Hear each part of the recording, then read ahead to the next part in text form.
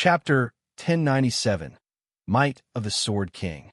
Hellscythe_Vampire Cat Chapter 1097, Might of the Sword King. Although Peerless was dismayed, he very quickly regained his calm. He might not be a match for Shi Feng in a frontal confrontation, but he wasn't alone.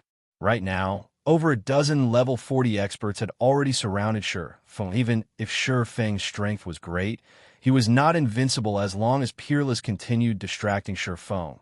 The others would have an opportunity to take advantage of the weak points Shi Feng exposed. In addition, unlike the time at the hallway before the secret room, Shi Feng did not have any healers supporting him. This time I'll figure out a way to block his attacks. You guys find an opportunity to attack from his blind spot. Peerless commanded secretly through the team. Chat the 15 melee experts nodded silently in response, and they began watching Shi Feng's every move. Once Shi Feng launched another attack against Peerless, they would take action at the same time. Then, even if Shi Feng had 6 arms and 3 heads, he wouldn't be able to defend against them. Moreover, aside from melee players like themselves, Singular Burial was also looking for an opening from a distance at this moment. Singular Burial carefully retrieved a black arrow from his bag. The instant this black arrow appeared, Abandoned Wave, who stood beside him, felt like death was imminent. Black Flame, you should feel proud that you forced me to use this black arrow.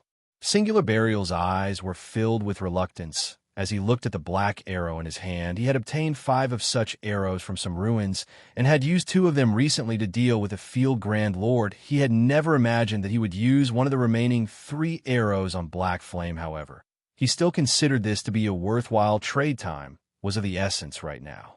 If it did not kill Black Flame soon, the other Zero Wing members would be able to catch up quickly. Singular Burial knocked the arrow and drew his longbow into a full moon. The black arrow locked on Black Flame's body after everyone was ready. Peerless activated Shield Wall and dashed to Shi Feng. Not only could the Tier 1 Shield Wall skill reduce the damage taken by its user, but it also possessed the ability to resist impact forces. As long as Shield Wall was activated, even a Great Lord couldn't force him back by a single step. At the same time, the 15 other melee players surrounding Shi Feng promptly used their most powerful skills. Berserkers Beheaded, Guardian Knight's Holy Slash, Assassin's Absolute Strike, Swordsman's 5 consecutive slashes. All kinds of killing moves were used. Even a Domain Realm expert would not be able to defend against all these simultaneous attacks. In the next moment, just as Peerless was about to arrive before Shi Feng, the latter suddenly disappeared from everyone's sight. This move was none other than Void Steps. It was footwork capable of causing the opponent's mind to actively ignore the user's presence, making it seem as if one had suddenly disappeared. Not good. Reacting very quickly, Peerless immediately stomped his foot, executing Thunderclap. The ground instantly cracked, the skill inflicting a certain amount of damage to all targets within a certain range. At the same time, targets hit by the attack would also have their movement speeds reduced. Peerless intended to use this skill to prevent Shi Feng from utilizing Void Steps normally. However, he was still a step too late. When Shi Feng reappeared, he was already standing beside a Berserker, his sword slashing up at a 45-degree angle towards the Berserker. Before the level 40 Berserker could react, a blue streak of light cut through his neck so fast. The assassin positioned beside the Berserker felt his neck grow cold. When he witnessed this scene out of the corner of his eyes, only after the strike hit did the Berserker react. He hurried to twist his body, instinctively executing Whirlwind Slash to repel Shi Feng. However, before the Berserker's body could start rotating, the Abyssal Blade in Shi Feng's other hand pierced through the side of the Berserker's armor and stabbed straight into his heart. Instead of pulling the magic weapon out directly, he sliced through the front of the Berserker's chest, dealing another blow to the Berserker. Immediately after, Shi Feng spun around to the Berserker's back. Killing Ray described an arc, and just as Shi Feng arrived behind the Berserker, the Sacred Sword also stabbed into the Berserker's back and again hit his heart. 13, 976-5, 738-6, for 17-17, 233. Everyone only saw 4 sword lights passing through the Berserker's body before the Berserker, who had over 20,000 HP, collapsed to the ground. Combat technique 4 Moon Lotus. This was a basic combat technique that all swordsmen needed to learn in God's domain. The silence debuff was something players commonly encountered. Although a silent state was a nightmare for ordinary and elite players, it hampered the combat prowess of an expert player only slightly. This was because they could utilize combat techniques to make up for the loss of their skills. Although combat techniques placed a much greater burden on a player's stamina and concentration in terms of pure power, while combat techniques were inferior to in-game skills, the former was not subject to cooldown. Combat techniques could also be used while silenced tense. So long as one was an expert, they would generally have a few combat techniques under their belts. Not only could combat techniques be used to make up for one's lack of combat power when their skills were on cooldown, but combat techniques could also be used to add variation to one's attacks. Due to this flexibility, even an expert with average equipment could easily beat an elite player with superior equipment senseless the instant the Berserker died. Everyone felt a chill crawling down their backs. This gorgeous attack was simply an eye-opener for everyone. However, the truly shocking thing was the damage Sure Feng dealt the level 40 Berserker. Be careful. He's no longer in a weakened state. Peerless shouted previously. He had been wondering why Sure Feng possessed such strength despite being in a weakened state. Initially, he ascribed it to a special effect of equipment that multiplied his strength. However, after seeing the movement speed and attack speed Sure Feng displayed, in addition to the damage he dealt, Peerless became certain that the current Sure Feng was already back to his peak state. At Peerless' warning, ugly expressions appeared on everyone's faces. The reason they had joined the vanguard was their belief that Sure Feng's attributes had been reduced, and that they could utilize their advantage in attributes to offset the gap in techniques. However, now that Sure Feng had already recovered his attributes, in reality, Sure Feng himself had been surprised when he noticed that his weakened state was lifted so soon. Unexpectedly, the life essences actually served to hasten one's recovery from a weakened state. Otherwise, he would not have dared to come and stop Abandoned Wave and the others so casually. However, he did not give his opponents much time to think, immediately executing void steps and charging towards another player. The various melee players had already been only a short distance away from Sure Feng. Now that they were charging up to him one after another, Sure Feng just needed to use void steps once to arrive beside another player without utilizing any skills.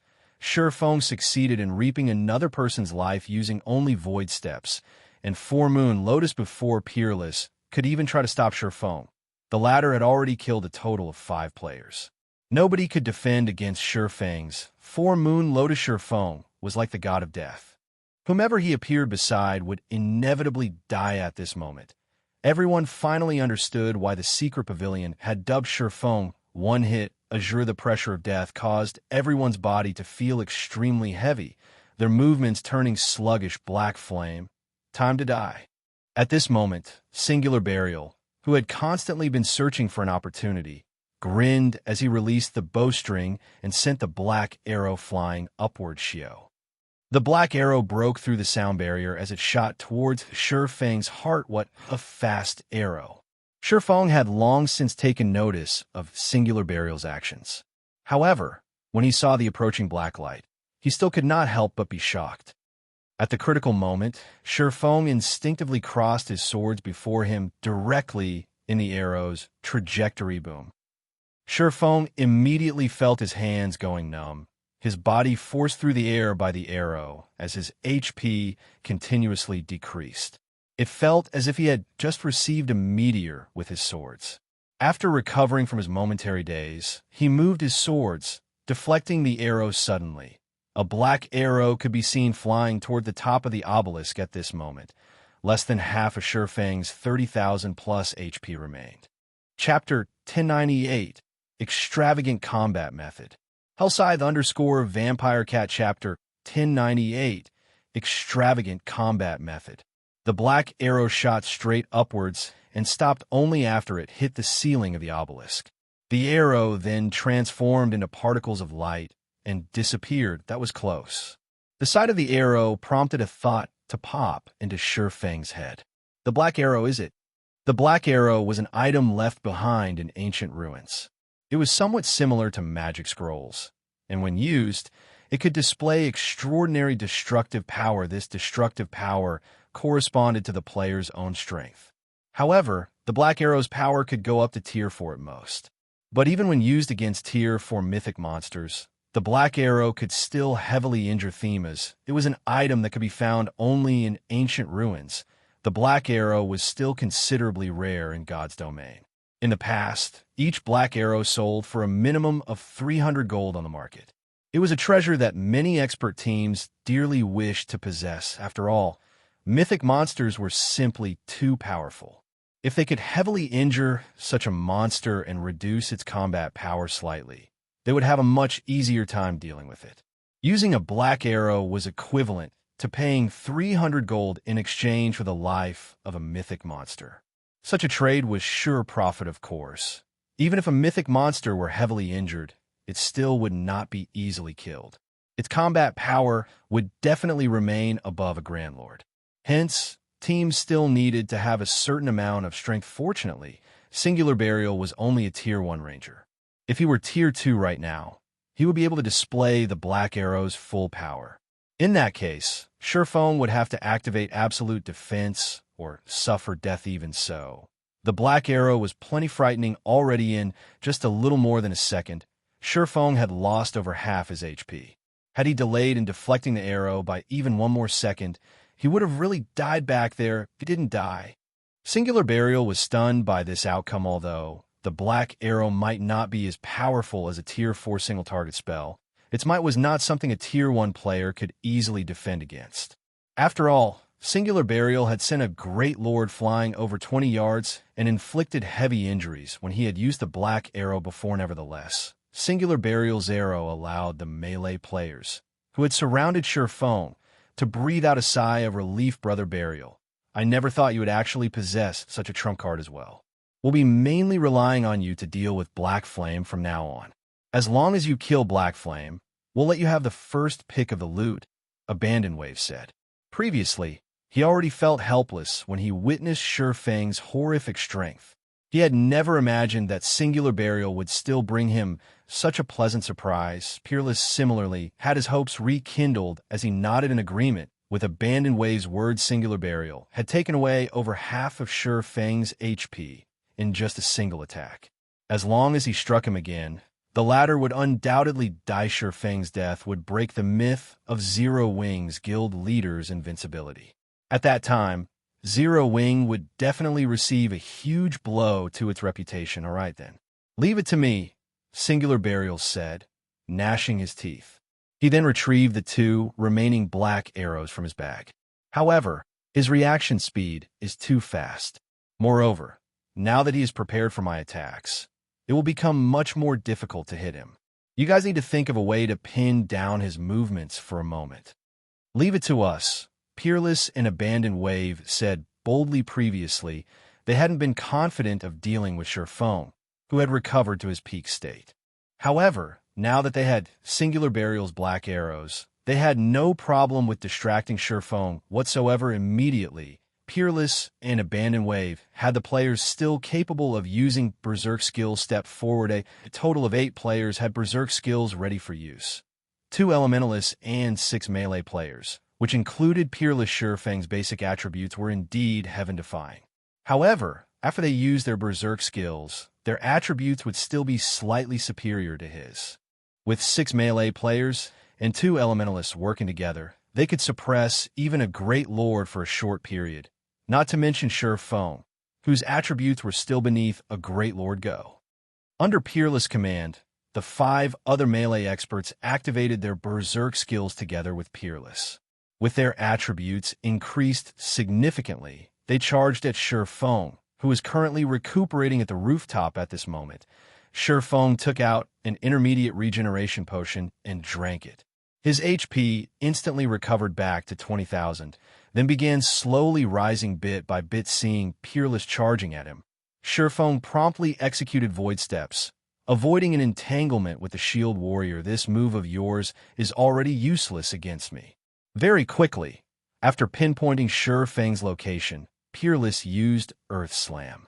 The skill could place all targets within an area of 8 by 15 yards before him into a fainted stature. Feng's void steps was indeed powerful. However, Peerless had also gradually gotten accustomed to the technique after seeing Shi Feng using it multiple times throughout this battle. Although he was only able to catch a blurry view of the swordsman, he could more or less still perceive the direction of Shi Feng's movements in the next moment. Shi Feng became visible within the range of Earth Slam. Immediately, the other 5 melee experts executed their own control skills one after another. The 2 elementalists standing at the rear also summoned ice walls to surround Shi Feng completely.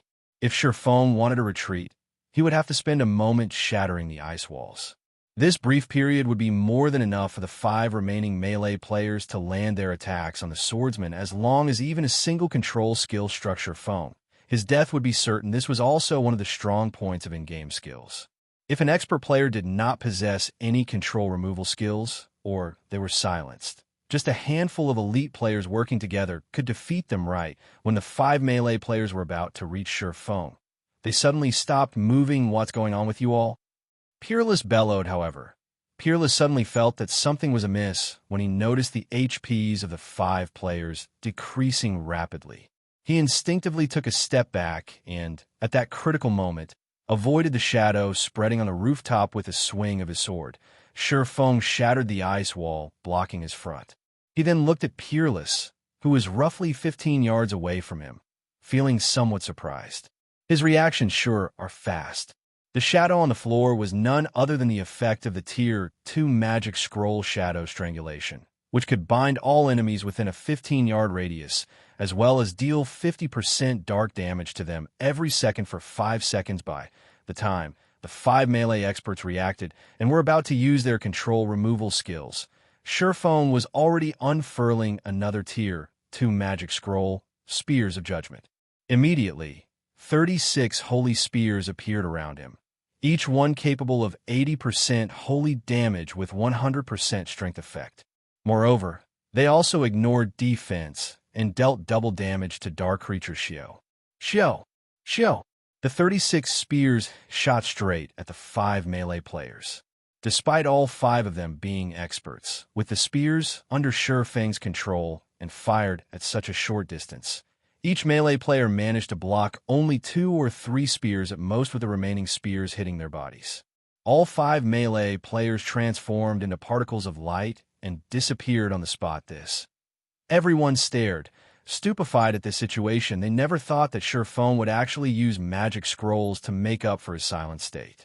Magic scrolls were extremely precious, not to mention Tier 2 magic scrolls. Each one was easily worth a piece of dark gold equipment. Normally, it would be considered a luxury to use Tier 2 magic scrolls against ordinary bosses. Nobody would be willing to waste them on just a few players. Nevertheless, Shi Feng really was using them one after another. Moreover, each one was more valuable than the last die. At this moment, Singular Burial finally found an opportunity to attack. He immediately loosed the 2 knocked black arrows. The black arrows instantly transformed into 2 streaks of black light as they flew towards Shi Feng. With how fast the black arrows were, Shi Feng did not have time to use another magic scroll to defend himself. Just when the arrows were less than 10 yards away from him, Shi Feng began executing Sword's Orbit, surrounding himself in starlight. Punk. 2 clear sounds of metal clashing rang out. Shi Feng went flying backwards by over 10 yards, his hands nearly losing their grip on his swords.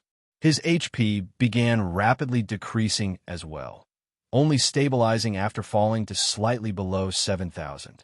The 2 black arrows had their trajectories forcefully altered and, as a result, simply flew by Shi Feng's sides. Impossible. Isn't he still silenced? Singular Burial could not believe what he was seeing was true. Shi Feng was actually still alive. Chapter 1099, Town Promotion Order. Hellscythe_Vampire Cat Chapter 1099, Town Promotion Order. Is he a monster? Everyone was stupefied when they saw that Shi Feng survived Singular Burial's attacks previously. A single black arrow had reaped over half of Shi Feng's HP. Yet, now, despite receiving 2 black arrows, he lost less than half of his HP. All range players focus fire on him. He doesn't have much HP remaining. While everyone else was frozen in shock at Shifeng's feat, Abandoned Wave quickly reacted and took out a dark gray magic scroll from his bag. Tier 2 magic scroll, Death's Flurry. Immediately, 8 gray blades of wind swept toward Shifeng. At this moment, the other ranged players also began launching their own attacks one after another. However, Shifeng had no intention of simply waiting for his death. Executing void steps, he disappeared before everyone once again. The incoming attacks just passed through his original position, not a single one landing on him. Damn it. He actually recovered so quickly. The corners of Abandoned Wave's eyes twitched when he saw this scene. Hurriedly, he commanded, "Everyone, form a defensive formation and advance." Void Steps was truly mysterious footwork. Even with how powerful Peerless was, the Shield Warrior could only make out a blurry figure of Shifeng if the latter was within a radius of 20 yards. Beyond that range, he could not detect the swordsman at all. As for Abandoned Wave and everyone else, not to mention 20 yards, even if Shifeng were standing within 10 yards of them and launching an attack on them, they wouldn't notice a thing. Hence, the only method to deal with this problem was to advance in a defensive circle. This way, Shifeng would have no opportunity to approach Abandoned Wave, who was inside the circle. Peerless had also immediately entered the defensive circle, fully prepared to protect Abandoned Wave right now. Abandoned Wave carried all of Lancelot's loot they obtained. If he died, all the loot would definitely drop. While having a single person carry all the loot was a risky move, having multiple people carry them would give Zero Wing an easier chance to target them, and make it more difficult to protect the loot. Anyhow, Abandoned Wave himself was a level 40 assassin. In terms of combat standards, he was also a considerably powerful expert. As long as he entered stealth, he could easily escape detection faced with Abandoned Wave and the others slowly advancing defensive formation. Shifeng would appear sporadically before players standing at the outer edge, reaping a life before disappearing again. If he had enough time, he would even kill 2 players. What a tough turtle shell. Shifeng was rendered speechless by his opponent's actions. He had already used up all the AoE attack magic scrolls he had on hand. There were only a few single-target attack and control magic scrolls left, not enough to affect the overall battle at all. However, if he tried jumping over, they would definitely discover him. While he was in the air, players in midair could not change their movement trajectory. They would be sitting ducks. However, if he was greedy and went for more kills each time, he would very quickly lose his life under a barrage of attacks. After all, his opponents were not ordinary players. They coordinated well with each other, and their attacks were also very accurate. Moreover, he normally couldn't finish off a player with just 1 or 2 moves without executing a combat technique. Having no other choice, he could only chip away at the formation. As the number of players dwindled, Blackwater's members fell into an endless panic. Those standing at the outer layer of the defensive circle, in particular, were trembling with fear, dreading becoming the next sacrifice. Shifeng was simply too fast. Not only were his appearances sudden, but even his attacks were impossible to detect. Moreover, by the time they began launching their counterattacks, Shifeng had long since disappeared. Yet they also weren't allowed to give chase. These guild elites and experts finally came to understand what an expert really was compared to Shifeng. Those experts that boasted the ability to go up against 10 or 100 opponents by themselves were simply weaklings. If faced against those kinds of experts, Blackwater's members could still put up a modicum of resistance. Shifeng, however, instilled so much fear into their group of several hundred players that they did not even dare to move. Moreover, when he was attacking them, the only thing they could do was await. Their impending doom time passed by quickly. Due to the defensive formation, Abandoned Wave and the others advanced at a crawl. Consequently, Shifeng managed to gradually whittle the team of several hundred players down to just 100 or so.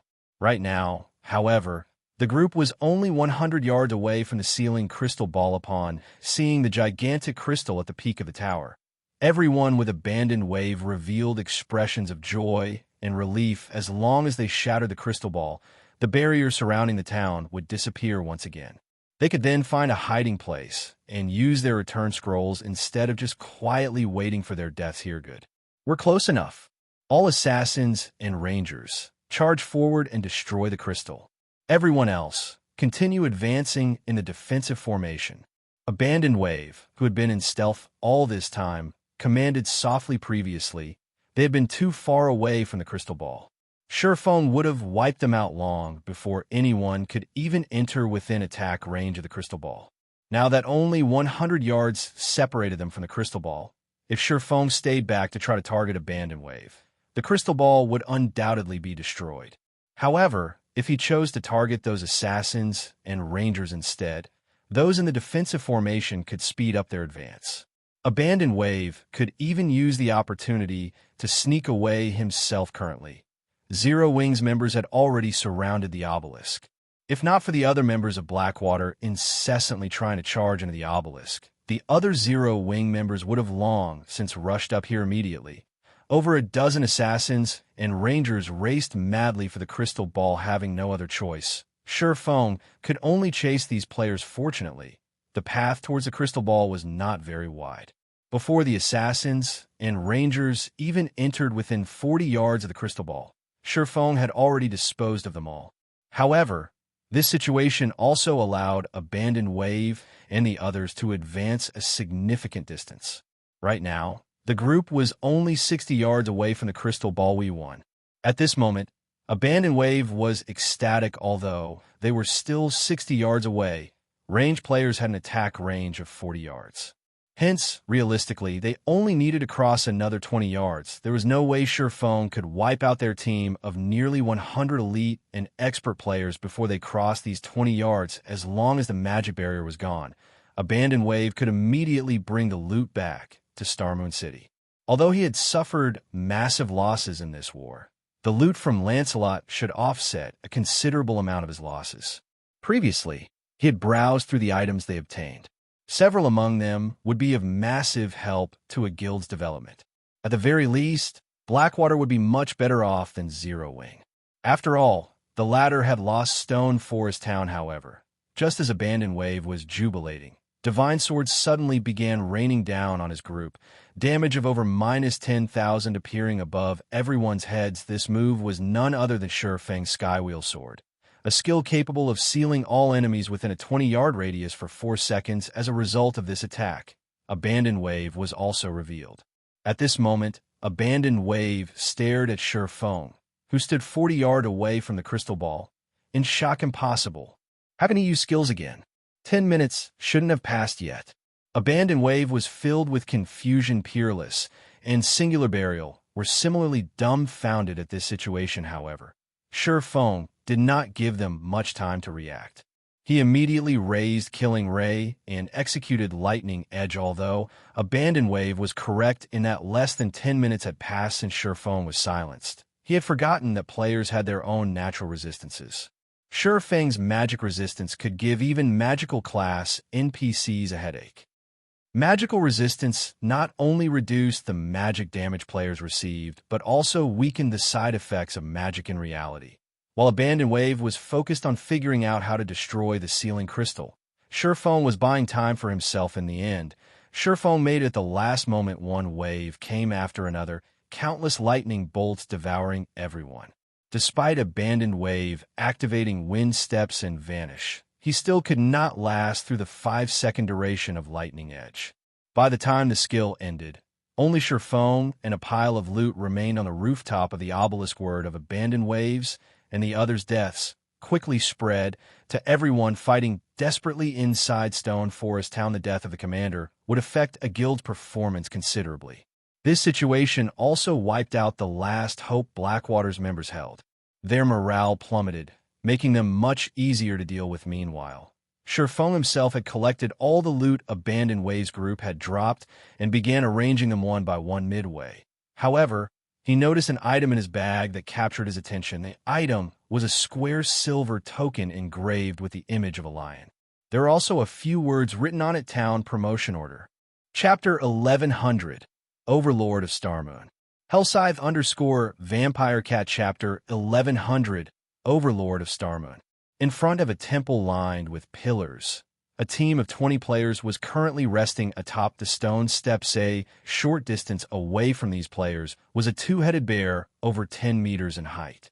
If one paid close attention to the bear, one would discover it to be a level 60 Grand Lord. Even a 100-man elite team of the same level would be no match for something like this yet. This 20-man team actually defeated it. The highest level player in this team was already level 42, with the majority being level 41. As for the equipment they wore, even the most inferior piece was level 40 Dark Gold equipment. This was a team that could rank at the top even in super guilds. However, every one of these people was an independent player. None of them belonged to a guild. Big sis endless. What happened? A level 41 female cleric asked when she noticed a surprised expression suddenly appearing on Ling Jingshuan's face. Nothing. I just read an interesting message. That's all. Ling Jingxian replied, smiling. An interesting message? What is it? The female cleric could not help but ask curiously. Very few things could catch the interest of Ling Jingxian. Generally, anything that could do so was a considerably amazing matter. Blackwater has just been annihilated by Zero Wing. Most likely, news of this matter will quickly spread throughout God's domain, Ling Jingxian answered. The way she spoke made it seem as if this matter was none of her business. Annihilated? At this time, a level 42 Guardian Knight, carrying a snow-white round shield on his back, joined in on the conversation. Surprised, he continued, there must be a mistake, right? I heard that the Blackwater Guild is considerably powerful. It even has the Blackwater Corporation backing it. How can it possibly lose so miserably? The term annihilated was very rarely used for guild wars. After all, with so many players participating in the war, not to mention annihilation, even trying to wipe out 70% or 80% of the enemy's forces was an extremely difficult proposition. Meanwhile, annihilated was generally used only when more than 95% of a belligerent's forces have been eliminated. In order to obtain such an outcome, one of the two sides in the conflict usually had to be many times stronger than the other. Shaking her head, Ling Jingxian asserted, Blackwater has indeed suffered total annihilation. And it was not only Blackwater, but also the armies dispatched by Heaven's Burial and Pantheon. Not a single player from those three guilds managed to leave Stone Forest Town alive. Upon hearing Ling Jingshuan's words, everyone on the team was stupefied, as Blackwater was merely an upstart guild. Annihilation was certainly a possibility. However, what about Pantheon? That was a super guild when had it ever suffered annihilation. Just how powerful is Zero Wing? They are simply too amazing. Even other super guilds have never managed to annihilate Pantheon's armies. Just how did Zero Wing manage to do it? With this, Zero Wing is set for life. They will definitely cause a storm in God's domain. However, I'm guessing that Pantheon won't take this lying down. After all, Zero Wing has used them as a stepping stone. Pantheon definitely will not let Zero Wing off the hook in the future. I wonder what rank Zero Wing will get during this year's Virtual Gaming Guild annual evaluation. It is very likely that Zero Wing will be evaluated as a first-rate guild. However, after this incident, I can't say for sure. I heard that 2 super first-rate guilds have been going downhill recently. They might even get replaced at this rate. I don't think it will be possible for Zero Wing to become a super first-rate guild. However, its position in this year's top 5 rookie guilds should be secure. Right? Endless, seeing as you're paying such close attention to Zero Wing, do you have a friend in Zero Wing perhaps? Although everyone present was an independent player, their understanding of the inner workings of the virtual gaming world was not one bit lacking in comparison to that of members of large guilds. They knew just how powerful super guilds were. It was truly rare to see an upstart guild capable of such results. Friend? After giving the question some thought, Ling Jingxian answered seriously, something like that. In any case, I am certainly concerned about Zero Wing. Due to Abandoned Wave's defeat, the entire Blackwater Guild was in an uproar. Even the upper echelon of the Blackwater Corporation had asked for her to attend a meeting to plan how to quickly redeem this humiliation in the near term. After all, this was the Blackwater Guild's first major war. It would have been fine if they had merely suffered defeat. The crucial point was that they had been annihilated even if they managed to destroy Stone Forest Town and inflicted immense damages on Zero Wing. This was still not an outcome to be proud of in the public's view. The only reason for Blackwater's destruction of Stone Forest Town was its inability to obtain the town for itself. Apocalypse Empire, the Imperial capital's Dragon Phoenix Pavilion's residence. They wiped out Blackwater. Phoenix Rain felt somewhat skeptical when she read the message. She just received Zero Wing's opponents this time had included 200,000 monsters, over 100,000 Blackwater elite members, 50,000 Heaven's Burial elite members, and 3 core legions of Pantheon, one of which was even the famous Red Jade Legion. In the end, however, Zero Wing still managed to come out on top.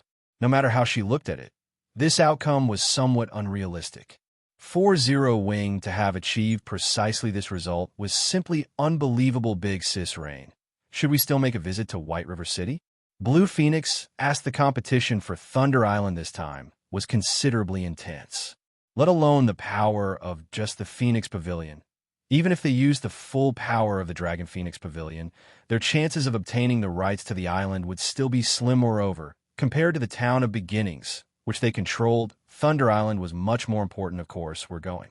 The more Phoenix Rain read the report in her hands, the more joyous she felt. Originally, she had not been that confident about the matter of Thunder Island.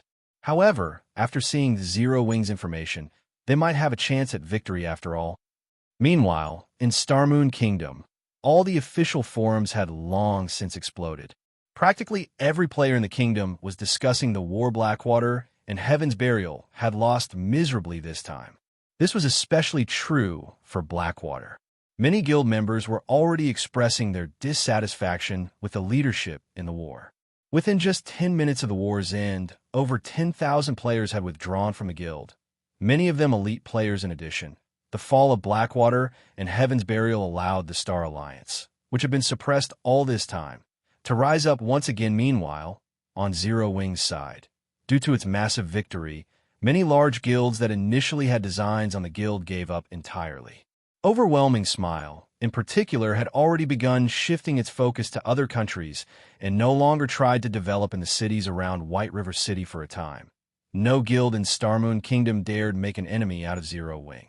This situation allowed Zero Wing to become the uncontested overlord of Starmoon Kingdom. The only fly in the ointment was the loss of Stone Forest Town.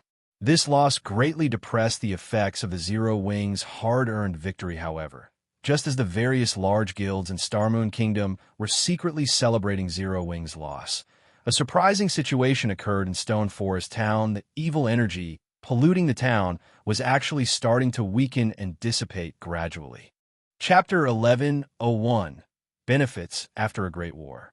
Hellscythe_Vampire Cat Chapter 1101, Benefits After a Great War. The dissipation of the evil energy quickly attracted the attention of the independent players outside Stone Forest Town. What? Didn't they say that evil energy won't ever dissipate? Based on the information I found, in order to remove evil energy, one needs to sever the source. Could Zero Wing have secretly dealt with the source already? That's not right. The evil energy this time should have originated from Black Ridge Town. However, Black Ridge Town is still the same right now. How did Zero Wing do it then? Everyone was discussing this development. Very quickly, word of this situation spread throughout the entire Starmoon Kingdom. Starmoon City, Blackwater's residence. Impossible. How did they manage to remove the evil energy? Abandoned Wave practically screamed when he read the report he just received shortly after resurrecting.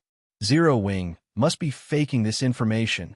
I can guarantee that the evil energy is impossible to remove. Unlike curses, evil energy could not be cleansed. It was a kind of chaotic energy, like a contagious virus. It would automatically transform other forms of energy into evil energy. Without eliminating the source, removing the evil energy polluting Stone Forest Town was simply impossible. However, removing the source was easier said than done. Even he did not know the source's exact location. If it was really located in Black Ridge Town, the monster-infested town was not a place current players could approach. Moreover, evil energy was extremely harmful to players. If players immerse themselves in evil energy for long periods, they would get infected and fall into a weakened state. Players exposed to evil energy for too long would even turn into monsters. If that happened, they would be barred from logging into God's domain for a considerable amount of time. Due to these dire consequences, cleaning out the monsters in Black Ridge Town was extremely difficult. Hence, he firmly believed that Zero Wing could not remove the evil energy polluting Stone Forest Town. The only possibility was that Zero Wing was releasing fake news after all. Zero Wing had previously registered plenty of members at the battle arena they constructed, collecting a hefty sum in membership fees. If the battle arena was gone, those members could seek compensation for their losses.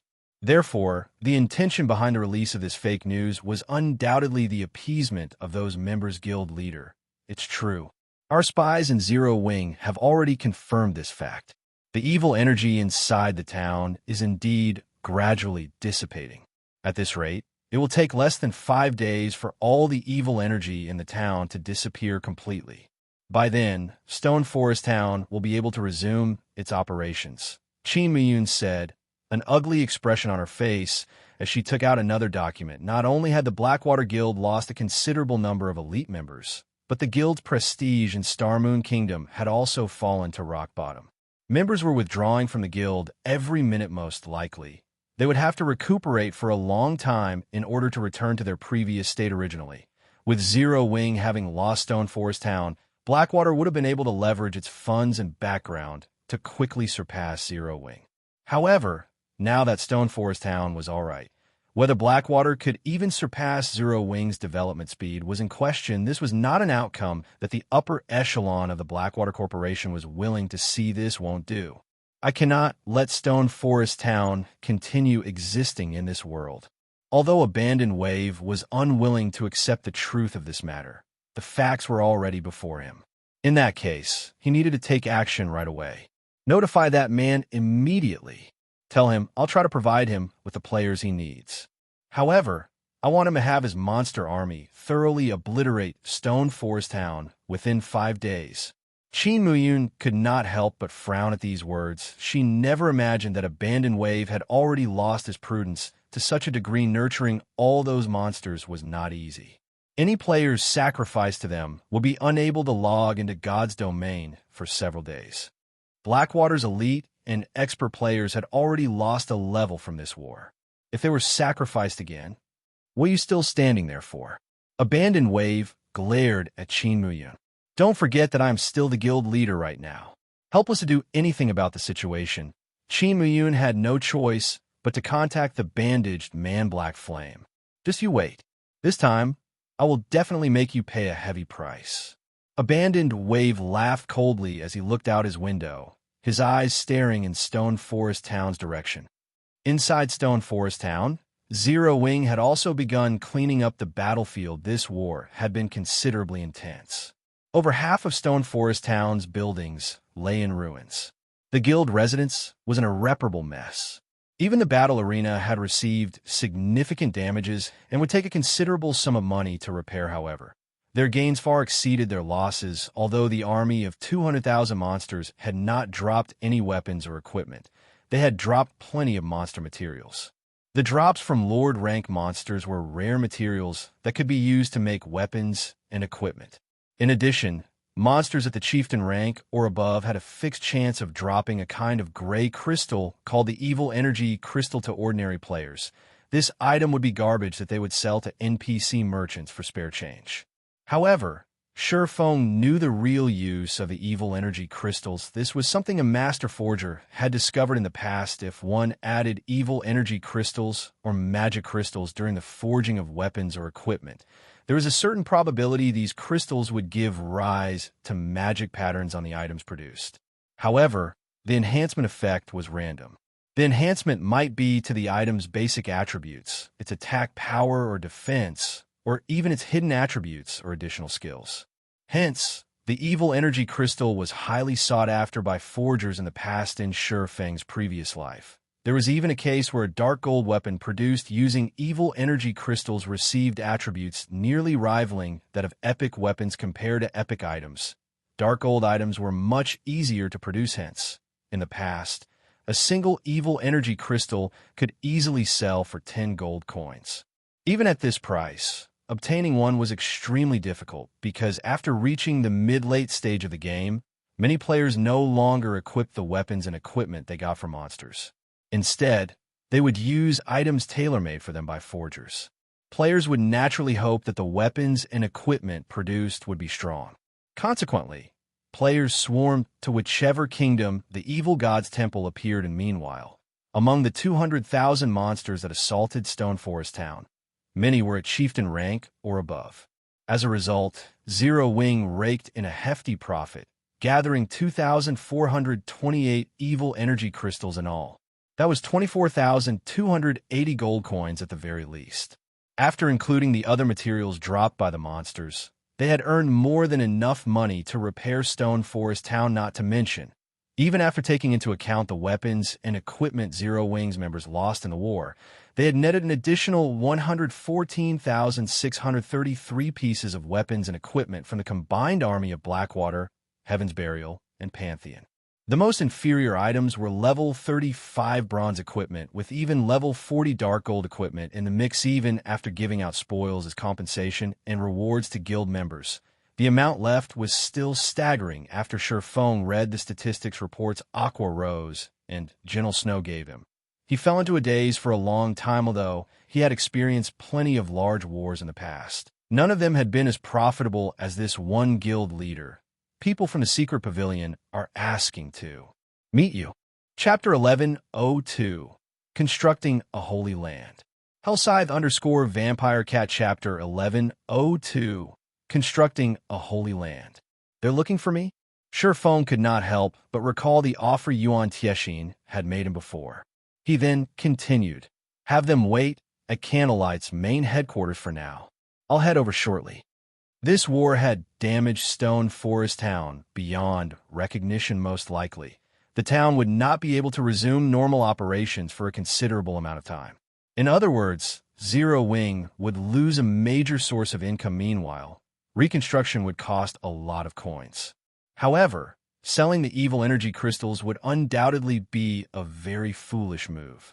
Moreover, the function of the crystals was still unknown to everyone but himself. How could he possibly reveal it to others? Yet, just the income from the Candlelight trading firm was not enough to fund the reconstruction. Not to mention, he also required money to build his city. There was indeed a need to have a proper chat with the secret pavilion among the superpowers in God's domain. The secret pavilion was undoubtedly the richest. Just the income from the expert lists it released every week was an astronomical amount. There were also the consultation fees it earned from selling information. It would be foolish of him not to take advantage of the situation when such a wealthy client delivered themselves up to his doorstep, just as Aqua Rose was notifying the secret pavilion about the meeting place. Gentle Snow walked over and reported, Guild Leader, many independent players are currently voicing their wishes for us to reopen Stone Forest Town right away, particularly the players that are members of the battle arena. They are asking for us to immediately reopen the town's battle arena. Otherwise, they're going to ask for their magic crystals back. Should we prioritize the repairs of the battle arena first to appease these members? If they continue making a fuss, there will most likely be many players seeking to withdraw their membership. As the vice guild leader of Zero Wing, Gentle Snow had some detailed information regarding Zero Wing. So, she was very clear just how poor Zero Wing currently was in the past. She had always thought that Zero Wing was definitely the wealthiest guild in Starmoon Kingdom after all. It had the Candlelight trading firm and Stone Forest Town providing it with income. The amount of coins these two places raked in each day could make even the guild leaders of first-rate guilds envious. However, when she took a look at Zero Wing's accounts, they might as well be a blank sheet of paper. It really made her wonder just where the money Zero Wing earned was going. Gentle Snow had no idea that while Zero Wing was indeed earning a lot of coins, it was spending even more. The expenditure of gold coins was in the tens of thousands. Are they in such a hurry? After giving the situation some thought, Feng chuckled and said, all right then. Tell them that they may withdraw if they want to. However, once the town is reconstructed, the membership fee for the battle arena will be increased to 1,200 magic crystals. Moreover, rental for the combat rooms will be doubled. If they wish to withdraw their membership, I very much welcome them to do so. This, General Snow could not help but stare at Shurfeng. Stunned, they would practically be chasing away their customers if they did so previously. The membership they charged was already out of reach for most independent players. Only a fool would be willing to pay 1,200 magic crystals. Not to mention, if they doubled the rent of the combat rooms, it might even affect business at the battle arena. Relax. Just tell them as is. Shurfeng waved his hand, not bothering with additional explanations previously. He had focused on running Stone Forest Town as a small town that even ordinary players could enjoy. Now, however, he had changed his mind. He intended to turn Stone Forest Town into a holy land for PvP. Now that there were 3 magic towers in Stone Forest Town, the ambient mana density was much higher than before. Just the cost of maintaining the 3 towers was extremely high. Retaining the current prices was simply impossible if Zero Wing wished to keep the 3 towers in operation. Most importantly, he now had a town promotion order in his hands. Shurfeng never dreamed that Lancelot would actually drop such an item, although this town promotion order was only secret silver rank. It was enough to promote a basic town directly into an intermediate town. This was a treasure that many guilds dreamed of obtaining. No guild would be willing to trade it away. Even for 20 epic items, getting a town promoted was a challenging proposition in God's domain. It was also very time-consuming. Any slight instability or security problem might cause several days' worth of effort to go to waste with the town promotion order. However, Shurfeng would be able to promote Stone Forest Town into an intermediate town, bypassing the NPC population requirement altogether. He would also be able to hire up to 2,000 NPC guards. At the same time, he could construct real defensive structures instead of basic ones like the defense turret. The size of the town would also increase by multiple times.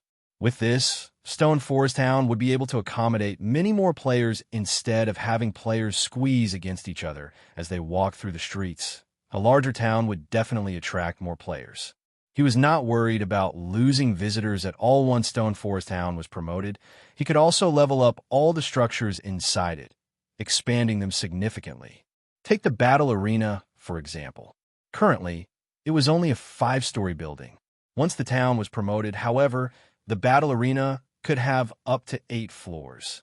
After including the underground level, the battle arena would have 9 floors in total. With this, the number of customers they could receive each day would increase substantially. By then, Stone Forest Town would become a true money-making machine. However, there was a prerequisite to all of this, and that was money. Moreover, it had to be a considerable sum. Upon hearing Shurfeng's response, Gentle Snow helplessly informed everyone of the new rules in Stone Forest Town. As for Shurfeng himself, he used a return scroll to travel to White River City. The new rules immediately enraged many independent players. Zero Wing is simply going overboard. Who would be willing to pay a membership fee of 1,200 magic crystals? They are even doubling the rent now. Do they think our money grows on trees? I'm going to get a refund. Only a fool would visit Stone Forest Town in the future. If I had that kind of money, I might as well spend it at the Divine Coliseum. The spies Blackwater planted in Stone Forest Town began making a ruckus over the new rules. Though many independent players did find their words reasonable, although the mana density in Stone Forest Town had indeed increased slightly and would be beneficial for improving their strength, the new prices were simply beyond the reach of ordinary players. Even elite players would not be able to afford to train in the battle arena for long periods for a time. Many battle arena members requested refunds, feeling that Zero Wing was trying to cheat them out of their money. While Aqua Rose and Gentle Snow were grappling with this matter, Shurfeng was seated on a sofa inside a VIP room on the 2nd floor of White River City's Adventurers Association. Leisurely browsing through the designs of intermediate towns, players had many templates of intermediate towns to choose from, and each template had their strong points. Likewise, different templates had different prices. Some templates were more suited to economic development through NPCs. Such templates allowed the town's popularity to increase much more rapidly. Similarly, there were templates geared towards economic development through players. In addition, some templates facilitated the hiring of powerful NPC guards. In any case, many kinds of templates were available depending on the kind of town that players wished to construct. Unlike capturing a town, promoting a town cost much less. Moreover, as Shurfeng was using a promotion order, the expense was even lower.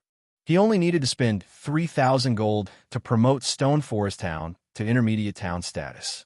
After applying his identity as a city protector, he would receive a 20% discount and need to pay only 2,400 gold in total. This savings freed up more money, which would allow him to choose better templates. Sure enough, the templates available here are quite inferior when compared to the one dropped by Lancelot.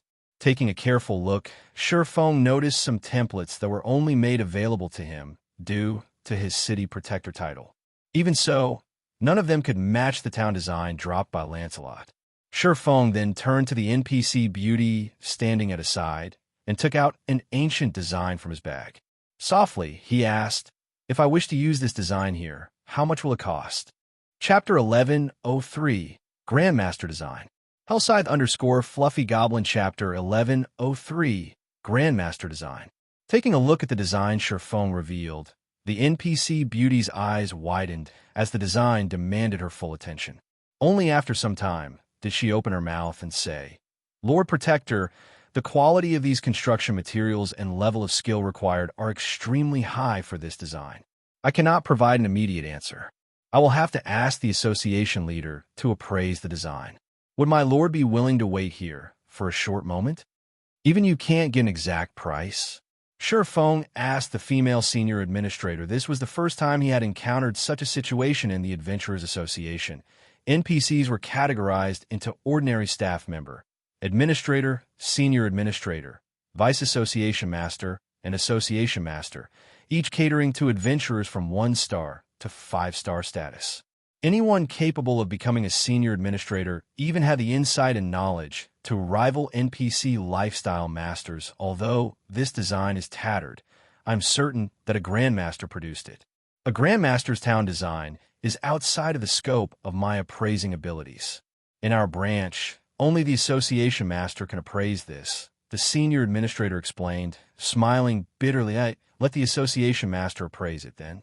Shurfeng nodded. When promoting a town in God's domain, choosing the design was only one part of the process, while using the design to construct the town was another. The promotion process was not as simple as capturing a basic town.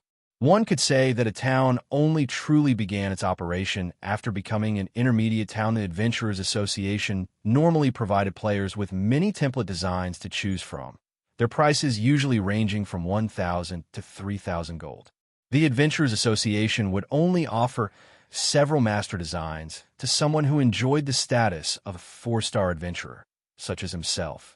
These templates could cost anywhere from 4,000 to 5,000 gold. Master designs were roughly 15% better than those of normal designs. Although 15% seemed like a small difference, it would be massively effective in an intermediate town, for example. When that bonus was used to increase the town's popularity among NPCs, a town which could originally gain 100 popularity points each day would gain 115 points with a master design. Normally, a lot of manpower and resources were required to gain that additional 15 points. In addition, master designs attracted more quests and events that would raise the town's popularity, allowing the town to reach the next rank far more quickly. Of course, players could opt to produce their own town designs. Only, the majority of players' designs wouldn't come close to the Adventurers Association's ordinary templates. Extremely few lucky players or genius designers could draft a town design better than the available templates. If a player created such a design, the various large guilds in God's domain would fight over purchasing it, offering roughly 3,000 gold. If the design reached the master standard, the minimum price will be 5,000 gold. However, extremely few players could create designs of such standards. These people were even rarer than master forgers. Among the 28 items Lancelot had dropped, 20 were epic materials. Of the remaining 8, 3 were epic weapons and pieces of equipment. A cloth armor headdress, a staff, and a pair of plate armor bracers. The bracers were the best among them in Shurfeng's opinion. Angry Tyrant. Plate armor, bracers, epic rank. Level 40, level 100. Equipment requirement: Strength 1,200. Defense plus 755, level 40. Strength plus 60. Agility plus 32.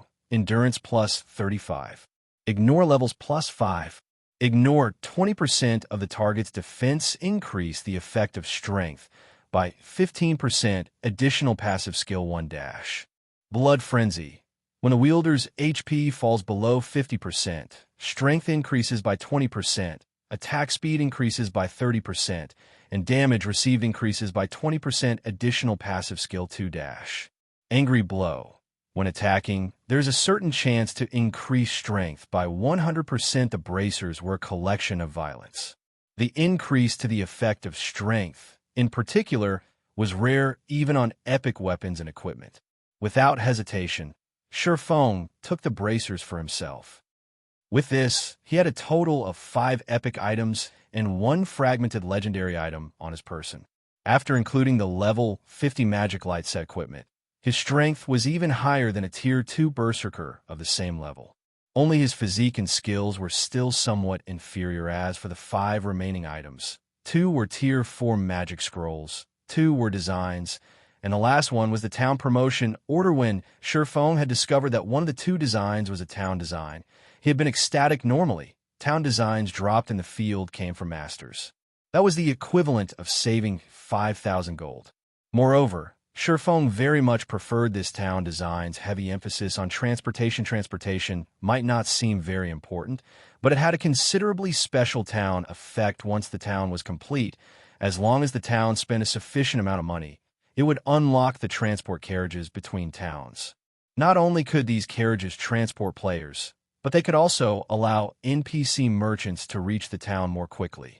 It was a design capable of enhancing the town's popularity among both players and NPCs. Now that he had confirmed that this was a Grandmaster design, Shifeng felt the Holy Land for players beckoning him. A Grandmaster design was 30% stronger than normal templates.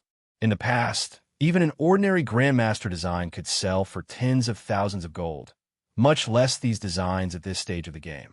Right now, Shifeng wouldn't sell the design, even if he were offered 1 million gold. When Shifeng thought about the carriages that would soon travel back and forth from Stone Forest Town, his heart beat madly. At this stage of the game, mounts were extremely rare.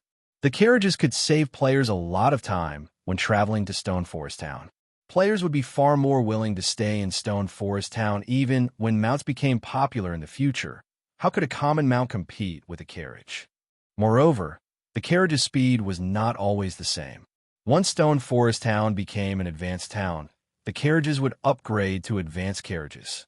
Only with a mysterious iron mount could one match the speed of an advanced carriage. Once transportation was no longer a barrier, what player wouldn't want to visit Stone Forest Town? Setting aside the battle arena, now that Stone Forest Town had 3 magic towers, independent players could enjoy double the benefit of resting in a hotel. Right now, the town's hotels were only slightly less effective than private rooms in a guild residence. Normally, independent players could only dream of having this effect. With these 3 major conditions, Stone Forest Town would undoubtedly become a holy land for players. After Shifeng waited in the room for a short while, the NPC administrator returned to the room with his town design. Lord Protector, our association master has appraised your design and confirmed it to be a Grandmaster design. However, as the requirements for this Grandmaster design are extremely high, the construction fee will be many times more expensive than usual. Including all of the required materials, it will cost 30,000 gold. Moreover, this price cannot be discounted. May I know if Lord Protector still wishes to use this design to construct your town? 30,000 gold. Shifeng frowned. He had thought the price might be quite high, but he hadn't expected it to be this high. That was 30,000 gold. He could build 5 towns with a master design with that kind of money. Chapter 1104, Intermediate Town. Hellscythe _ Fluffy Goblin. Chapter 1104, Intermediate Town. Shifeng felt his head ache when he heard the administrator's price. In reality, this was considered cheap. An intermediate town shouldn't have appeared at this stage of the game in the past. The first intermediate town had only appeared after mainstream players had reached level 60. During that time, Tier 2 expert players were commonplace. right now. However, mainstream players weren't even level 40 guild. Mainstream players could earn money far more quickly at level 60 than level 40 following which Shurfeng gave up on constructing his town and stored his Grandmaster town design. Before leaving the VIP room, town reconstruction was only one of the benefits of an intermediate town. Reconstructing the town was not necessary to reopen it to the public. Currently, Shurfeng lacked coins. Hence, he could set this matter aside for now. In any case, Stone Forest Town had already been successfully promoted to an intermediate town. The Grandmaster design wasn't going anywhere. He could simply operate Stone Forest Town as usual. It would not be too late to reconstruct the town after a few more days of earning money. In the Candlelight Trading Firm's second-floor lounge, Yuan Tiexin and Purple Jade both sat quietly inside the lounge. Uncle Yuan, I'm afraid that we'll have trouble completing this trade. For some reason, the evil energy in Stone Forest Town is gradually dissipating. It is only a matter of time before Stone Forest Town recovers. Zero Wing won't be interested in our conditions, Purple Jade said after she finished reading the information the secret pavilion had sent her. Smiling, she said, Blackwater, Heaven's Burial, and Pantheon have suffered greatly. Not only have they failed to obtain Stone Forest Town, but they have also lost all of the members that they had dispatched. This is the first time Pantheon has suffered such a massive loss since joining God's domain. They definitely have a mess to clean up. The relationship between the virtual gaming world's superpowers was not as peaceful as everyone thought. If given the opportunity, these powers would be more than willing to choke their rivals to death. After all, every game's resources were finite. If they had one less competitor, they could claim far more resources for themselves. Pantheon had lost 1 trump card legion and 2 core legions in this war. That was a total of 3,000 experts. This would be a significant blow to any super guild. The loss of the trump card legion was particularly severe. Any player capable of joining a super guild's trump card legion could reach the Trial Tower's 6th floor at the very minimum. Such experts were considerably rare in first-rate guilds. In the eyes of ordinary players, those who reached the 5th floor were already considered experts. Much less the 6th floor. Zero Wing is truly unpredictable. Yuan Tiexin shook his head and laughed. No wonder they aren't afraid of mutual destruction with Blackwater. However, this doesn't affect our plans in any way. Even if Stone Forest Town recovers, it will take a considerable amount of time and resources. Meanwhile, Candlelight Trading Firm cannot wait that long. It is even more so for Zero Wing. He had not talked through his hat. Currently, both the Blackwater and Heavenly Trading Firms were pressuring the Candlelight Trading Firm. Although Candlelight still held considerable influence in Starmoon Kingdom's market and maintained its daily traffic, how long would that last? Both the Blackwater and Heavenly Trading Firms were marking down their prices and selling their items at a loss. They could also keep this up for a considerable amount of time due to their abundant funds and powerful connections. However, what about the Candlelight Trading Firm? The Candlelight Trading Firm had neither abundant funds nor powerful connections. Its only capital was Stone Forest Town. There was no way Candlelight could win a price war against the Blackwater and Heavenly Trading Firms. Moreover, without sufficient coins, Zero Wing could not continue to develop now that Zero Wing was in the limelight. This was the perfect opportunity for the guild to develop and widen the gap between itself and Blackwater. If Zero Wing only continued its development after Blackwater recovered, the guild would be in big trouble. If Blackwater decided to take action against Zero Wing again, it would take more precautions and would not be caught off guard as it had been in this war. Furthermore, Zero Wing currently had an agreement with the Secret Pavilion to hand over the bronze mounts and strengthening devices. These items were considerably expensive. Obtaining them would not be that easy if Zero Wing wished to earn more coins. Working with the Secret Pavilion was undoubtedly the best decision, just as Yuan Tiexin and Purple Jade were quietly discussing Zero Wing's situation. Shurfeng, currently disguised as Black Flame, entered the lounge. What a powerful mental oppression. Yuan Tiexin was shocked when he laid eyes on Shurfeng.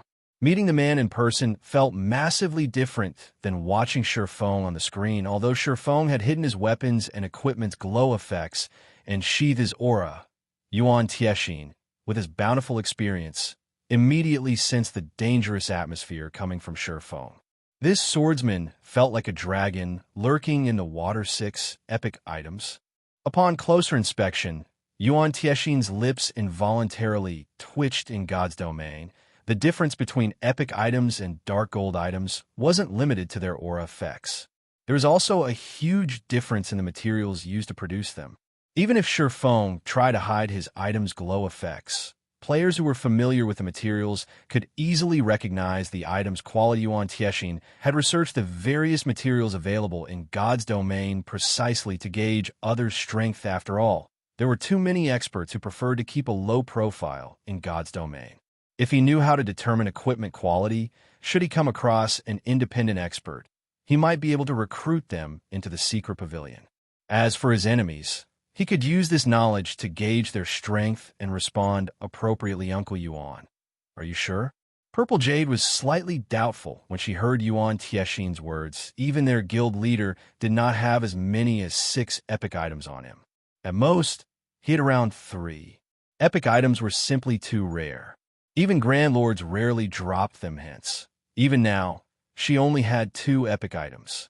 Even so, many of the guild's upper echelons were incredibly jealous of her. Of the 2 epic items, one was a weapon, while the other was a pair of shoes. She had obtained the shoes during a fortuitous encounter. However, that encounter had cost her a level and plenty of effort. As for the weapon, the guild had given it to her due to her status as the guild's top genius. Even a genius like Cold Autumn had not received an epic item yet. Shifeng had 6 epic items. Anyone would question this matter. Do you doubt this old man's judgment? Yuan Tiexin could not help but roll his eyes at Purple Jade. Although he was no match for the little girl in terms of potential, he could rank among the top 5 in the guild when it came to judging item quality 6 epic items. Is this the secret to Black Flame's strength? As Purple Jade quietly watched Shifeng approach, her will to challenge the man to a fight was immediately extinguished. Only those who used epic items knew their strength. If 2 combatants had roughly equal combat standards, the one with 6 epic items would trample over the one with only 2. Furthermore, her standards were weaker than Shifeng's. By challenging him right now, she'd only ask for a beating. After Shifeng took his seat and before Yuan Tiexin spoke, he received a message from his guild. Stone Forest Town has been promoted to an intermediate town. Chapter 1105, Golden Cities. Hellscythe _ Fluffy Goblin Chapter 1105, Golden Cities. Yuan Tiexin fell into a daze after he read the message in intermediate town. Although the secret pavilion had captured many towns, they were all still far from becoming intermediate towns. Uncle Yuan, what happened? Purple Jade asked curiously when she noticed Yuan Tiexin's long stretch of silence. Despite Shifeng's arrival, Yuan Tiexin finally reacted, returning his gaze to Shifeng with a perplexed look. Just when he thought that he had uncovered all of Zero Wing's secrets, he felt as if he knew nothing about the guild. Once again, did Zero Wing truly lack a background as he had thought? Yuan Tiexin did not respond to Purple Jade's question.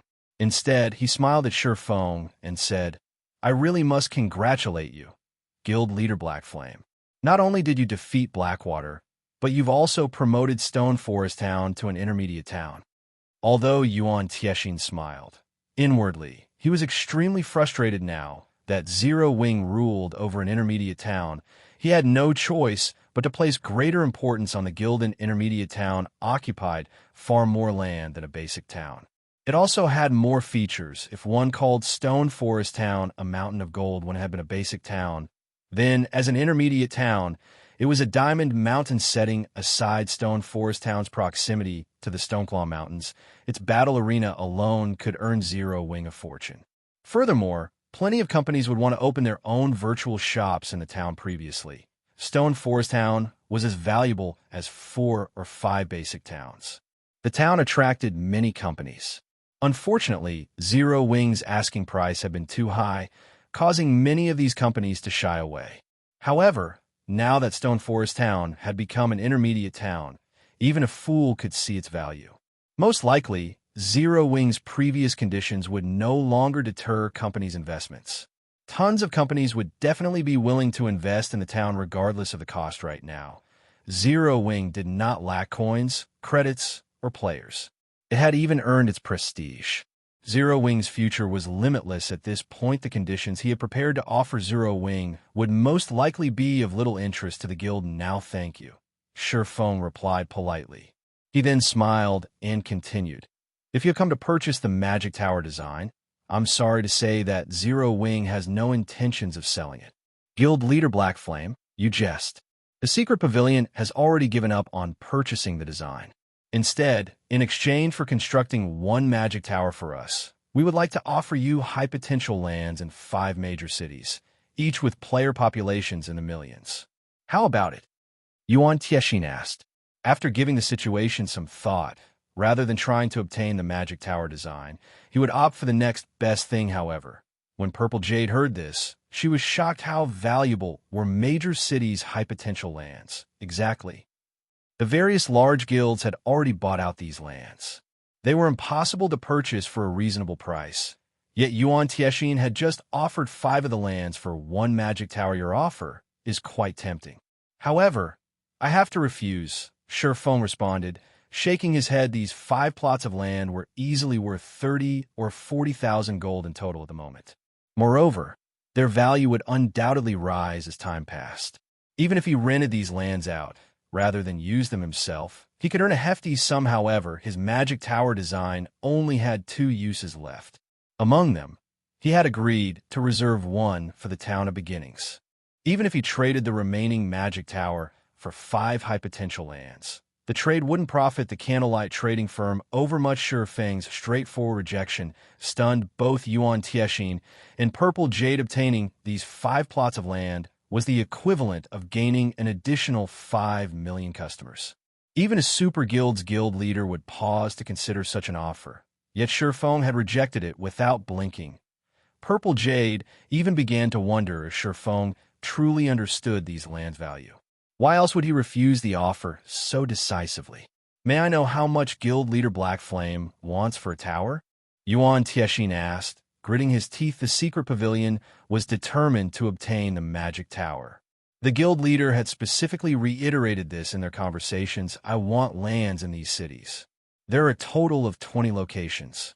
I believe the secret pavilion should be capable of obtaining them.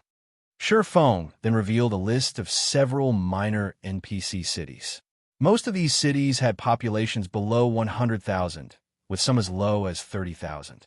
These cities were also spread out, covering 11 kingdoms and 2 empires. When Yuan Tiexin heard that Shifeng wanted 20 plots of land, he nearly cursed at the man. However, when he read the list and noticed that all of the names belonged to minor cities, he was stupefied. Even if he added all of the city's player populations, the total was less than 2 million. Moreover, the lands in these locations did not have much potential. He could not fathom what was going through Shifeng's mind. However, this was good news for the secret pavilion guild leader Black Flame. Is this all that you want? Yuan Tiexin asked. He doubted that Shifeng was so generous. Of course not. I still want a 20,000 gold construction fee.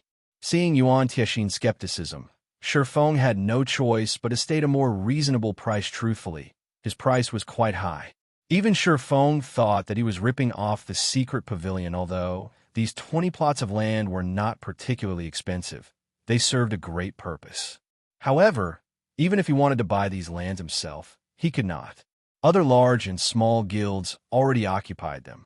These guilds would only part with the lands at a reasonable price if an existence like the secret pavilion took action in the past. These land cities have been known as Golden Cities. These cities had earned that name due to their proximity to high-level maps that provided diamond wood. Diamond wood was a rare type of wood in God's domain. It was specifically used to produce high-ranking boats. Even if diamond wood were used to produce a common speedboat, that boat's standards would almost be on the same level as bronze speedboats. Hence, diamond would have been incredibly popular among the various large guilds and seafaring adventurer teams. Unfortunately, diamond wood was extremely rare. Many kingdoms and empires lacked maps that provided the wood, including Starmoon Kingdom. Now that he had his own medium shipyard, he had to prepare. In the past, he hadn't had this opportunity. Now that the chance was before him, how could he miss it? Lands in these cities had sold for astronomical prices during his previous life. Back then, 50,000 gold had been the bare minimum to purchase one plot of land. Unlike ordinary materials, players could not store the wood meant for crafting boats in their bag space. Rather, players had to transport the wood at its full size. Moreover, even when the wood reached an NPC town or city, it was still considerably troublesome to transport the wood to its final destination. Of course, players could utilize teleportation arrays to transport the wood. Only, the price of teleporting a single log was far higher than teleporting a player. In the past, the most common transportation method had been transport carriages. However, it would be foolish to transport a single log each trip.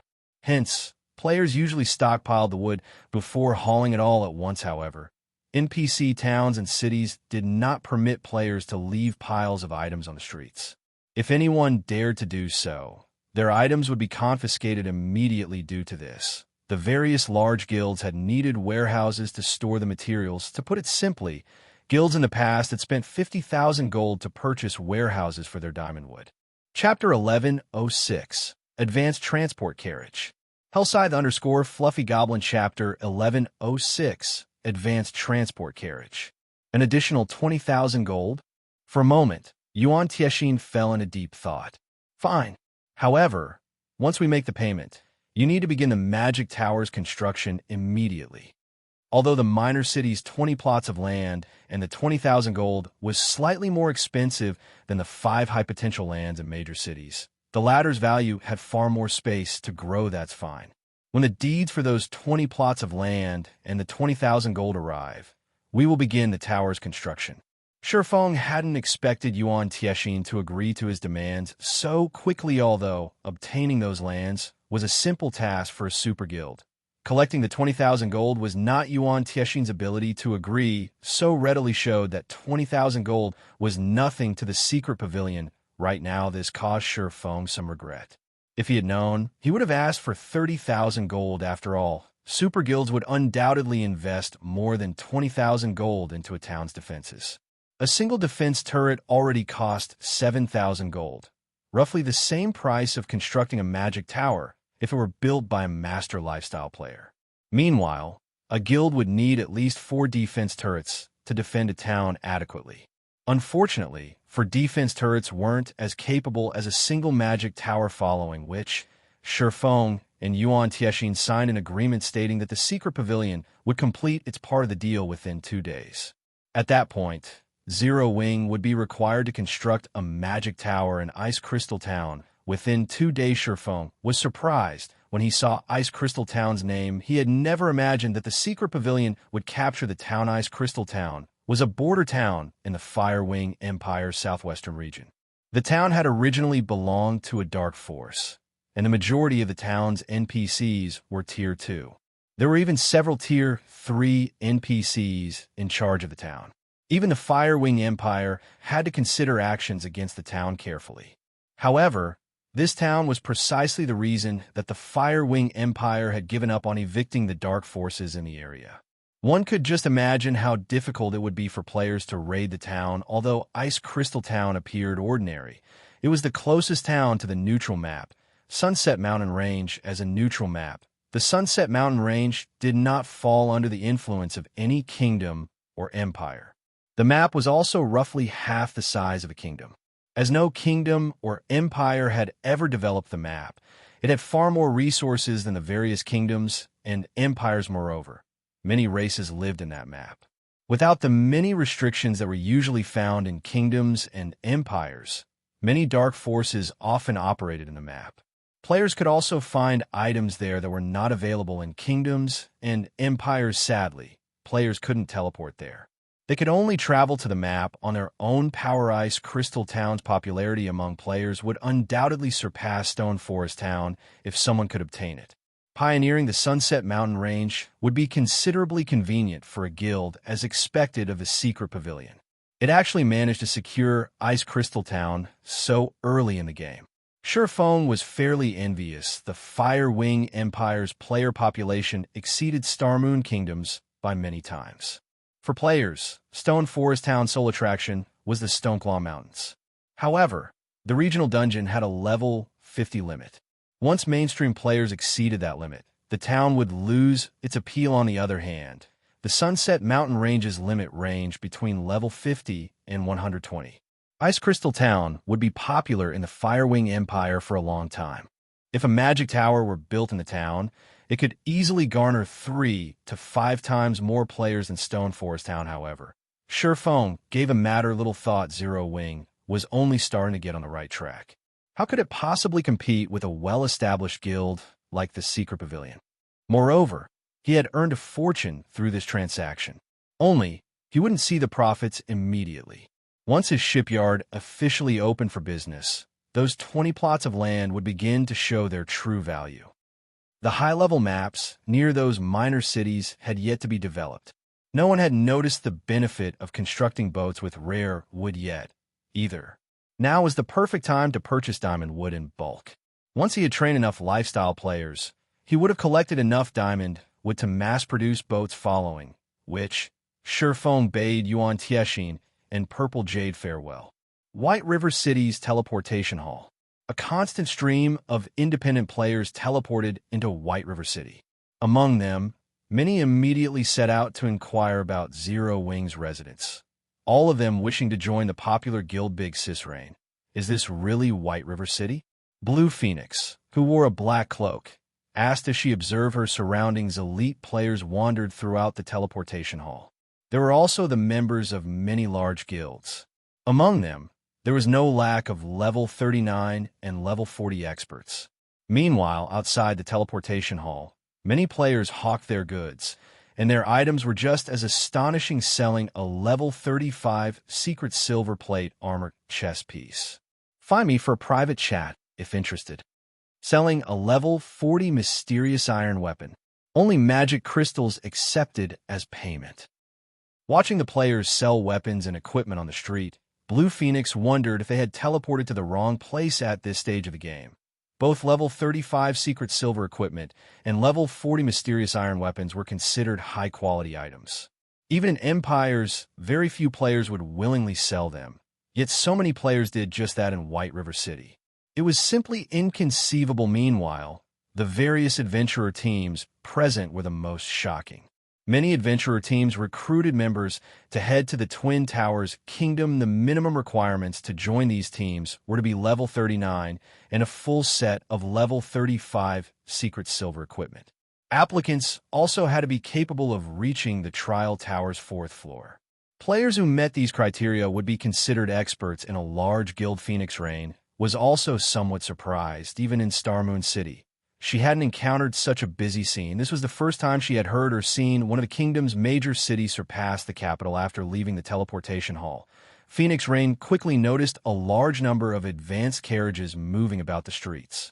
Hailing a carriage wasn't easy due to so many players fighting for their own. Why is Yuan Tiexin here? Just as Phoenix Reign was about to climb into an advanced carriage and head to the Candlelight trading firm, she discovered 2 players atop mounts, stopped before the teleportation hall's entrance. Both the man and the woman wore black cloaks, although the cloaks prevented others from seeing their IDs and levels. As the two did not hide their appearances, those who knew them could recognize them easily. This was especially true for Phoenix Reign when Phoenix Reign saw Yuan Tiexin enter the teleportation hall in such a hurry. Her expression shifted. Yuan Tiexin was one of the secret pavilion's upper echelons. He was even one of the guild leader's closest confidants. Very few matters warranted a personal visit from him. The only reason she could think of that would demand Yuan Tiexin's attention was Zero Wing. How many secrets does Zero Wing have? Phoenix Reign could not help but reveal a bitter smile, following which Phoenix Reign dispelled the thought as she made her way to the Candlelight trading firm. Shortly after Yuan Tiexin left, Sherfone called Melancholic Smile to meet him. Of the 2 designs Lancelot had dropped, one was a town design, while the other was for a transport carriage design. Chapter 1107, New Product Launch. Hellscythe _ Fluffy Goblin Chapter 1107, New Product Launch. Over 20 advanced forgers and engineers stood inside one of Candlelight's special forging rooms. These advanced lifestyle players had come at Sherfang's Collis advanced lifestyle players. They were highly valued and had high statuses in any guild. However, when these 20-plus advanced lifestyle players entered the room, they all fell silent, fully focused on the ancient design spread out on the table. Guild leader, this is... Melancholic smile rubbed her eyes, not daring to believe what she saw. The advanced transport carriage. Ordinary players might not have much use for this item, but to a manager of a trading firm, it was incredibly important to her. The advanced transport carriage was worth far more than the bronze engineering locomotive. Not only could the advanced transport carriage transport a large group of players, but it could also transport more goods than the ordinary carriages that NPCs sold. Many important items in God's domain couldn't be stored in a player's backspace. Players were required to carry such items by themselves. The carriages NPCs sold or rented out could only support a few players. Even a bronze carriage could only carry 5 people at a time. And while a bronze carriage could carry plenty of items in its backspace, it could only carry a maximum of 10 items that couldn't be stored in a backspace. Most importantly, these carriages could only travel on official trade routes, which greatly limited their use as transport carriages. However, were different. As player-crafted items, they did not have many road restrictions. The basic transport carriage could already hold up to 10 players. In addition, its bag space was larger than NPC bronze carriages, and it could carry up to 30 non-bag items. It was also faster. Normally, non-bag items were very valuable, regardless of whether the items were for an NPC or to sell to other players elsewhere. Delivering such goods was the easiest way to make a profit. Merchant players would even fight over basic transport carriages if they were available on the market, much less advanced transport carriages. The advanced transport carriage could carry up to 20 people. Needless to say, its bag space was leaps and bounds larger than the bronze carriage. It could also carry up to 60 non-bag items. As for its speed, it could compete with mysterious iron mounts. If the Candlelight trading firm could use advanced transport carriages, even if they didn't sell products and focused on logistics, they could make a fortune. Hence, how could Melancholic smile contain her excitement? You've seen the design for yourselves. I hope that you start producing them quickly. As for the key material, I'll try to think of a way to obtain what you need. For now, start producing whichever parts you can, Sure Feng instructed, chuckling at everyone's dumbfounded expressions. While the advanced transport carriage was amazing, its required materials were extremely rare. The Candlelight trading firm might be able to procure most of the required materials, but the main material, green ebony, was extremely difficult to acquire. Even Sure Feng could only think of a few places that produced this wood. Moreover, these locations were all very high-level maps. Even the lowest-leveled location was a level 60 map called Crying Ghost Ridge. Unfortunately, it was a neutral map, a forbidden land for current players. Only Tier 2 players would dare to grind there. However, for the advanced transport carriages, Sure Feng intended to make the trip. If he had transport carriages, he could open trade routes from Stone Forest Town to other NPC towns sooner than he had planned, following which Sure Feng had the advanced lifestyle players research the advanced transport carriages components, while he instructed Melancholic Smile to stay behind. After the others left, Sure Feng looked to Melancholic Smile and asked, "What's the situation with the Blackwater and Heavenly trading firms?" Before the war, both the Blackwater and Heavenly trading firms had waged a crazy price war with the Candlelight, hoping to push Candlelight out of Starmoon Kingdom's market while they whittled down Zero Wing's financial strength. Now that Blackwater and Heaven's Burial had suffered such a massive defeat, the two guilds would take some sort of action. This was especially true since Zero Wing urgently needed money. As you've guessed, they have reduced their prices again. They've dropped their Lightstone's prices in particular. Right now, they're selling each Lightstone for only 30 copper. They aren't even trying to cover their production costs now. Melancholic Smile slowly reported for current players. Lightstones were a must-have item. They were also the Candlelight trading firm's most competitive product. Now that the Blackwater and Heavenly trading firms have lowered their prices to 30 copper, one could see how much the two trading firms hated Candlelight. At 30 copper, Blackwater and Heavenly couldn't even cover their production costs. Candlelight trading firm, however, could still make a profit due to their many advanced forgers.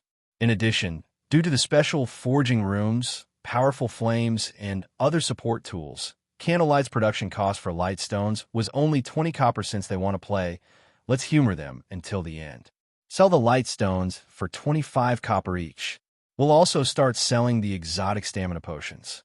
Phone did not feel anything in particular about this situation. He had long since prepared for the day when the light stones would no longer be profitable.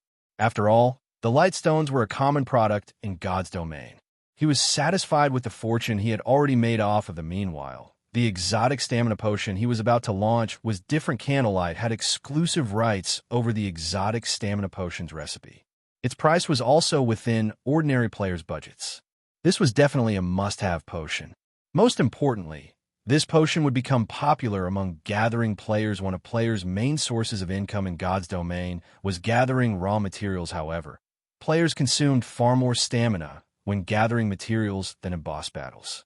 Moreover, the rarer a material was, the more stamina players would consume. This resulted in frequent forced breaks and limited gathering times. Once they released the exotic stamina potion, Phone refused to believe that players, who preferred to gather materials rather than fight monsters, would pass this new product by. I'll get it done right away. Melancholic Smile nodded excitedly. The Blackwater and Heavenly trading firm's actions had irritated her. Now that they were about to launch the exotic stamina potion, she wanted to see how those two trading firms planned to compete with Candlelight. Following which, Melancholic Smile reorganized the layout of the Candlelight trading firm's first floor hall, setting up a counter specifically for the exotic stamina potion. The new counter immediately garnered the attention of many players. Leader, look over there. Candlelight seems to have launched a new product. Let's head over and take a look. Immediately, a large crowd gathered around the first floor's new counter. Crap. Isn't this potion a little too amazing? It can actually recover stamina. Chapter 1108, 10 people. Hellscythe_Fluffy Goblin Chapter 1108, 10 people. When the crowd read the exotic stamina potion's description, excitement shone in their eyes as one of the major hidden attributes. Stamina played a massive, large role in players' everyday lives. However, it was very limited. Leader, we hit the jackpot this time. This stamina potion is perfect for the Silent Swamp. With this potion, we won't have any problems reaching the swamp's core. A level 38 Berserker exclaimed through his team chat. Why are you in such a hurry? Let's take a look at the price first. If it's too expensive, I'd rather stick to grinding in the swamp's outer region, a level 39 Shield Warrior replied. However, although his tone was indifferent, anticipation flashed in his eyes. Inwardly, he hoped that the exotic stamina potion was too expensive. The Silent Swamp was a level 40 to level 50 high-resource map. However, as this map was a swamp, players consumed a lot of stamina while moving through it. Moreover, the deeper one ventured into the swamp, the more stamina they consumed. Hence, the various large guilds had avoided sending members there to level up.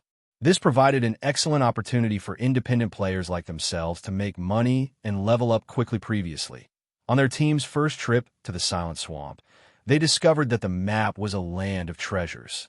They frequently came across rare minerals and herbs. Although there were a lot of monsters there, if one were careful, they could walk away with a significant harvest. Unfortunately, during this period, more players headed to the Silent Swamp, causing their income from the swamp's outer area to plummet. Yet they couldn't venture into the inner and core regions as their stamina consumption would be too severe. If they encountered monsters with nearly depleted stamina, they would undoubtedly suffer a team wipe. However, if they took too many breaks, they wouldn't get far, and their harvest would be quite small. If they could use this exotic stamina potion, they could reach the swamp's core and its abundant resources. At that time, their daily income would skyrocket. Their team would also be able to gather enough money to equip everyone with mounts. By then, they would earn the other adventurer team's envy. As this level 39 Shield Warrior was occupied with his thoughts, the other independent players surrounding the counter calculated their own potential gains and losses. Quickly look. The pre-sale price is out. Did Candlelight list the wrong price? There must be a mistake. How can the exotic stamina potion be this cheap?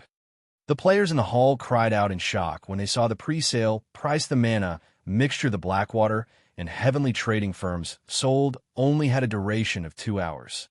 The exotic stamina potion, on the other hand, lasted 10 hours.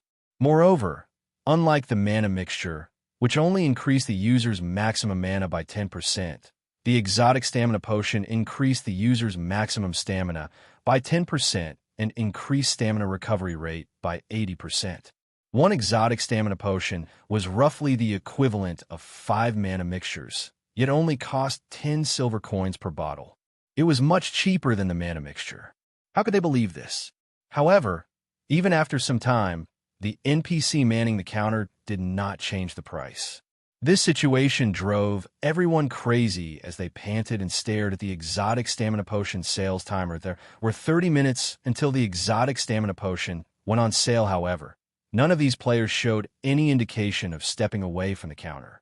They lined up and waited for the potion sale. They also contacted their party and team members in secret to gather more money as players continued to notify others about the exotic stamina potion. News of the potion quickly spread like wildfire. Immediately, it caused a commotion in White River City. To gathering players and players who spent a long time in the fields adventuring, the exotic stamina potion was a godsend. The exotic stamina potion? I never expected Candlelight to sell something like this. With this, we won't have any problems in the ancient ruins in the Twin Towers Kingdom. Send someone to buy the potions immediately. Buy as many as you can.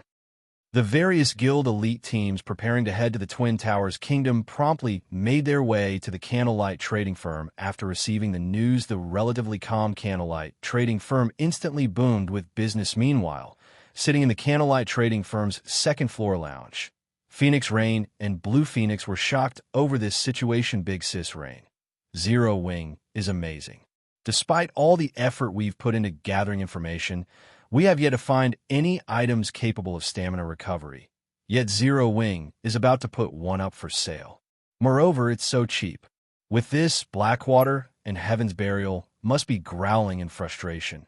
Blue Phoenix said, giggling as she watched the players line up in the first-floor hall. One could purchase an exotic stamina potion that lasted for 10 hours for just 10 silver coins.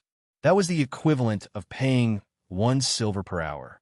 Even ordinary players could afford this. Ordinary players earned a limited income. Aside from spending their money on necessary items, if ordinary players wished to level up quickly or gather more herbs and minerals, they could buy the exotic stamina potion. However, if these players bought the exotic stamina potion, they wouldn't have any money to spend elsewhere for a while. With this, Blackwater and Heaven's Burial's price reductions to attract more customers were now useless. Nodding in agreement, Phoenix Rain said, Zero Wing has indeed grown a lot stronger. It's a pity that we don't have much time left. Otherwise, they could help me win the battle on Thunder Island. She had 2 matters to discuss with Zero Wing this time. The first regarded the Dark Arena. The Azura Battle team's next match had been decided, and it would be held tomorrow afternoon. Once the match was over, the Dark Arena would host a large-scale auction. Based on what she had heard so far, all sorts of precious and valuable items would be up for sale. The second matter regarded Thunder Island. Currently, the competition over Thunder Island grew more intense with each passing day. More guilds were starting to reach for Thunder Island. In fact, Nine Dragons Emperor had even employed his family's influence for this matter. Although she, too, had used her family's influence, she still faced many difficulties regarding the island. Hence, she planned to borrow some of Zero Wing's members to assist Eros. Phoenix Rain and Blue Phoenix conversed. Shurfeng entered the lounge. What a powerful mental oppression. Blue Phoenix was shocked when Shurfeng joined them. She had always been curious about the strength of Zero Wing's guild leader. Now that she was meeting the man in person, it would seem that the rumors about him were true. The powerful mental oppression she felt from Shurfeng made her feel somewhat strangled. Rather than a player, Shurfeng felt like a humanoid monster. Phoenix Rain, however, was not particularly surprised. She had watched the video of Shurfeng's battle in Stone Forest Town. Otherwise, she wouldn't have bothered with a personal trip to the Candlelight trading firm. I know why the Phoenix Pavilion Master suddenly requests my attention. Have they announced the competition's official date? Shurfeng asked after taking his seat, smiling at Phoenix Rain. Although the Azura Battle team's opponents had been decided some time ago, the competition's date had been a mystery. This competition in the Dark Arena was incredibly important to him as more major corporations took part in the Dark Arena. The bets on each match would increase. At this point, it shouldn't be difficult for a winning team to walk away with 20 or 30,000 gold to zero wing, which urgently needed funds. The Dark Arena was an invaluable source of income. Yuri half correct. The competition will take place at 10 p.m. tomorrow in the Flame Dragon Empire's imperial capital, Phoenix Rain said, chuckling. I'm also here to borrow 10 players from Zero Wing. Chapter 1109, Holy Land at Sea. Hellscythe_Fluffy Goblin Chapter 1109, Holy Land at Sea. Borrow some of our players. Sure Phone gave Phoenix Rain the Dragon. Phoenix Pavilion was a super first-rate guild. The pavilion recruited a large number of members each year, and they had tons of guild-nurtured experts, yet that same Dragon Phoenix Pavilion had sought him out to borrow manpower. This was inconceivable, that's right. I wish to borrow 10 people to help me with a task. Once the task is complete, I will pay you 5,000 magic crystals. If the task fails, I will pay 1,000 crystals. Of course, I will offer additional compensation should any deaths occur during my loan, Phoenix Rain said, smiling as she nodded. May I know what guild leader Black Flame thinks of this? Normally, when hiring experts to help with a quest, payment was in the form of either credits or coins. An ordinary expert would only cost several gold to hire, while even Apex experts only cost around 100 gold.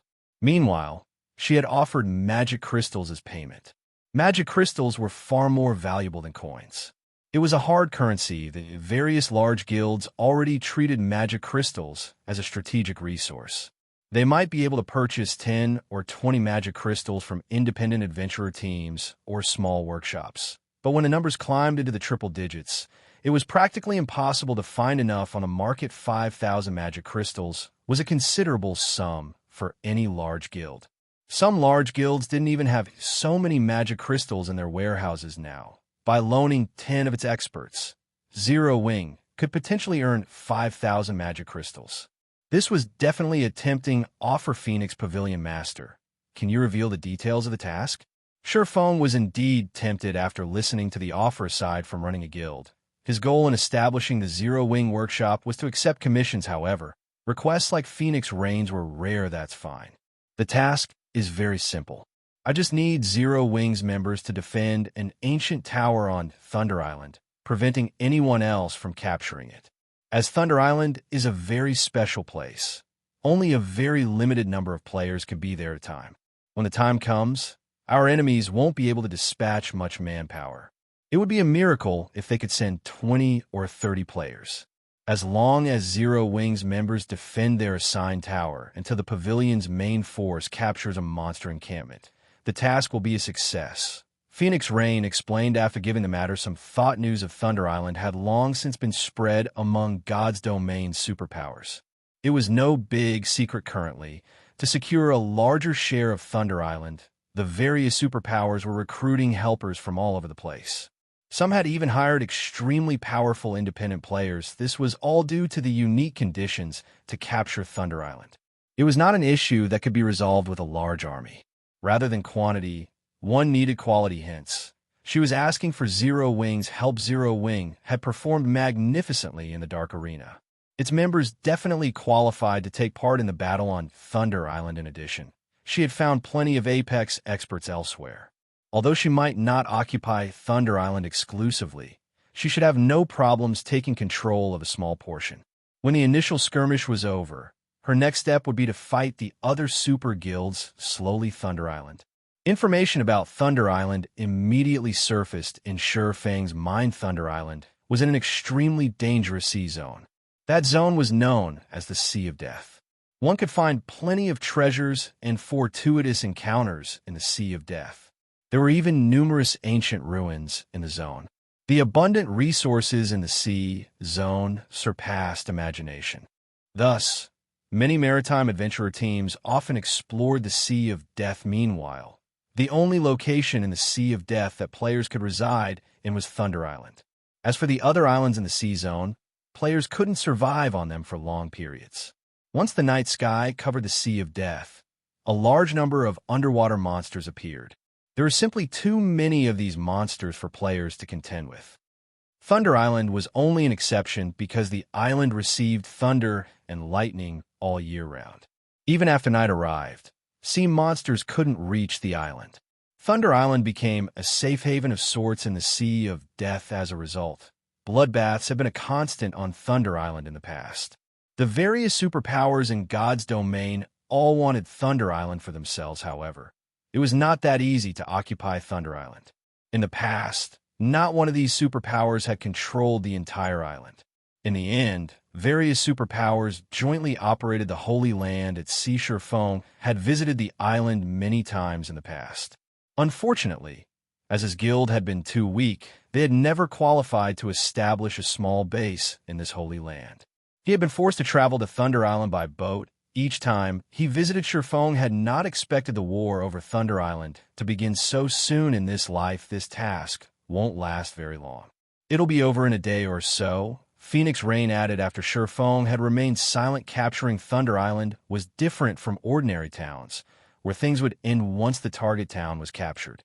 In order to gain authority over the town on Thunder Island, one needed to capture monster encampments.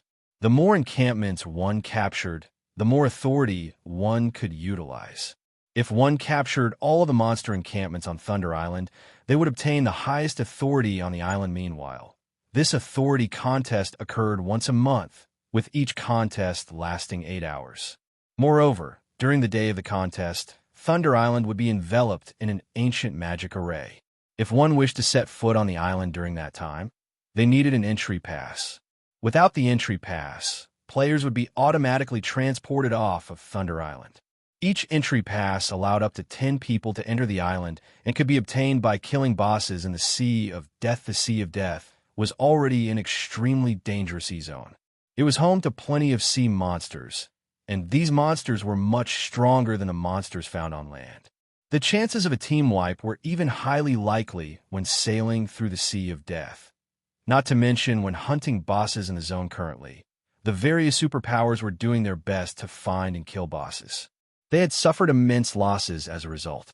The Dragon Phoenix Pavilion was no exception. Thus, the entry passes were exceedingly precious. These superpowers could not invite ordinary experts to take part in the contest. They would take as many Apex experts to the island as they could. Only by doing so could they utilize the entry passes to their fullest potential. After pondering the situation for some time, Shifeng looked at Phoenix Rain and asked, "May I know how many entry passes Phoenix Pavilion Master has right now?" Hearing Shifeng's question, both Phoenix Rain and Blue Phoenix were stunned that various superpowers were keeping a tight lid on the entry passes. They had never imagined that Zero Wing would know about this as well. However, when Phoenix Rain thought back to her encounter with Yuan Tiexin, she understood. Although the secret pavilion was not one of the superpowers contesting over Thunder Island, the latter possessed a powerful information network. It was not all that surprising that Shifeng knew about the entry passes. Your information network cannot be underestimated. I won't hide it from you. I currently have slightly over 20 passes.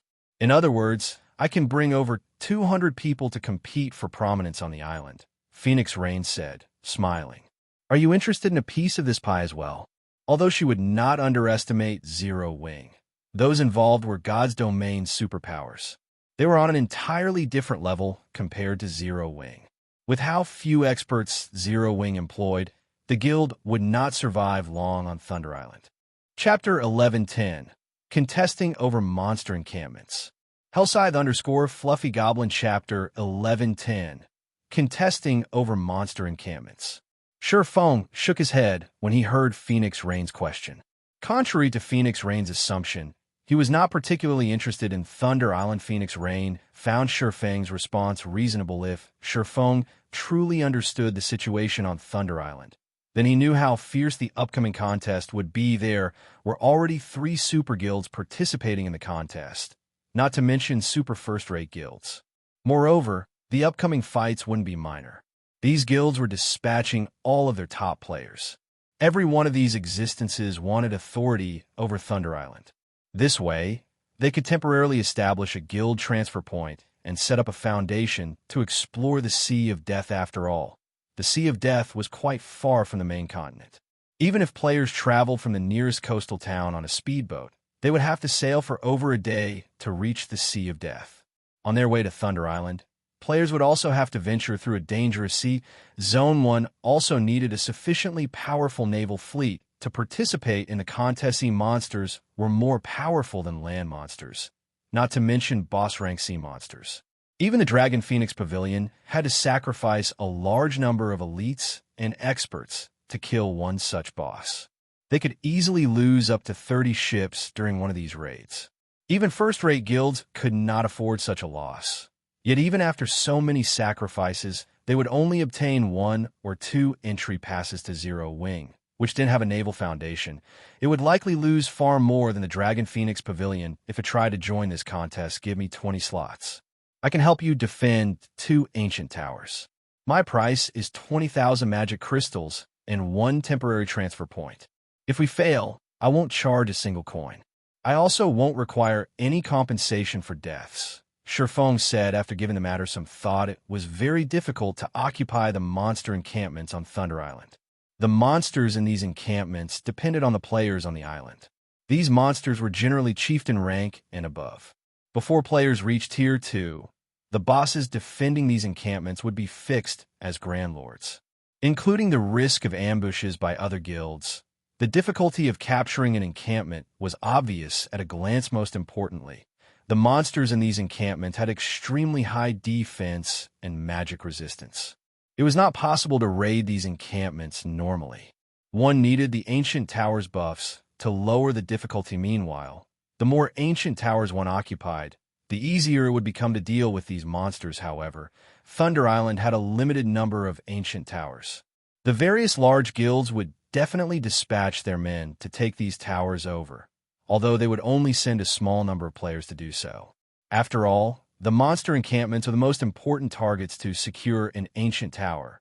One would generally dispatch 15 to 20 players, and these guilds usually attempted to occupy 3 or 4 towers. Once they did, with their expert strength, they could take down a monster encampment. With roughly 100 players, his offer to defend 2 ancient towers would undoubtedly relieve some of the burden on Phoenix Rain. She would have an additional 10 players to help her occupy a monster encampment. She will secure 2 ancient towers. Phoenix Rain fell into deep thought to solidify their hold on the ancient towers. She had previously decided to dispatch 20 players to each tower. Her plan was to send 60 players to capture 3 ancient towers. The other 100-plus players she had would be more than enough to capture an encampment. This was her most conservative plan. Ideally, she wanted to capture 2 encampments. However, this was simply too difficult if what Shifeng said was true, and he could maintain 2 ancient towers with just 20 players. She could save an additional 20 players for herself. If she put more efforts into expanding her fleet, she might even obtain 2 or 3 more entry passes before the day of the contest. By then, she would have a chance of obtaining 2 monster encampments. Only, Shifeng's transfer point condition was somewhat difficult to agree to. For each monster encampment, one captured on Thunder Island, they would earn 2 temporary guild transfer points in the town. She had already promised 1 transfer point to another large guild that had agreed to assist her. If not for said large guild, she would not have obtained so many entry passes in the first place. If she accepted Shifeng's offer, she had to secure 2 monster encampments. However, there were too many uncertainties. Moreover, Phoenix Rain found it hard to believe that Zero Wing had so many powerful experts capable of defending 2 ancient towers with just a team of 20. Is there some issue? Shifeng could not help but ask as he watched Phoenix Rain ponder his offer. Guild leader Black Flame. To tell you the truth, each capture monster encampment only provides 2 temporary guild transfer points. Among them, I have already promised 1 to the Firmament Guild.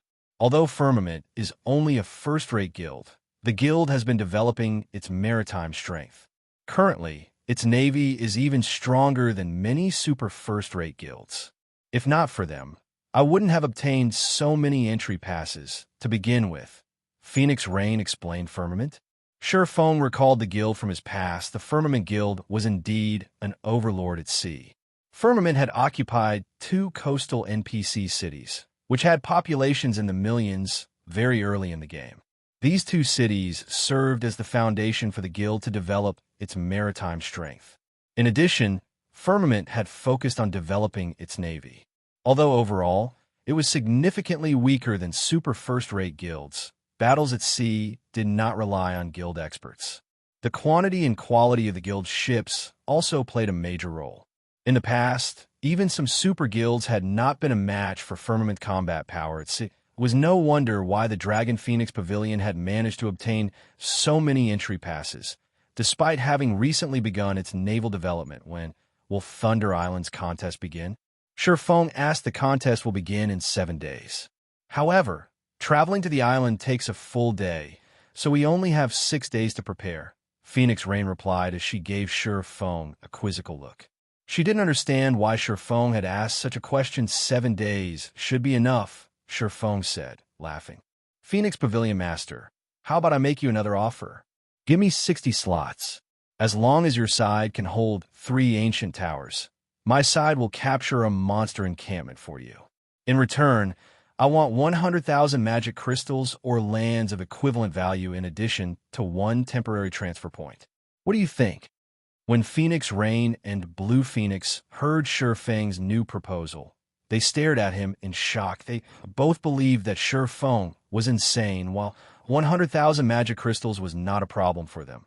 They simply did not understand where Shifeng found his confidence to make such a bold claim based on her estimation, under the assumption that they could capture 3 ancient towers as planned. Capturing a monster encampment required at least 100 apex experts, although the guild seemed full of experts too.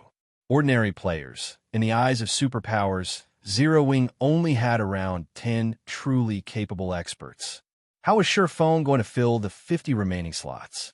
Even if he could dispatch another 50 capable experts, it was impossible to capture a monster encampment with just 60 players. Phoenix Pavilion Master, you originally planned to capture only 1 encampment, right? You should know that the likelihood of capturing a second is quite low. Even if you allow Zero Wing to fight for the second encampment, I'm sure you won't suffer much loss. If you're still not sure, I can sign an agreement. If Zero Wing fails to secure the second encampment, we will pay 100,000 magic crystals. How about it? Chapter 1111, Improving Strength. Hellscythe _ Fluffy Goblin Chapter 1111, Improving Strength. Shifeng's words stunned Phoenix Rain and Blue Phoenix. 100,000 magic crystals was not a small amount. Even the Dragon Phoenix Pavilion would not casually play with such a large amount. They never thought that Shifeng would be so confident of capturing a monster encampment. However, even after watching Shifeng for a long moment, neither of them saw any signs of anxiety. Shifeng had remained extremely calm the entire time. After giving the matter some thought, Phoenix Rain said, "Since Guild Leader Black Flame is so confident, I will agree to your conditions." Big Sis Rain. Blue Phoenix could not help but turn to Phoenix Rain in shock, setting aside Zero Wing's confidence in capturing a monster encampment. Losing 60 slots would be a major problem for the Phoenix Pavilion. They only had 21 entry passes. After deducting Zero Wing's 60 players and the 60 players required to defend the ancient towers, they only had 90 remaining slots. Even if they were lucky and obtained another 3 passes in the next few days, attempting to capture a monster encampment with only 120 experts was risky. In the off chance that Zero Wing failed and their side was targeted by other guilds, it was possible that they might end up with nothing at all if they followed their original plan. However, they could gain at least 1 monster encampment. Don't worry. I understand the risks. Phoenix Rain did not bother to explain herself to Blue Phoenix. She signed an agreement with Shifeng as long as Zero Wing captured a monster encampment and secured it until the end of the contest. Phoenix Rain would pay 100,000 magic crystals and 1 temporary guild transfer point on Thunder Island. After both sides signed the contract, Phoenix Rain left the lounge with Blue Phoenix. As they climbed into the advance carriage, Blue Phoenix couldn't hold it in any longer. Big Sis Rain, isn't this move a little too risky? 9 Dragons Emperor's group is capable of taking at least 1 monster encampment down. If we end up with nothing, we won't have leverage against 9 Dragons Emperor. Phoenix Rain was clearly able to reach a draw with 9 Dragons Emperor, yet she had intentionally chosen a more dangerous path. This was completely different from how Phoenix Rain normally operated, Blue. What you're saying is correct. If we follow according to the original plan, we could end in a draw, Phoenix Rain said, chuckling. However, even if Black Flame hadn't suggested such a risky endeavor, when the time came, I would have split our forces to capture 2 monster encampments. I wonder if Black Flame suggested such a crazy plan, because he predicted my intentions. In any case, I won't lose anything by agreeing to his proposal. On the contrary, Zero Wing will share the price of failure with us. But that price is more severe for them moreover. I'm also very curious as to why Black Flame is so confident of taking down a monster encampment with just 60 Zero Wing members. Phoenix Rain's words rendered Blue Phoenix speechless. Phoenix Rain had made such a risky decision simply to sate her curiosity. How was she any different from Zero Wing's guild leader, Black Flame? In the quiet second-floor lounge in the Candlelight trading firm. Shortly after Phoenix Rain left, 2 unparalleled beauties entered the room, confusion and helplessness filling their eyes as they gazed at Sure Feng guild leader. This is a battle between God's domain superpowers. Their strength is on an entirely different level. Aren't we taking too large of a risk for 100,000 magic crystals? Aqua Rose asked, her head aching before encountering the secret pavilion's simulation training system. She had assumed that there was only a small difference between first-rate guilds and super guilds. However, after training in the system for some time, she finally realized that super guilds were in an entirely different world of the secret pavilion's trainees currently in the simulation training system. A large number were already in the refinement realm. One could just imagine how many refinement realm experts the secret pavilion had, much less other super guilds. In comparison, excluding Sure Feng, Zero Wing only had 3 people in the refinement realm: Fire Dance, Violet Cloud, and Gentle Snow. While this might be a powerful force in first-rate guilds, this was a paltry amount in the eyes of super guilds, of course, aside from combat standards. Other factors also affected battles with other players, such as combat experience, weapons, equipment, skills, and various tools. Why would super guilds' apex experts lack any of these? In the end, the battles would come down to combat standards. Gentle Snow nodded in agreement with Aqua Rose's views initially. She had been astonished.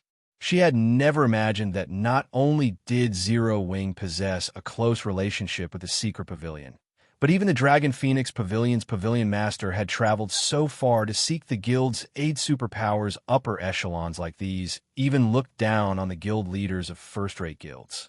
Although only a single rank separated the 2 guilds, interactions between them were unheard of. Someone of Phoenix Rain's rank making a personal visit to anything less than a super first-rate guild was practically a dream. We have 7 days? Sure Feng shrugged nonchalantly. I just so happen to be free for the moment. I'll help you all train for a bit. Train? Really? Guild leader, you must keep your word, all right? Gentle Snow was confused. Aqua Rose, who stood beside her, however, rejoiced when she heard this. Every time Sure Feng took them out to grind monsters, not only would their levels rise rapidly, but if they were lucky, they would also get to upgrade their already excellent weapons and equipment. The guild's core members always hoped that Sure Feng would lead them. However, we can't have too many people this time. It is very dangerous where we are going. We'll take a team of 20 at most. MHM, I understand. Upon hearing Sure Feng's instructions, Aqua Rose immediately began to contact the other members since Sure Feng's goal was to help improve the guild's top combatants. She only contacted the top-ranking players within the guild. Among them were the 10 Azura Battle Team members and the top players from Gentle Snow's team, as well as Alluring Summer. Once they formed the 20-man team, Sure Feng led the team to White River City's teleportation hall, teleporting to the closest town to Ghost Forest Town, near the Crying Ghost Ridge. Crying Ghost Ridge was a neutral map between the Black Dragon Empire and Starmoon Kingdom. Although Ghost Forest Town was a border town, it was void of players. The nearby maps were all level 60 and above. The monsters here were simply too high-leveled for current players.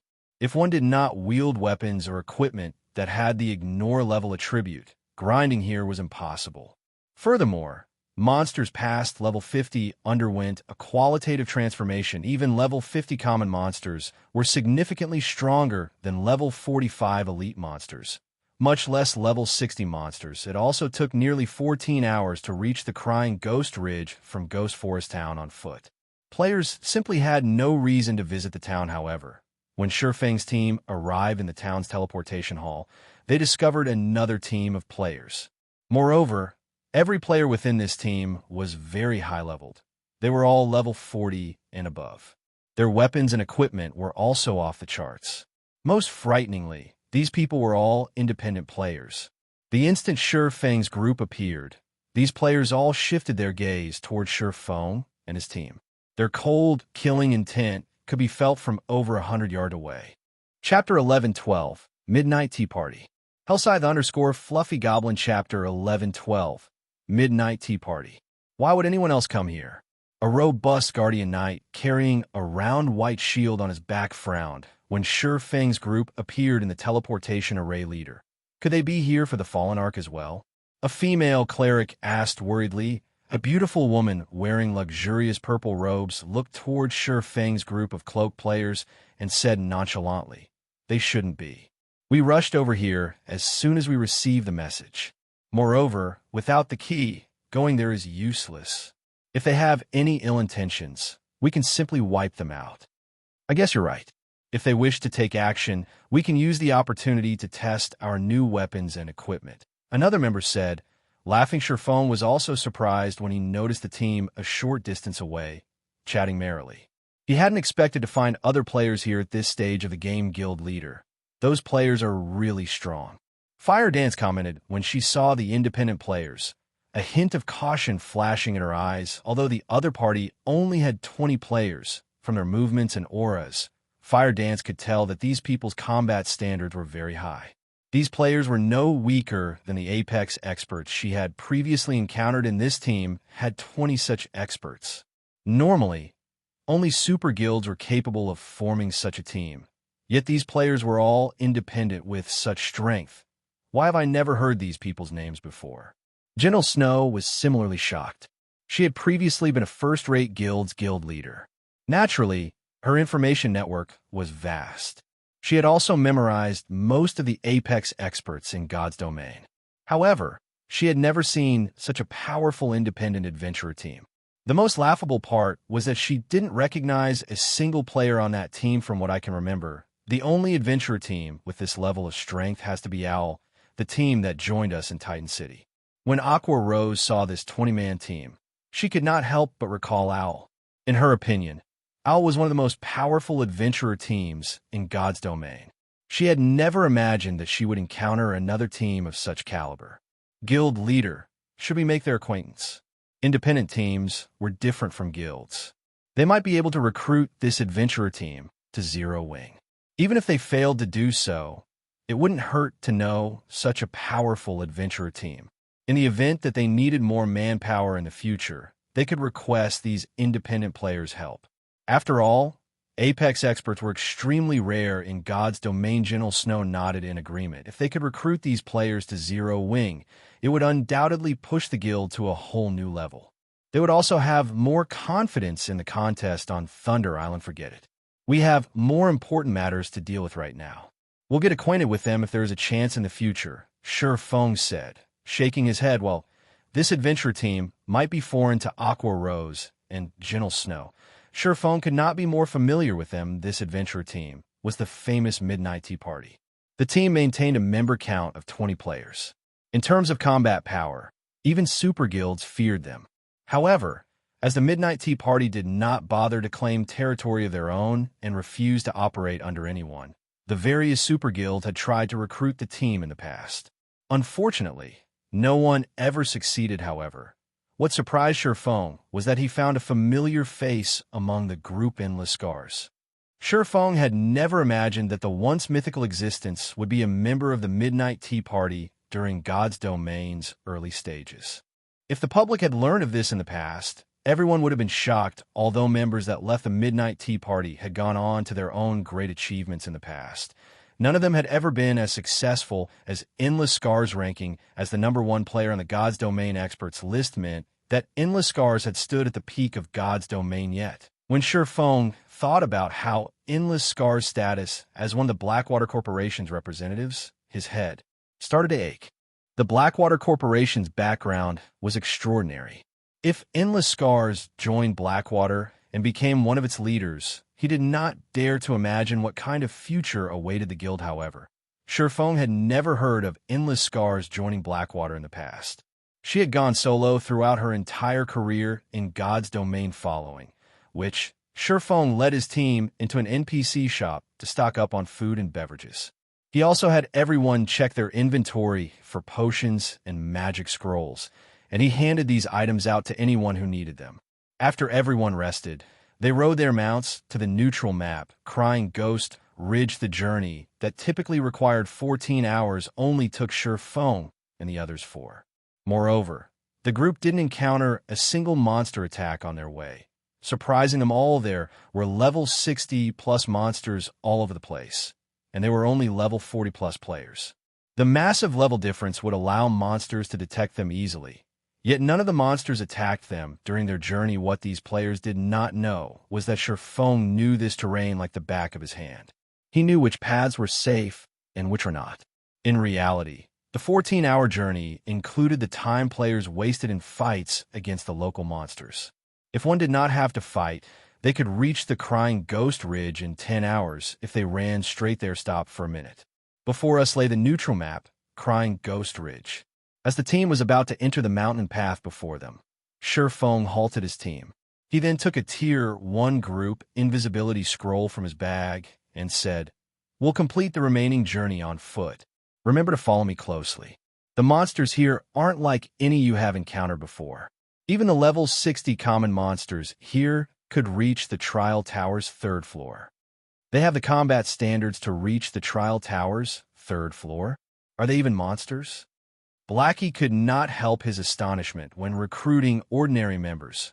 Most large guilds only required players to reach the Trial Tower's 2nd floor, though Zero-Wing standards were slightly higher, with ordinary members needing to reach the 3rd floor, while elite members needed to reach the 4th floor. In other words, any random monster in the Crying Ghost Ridge was as strong as Zero-Wing's elite members. However, monsters had much higher attributes than players. If both sides had the same combat standards, monsters could easily kill players. Everyone's relaxed expressions immediately vanished, and they began to move cautiously. At the same time, they were very curious about why Shifeng had led them to such a dangerous location, following which Shifeng activated the group invisibility scroll. As long as they did not attack or receive any attacks, they would remain invisible. The group invisibility scroll's only drawback was that it would reduce the affected player's movement speed to 80%, and its duration was only 10 minutes. Shortly after Shifeng's team entered the Crying Ghost Ridge, another group of players arrived before the ridge on their horses. "There are too many monsters on the way here. We really are lucky that leader has the Beastmaster's breath as a deterrent. If that other team came this way, they would be stuck fighting those level 60 monsters for hours. By the time they got here, we'd already have the fallen Arkansas." The Midnight Tea Party's members could not help but laugh. They had only braved the journey here because their team leader had the Beastmaster's breath. Otherwise, they would have waited until they reached level 50, huh? Something's not right. Look at those hoof prints. When one of the rangers used his investigation skill, he discovered hoof prints around the mountain path's entrance. He was shocked. The prints look quite fresh, and there are a lot of them. What? Could it be the team we saw in town? Impossible. Chapter 1113, Foreign Races. Hellscythe_Fluffy Goblin Chapter 1113, Foreign Races. When the Midnight Tea Party's members noticed the hoof prints, their expressions grew tense. The Crying Ghost Ridge was a level 60 to level 75 map. To current players, this place was a forbidden land. If not for their interest in the fallen Ark inside the ridge, they would not have bothered coming here at all. Even if they were trying to avoid contact with large guilds, they would only level and quest in level 55 or so maps. Why wouldn't they be surprised to find hoof prints from other mounted players? Breeze Wine, the Midnight Tea Party's leader, turned to T, a delicate, pretty assassin in white clothes, and ordered, "Wave, scout ahead and see how many people they have and how far ahead they are. The assassin class was not only skilled in the art of assassination. These players were also talented trackers. If an assassin's tracking skill were a high enough level, they could even determine general information of the other party through their footprints. For example, the white-clothed assassin had leveled her tracking to Tier 1, Level 9. At this stage of the game, an assassin with the skill at Tier 1, Level 2 was already impressive. After all, it was not a commonly used skill, leave it to me. The pretty assassin called Netherworld Wave nodded. She then jumped off her massive avian mount and checked the hoof prints. As for the rest of the team, they also dismounted and sat to rest. Although they had ridden their mounts the whole way here, several hours of riding was a burden on their stamina. By sitting to rest, they could recover some of the lost stamina. There are 20 sets of prints. It should be a team of level 40 and above players. The prints are less than half an hour old. However, the team's trail disappears after reaching the path's entrance, Netherworld Wave reported. Even after searching for other clues, she could not find a reason for the sudden disappearance normally. Only invisibility-type skills, such as stealth, produce such effects. However, why would a group of 20 assassins venture to the Crying Ghost Ridge? Although we don't know why these players are here, we should be careful. As a neutral map, there are plenty of foreign races in Crying Ghost Ridge. If the natives discover us, kill them immediately. If we can't kill them, run. Do not engage in a drawn-out battle. Breeze Wine instructed.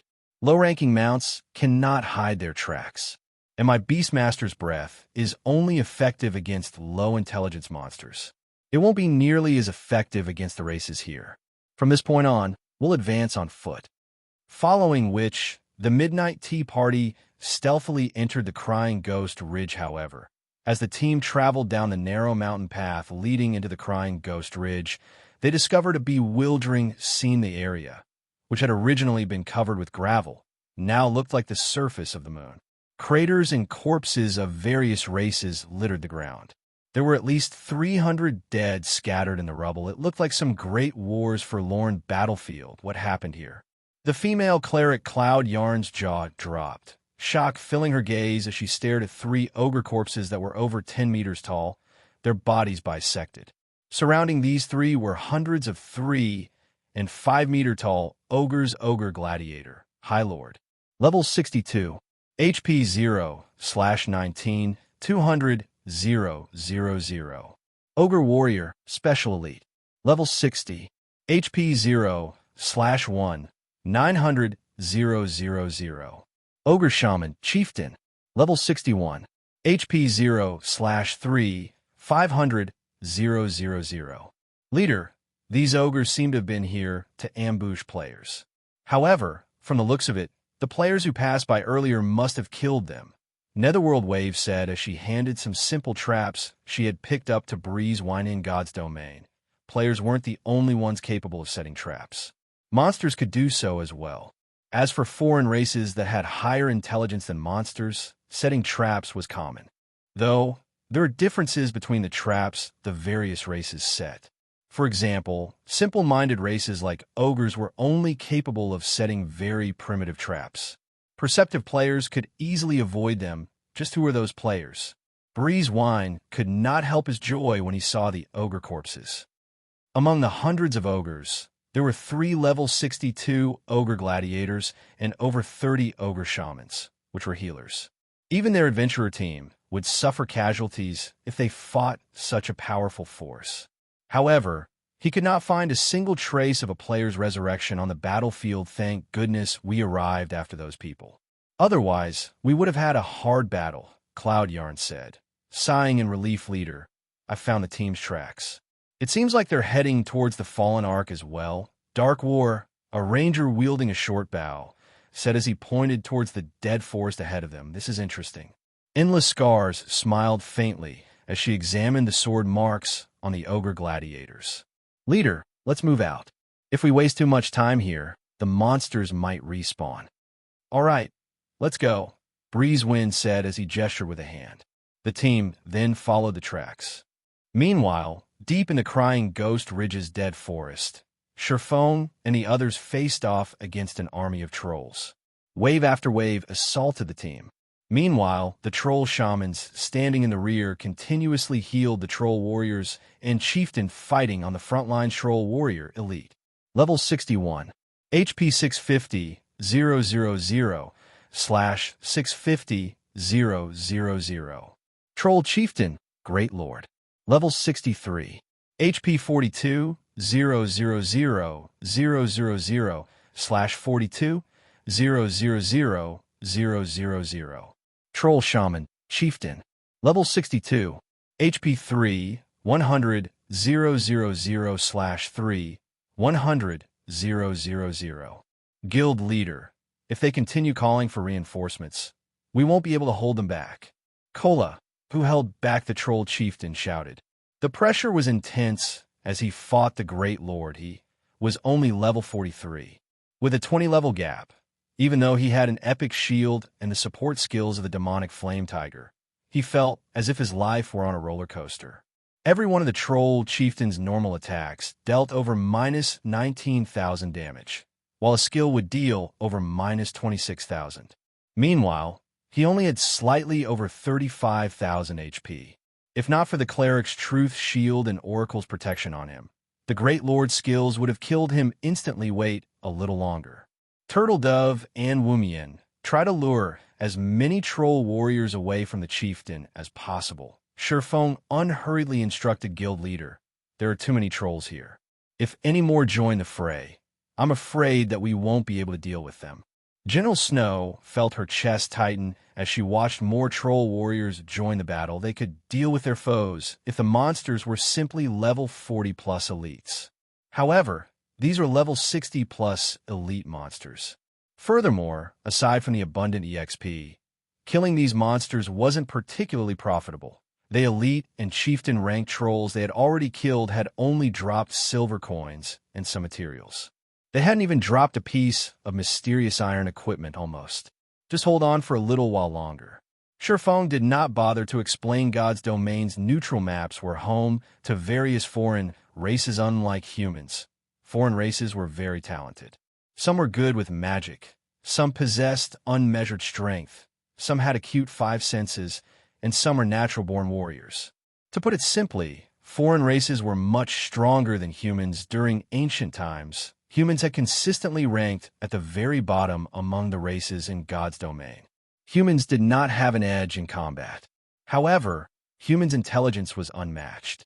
The human race had only achieved the prosperity it enjoyed today by accumulating and passing on their knowledge from one generation to the next. Although humans were still no match for archaic species, they had become the race on the continent of God's domain and occupied most of the continent's territories. There were two foreign races in Ghost-Crying Ridge, ogres and trolls. While ogres wielded boundless strength, they lacked the intelligence to produce weapons that could maximize that strength. Trolls, on the other hand, were very smart. Normally, they would gather wood and stone to forge weapons for battle. Green ebony was among the wood these trolls harvested. Hence, when killing these trolls, there was a chance that green ebony would drop, of course. Players could also search the Crying Ghost Ridge for harvestable green ebony. However, the process was troublesome. Moreover, to Shifeng and the others, Crying Ghost Ridge was still too dangerous to explore casually. There were many places that they couldn't reach yet. Thus, Shifeng settled on killing trolls for the wood. In fact, he was specifically waiting for the troll chieftain to call for reinforcements so that he would have more troll warriors to kill. Troll warriors were only elite monsters. Their chances of dropping a rare material like green ebony were quite low. At the very least, they needed to kill chieftain-ranked trolls for a decent chance of obtaining green ebony. Guild Leader. More trolls have arrived. Minor Wind reported, his expression twisting. Among the newcomers were 3 Lord-ranked trolls. Chapter 11:14, Advanced Technique. As soon as Minor Wind finished his report, the team heard crashing from the nearby forest as one tree after another fell to the ground. Suddenly, 3 3-meter-tall figures jumped into the clearing. These 3 figures were black-skinned trolls clad in broken armor, each wielding a silver spear. Their blood-red eyes radiated an intense, bloodlust roar. The instant the 3 black trolls noticed Shifeng's group, They bellowed in rage. One of them even swung their spear at a nearby tree, felling the massive tree with a single attack. Even Sure Feng couldn't underestimate their incredible strength. Petrified Troll, Lord. Level 62. HP 8, 200, 000/8, 200, 000. Everyone on the team felt an immense pressure from the Petrified Trolls. If the Trolls were merely level 40 Lords, they could hold the monsters back. However, a level 62 Lord was many times more powerful than a level 40. On their team, only their MTs could withstand an assault from one of these monsters. No one else could endure their attacks, much less pin them down. These level 62 Lords possess combat standards at the Trial Tower's 4th floor. These Petrified Trolls' attributes also dwarfed theirs. The same held true for speed. In addition, Lord-ranked monsters were generally resistant to control skills. If they could neither outrun nor control these monsters, just how were they supposed to fight against the Petrified Trolls? Sure Feng's expression was just as serious as the rest of his team. What rotten luck. It's even capable of summoning Petrified Trolls. The Troll Chieftain surprised Sure Feng. Unlike ordinary trolls, Petrified Trolls had petrification runes carved all over their bodies, which made their skin harder than even steel. They were also monstrously strong. They were famous for being difficult enemies. In the past, players that encountered these Petrified Trolls generally turned and fled. The 3 Petrified Trolls didn't give Sure Feng's team much time to react. Without hesitation, they pounced on Cola, who currently held back the Troll Chieftain. Why are they always targeting me? Glancing at the approaching Petrified Trolls, Cola activated his Tier 1 Protection Blessing and Last Stand, reducing all incoming damage by 50%, weakening any impact he received, and increasing his maximum HP by 40%. Instantly, his maximum HP rose to 49, 530 pung. Pung. Pung. 3 silver spears struck Cola's Dragonscale shield, one after another. 6, 717-6, 809-6, 784, following which, the Troll Chieftain brandished its massive red greatsword and slashed at Cola Tier 3 skill. Stormrage quickly adjusting his footwork, Cola lifted his shield just in time to block the attack coming from his side. Meanwhile, the distant Violet Cloud quickly cast a truth shield on the Guardian Knight Boom. When the Troll Chieftain's greatsword crashed into the Dragonscale shield, dazzling sparks flew as a loud boom resounded through the dead forest. Everyone felt the shockwave from the impact. As for Cola, numerous deep cuts ripped apart the ground around him. The truth shield on Cola shattered as the Guardian Knight was thrown, only stopping when he crashed into a large tree. The wood splintered upon impact. 19,678. What a powerful move. Everyone gasped at the power of the Troll Chieftain's attack. If not for Cola activating Protection Blessing and Last Stand beforehand, he would have died instantly after witnessing this assault. The team finally understood that these trolls were far from ordinary. The trolls could actually coordinate their attacks. It was also obvious that the Troll Chieftain had already planned this, saving its ultimate move to deal a final blow. Unfortunately for the trolls, Cola was Zero Wings #1 MT. He wore a Tier 1 set equipment and wielded the epic ranked Dragonscale shield. In addition, he had 3 advanced mana armor kits equipped. After activating his life-saving skills, he was not that easy to instant kill. However, after receiving the 4 Trolls combination attack, Cola had less than 10,000 HP. Remaining Sure Feng took a Tier 2 magic scroll from his bag, unfurling it and reading the incantation within. Immediately, the dark blue magic scroll began to activate. 18 ice spears appeared around Sure Feng. He then controlled the frozen spears to attack the Troll Chieftain and the 3 Petrified Trolls Tier 2 spell. Ice Wheel. Every one of the 18 ice spears was powerful. If they all hit their mark, even a great lord would suffer severe wounds. However, Sure Feng did not simply use the 18 spears to attack the trolls. Instead, he executed Sword's Orbit with the spears. The 18 spears formed a beautiful star of ice and struck at the 4 trolls. Boom. Boom. Boom. The instant the spears met the trolls, a series of crashes echoed throughout the clearing. The trolls cried in agony. Guild leader, You're too good to me. You used a Tier 3 magic scroll to save me. Cola released a sigh of relief when he saw the 4 trolls being pushed back. The team's 4 healers hadn't recovered half of his HP yet. If he received another round of attacks, he would have no choice but to activate his final life-saving skill. Now that the 4 trolls had been forced back, he had room to breathe. Who are these people? A 20-man team is actually grinding monsters here. This is insane. That attack should have been from a Tier 3 magic scroll, right? That is simply extravagant. While Shifeng's team fought the trolls, the Midnight Tea Party watched the battle from above the distant forest. They were curious as they observed Shifeng's team of 20 cloak players in battle. No, that should have been an Elementalist Tier 2 spell. Ice Wheel, Endless Scars said, shaking her head.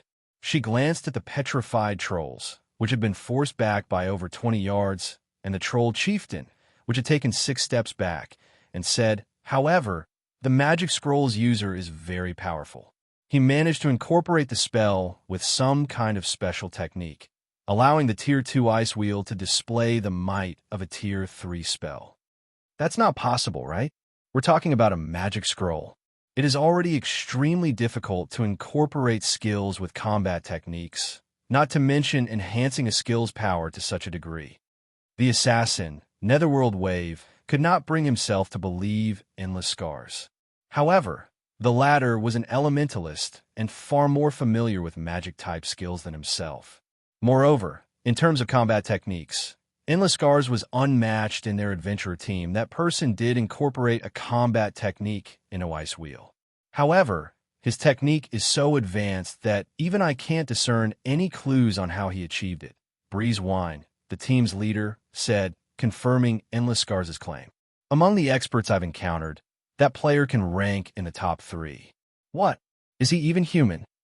Cloud Yarn could not help but blink as she stared at the distant Shifeng. This was the first time she had heard their team leader praise someone to such a degree at this moment. The Ranger, Dark War, who had been paying attention to the battle, recaptured his teammates' attention. Look, that player is about to make a move. The Midnight Tea Party's players immediately returned their gazes to Shifeng.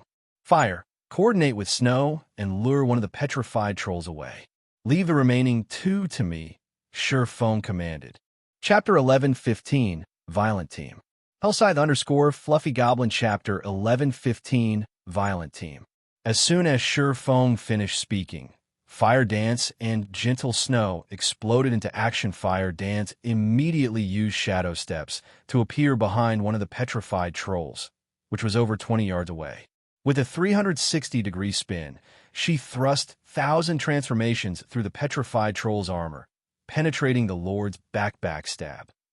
A damage of -9,216 appeared above the petrified troll's head, and it screamed in agony. The troll spat a mouthful of fresh blood.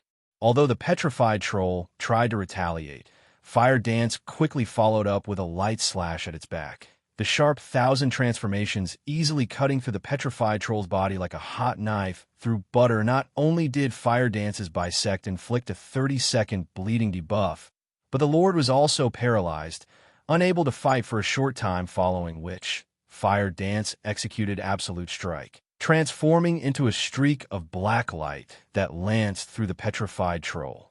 The instant she reformed on the other side of the troll, she thrust 1,000 transformations at the Lord's heart 5-star eviscerate. Immediately, the impact sent the petrified troll falling backward, 2 damages over -10,000 appearing above the Lord's head. The petrified troll had no defense against Fire Dance's assault whatsoever. The team was momentarily stunned by this scene. That was a level 62 Lord. Yet, Fire Dance had rendered it helpless.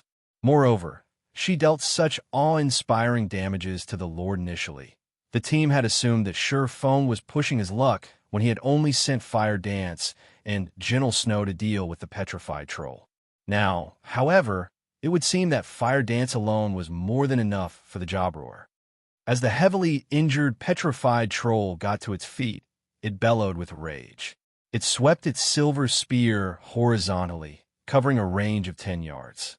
The powerful strength of its attack ripped apart the air, causing an explosion of force in response.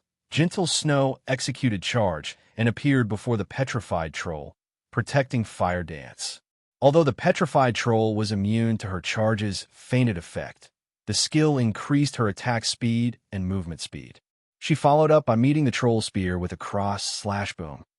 As an explosion shook the air, Gentle Snow was forced to take 3 steps back, a damage of over -2,000 appearing above her head. But she had driven back the petrified troll's spear. She blocked it. Everyone was stunned she blocked it. No matter how I look at it, that monster's strength should be as high as a High Lord's of the same level. Yet a single berserker blocked its attack and received so little damage in return. One of the Midnight Tea Party's muscular berserkers stared at Gentle Snow in shock. He was one of the top berserkers in the Midnight Tea Party, and even he did not think he could endure the petrified troll's attack as easily as Gentle Snow had. He even wore the complete Violent Will set, a level 45 Dark Gold set equipment for berserkers. What's so surprising? Rather, look at how powerful that assassin is. Although her attacks seemed ordinary, she achieved a 90% or higher completion rate with every skill she used. Her Bisect and Eviscerate's completion rates should be nearly 95%, Netherworld Wave said. Although Gentle Snow's ability to withstand the petrified troll's attack had surprised him as well, as an assassin, he understood exactly how powerful Fire Dance was. Big Sis Endless. Who do you think these people are? They're all as strong as monsters. The female Cloud Yarn asked Endless Scars curiously among their team members. Endless Scars had the most powerful information network, they all wearing black cloaks. With their information hidden, even I have no way of determining their identities. However, there are not many experts at this level in God's domain. Although I know of a few, none of their actions or behavior match these people, Endless Scars said, shaking her head. However, what the members of the Midnight Tea Party did not know was that while level 62 lords might be difficult to deal with for other experts, Fire Dance and Gentle Snow were not among them. After all, one of them wielded the fragmented legendary ranked 1000 transformations, while the other wore the fragmented legendary ranked 7 luminaries battle armor. With these godly items, how could they not be capable of injuring a level 62 lord? As the Midnight Tea Party conversed quietly, Sherfone launched his own assault. He activated Dragon's Authority, inflicting the fear debuff on all enemies within a 50-yard radius and reducing their attack power, attack speed, and movement speed by 40% for 1 minute. Although the skill couldn't reduce the petrified troll's movement speed, it could slightly reduce their attack power and attack speed. Moreover, the skill affected all nearby trolls, making it much easier for his other team members to fight these monsters. Sherfone then activated the Aura of Wind, increasing his movement speed and attack speed significantly. He executed Wind Blade and appeared before the 2 petrified trolls before executing Sword's Orbit, blue starlight wrapping around his body as the starlight bloomed.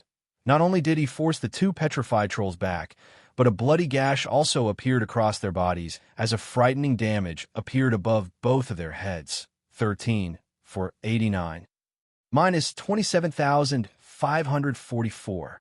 Sherfone didn't receive any damage. Angry Tyrant's effects sure are frightening. As expected from excellent epic equipment, Sherfone was quite satisfied as he looked at the delicate bracers around his wrists. Dark red runes faintly shone on the bracers. The Angry Tyrant's strength bonus was above average even among epic items. When its passive skill, Angry Blow, took effect, it pushed his combat power to a whole new level. If not for these epic bracers, he would not have decided to confront the 2 lords directly, opting for a safer approach instead. Although the petrified trolls possessed high defense and strength, they were slower than ordinary lords of the same level. Even a Tier 2, level 50 assassin could easily outmaneuver a petrified troll, not to mention Sherfone, an expert with 5 epic items and a fragmented legendary item. Infuriated, the 2 petrified trolls howled. A blood-red haze then appeared around their spears. This move was none other than the petrified troll's Tier 2 skill, Blood Sacrificial Spear. It was a weapon-enhancing skill that doubled their weapon's attack power for 10 seconds and increased their attack speed by 30% as numerous streaks of red light stabbed at Sherfone. The latter activated Flame Burst.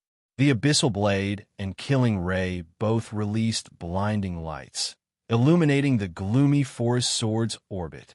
Boom! Boom! Boom! A series of clangs rang out. Pain screams followed the 3-meter-tall petrified trolls transformed into two massive fireballs as the attack sent them flying. They crashed through numerous trees before they finally fell to the ground. Everyone involuntarily shivered when they saw the two monsters' bodies. Meanwhile, the two lords' HP bars shrank by a small chunk, 134, 858-135, 047. The two horrific damages stupefied everyone on the team, if not for Fire Dance and General Snow still struggling with the other petrified troll. They would have doubted that the two monsters on the ground were actually petrified trolls prioritized killing the other petrified troll. Blackie, Aqua, Summer, prepare your large-scale destruction spells. Surephone commanded immediately after throwing his two opponents now that no more trolls had joined the battle. They no longer needed to hold back. After clearing out the elite-ranked trolls, they could deal with the petrified trolls more quickly. Blackie and the others nodded and began chanting their spells. Incantations. Time flew by. When the three of them finished chanting, gather the monsters around the troll chieftain. Blackie, use Guardian of Light on Cola. Under Sure Fang's command, the team gathered around the troll chieftain. Cola activated Dragon Scale Body, increasing his defense by 200%, HP by 300%, and recovery by 500% for 30 seconds. With Guardian of Light's effects, it was practically impossible for the trolls to kill him. Seal. When Sherfong saw that most of the monsters had been hurted, he activated Skywheel Sword and limited the monster's movement. Attack! Immediately, 3 large-scale destruction spells descended on the trolls. As for Sherfong, he switched the Aura of Wind for the Aura of Fire and activated Firestorm. Thunder and fire bombarded the monsters. By the time the spells ended, all elite-ranked trolls were dead. Even the chieftain-ranked troll shamans had less than half their HPs remaining. Chapter 11:16, Quadruple Jackpot. Underscore there had been over 500 elite-ranked trolls on the battlefield. When they all died, a golden glow enveloped everyone on the team as they all leveled up. What astonishing leveling speed! General Snow was flabbergasted as she watched her experience bar rise. When she had left White River City, she was only at 74% of level 41. To bridge the gap and reach level 42, she needed to grind for at least another full day or so.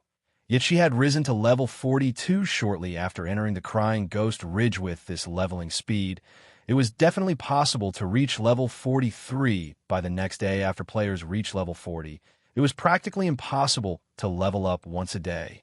No one would believe this, however. Although the team had killed plenty of troll warriors, the loot was pitiful, to say the least. Aside for some copper and silver coins, the 500 or so elite monsters only dropped some raw materials. Only 5 weapons and pieces of equipment dropped. Among them, 4 level 60 common items, while the last was a piece of level 60 bronze equipment. However, Sherfong was not surprised. After reaching level 50. The drop rate for weapons and equipment decreased drastically. Only chieftain or above-ranked monsters had a slightly higher chance of dropping such items. This drop rate reduction occurred because players could begin challenging their Tier 2 class promotions after reaching level 50. After obtaining their Tier 2 class, killing elite monsters was as easy as taking candy from a baby. Tier 2 experts could solo chieftains and even give Lord a run for their money. Generally, 2 or 3 Tier 2 experts working together could easily take down a Lord of the same level naturally. The system wouldn't give players high-level weapons and equipment so easily. Hence, past level 50, 6-man party dungeons, even in normal mode, usually had Lords as the final boss. Moreover, these bosses had extremely powerful AoE skills. One mistake could easily lead to a party wipe. The same held true for Tier 2 experts, adventurer teams, and workshops that wanted to make money by selling weapons and equipment generally needed to deal with chieftains of the same level. If they wished to grind for mysterious iron equipment, at the very least, they had to deal with Lord-ranked monsters. This resulted in the rise in popularity for lifestyle classes capable of producing weapons and equipment. Of course, The system also restricted such lifestyle classes by significantly increasing the production costs of weapons and equipment that were level 50 and above. As a result, even bronze weapons and equipment required many rare materials. This greatly limited the number of weapons and equipment lifestyle players could produce and protected the market from oversaturation. This team is simply ridiculous. They have 4 people capable of using large-scale destruction spells in a 20-man team. Even our adventure team only has 2 people with such spells. Is that swordsman an NPC? He can actually overwhelm 2 level 62 lords. Shurfang's performance had astonished the Midnight Tea Party's members, however. They weren't shocked because Shurfang had fought 2 level 60-plus lords by himself. After all, they were capable of that themselves. What truly shocked them was the overwhelming strength Shurfang had displayed. The swordsman had managed to suppress the petrified trolls through brute force. Turtledove helped tank the petrified troll on Fire's side. Wumian, lure one away from me. Everyone else, prioritize killing the troll shamans. Shurfang ordered after sweeping a glance over the troll shamans, who had less than half their HPs remaining. Kola, start running. Lure the troll chieftain as far away from here as possible. Don't give the shamans any chance to heal the chieftain. Understood. Kola immediately dashed in the opposite direction of the troll shamans. Seeing this, the troll chieftain chased after the escaping guardian knight. When the troll chieftain moved, the troll shamans had no choice but to follow their leader. However, they couldn't cast their heals while moving. As a result, the troll shamans couldn't heal the troll chieftain. Meanwhile, the other members on Shurfang's team begun to bombard the troll shamans. After a few moments, the troll shamans collapsed, one after another, becoming EXP for Shurfang's team. Without the shaman's heals, the petrified trolls became a lot easier to deal with. Don't kill the petrified trolls. Leave them at 5% HP. Shurfang warned his teammates when he noticed Turtledove's petrified troll only had 10% of its HP remaining. The petrified trolls were lords. Although the chances of them dropping green ebony were high, simply killing them would be a waste. After all, he had Icarus's heart on him. If he killed the lords, the chances of them dropping green ebony would be a lot higher. Although no one understood what Shurfang intended to do, they followed his commands. When Turtledove's petrified troll had 5% HP remaining, the team halted their attacks and shifted their focus to Yi Wumian's troll. Under the violent bombardment, it only took 5 minutes for all 3 petrified trolls to reach 5% of their total HP. Guild leader, can we kill them now? Aqua Rose asked, while their team's firepower was indeed fierce. Keeping all 3 petrified trolls alive placed an extremely heavy burden on their team's healers. Moreover, after such a long battle, their healers only had 30% of their mana remaining. On the other hand, the troll chieftain had most of its HP remaining. If they delayed the petrified trolls' deaths, their healers would not last 30% mana remaining. We could give it a try. Shurfang calculated some factors as he glanced at the troll chieftain's HP and the healer's mana. He then said through the team chat, "Healers, use your intermediate mana recovery potions. Fire, take this petrified troll over for me. Remember, keep the petrified trolls at least 50 yards away from the troll chieftain. Everyone else, focus your fire on the chieftain." Saying so, Shurfang activated silent steps and appeared behind the troll chieftain. He then executed thundering flash. 5 blue lightning streaks devoured the Great Lord, causing damages of around -7,000 to appear above its head. In terms of defense, the troll chieftain was even stronger than the petrified trolls. However, after receiving the damage amplification debuff from Thundering Flash, the team's damage was slightly higher. Divine Providence had a 30-minute cooldown. Shurfang did not want to waste it. Although the troll chieftain was a great lord, it only had 42 million HP. It also had only 3 main damage skills. Among them, one was the Tier 3 skill, Storm Rage. The second one was Death Curse. It was a spell that was guaranteed to kill one player if it landed. However, this spell could be dodged, and players would be fine so long as the spell missed them. The last was an AoE skill called Whirlwind of Death. When activated, This skill would decrease the attack speed and movement speed of all enemies within 100 yards by 50%. Moreover, players would receive one death debuff every 10 seconds, each debuff increasing the damage they receive by 10%. The Troll Chieftain would only activate this skill when its HP fell to 30%. Many teams had fallen under the Troll Chieftain's Greatsword in the past due to Whirlwind of Death. To put it simply, once Whirlwind of Death activated, it would become a competition of damage against the Troll Chieftain. However, Sherfone was not worried. After all, their team's firepower was off the charts as the battle with the Troll Chieftain continued. Cola's HP continuously increased and decreased. Every time the Troll Chieftain used Storm Rage, Sherfone landed a full-powered blow to one of the Great Lord's joints, disrupting Storm Rage's trajectory slightly. This small deviation provided Cola with enough space to dodge the attack, preventing his HP from dropping to a critical level and increasing the burden on the healers. As for the Troll Chieftain's Death Curse, Sherfone warned his teammates to avoid the Great Lord's front when he noticed the boss activating the spell. As the Troll Chieftain channeled Death Curse through its eyes, one simply needed to avoid standing before the Great Lord and wait out the spell's 5-second duration. Ordinary players might find it difficult to avoid this spell, but these players were experts. As long as Sherfone notified them in time, they could dodge the spell with little to no trouble. When the Troll Chieftain only had 30% HP remaining, it roared with fury. Despicable humans, know our wrath. The Troll Chieftain shouted. It then spun its great sword at the sky. A black storm instantly formed, covering the battlefield and enveloping Zero Wings players finally. Sherfone had long since grown impatient. He activated Phantom Kill and 9 Dragon Slash. Don't hold back. Throw everything you've got at it. With the addition of Sure Fang's Doppelganger and the 12 Abyssal Blade Phantoms, the team's damage output instantly soared.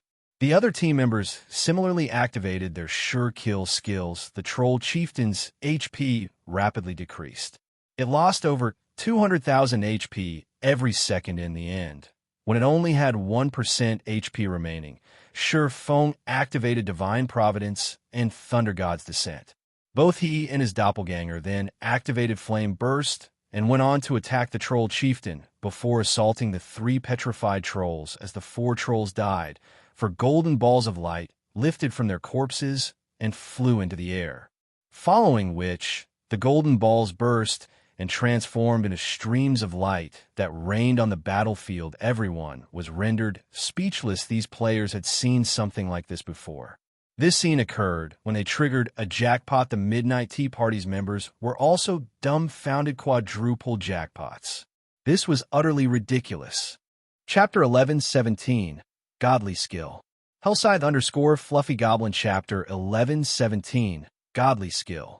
After the Troll Chieftain and 3 petrified trolls died, a golden glow once again encased several players on the team. Killing lords and great lords of a higher level definitely yielded far more EXP than killing elite monsters of a higher level. Among those who leveled up, Aqua Rose, Fire Dance, and Violet Cloud finally reached level 45, while Cola, Turtle Dove, Yiwumian, Minor Wind, and Shadow Sword rose to level 44 inches. The Black Dragon Empire. They could all rank within the top 10 on the Empire's ranking list. Currently, the Empire's #1 player was only level 42, and still quite a distance away from level 43. However, the team was more concerned with the loot before them. This was the first time any of them had seen 4 bosses simultaneously drop jackpots. There were too many items on the ground for them to keep count. This is insane. There should be at least 100 items here. Blackie gaped at the items on the ground previously. Despite killing so many elite monsters, they had only obtained a few decent items. However, practically every item among the 4 bosses' drops looked decent or better. Guild leader, your luck is simply amazing. In the future, you must join us during the large-scale team dungeon raids. We'll probably get more during a single trip with you than 5 or 6 trips by ourselves. Aqua Rose could not help but look at Sherfone, her eyes shining. It was fairly obvious that, by the look on her face, she wanted to drag Sherfone into a dungeon raid every day. The rest of the team expressed their agreement. With that kind of ridiculous luck, it would be a waste not to have Sherfone raid dungeons. All right, tidy up the loot first. We'll have plenty of opportunities to raid large-scale team dungeons afterward. Shifeng could not help but chuckle and shake his head in response to everyone's expectant gazes. He had no choice but to offer an empty promise for now. He had no intentions of revealing Icarus's heart. After all, this godly tool was simply too important to a guild. The necklace could even upgrade a lifestyle player to master rank following which everyone began to collect the loot. They had an extraordinarily abundant harvest this time. The 4 bosses had dropped a total of 115 items, with 96 raw materials. Among the raw materials, 22 were green ebony, which surprised Shifeng. Generally, Lord rank trolls only dropped 1 green ebony when killed, or 2 logs if one were lucky.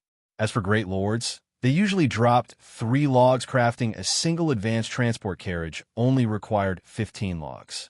If they obtained another 8 logs, they could produce a second transport carriage. If they had 2 advanced transport carriages, he would have the foundation to start new trade routes to Stone Forest Town. Although the 2 carriages couldn't carry a lot of players, they could increase Stone Forest Town's popularity among NPCs. He could also earn quite a sum in transportation fees after organizing the materials. Shifeng began to appraise the remaining items in God's domain. After reaching level 50, players would have to appraise the items monsters dropped if they wanted to know exactly what they had obtained. This added yet another expenditure for many players. Because of this, many players in the past had pursued the appraiser lifestyle class. This way, they could save money on appraisal fees. Of course, players who picked up the appraiser class for this reason could only appraise low-rank items, such as bronze or mysterious iron rank. For secret silver rank, one needed to become an intermediate appraiser. However, becoming an intermediate appraiser was extremely difficult. One generally needed a guild's support to do so. Without the full support of a large guild, it was practically impossible to become an advanced appraiser. To become an intermediate appraiser, one needed to appraise 20,000 mysterious iron items. As items of mysterious iron rank were not extremely rare, some workshops or adventurer teams could afford to nurture one. Unfortunately, they had no hope of nurturing an advanced appraiser. This was due to the basic requirement of appraising 50,000 fine gold items. Even top-tier workshops and adventurer teams could not obtain so many fine gold items above level 50. Only large guilds had any chance of achieving this. Meanwhile, nurturing advanced appraisers was a benefit to a guild in the past. Guilds had normally only charged their members a quarter of NPCs' appraisal fees, while non-guild members paid 3/4 of NPC prices. By doing so, guilds could make a fortune. NPC price for appraising a dark gold item was around 10 gold. For excellent dark gold items, the price was even higher. Even if guilds charged a lower appraisal fee, with how many players there were in a guild, it would not be unusual to appraise several thousand items. Including the appraisal fees from non-guild players, a guild could easily make 200 or 300 gold a day in the past. Small guild with only thousands of members dreamed of this kind of pure profit. Although Zero Wing still did not have any advanced appraisers, Shifeng possessed the omniscient eyes. Not only was the skill a very advanced identification skill, but it also served as an advanced appraisal skill. After a short moment, Shifeng finished appraising the remaining 19 items. Basic soul return actually dropped. Shifeng shouted in surprise after appraising the ordinary-looking skill book. Basic soul return. Doesn't that skill allow one to resurrect other players while in battle? General Snow asked in shock. What? Guild leader, did it really drop? Aqua Rose looked at Shifeng excitedly, afraid that Shifeng was joking. Resurrection during combat would be a godly skill in Dungeons and Dungeons. It wasn't uncommon for bosses to instant kill MTs due to mistakes. When such situations occurred, the entire team would die with the MT. However, if a team had basic soul return, they could resurrect the MT and continue the raid. This skill would undoubtedly reduce the unnecessary team wipes in dungeons. Take a look yourself, Shifeng said, nodding. He then shared the skill's information in the team chat. Basic soul return resurrects one player while in combat. Player resurrected will only recover 30% HP and 20% mana. Their death penalty will be halved. Cooldown 30 minutes. Class restriction: Cleric. Druid, and Oracle. After everyone read the skill's introduction, excitement illuminated their expressions. What a godly skill. Previously, these players had only heard of skills that could resurrect players during battle. Now, not only was one such skill before them, but it could also reduce the death penalty. It was very common for players to die and lose a level when fighting a field boss. If they could reduce their death penalty by half and only lose 50% EXP, they could save plenty of time. What a pity. It would be great if the death penalty reduction were slightly higher, Colas said. Whether it was raiding dungeons or killing field bosses, MTs were the most susceptible to death. Following which, Shifeng shared the information for the remaining loot. The items were mostly level 60 weapons and equipment, with the best being Secret Silver rank. However, none of them could compare to Basic Soul Return Skill Guild Leader. Should we search for another troll encampment? Minor Wind asked. Even after observing their surroundings for some time, he did not notice any signs of incoming monsters. It was likely that they had cleared out all of the nearby trolls. If they wanted to kill more, they would have to grind elsewhere now. First, we need to greet our friends hiding in the distance, Shifeng said, shaking his head. He then turned to the dead forest on his left, shouting, "You've been watching for quite some time now. Why don't you come out and meet us?" Chapter 11:18, Reuniting with the Tea Party. Hellscythe_Fluffy Goblin Chapter 11:18, Reuniting with the Tea Party. Due to the quiet of the surrounding forest, the Midnight Tea Party's members heard Shifeng loud and clear. "Leader, we've been discovered. What should we do?" Cloud Yarn asked somewhat anxiously. It wasn't unusual to encounter other players in the fields, however. This situation was somewhat different. This was because they bore the suspicion of banditry. Shifeng's team had just finished killing multiple bosses. Although they had already obtained the loot, the items would remain ownerless for the next 2 hours. As long as they were killed, the loot was guaranteed to drop. Cloud Yarn did not doubt that Shifeng's team would be merciless to anyone who attempted to rob them. It wouldn't have been a major issue if Shifeng's team were only comprised of ordinary experts. However, based on the miraculous feats she had witnessed, Shifeng's team was most likely just as strong as theirs. If it really came down to a fight, the outcome wouldn't be pretty. Guild leader. Could that guy be trying to trick us into revealing ourselves? We're so far away. How could he possibly discover us? Moreover, we're using isolation scrolls right now. If I were in his shoes, I wouldn't be able to discover us, even with detection. How could a swordsman like him detect us? The Ranger, Dark War, said among the many classes in God's domain, the Ranger had the strongest perception abilities, with both active and passive skills. Rangers were usually a team's eyes. Although the Swordsman class was also an agility-type class, it was not even a match for assassins, much less Rangers. The rest of the adventurer team agreed with Dark War's words. Not only were their teams separated by such a massive distance, but the player that had called them out wasn't even a Ranger. Moreover, they were also under an isolation scroll's effect. Shifeng might have shouted to see whether or not there were nearby players waiting to ambush his team. I don't think so. He's looking directly at us. Moreover, this is the Crying Ghost Ridge. This area is too dangerous for ordinary players, Endless Scar said confidently as she watched Shifeng, who stared straight at them. "Big Sis Endless, what should we do? Should we just go over there?" Cloud Yarn asked. "What if those people misunderstand our intentions?"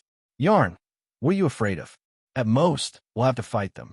We'll see who regrets their actions in the end, Netherworld said, wearing an eager expression. As an independent adventurer, his favorite hobby was to push his limits. Watching Fire Dance's performance had excited as well. The fight wave is right. With a Midnight Tea Party.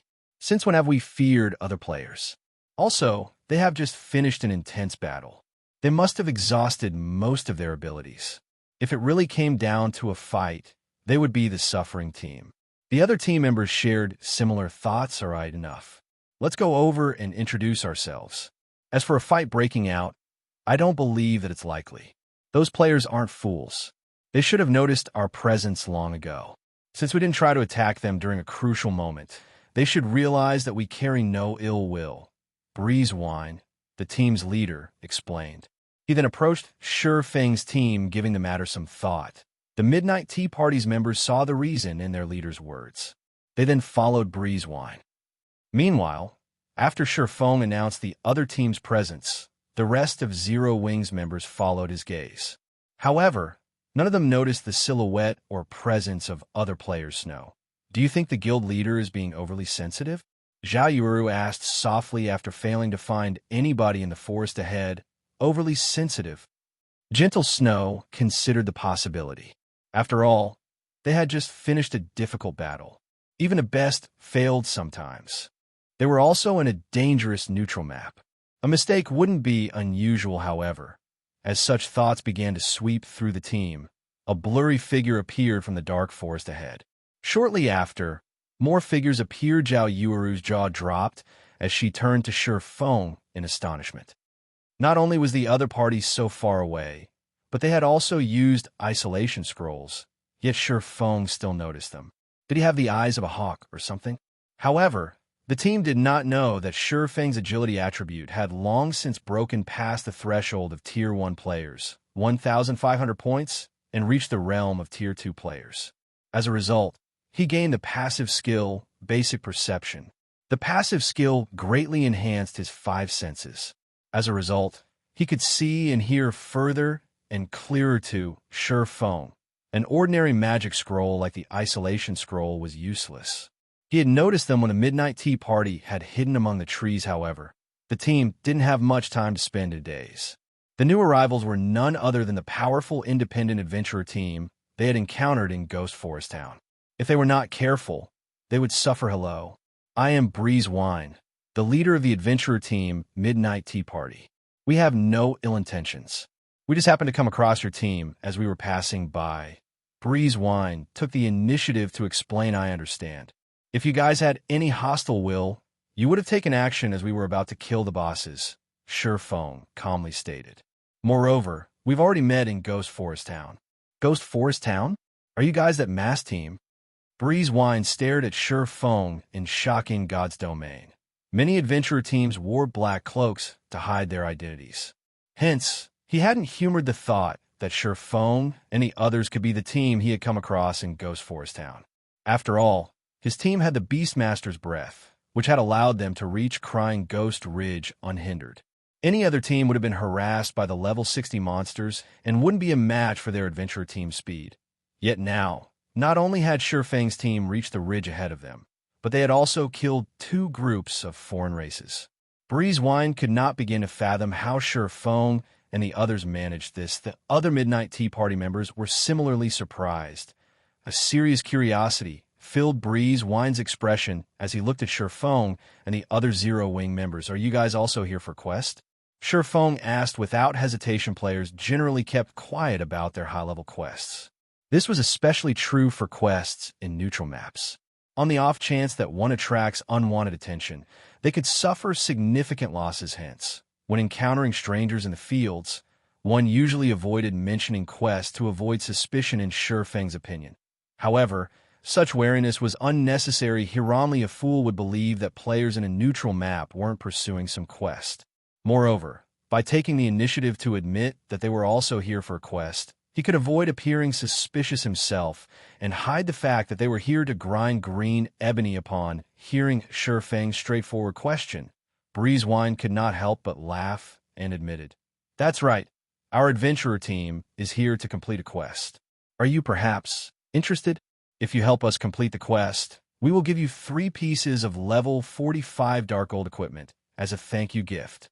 Leader, Dark War, and the others turned to Breeze Wine in confusion. They had spent over half a month to obtain this quest, yet Breeze Wine had just invited a bunch of strangers to help them. Moreover, these strangers were experts whose strength could rival their own. This was simply too risky. Chapter 1119, Fallen Arkansas. Hellscythe Fluffy Goblin Chapter 1119, Fallen Arkansas. Just as the Midnight Tea Party's members waited for their leader's answer, Breeze Wine's offer had also stunned Shi Feng's team. The man had actually offered 3 pieces of level 45 Dark Gold equipment right off the bat at this stage of the game.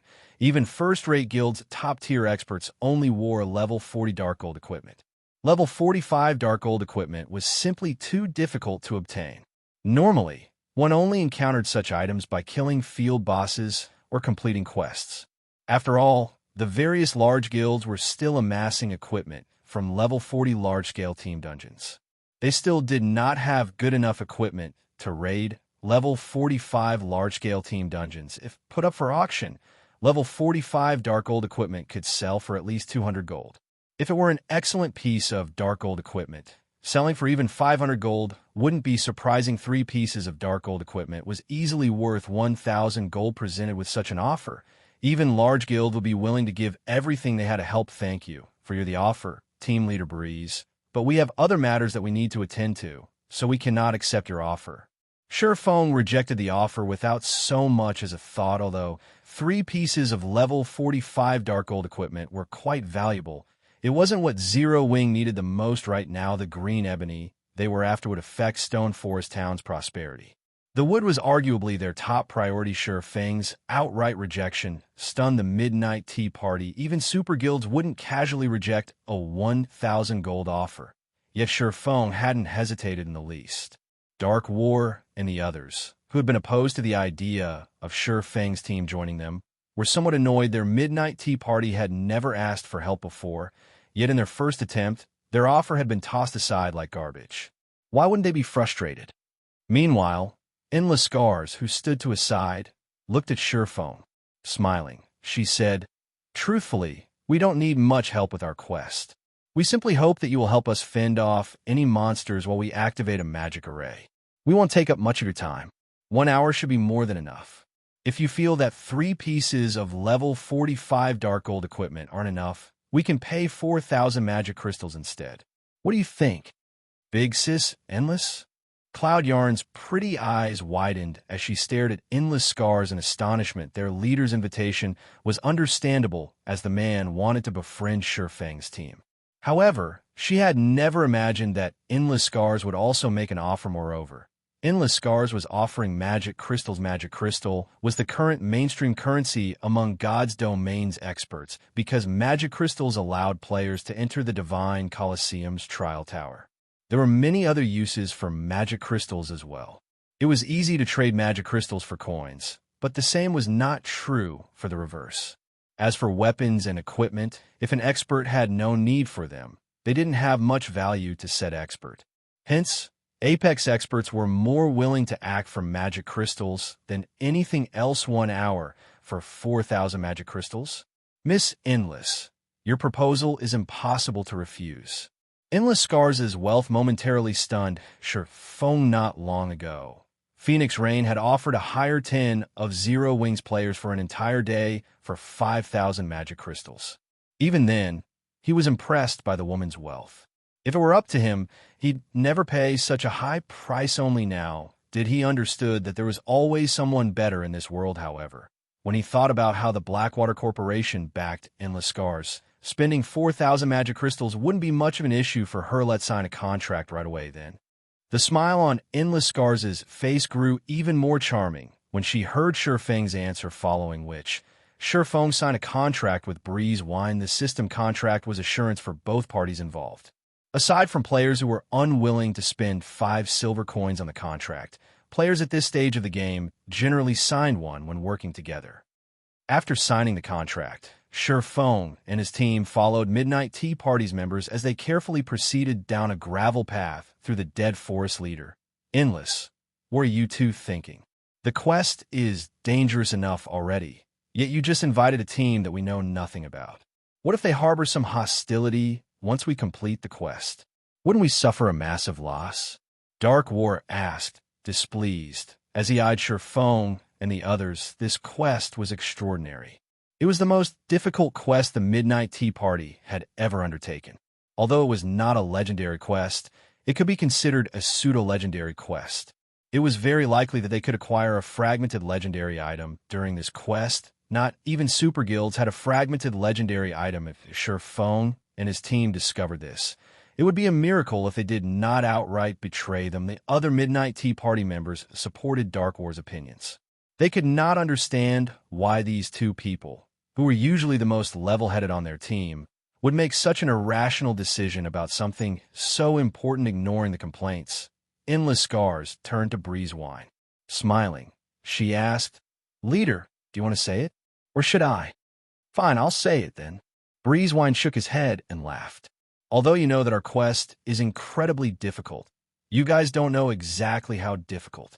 Based on Endless and my estimates, our chances of success is less than 30%. Opening the entrance will be the most difficult part of our quest. Opening the entrance? The team was confused, that's right.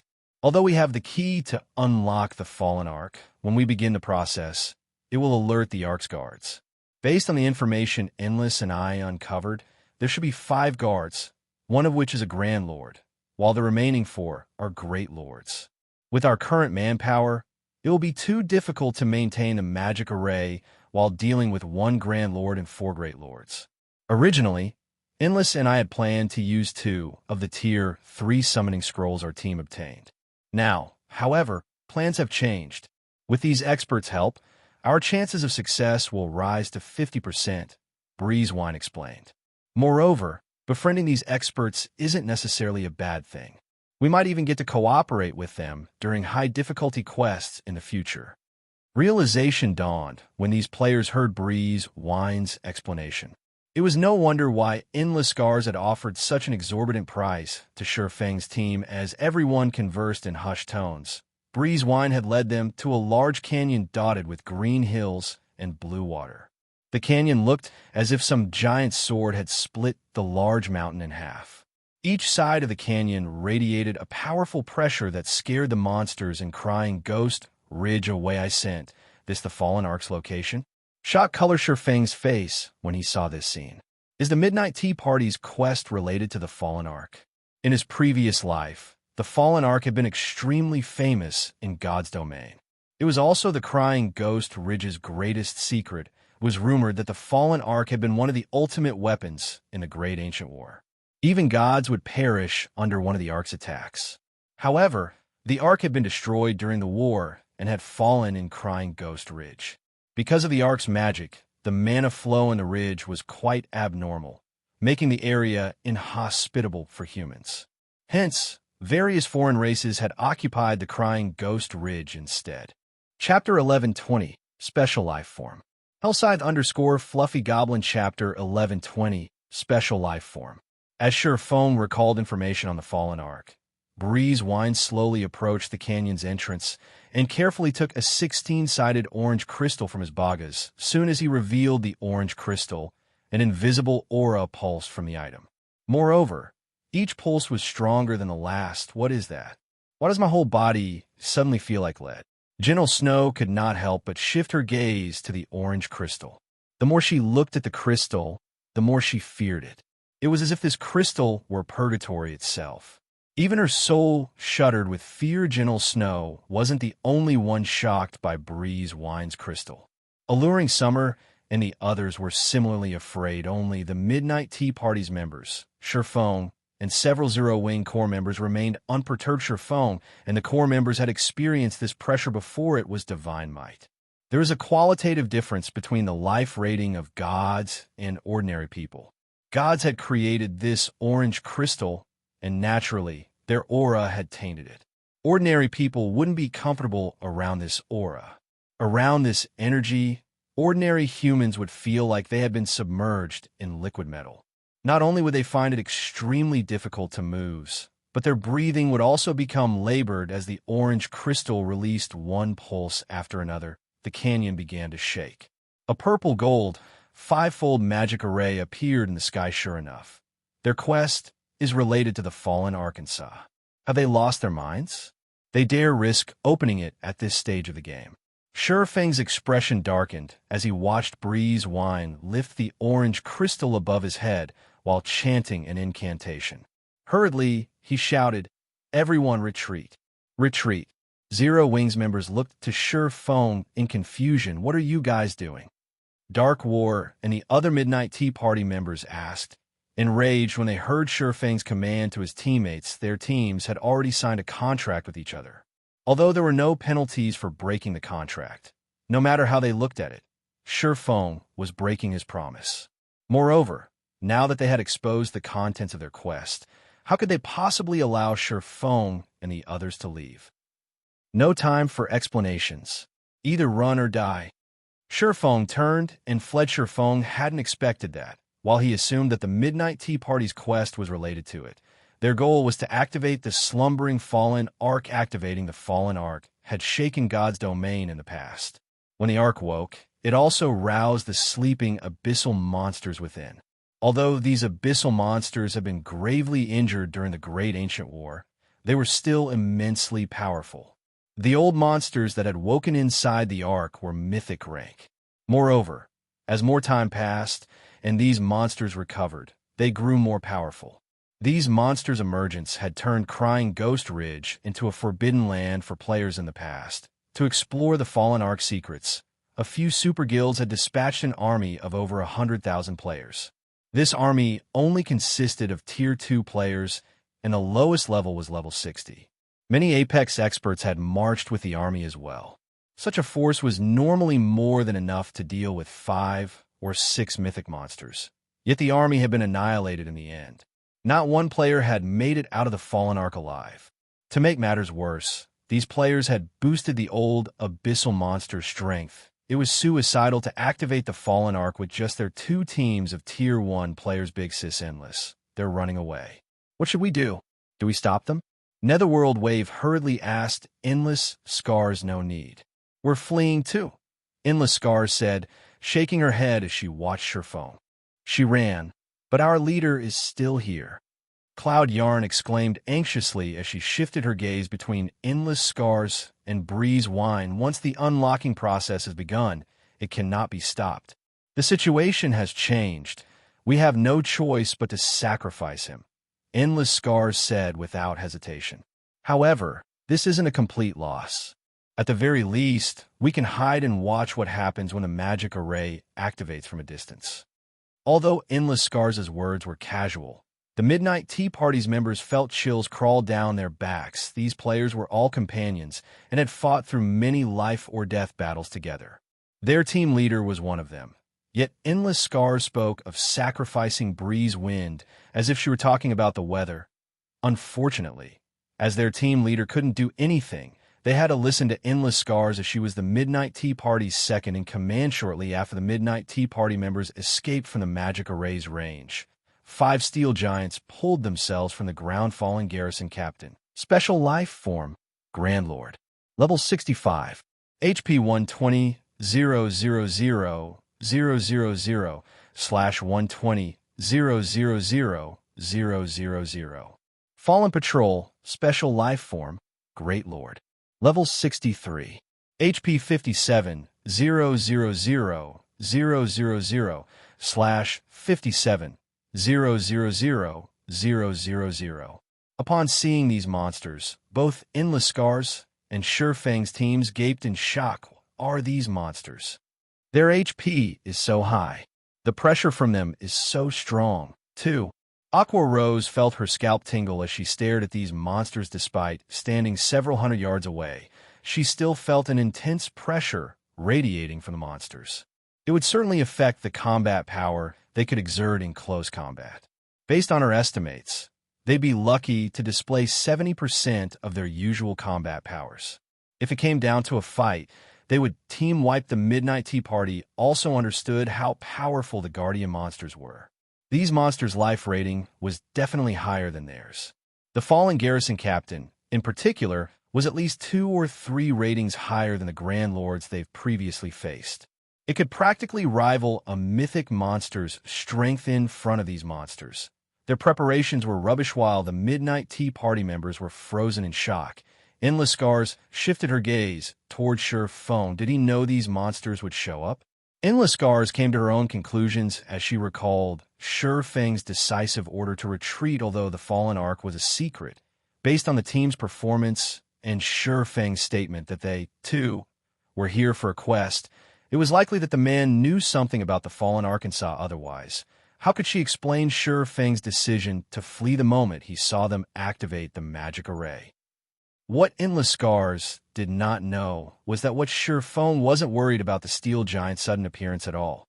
Rather, he was afraid of the abyssal monsters inside the Fallen Ark itself. If those monsters were released, it would disrupt his plans to grind for green ebony. If that was their goal, It wouldn't help the midnight tea party as the steel giants appeared.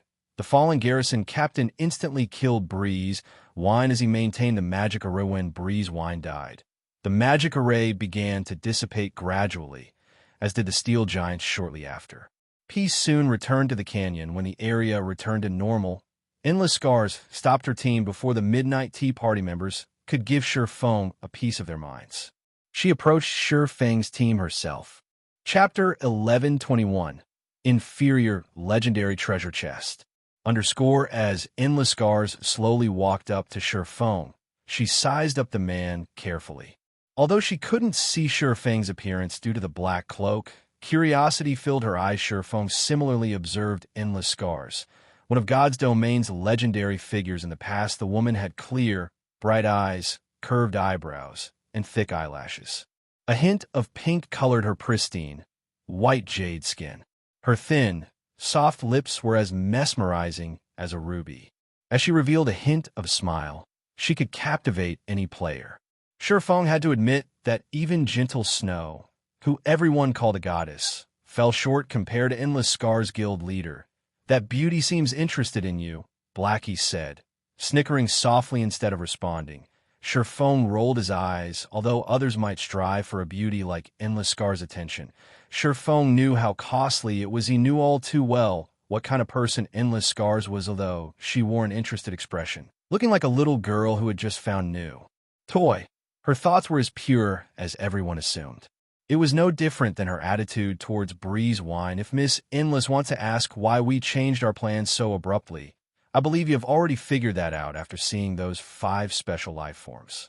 It's not that we want to back out of our transaction. We're just powerless to help.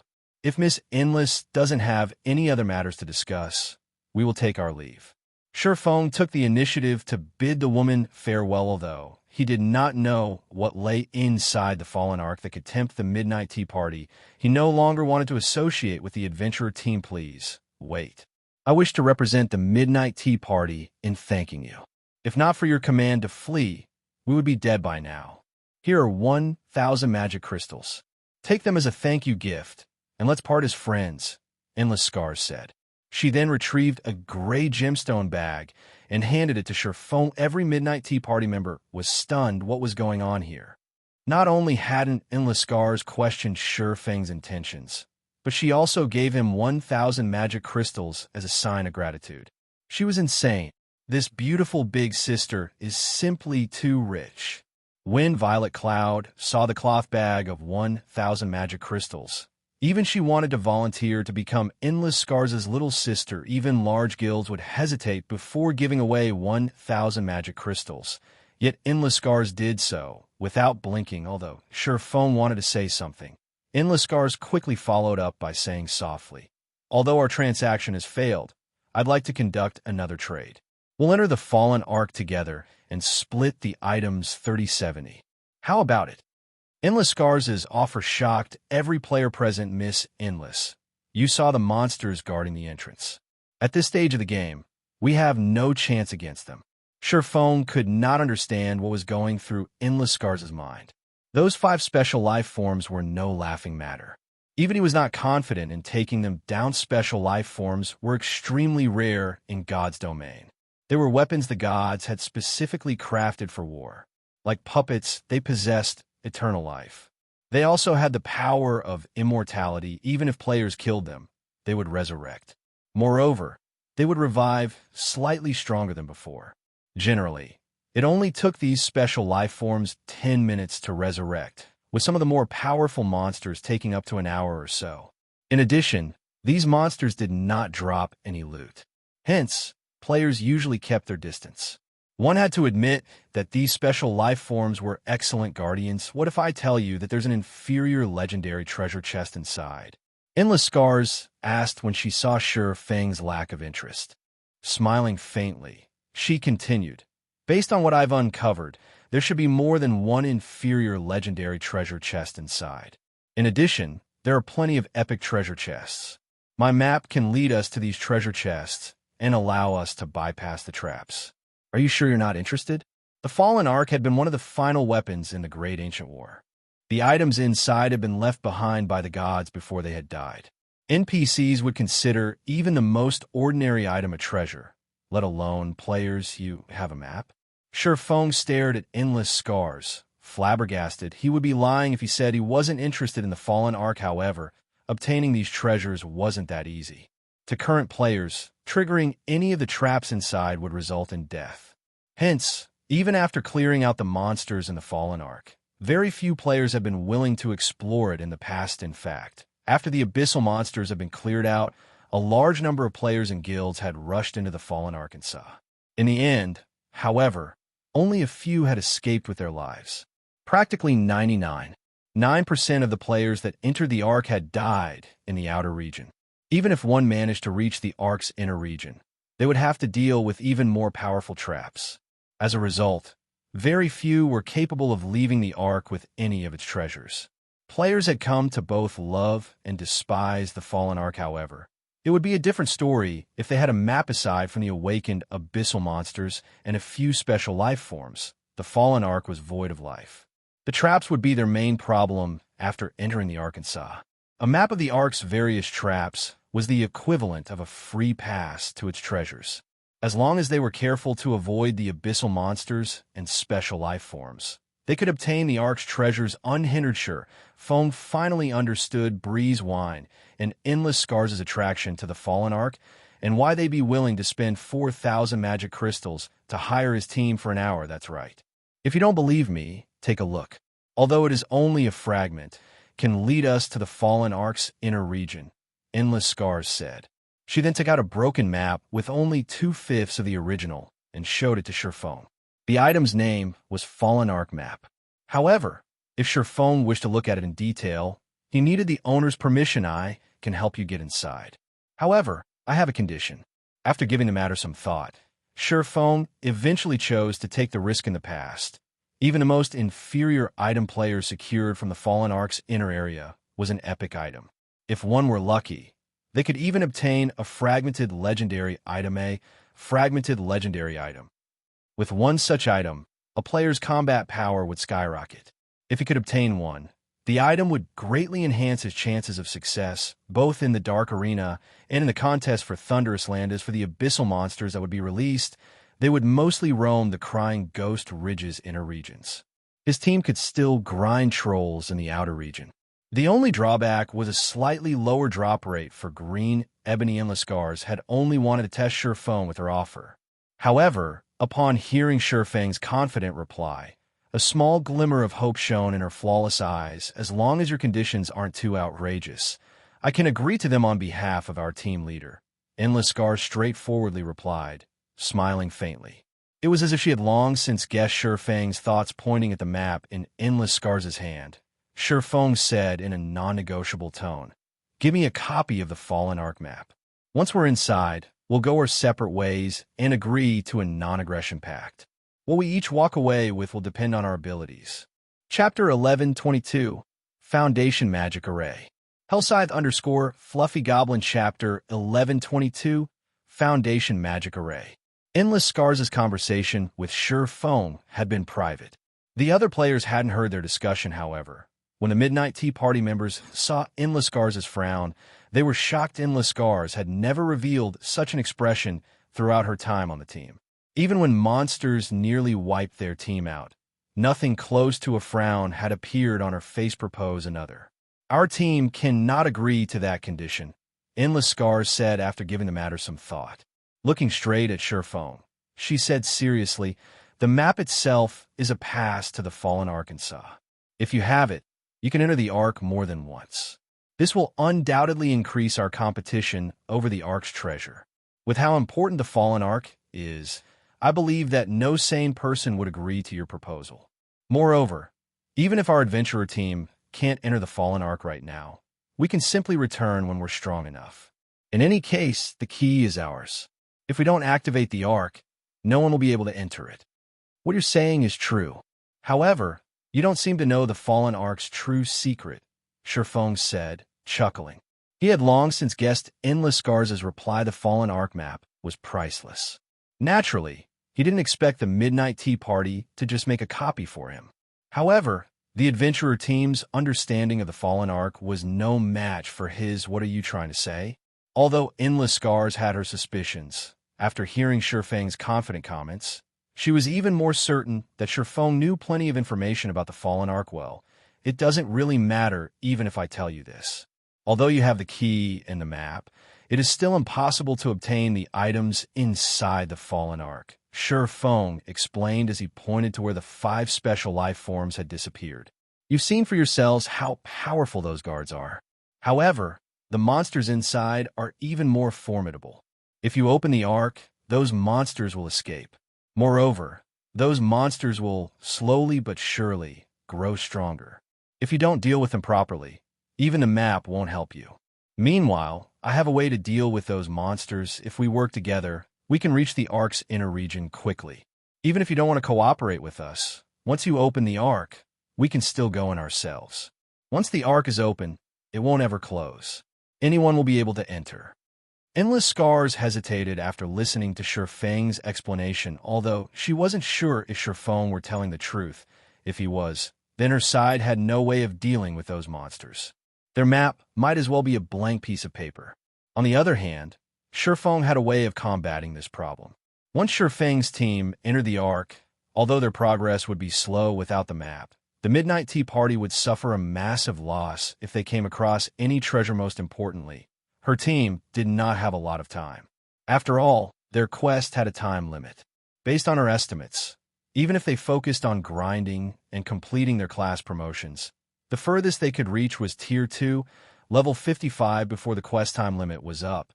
At that tier and level, their team might have a chance of defeating the 5 entrance guards.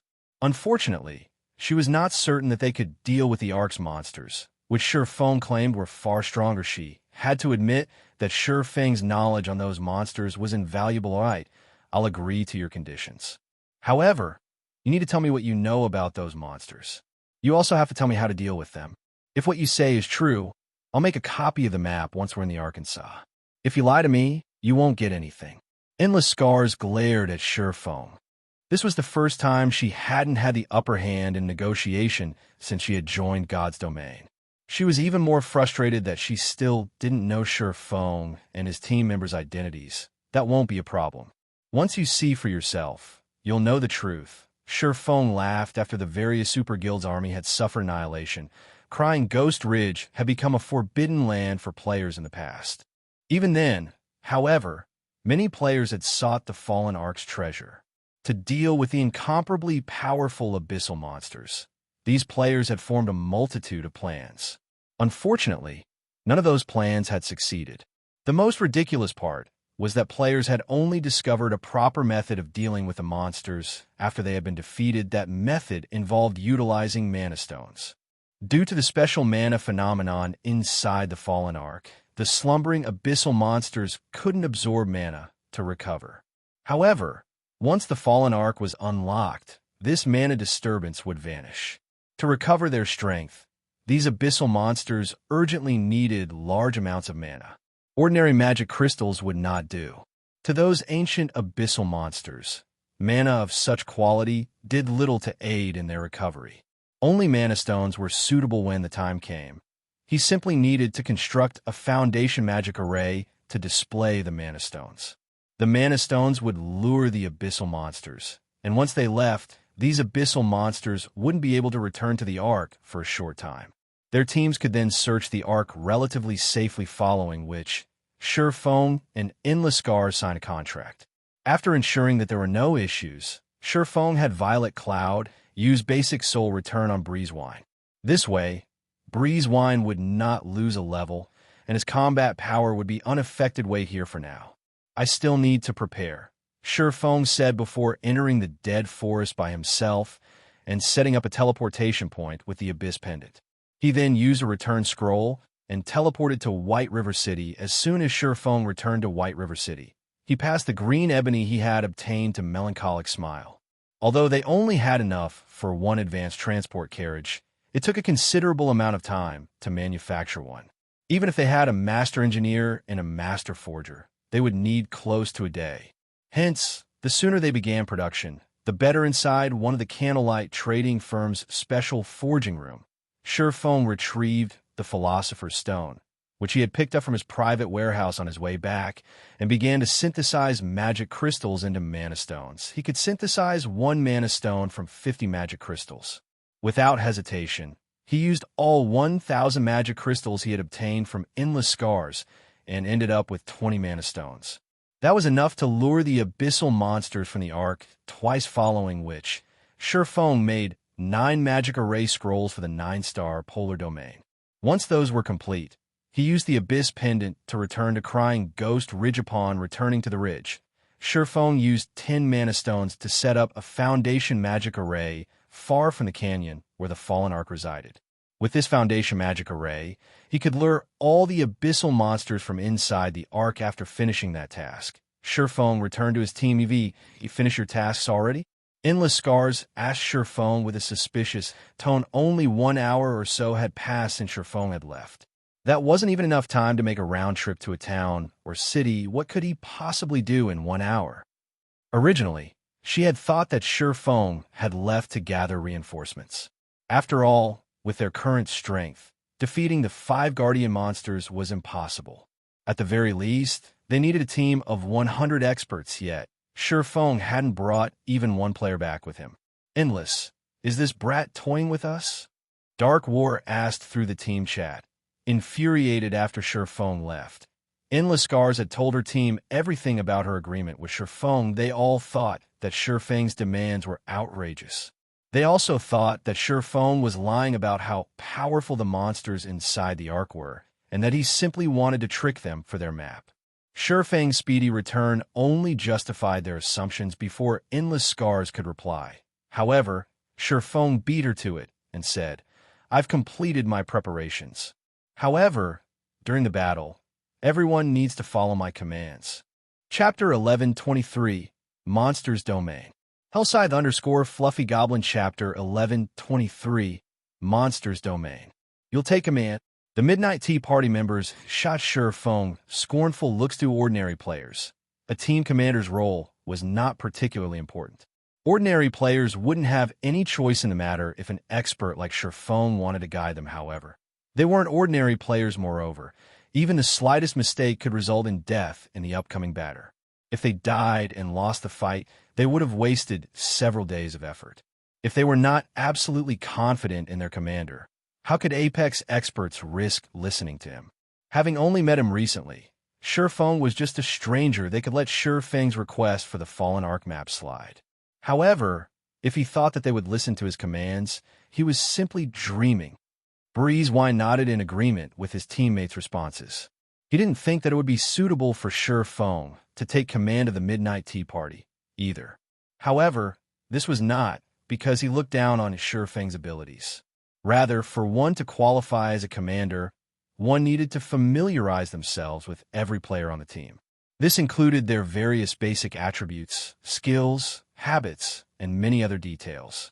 Only by knowing this information could one effectively lead and allow everyone in the team to display their fullest potential. Shifeng knew nothing about the Midnight Tea Party members.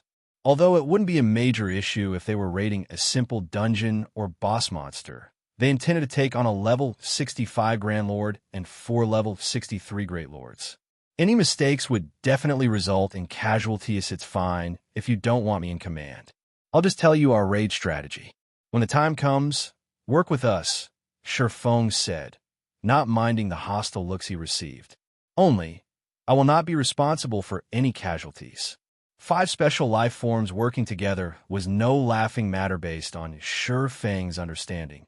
Every one of those 5 special life forms possessed their own ultimate moves. Alone, those ultimate moves might not be that powerful, but combined, they might increase exponentially.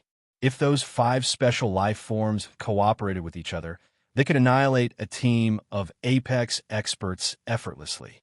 Players needed an accurate grasp on the timing of the boss's skills. Even a slight error could result in a team wipe. Hence, he had asked to take command. "That won't be a problem," Breezewine confidently replied. "If a team wipe occurs due to a mistake on our side, we'll compensate you correspondingly." The rest of the team members agreed with the arrangement as well. At the very least, This was far better than taking orders from a stranger, following which Shifeng began to assign tasks. In reality, there was very little the Midnight Tea Party needed to do. As Breeze Wine had assumed, Shifeng was not very familiar with the Midnight Tea Party's members. Thus, he hadn't assigned them any particularly important tasks. The adventurer team mainly had to supply 9 magical classes to maintain the 9-star Polar Domain magic array. Shifeng told the other 9 players to distract 2 of the fallen patrols. They did not even need to focus on damaging the Great Lords. As for Breezewine, he had to unlock the Arc. Of course, Uro Wing would deal with the fallen garrison captain and the remaining 2 fallen patrols after Shifeng finished assigning tasks. Both teams began to inspect their weapons, equipment, potions, and scrolls later. While leader is maintaining the magic array, I'll take over command. You guys better not embarrass our team. Endless Scars said seriously as she glanced at her teammates. Endless, rest assured, you know our standards better than anyone else. When the time comes, even if their side is annihilated, we won't have any issues. The Ranger, Dark War, sneered as he shot a glare at Shifeng's team. Facing 2 level 63 Great Lords might be a problem for ordinary experts. To their adventurer team, however, it was simply a somewhat strenuous task. Moreover, they only had to serve as distractions. They were not even required to fight the 2 bosses head-on. On the other hand, Shifeng's side, which needed to confront a Grand Lord and 2 Great Lords directly, was the largest concern. After everyone confirmed that there were no issues, Shifeng signaled Breeze Wine with a wave of his hand, having the latter start the unlocking process. Seeing this, Breeze Wine raised the orange crystal above his head and began to chant once more, following which the canyon shook as 5 massive figures rose from the ground. They were none other than the fallen garrison captain and the 4 fallen patrols. Activate the magic array.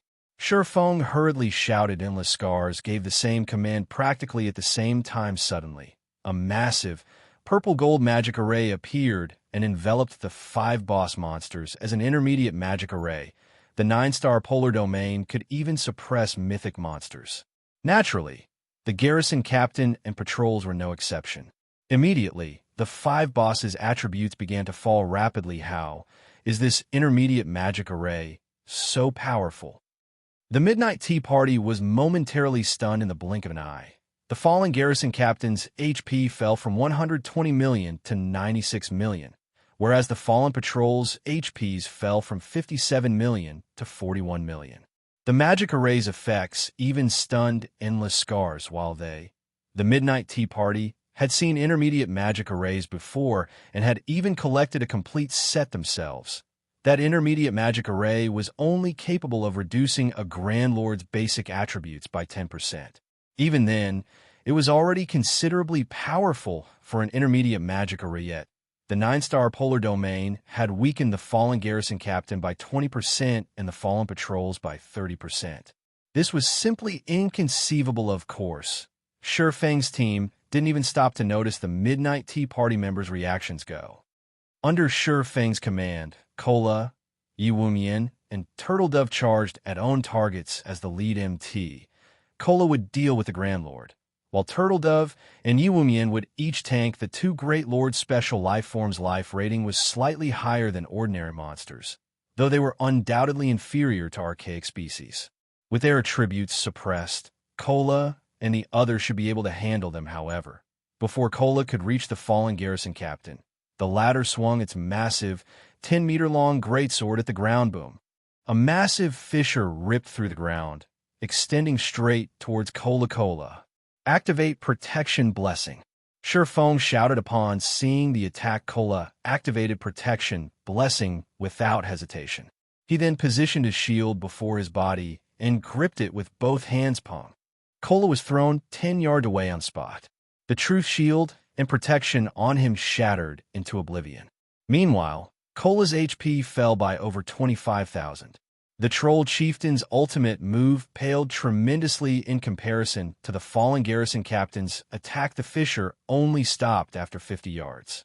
The garrison captain's attack range made everyone shudder. Had Cola not activated Protection Blessing in time, he would be dead. The garrison captain's attack stunned every player in the battle. Unfortunately, this wasn't the end. In the next moment, The 4 fallen patrols moved simultaneously, abruptly raising their battle axes and slamming them to the ground violently. Boom, boom, boom. The ground began to tremble. Golden jets began to spray from the ground in a 30-yard radius around the 4 fallen patrols. When the 4 domains were superimposed over each other, it was practically impossible to avoid them. Meanwhile, any player that these jets struck would receive anywhere from -5,000 to -8,000 damage. These golden jets appeared without any signs or fixed patterns. The overlapping domains doubled the attack's density, although they tried their best to dodge the attacks. Players occasionally slipped up and got hit, their HPs decreasing rapidly. One level 41 from the Midnight Tea Party, unfortunately, got caught in 2 overlapping domains. Without any time to respond, numerous jets struck the Berserker, and he died on the spot. Chapter 1124, Tier 4 Super Spell. Hellscythe_Fluffy Goblin Chapter 1124, Tier 4 Super Spell. Everyone, avoid the overlapping domains. What kind of skill is that? Why is it still going on even after so long? The battle had just begun, yet one person had already died.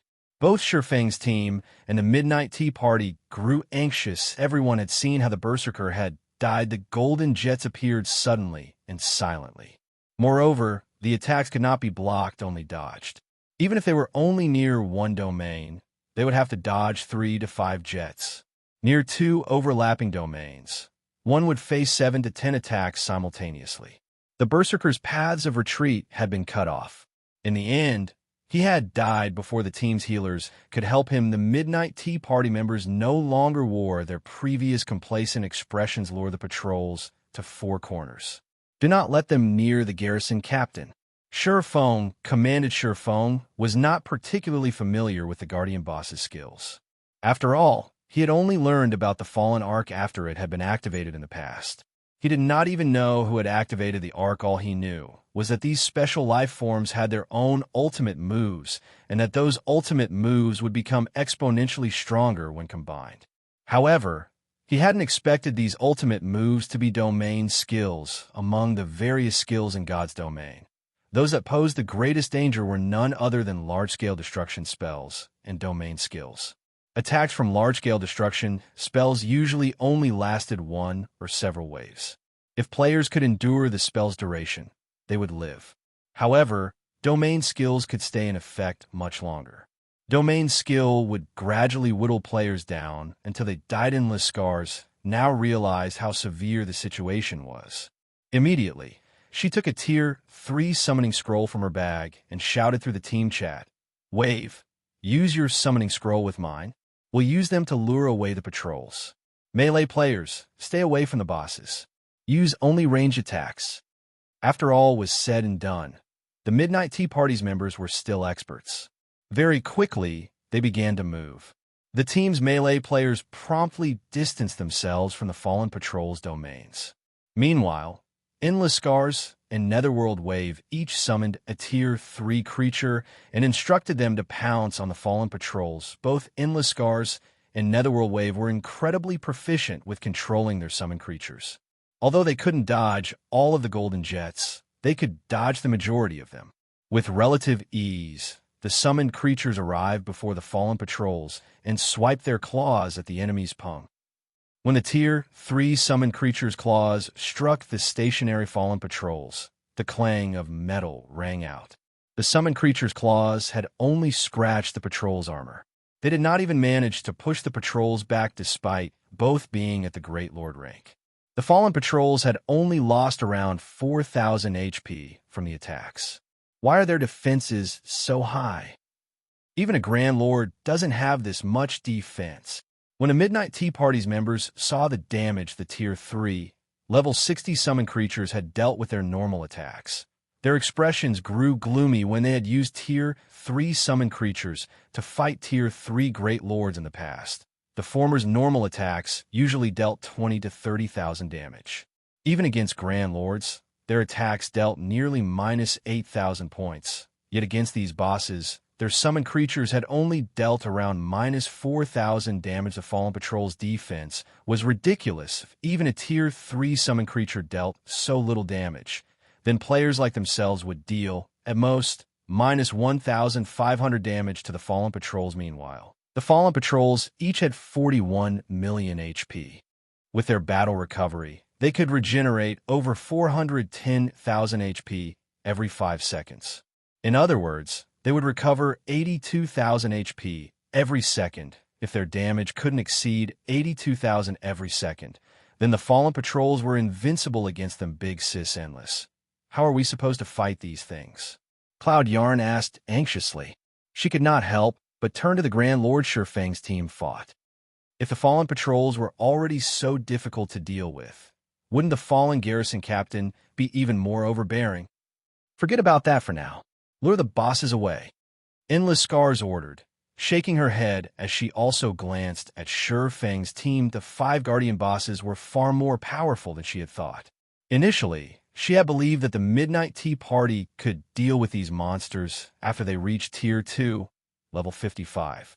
Now, however, it would seem that even after reaching that level, they had less than a 40% chance of beating these monsters after the Midnight Tea Party lured 2 of the Fallen Patrols away.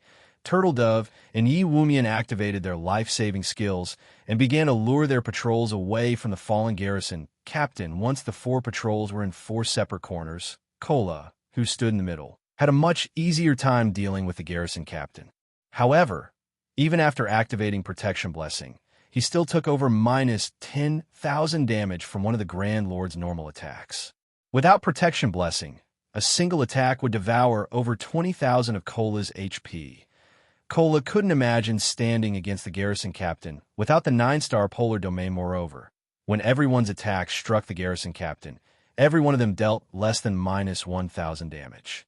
Only Fire Dance and General Snow's normal attacks could deal over minus 1,500 damage to the Grand Lord, while their skills dealt up to minus 5,000 damage. However, to the Garrison Captain, which had 96 million HP, that damage was negligible. Guild Leader, we won't even scratch its HP at this rate. Sooner or later, it will wear us down. Why don't we retreat and have the guild's main force meet us here? General Snow advised through the team chat. Facing a Great Lord with a 20-man team was already pushing their luck, not to mention a Grand Lord that was 20 levels above them. If not for their excellent weapons and equipment and their exceptionally high combat standards, they would have team wiped with the first wave of attacks. No need. Kola, keep hold of the boss. 3 seconds is long enough. The current situation didn't surprise Shurfang overmuch. He was fully aware of how powerful special life forms functioned. They were only inferior to archaic species. Knowing this, he had prepared a method to deal with them in the next moment. Shurfang took a blood-red magic scroll from his bag. The instant the magic scroll appeared, a powerful mana fluctuation occurred within the 9-star Polar Domain. Everyone's gazes instantly shifted to Shurfang. What is that magic scroll? Endless Scars muttered, shocked, when she noticed the rampant mana inside the barrier. This magic scroll was one of the 2 Tier 4 magic scrolls Shurfang had obtained from killing the awakened NPC, Lancelot. Meanwhile, the Garrison Captain noticed the mana fluctuations immediately, the Grand Lord's eyes similarly shifting towards the blood-red scroll in Shurfang's hands. It shifted to attack the swordsman. Don't even think about getting away from me that easily. Kola raised a shield and slammed it into the Garrison Captain's foot. He then activated the Tier 1 skill Justice Roar, his body releasing a dazzling golden glow. He instantly regained the boss's attention and aggro. At the same time, his strength would double if the boss didn't attack him. However, even after Kola activated Justice Roar, the Garrison Captain was still focused on Shurfang. Guild Leader, what did you just take out? Kola could not help his surprise with no other choice. Kola activated Power of Darkness, his attributes soaring once more. He then executed the Tier 1 skill, Righteous Punishment Boom. With a single strike, he forced the Garrison Captain's right foot back, causing over minus 10,000 damage to appear above the Grand Lord's head. The attack had nearly forced the Garrison Captain to kneel, yet the fallen garrison captain did not return its attention to Kola. Rather, it advanced on sure foam, one step after another. Seeing this, Kola continued to execute several powerful moves, every one dealing over minus 10,000 damage. Yet the result did not change guild leader. This monster has gone nuts. Kola was dumbfounded as the garrison captain arrived before sure foam. Before it slashed its greatsword down on sure foam, sure foam finally finished chanting the magic scroll's incantation Disillusionment. Sure Feng's eyes flew open. Two extremely complex and refined, blood-red magic arrays then emerged from his eyes. The other players were astonished here. 4 super spell, Disillusion Space. Chapter 1125, Unexpected Evolution. Hellscythe _ Fluffy Goblin Chapter 1125, Unexpected Evolution. The instant the magic scroll activated, it seemed as if space had frozen as the garrison captain's descending greatsword came to an abrupt halt. Immediately after, the space within the 9-star polar domain began to change. A blood-red color coating the surrounding scenery. What's going on? Why does my body feel so light? Wait, our basic attributes have risen. It's true. My basic attributes have increased by 100%. Guys, look. The boss seems to have slowed to a crawl. As everyone looked at the garrison captain's greatsword again, they found that they could see the weapon clearly. Before, they had only seen afterimages as the greatsword descended. The earth shattered. Over 30-meter-long fissures broke through the ground, however. The garrison captain had only hit the afterimage sure foam had left behind. The swordsman himself had long since moved 10 yards away so fast. When did he start moving? Endless Scars was flabbergasted. Unlike the rest of the players, she had focused on sure foam. However, during the brief moment when she glanced at the garrison captain's greatsword, which had suddenly and significantly slowed, sure foam had moved 10 yards away. She found a matter unbelievable. Look, those patrols have slowed down as well. Even the golden jets are slower. With this speed, even I can dodge them easily. The players finally noticed that fallen garrison captain hadn't been the only one whose speed had been affected. The fallen patrols in the 4 corners had also suffered a speed reduction. Even their domain skills were affected. Zero Wings members and the Midnight Tea Party could now dodge the golden jets easily. Just who is he? The Midnight Tea Party members couldn't help but glance at sure foam. They usually boasted their vast understanding of God's domain. However, even with their bountiful knowledge and experiences, they had never encountered a situation like this. Without a doubt, this phenomenon had something to do with Sure Feng's blood-red magic scroll.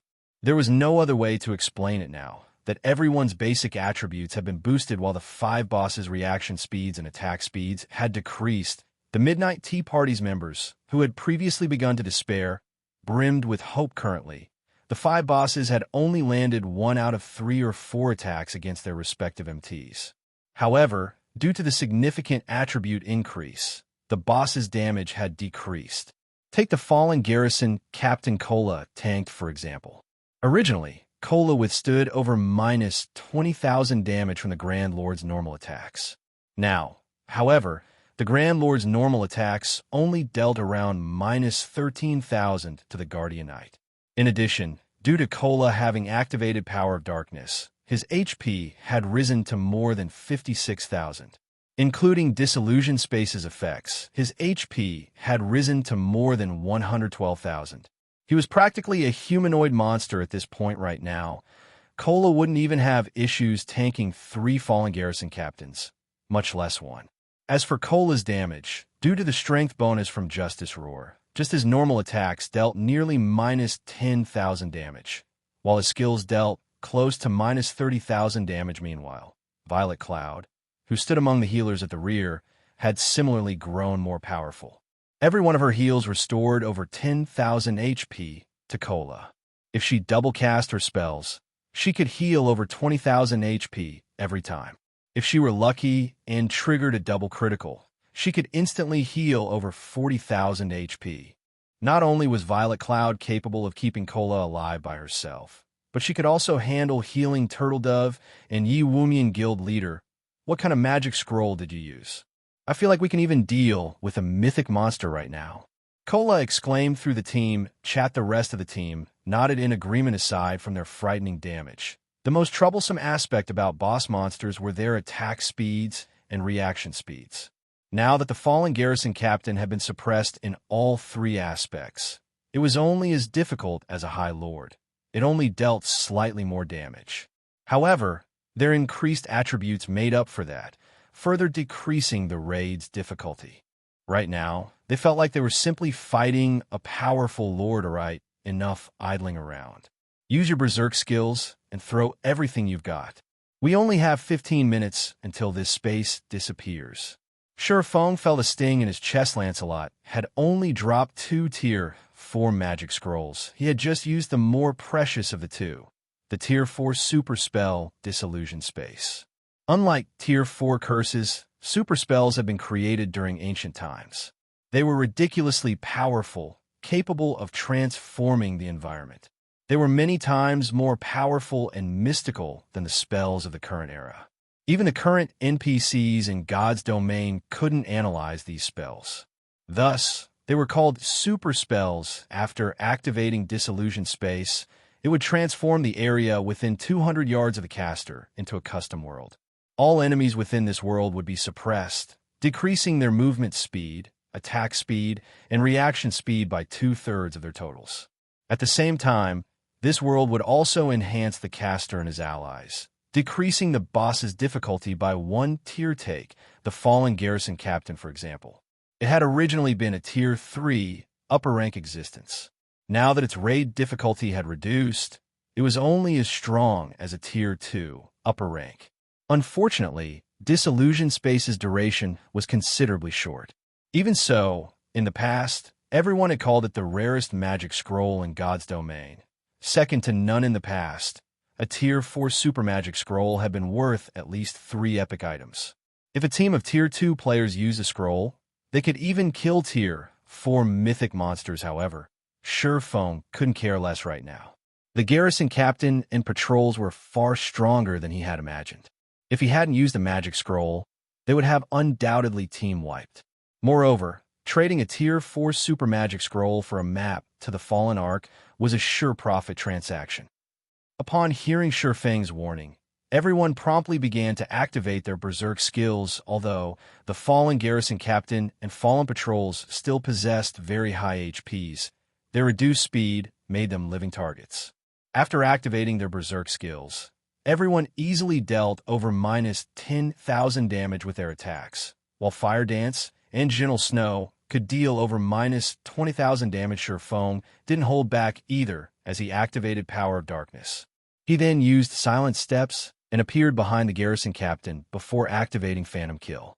Both he and his doppelganger activated Flame Burst simultaneously. Miniature suns appeared on both Sure Feng's and his doppelganger's swords.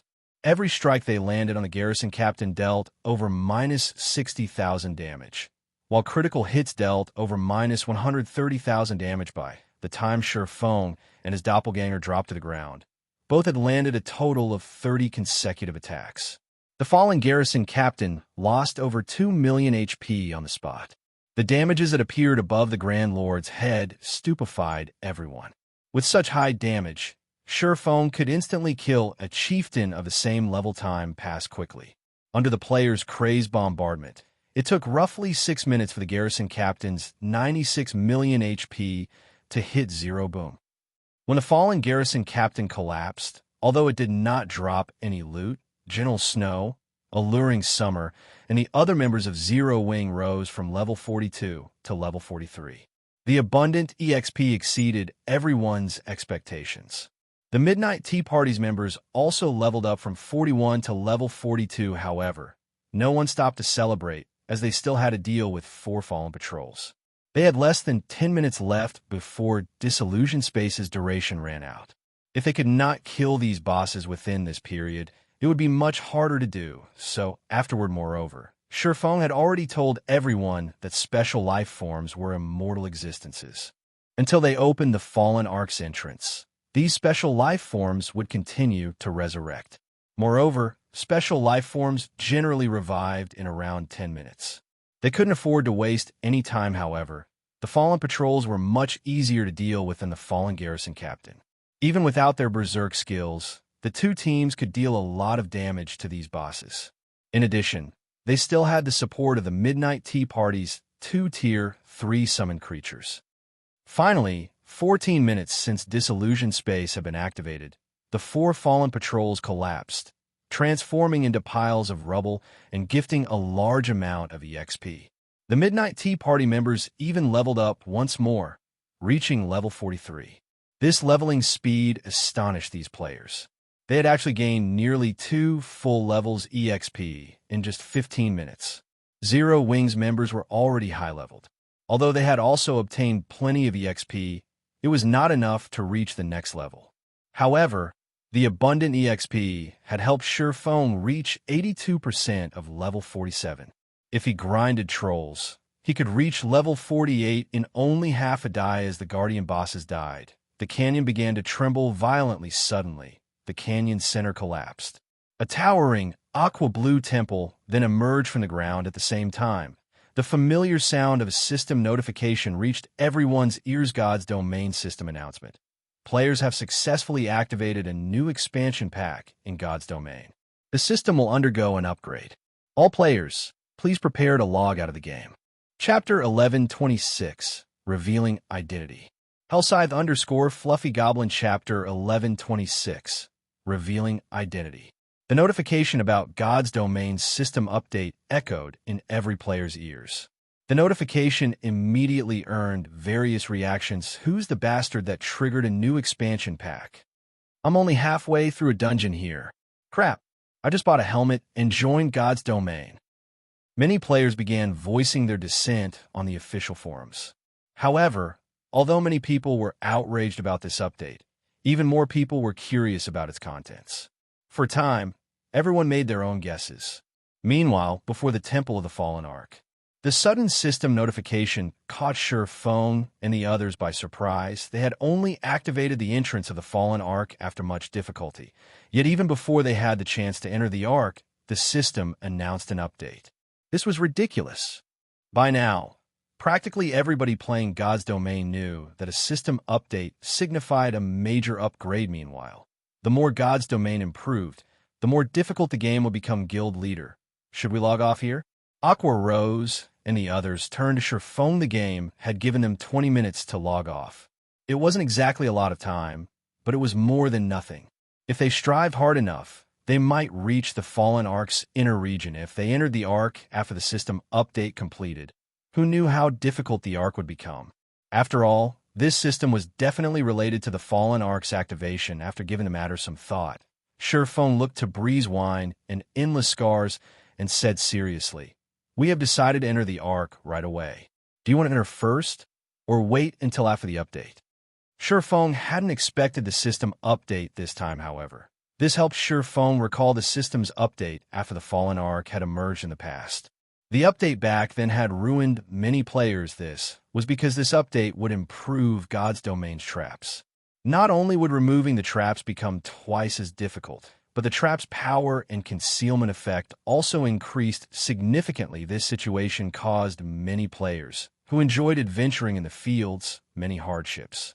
The higher difficulty of obtaining weapons and equipment for adventure-seeking independent players was also due to this update in God's Domain.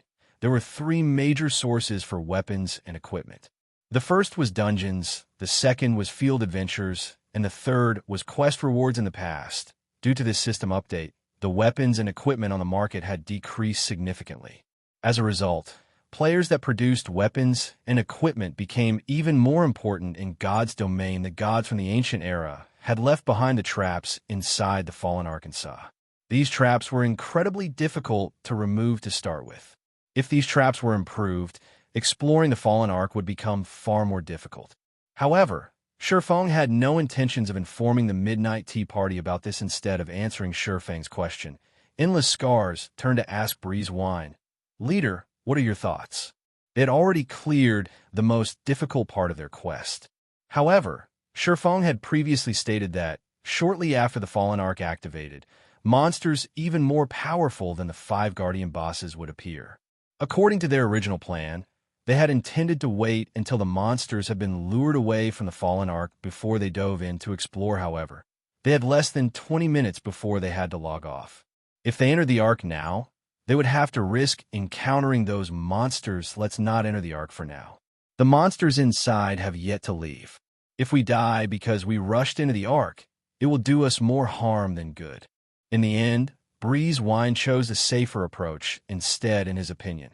As long as he had the Fallen Ark map, both the Fallen Ark's treasures and quests were within their grasp. There was no need to risk their lives. What about our map? Blackie could not help but ask. Their previous agreement hinged on the Midnight Tea Party confirming these monsters' existence and their safe entry into the Fallen Ark. Only after these conditions were met would the Midnight Tea Party give them a copy of the map. Yet the adventure team now intended to wait until the monsters had been lured away from the Ark. Here is your copy of the Fallen Ark map. Take it, Endless Scars said as she took a map from her bag and handed it to Shurfeng. Endless Scars stunned the other Midnight Tea Party members. They had neither the existence of the monster Shurfeng had warned them about, nor had they confirmed the validity of Shurfeng's method to lure the monsters away. It was simply too risky to hand over the copy right now, thanks. Shurfeng expressed his gratitude as he received the map. Endless Scars didn't respond to her team's questions. Instead, she evaluated Shurfeng carefully before revealing an intimate smile and said, "This is what we've agreed upon, after all.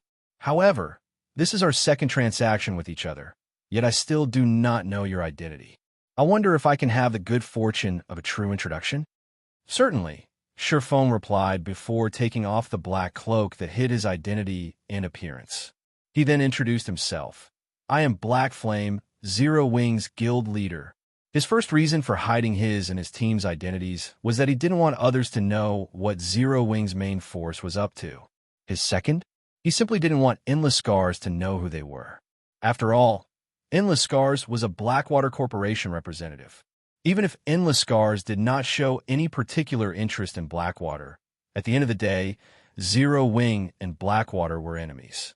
It never hurt to be careful, however. The Fallen Ark map was more important. If Endless Scars found out that they were from Zero Wing, she might sever their agreement for the Fallen Ark map then and there. However, now that the map was in their hands, there was no reason to continue hiding their identities. Moreover, Endless Scars spoke on behalf of the Midnight Tea Party. It would only create an unnecessary rift between their teams if they refused to reveal themselves. In addition, the Midnight Tea Party and Blackwater were utterly unrelated to you. Endless Scars' eyes widened in shock. She had never imagined the group of experts before her to be Zero Wing members. Moreover, the team's leader was even Zero Wing's guild leader himself. Thanks for the map. Hopefully, we'll find more chances to work together in the future. Shurfeng chuckled. He then led his team and dashed into the Fallen Ark. Meanwhile, Endless Scars was utterly dumbfounded as she stared at Shurfeng's departing back. "Big Sis Endless, what's wrong?" Cloud Yarn asked curiously when she saw Endless Scars' astonishment, although it was indeed surprising that the other team's leader was Zero Wing's guild leader, Black Flame. This wasn't the reason for Endless Scars' shock in the past. Their team had encountered many surprises. However, none of them had ever earned such a reaction from Endless Scars. This was her first time seeing such an expression on Endless Scars' face. Before today, she hadn't even thought that Endless Scars was capable of such an expression. Chapter 1127, Ark's Armory. Hellscythe_Fluffy Goblin Chapter 1127, Ark's Armory. Starmoon City, Blackwater's residence. Blackwater wasn't as prosperous as it had been. Very few players waited in front of the guild residence's entrance, eager to join. If not for the Blackwater Corporation's backing, not even these few players would be willing to join Blackwater. Not only had the Blackwater elite members that had died in the war in Stone Forest Town lost one level, but they had also lost a weapon or a piece of equipment. To make up for this loss, the elite players wouldn't have any time to help other guild members for some time. One of the main reasons that independent players willingly join guilds for the guild experts help in leveling and raiding dungeons to upgrade weapons and equipment. Practically every guild in God's domain provided this benefit. Players wouldn't want to join a guild that did not provide such a benefit. As a result, Blackwater's ordinary members had stagnated. They were now only capable of raiding party dungeons and small-scale team dungeons. They had no choice but to stay as far away as possible from 50-man or above team dungeons. Meanwhile, Qin Muyun, Laughing Drunkard, and Lethal Gale entered the guild leader's office, one after another. Guild leader, here is the latest guild report you asked for, Qin Muyun said as she placed a report on the table. At this moment, she wore a grave expression. The report clearly stated that over 20,000 elite members had already withdrawn from the guild, as many as a second-rate guild's total count. As for the ordinary members that withdrew from the guild, there were more than 100,000. However, when Abandoned Wave looked at these numbers, he maintained a relatively nonchalant attitude. Instead, he shifted his gaze towards Lethal Gale and asked, "How is the Blackwater trading firm coming along?" The Candlelight trading firm's latest product, the exotic stamina potion, has been well received. Despite having already reduced the mana mixture's price to 10 silver per bottle, ordinary players are buying the exotic stamina potion instead. Right now, our shops are only seeing 1/3 of our past traffic, Lethal Gale said, shaking his head dejectedly. Although our spies have already poked around in Candlelight, looking for information about the exotic stamina potion, it seems that only a select few of the trading firm's upper echelon know about the potion. As of now, we still do not know where to find the recipe. The exotic stamina potion had massively impacted the market. Setting aside how cheap it was, the mana mixture could not compare to its 10-hour duration. In addition, the mana mixture was only useful in dungeons, whereas the exotic stamina potion was useful in dungeons and the fields at this moment. Many ordinary players had given up on the regeneration potions and mana recovery potions in order to buy the exotic stamina potion. With the exotic stamina potion, players could grind monsters for longer periods. With the potion's effects, they did not even need to rest when traveling long distances, which allowed them to save plenty of time. Even Lethal Gale could not resist the temptation and had purchased 3 bottles for himself. After using the potion, he had to admit that it was a miracle potion. The potion had improved his leveling speed by roughly 20% to 30%. It was no wonder why many players were even willing to empty their coffers to buy the exotic stamina potion. Based on what he knew, the Candlelight Light trading firm had long since run out of the exotic stamina potion. As soon as Candlelight restocked, players would rip them from shelves. Many large guild upper echelons had specifically visited the Candlelight trading firm to negotiate a deal for the potions. Right now, be it the guild's development or the trading firm's, Zero Wing was unstoppable good. Excellent. Contrary to expectations, Abandoned Wave didn't seem enraged. Rather, he began to laugh. Guild leader? Qin Miyun and Lethal Gale were utterly confused. Young Master Jing was greatly displeased with them. Most likely, they would receive instructions from their superiors in the next few days. At that time, none of them would escape punishment. This was especially true for Abandoned Wave. Yet the man that was supposed to be worried and angry was actually laughing. Was the shock too much for him to handle? However, instead of responding to Qin Miyun and Lethal Gale's question, Abandoned Wave turned towards Laughing Drunkard and asked softly, "Drunkard, did you finish what I asked of you?" "Guild leader, don't you trust me?" Laughing Drunkard chuckled. Confidently, he continued, "I've already sent details regarding Zero Wing's experts to the Miracle Guild. Miracle has confirmed that they will not give Zero Wing any chances of victory in tomorrow's match in the Dark Arena." Originally, he was not particularly optimistic of Zero Wing's loss in the Dark Arena tomorrow. However, after making a trip to the Miracle Guild and the detailed report he had provided the guild, his confidence that Zero Wing would lose in tomorrow's competition had grown. The odds for the upcoming competition had already been released. The odds were 1-3, with the majority of the bets on the Azure Battle team. However, this was simply because only a few people knew that the Evil Dragon Battle team was backed by the Miracle Guild. They had only discovered this due to the Blackwater Corporation's relationship with one of Miracle's upper echelons. It was extremely rare for the odds in the Dark Arena to be as high as 1-3. Normally, the odds were around 1-1.5. Seeing such a high payout rate, the Miracle Guild intended to go all out. Moreover, the guild aimed for a complete victory. The payout for a complete victory was 1-7. That was even high enough to tempt super guilds. A super first-rate guild like Miracle couldn't afford to miss this opportunity. Miracle's apex experts could even rival those of super guilds. Moreover, to guarantee their win in the competition, Miracle had secretly borrowed epic items from other large guilds. Even Zero Wing's apex experts, who were famed for their heaven-defying attributes, would be no match for the experts the Miracle intended to dispatch. Zero Wing's members were so powerful mostly because of their basic attributes. As for the experts that had reached the Refinement realm or higher, there were only 5 in the guild. Among them, Black Flame would not participate in the Dark Arena. After all, the man was Zero Wing's guild leader. That left Yi Feng, Fire Dance, Gentle Snow, and Violet Cloud. Among them, Fire Dance, Gentle Snow, and Violet Cloud had only recently reached the Refinement realm. Without the attribute advantage, the only true fighting force on the Azura battle team was Yi Feng.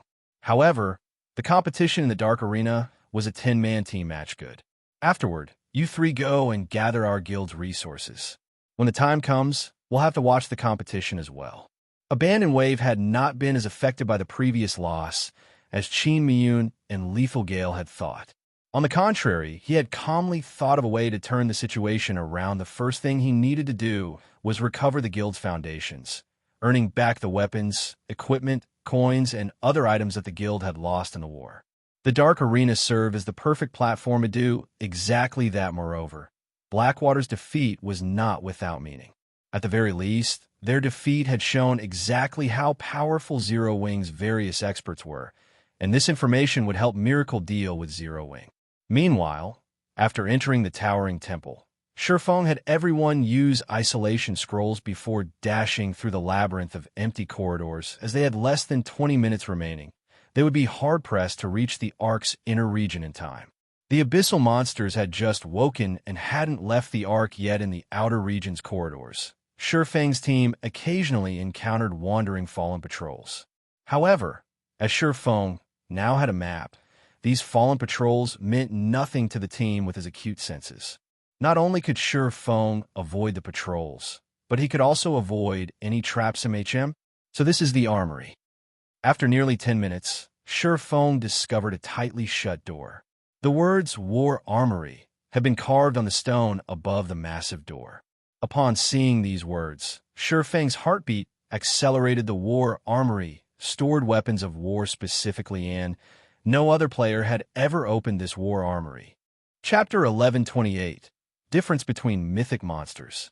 Hellscythe_Fluffy Goblin Chapter 1128. Difference between Mythic Monsters. As Shifeng stopped to look at the War Armory, Minor Wind noticed red dots appear on his system map and reported, "Guild Leader, distant patrols are approaching our location. If we don't move now, I'm afraid that we'll be discovered."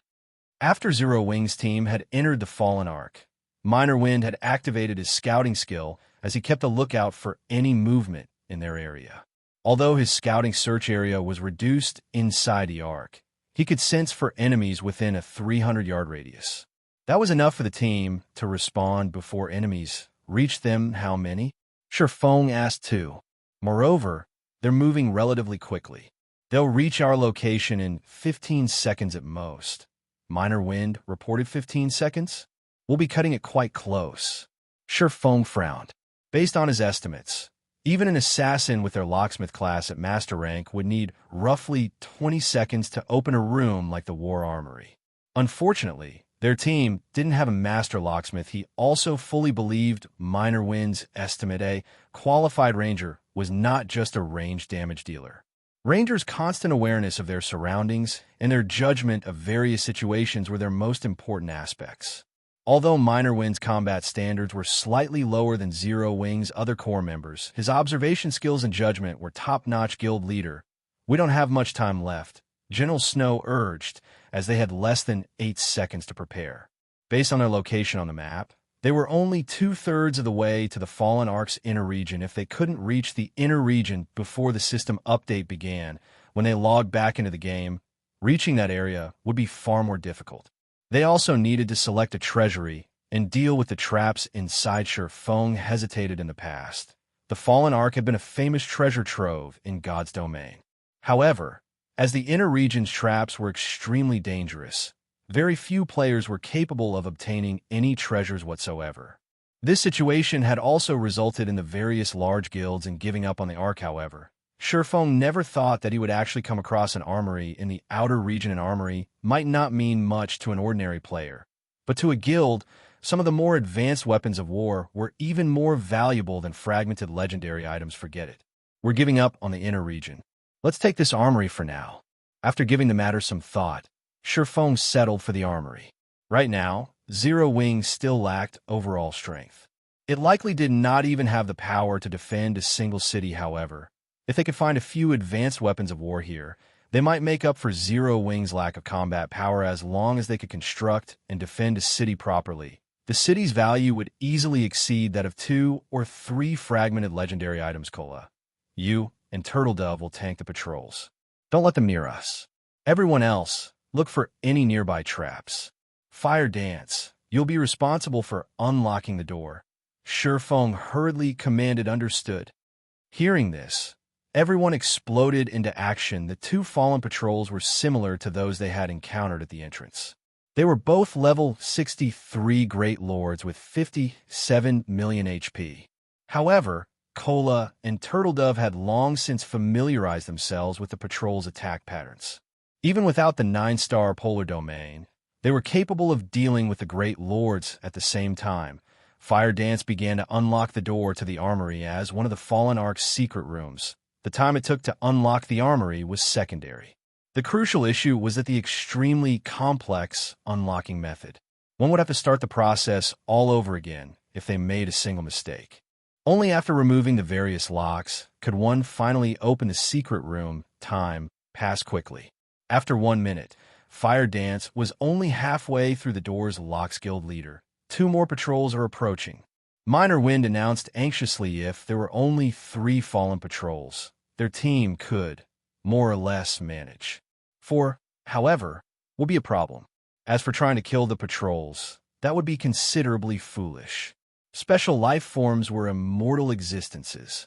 Even after expending a lot of time and effort, the most they would get out of the endeavor was some EXP. After 10 minutes, the fallen patrols would be back on their feet and ready to fight once again. Moreover, with each resurrection, the fallen patrols would become stronger. Only a lunatic would try to kill them. Mumien, you'll come with me. Once Fire finishes unlocking the door, rush into the room. Remember, do not touch anything inside.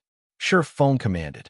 He then dashed towards the 2 new fallen patrols. With Mumien, Shifeng wouldn't try to take on one of the fallen patrols directly.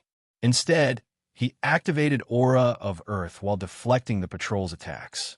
This way, not only could he reduce the damage he received, but he could also alleviate the burden on the team's healers. However, as time passed, a loud roar echoed from a distant corridor. The angry roar reverberated through the spacious corridor already. Shifeng's expression darkened. The abyssal monsters had awakened far sooner than he had anticipated. If these monsters discovered his teams, none of them would get out of here alive. Shifeng's team wasn't the only one who had heard the roar. The Midnight Tea Party's members, who waited outside the fallen Ark quietly, heard the deafening roar as well. Black Flame really didn't lie. Breeze Wine could not help but inwardly celebrate when he heard this roar. The fact that this roar is so deep and can reach all the way out here means that this monster should be mythic rank at the very least. Fortunately, they had made the trade with Shifeng.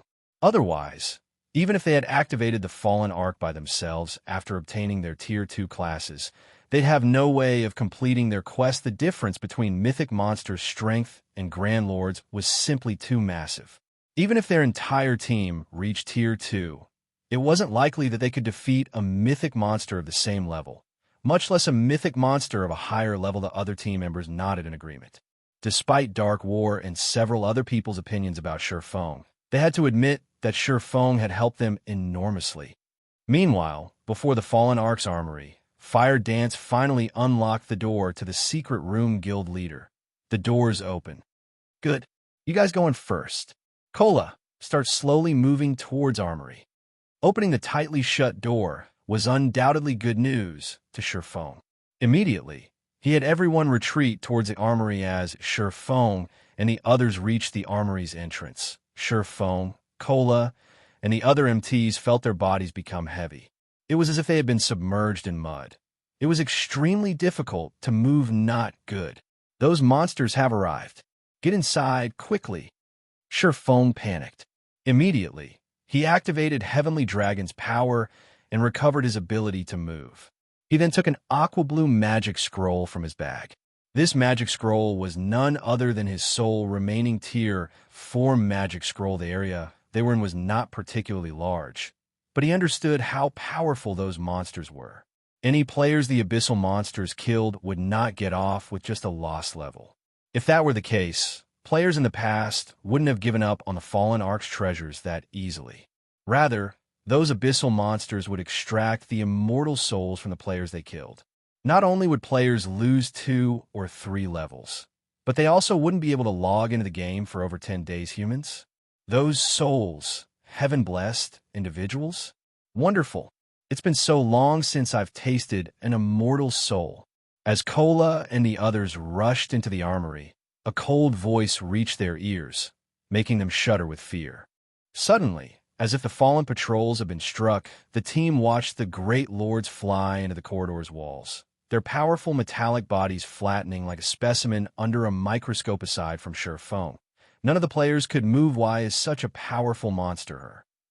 The abyssal monster's might far exceeded Gentle Snow and the rest of the team's expectations. Before the monster had even shown itself, it had already flattened the 4 fallen patrols into pancakes. They had become fish on a cutting board. Chapter 1129, Ransacking the Armory. Hellscythe_Fluffy Goblin Chapter 1129, Ransacking the Armory. Sure enough, a complete domain is really powerful. Shifeng was slightly stunned. The Fallen Ark's abyssal monsters were much stronger than he had imagined. It was no wonder why God's domain's various superpowers hadn't been a match for these monsters in the past. This was definitely the first time Shifeng had encountered a mythic monster that wielded a complete domain. Generally, only Tier 4 NPCs could use one. This was also the factor that provided Tier 4 NPCs the power to face Tier 4 mythic monsters right now. Despite him having activated Heavenly Dragon's power, he could barely move his body. His joints even creaked as he moved. Oh, someone can still move? As Shifeng moved, a cold, deep voice reverberated through everyone's minds. When the team members lifted their heads, they discovered that a humanoid creature, which was roughly 4 meters tall and covered in scales, had suddenly appeared before them. The creature had 2 blade-like arms and crimson eyes that were as large as an ordinary human's fist. 2 sets of jet-black wings also stretched from the creature's back. Soul Eater Lord. Dark Creature. Mythic Weakened. Level 67. HP 210 000 000 /210 000 000. Every player gasped when they saw this creature. Despite being weakened, the creature was still a mythic monster. Moreover, the team despaired upon seeing his HP. Even a team of 1,000 experts would be cannon fodder against this monster, much less a 20-man team. Weary doomed. As Aqua Rose watched the Soul Eater Lord gradually approach them, she could already see her and her teammates' instant death in her mind. However, Aqua Rose still did not know that any player the Fallen Ark's ancient abyssal monsters killed would not get away with losing a single level. What an interesting little fellow. It's a pity that your struggling is useless. Just become my soul's nourishment obediently, the Soul Eater Lord said as he widened his ferocious mouth. He could no longer wait to devour these players. When 30 yards separated the team from the Soul Eater Lord, Shifeng finally finished chanting the last verse of the incantation in his heart.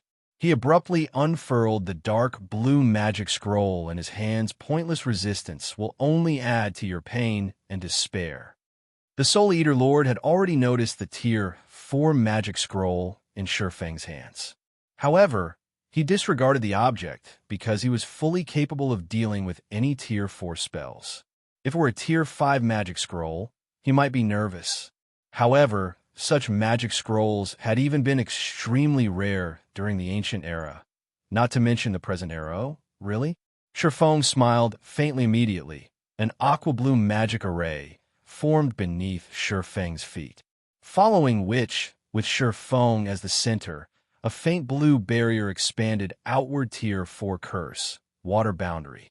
Water Boundary was not an attack-type curse. Rather, it was a defensive curse. The curse was even capable of blocking Tier 5 attacks. It was a kind of absolute defense. The curse had a radius of 20 yards and a duration of 30 seconds after Water Boundary formed. Zero Wing's members immediately felt the pressure dissipate as they regained their freedom of movement. Damn it. The Soul Eater Lord's expression twisted as the Water Boundary formed. It then began to assault the barrier. Boom. Boom. Boom. The Soul Eater Lord was so fast that even Shifeng could barely see its movements. Everyone's hearts pounded as a series of expressions echoed throughout the fallen arc. They were terrified that the Soul Eater Lord would break through the seemingly flimsy, light blue barrier. After glancing at the fluctuating blue barrier, Shifeng shifted his attention away from the Soul Eater Lord as he commanded, "All right, get moving. We don't have much time left." As a Tier 4 defensive curse, Water Boundary could withstand the Soul Eater Lord's attacks, even if he were at his peak. The Soul Eater Tribe's king, though, would have no problem shattering the barrier. Unfortunately, that kind of existence, which was as powerful as gods, was not in the current arc, following which the Soul Eater Lord could only watch helplessly as Shifeng led his team into the armory. After entering the armory, Shifeng turned around and shut the door, immediately locking it. "Guild leader, that monster can't break in here, right?" Violet Cloud asked worriedly as she recalled how powerful the Soul Eater was. "Relax. This is the Fallen Arc, one of the final weapons the gods created. Divine runes strengthen the arc's interior. Even a Soul Eater king would have a hard time destroying the interior of the arc, not to mention a Soul Eater Lord." Shifeng said nonchalantly. His companions could not help but release a sigh of relief when they heard Shifeng's reassurance. "Now that the danger has been dealt with, fire. You and Flying will disable the traps inside the armory. Everyone else, move carefully," Shifeng ordered. Looking at the time, he found that they had around 6 minutes before they had to log out of the game. If they could not remove the traps within the armory during these 6 minutes, by the time they logged back into the game, these traps would become much harder to disable. Hearing this, Fire Dance and Flying Shadow immediately went into action. As for the rest of the team, they let their gazes wander the armory for a moment. They were stupefied. The armory was a massive treasure trove. There was a variety of tools on display, and everyone was extremely tempting. "Guild leader, look over there. Mana pulse cannons. They're even intermediate rank." During the war against the Star Alliance, Shifeng had spent 20,000 gold to purchase a basic mana pulse cannon. A single attack from the cannon could rival the might of a Tier 4 large-scale destruction spell. Moreover, the cannon had a range of 15,000 yards and a radius of 200 yards. Unfortunately, the cannon was very costly to use, with each shot requiring 1,000 magic crystals. Moreover, it had a long cooldown of around 3 to 4 minutes. Meanwhile, upon reading the intermediate mana pulse cannon's information, the team discovered that it was even more impressive than they had thought. Although its attack was roughly as powerful as a Tier 4 destruction spell, it had a range of 20,000 yards and a radius of 500 yards. It cost 2,000 magic crystals to fire a single round, and similarly had a cooldown of around 3 to 4 minutes. The difference between a radius of 200 yards and 500 yards was simply outrageous. Furthermore, this armory actually had 2 intermediate mana pulse cannons. If Zero Wing had had these 2 cannons and a sufficient number of magic crystals during its battle against Blackwater, winning the war would have been far easier. However, rather than the mana pulse cannon, Shifeng's gaze stopped on a magical steel car. He was quite familiar with this item movement type, defensive magic array. Although it was only a basic defensive magic array, it could be moved freely even after being activated. In the past, large guilds treated it like a mobile fortress. As long as this magic array had enough mana, it could block all Tier 3 attacks and lower. Meanwhile, Its maximum radius could cover an entire basic town aside for the mana pulse cannons and movement-type defensive magic array. There were a large number of basic mana pulse bombs. Every bomb possessed the might of a Tier 3 spell and had a radius of 25 yards. They could be thrown up to a maximum of 50 yards. They were incredibly suited for individual players. To current players, these mana pulse bombs were godly weapons in group battles, as a single bomb could obliterate all players in a 25-yard radius. There were actually over 1,000 of such bombs. Shifeng had never imagined that a single armory would contain such a large harvest. With these items, the issue of his future city's defense was practically settled seconds past, then minutes. When there were only 2 minutes before the system update began, Fire Dance and Flying Shadow had disabled 90% of the armory's traps. Only one trap set up around a stone altar was left guild leader. This trap is too complex. Even I can't disable it. Fire Dance exclaimed as she examined the trap. Before her, even you can't disable it? Shifeng was surprised they were still in the Ark's outer region. With Fire Dance being an advanced trap disabler, she should be able to deal with every trap here. It was only a matter of time, however. The fact that Fire Dance was unable to disable the trap spoke volumes about the stone altar's value. Since time was running out, Shifeng immediately removed Icarus's heart from his neck and passed it to Fire Dance. Fire Dance was momentarily dazed when she saw Icarus's heart. She had never expected such a powerful epic item to exist. Hurry. Use this to disable the trap. Shifeng instructed Trap Disabler was a similar lifestyle class to the Appraiser class. However, it was not a particularly popular class. The Assassin class possessed a talent bonus that allowed them to level lifestyle classes like Locksmith and Trap Disabler far more easily with Shifeng's command. Fire Dance recovered her wits and activated God's Blessing, upgrading her Trap Disabler class to the Master rank immediately. Fire Dance began to disable the trap on the stone altar. However, this trap would require a considerably long time to disable quick. We don't have much time left. Shifeng's anxiety grew when he saw only 30 seconds remaining if Fire Dance failed.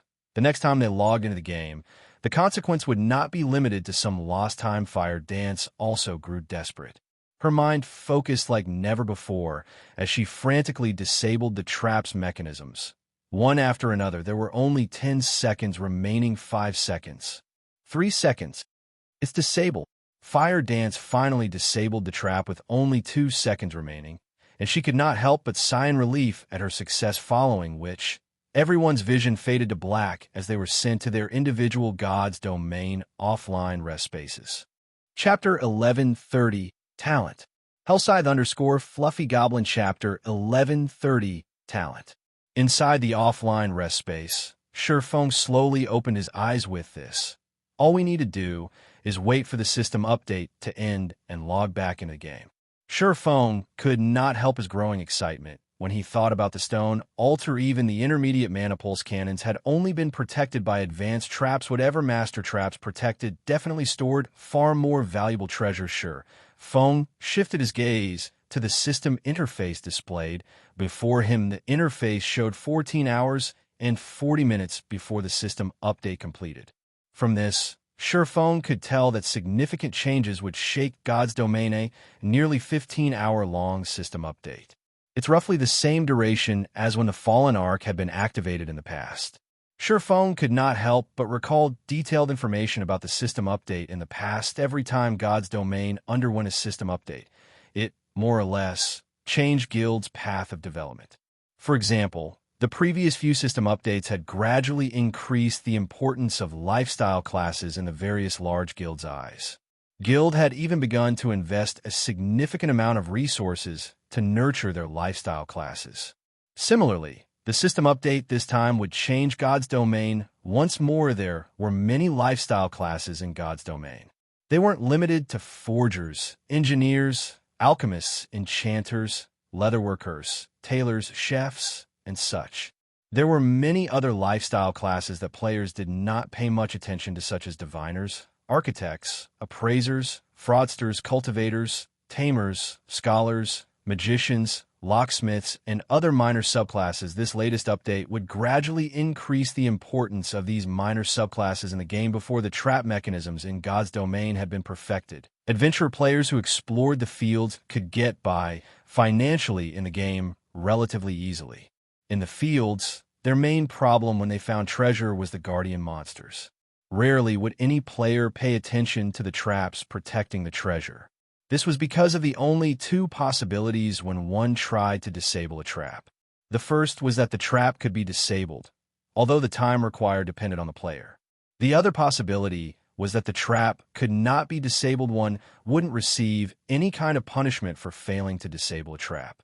As a result, players rarely paid much attention to the trap disabler class. However, after the system update, a third outcome would occur. A trap could be disabled, but failure came with a risk. If one failed to disable a trap, they would trigger the trap itself. Trap strengths varied.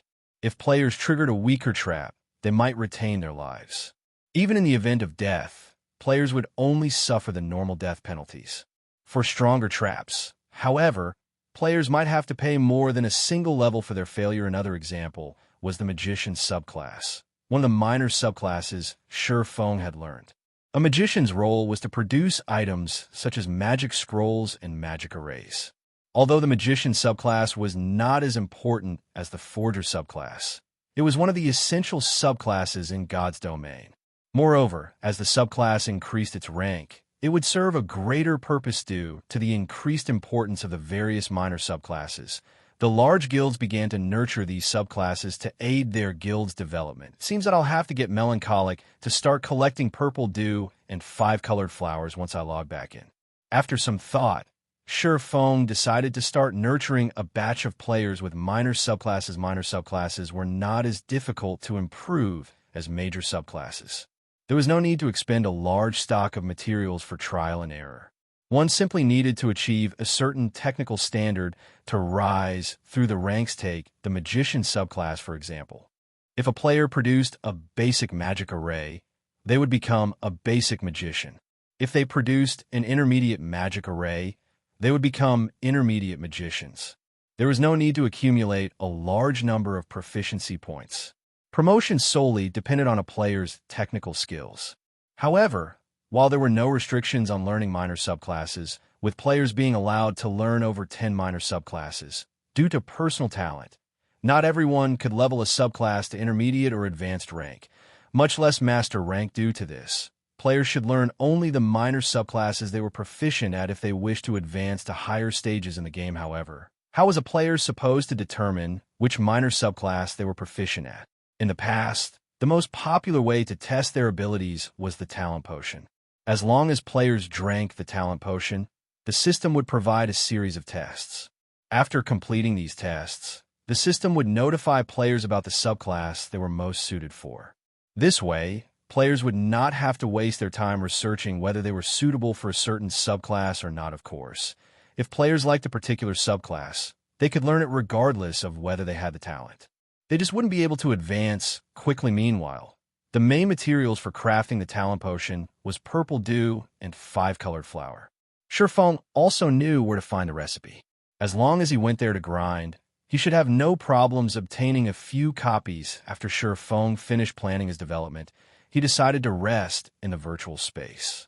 Only at 7 in the morning did he exit his virtual gaming cabin after Shi Feng finished breakfast and did some light exercises. Before he left to check on Zero Wing's new internal members in the dojo, he noticed his female assistant, who currently wore black working attire, waiting for him by the lounge's entrance. Head instructor, Chairman Xiao has an extremely important matter he wishes to discuss with you.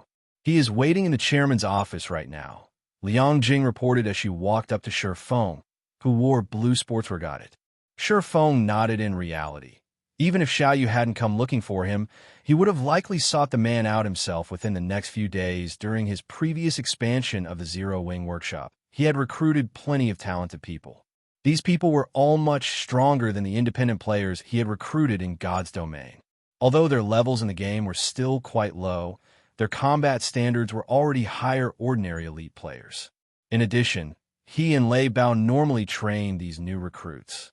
It was only a matter of time before they could clear the trial tower's 4th floor. Once these people reached the 5th floor, they would become experts in the eyes of ordinary players. If they could reach the 5th floor's late stage, even large guilds would treat them like experts. However, Shurfeng wasn't looking for ordinary experts.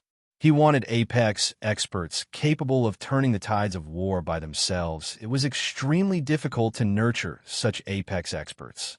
First, he needed a sufficient amount of resources, such as the S-rank nutrient fluid. However, Shurfeng didn't have the connections he needed to gain a large quantity. Fortunately, Xiaoyu did. The Big Dipper Tower's 51st floor.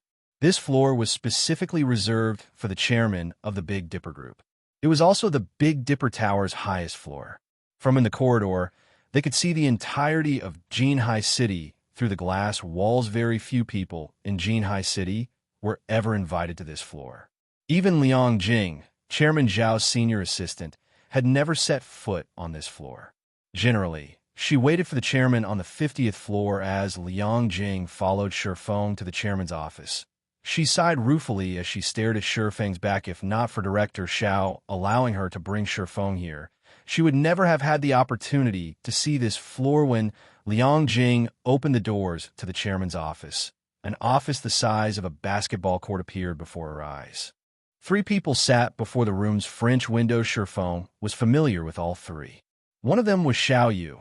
Another was Gan Xingteng, the bald man who Fire Dance had thoroughly defeated, and the last Xiechuan, the handsome youth with a body as robust as Lei Bao's, known as the White Tiger Dojo's fighting genius. Chapter 1131. An invitation that cannot be refused. Hellscythe_Fluffy Goblin Chapter 1131. An invitation that cannot be refused. Why are they here? Shurfeng frowned slightly as he eyed Xiechuan and Gan Xingteng, who sat on a sofa and chatted merrily with Xiaoyu. The White Tiger Dojo was currently Big Dipper's rival. As Shurfeng walked up to the 3 people, Xiaoyu took the initiative to welcome him. Instructor Shur, you're finally here. Let me introduce you.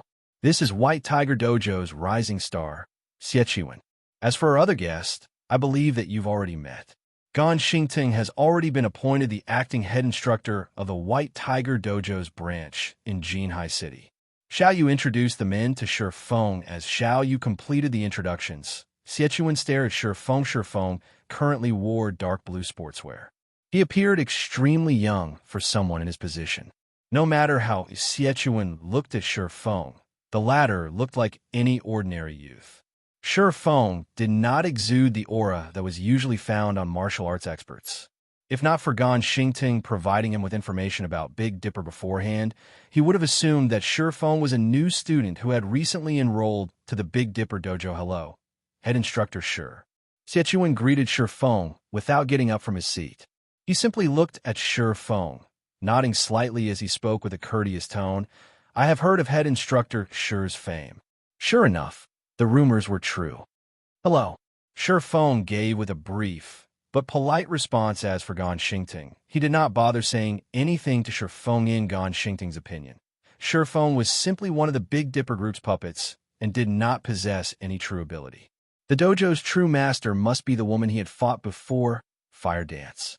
In both strength and reaction capabilities, Fire Dance far surpassed him. He wouldn't even be surprised if she turned out to be the internal force expert the Big Dipper Group had invited. Xiechuan stood up and turned to look at Xiaoyu before saying, Chairman Xiao, since we've already told you why we are here, we'll take our leave now. When the time comes, I will welcome your arrival. Initially, he had waited here to catch a glimpse of Shurfeng. Now that he had met the man in question and discovered that Shurfeng was exactly as Gan Xingteng had mentioned, he had no reason to stay, following which Xiaoyu sent both Xiechuan and Gan Xingteng to the door. He then had Liang Jing send them on their way. After the duo left, Shurfeng asked, Chairman Xiao, may I know what business you wish to discuss? The White Tiger Dojo will be holding an opening ceremony in 4 days, and they have invited you and me to participate. At the same time, the White Tiger Dojo plans to hold a friendly competition during the ceremony and has invited the various training centers and dojos to participate as well. The match will involve teams of 3, and participants must be below the age of 20. The competition's champion will win 1 million credits and an invitation card to the Green God Company's annual auction. An invitation card to the Green God auction? Sure enough, the White Tiger Dojo is impressive. The White Tiger Dojo's wealth and influence surprised Feng. Practically everybody in the world knew about the Green God Company. The Green God Company was the sole producer of nutrient fluids, which was sold in practically every town and city around the world. It was an absolute giant. In this current era, who did not pay attention to their bodies, who didn't want to live longer. Particularly, the S-rank nutrient fluid produced miraculous effects. However, as its production volume was low, it was extremely difficult to obtain. The Green God Company also held an auction once every year. In this auction, the company sold plenty of S-rank nutrient fluids. In addition, the company would introduce new products that were not available on the market. Only, it was extraordinarily difficult to gain an invitation. A company like the Big Dipper Group did not qualify to receive an invitation. However, this wasn't surprising. After all, not a single person or company in Jianghu City qualified. Most likely, only an existence like the White Tiger Dojo, which nurtured international-level fighters consistently, qualified. After all, in this era, where everyone paid attention to their physical fitness, the various international training centers and dojos were the Green God Company's main customers. I know, right? In previous years, we've offered 5 million to purchase an invitation card. However, we have never actually managed to buy one. Hence, head instructor, I was wondering if you could select a few members from the Big Dipper Dojo to participate in this friendly competition. Xiao Yu asked anxiously, although he knew that the White Tiger Dojo wanted to flaunt its might through this friendly competition and solidify its position in Jianghu City. The invitation card of the Green God auction was simply too tempting to give up. This invitation card was a pass that allowed one to purchase S-rank nutrient fluids. At the same time, one would encounter people of high social standing. If he could form some kind of relationship with some of these influential people, it might help the company's development in the future. Hence, even if he knew it was a trap, he couldn't refuse it. Chairman Xiao, you should know that the dojo's members have only recently joined. Even the powerful fighters are no match for the White Tiger Dojo's elite geniuses. Feng replied as he shook his head. Since the White Tiger Dojo dared to put up such a tempting prize, it was obvious that the dojo was confident in claiming the prize for itself. During the competition, the dojo would definitely send geniuses from its main branch to participate and teach the various dojos and training centers in Jianghu City a lesson that they would never forget. I heard that head instructor has several experts in your workshop. What if they participate instead? Xiao Yu asked eagerly. He had long since learned about the Zero Wing workshop from Liang Jing. According to Liang Jing, the workshop members were powerful fighting experts. The woman named Fire Dance, in particular, had even defeated Gan Xingting in a single move. Chairman Xiao, I understand what you're trying to say, but unfortunately, they are all over 20 years old, Feng said, smiling bitterly. Of course, he wanted Cola and the others take part in the competition. However, they were all over the age limit. Only Violet Cloud met this requirement. However, the competition was a group match. If he could not fill the 2 remaining spots, they wouldn't be able to take part anyway. As for the members that had recently joined the Zero Wing workshop, although they had improved significantly, they were no match for the White Tiger Dojo's elite members. A White Tiger Dojo really is crafty. I never thought that they would have accounted for this as well. A disappointed expression dominated Xiao Yu's face despite the valuable opportunity to develop the company. He had no way of grasping it. We still have 4 days. It isn't entirely impossible to find suitable experts. However, it won't be easy. Feng suddenly recalled several core members in the guild that were younger than 20. Only, none of them had come to Jianghu City to participate in Zero Wing's special training. Xiao Yu's eyes shone at Feng's words. Immediately, he said, if head instructor has any requirements, please don't hold back. Since Chairman Xiao has offered, things will be easier on my side. Upon hearing Xiao Yu's assurance, Feng said, if we wish to defeat the White Tiger Dojo, I'll need roughly 10 bottles of S-rank nutrient fluids. Although those several core members possessed a wealth of combat experience, their physical attributes were simply too low. Meanwhile, unlike virtual combat, real-life combat relied heavily on a person's physical attributes if he wanted to improve their combat power in the real world quickly. The only way to do so was by pushing them past their brain's limits and utilizing the S-rank nutrient fluids to recover. Only this method would rapidly improve their body's overall strength. He could also nurture the guild's experts, killing two birds with one stone. Chapter 1132, Butterfly Effect. Hellscythe_Fluffy Goblin Chapter 1132, Butterfly Effect. 10 bottles. Xiao Yu's heart skipped a beat when he heard Shifeng's request. S-rank nutrient fluids were not cabbages that one could purchase easily. It was difficult to buy a bottle, even if one could afford it. People around the world referred to the S-rank nutrient fluid as the water of life. A bottle of S-rank nutrient fluid could easily go for 1 million credits. Even Xiao Yu himself was only willing to drink 1 bottle per year to repair the damaged cells in his body, significantly slowing the aging process. The S-rank nutrient fluid was a treasure to well-known international fighters. Normally, they would only consume a bottle if they were heavily injured. Even drinking A-rank nutrient fluids during normal training was considered a luxury previously.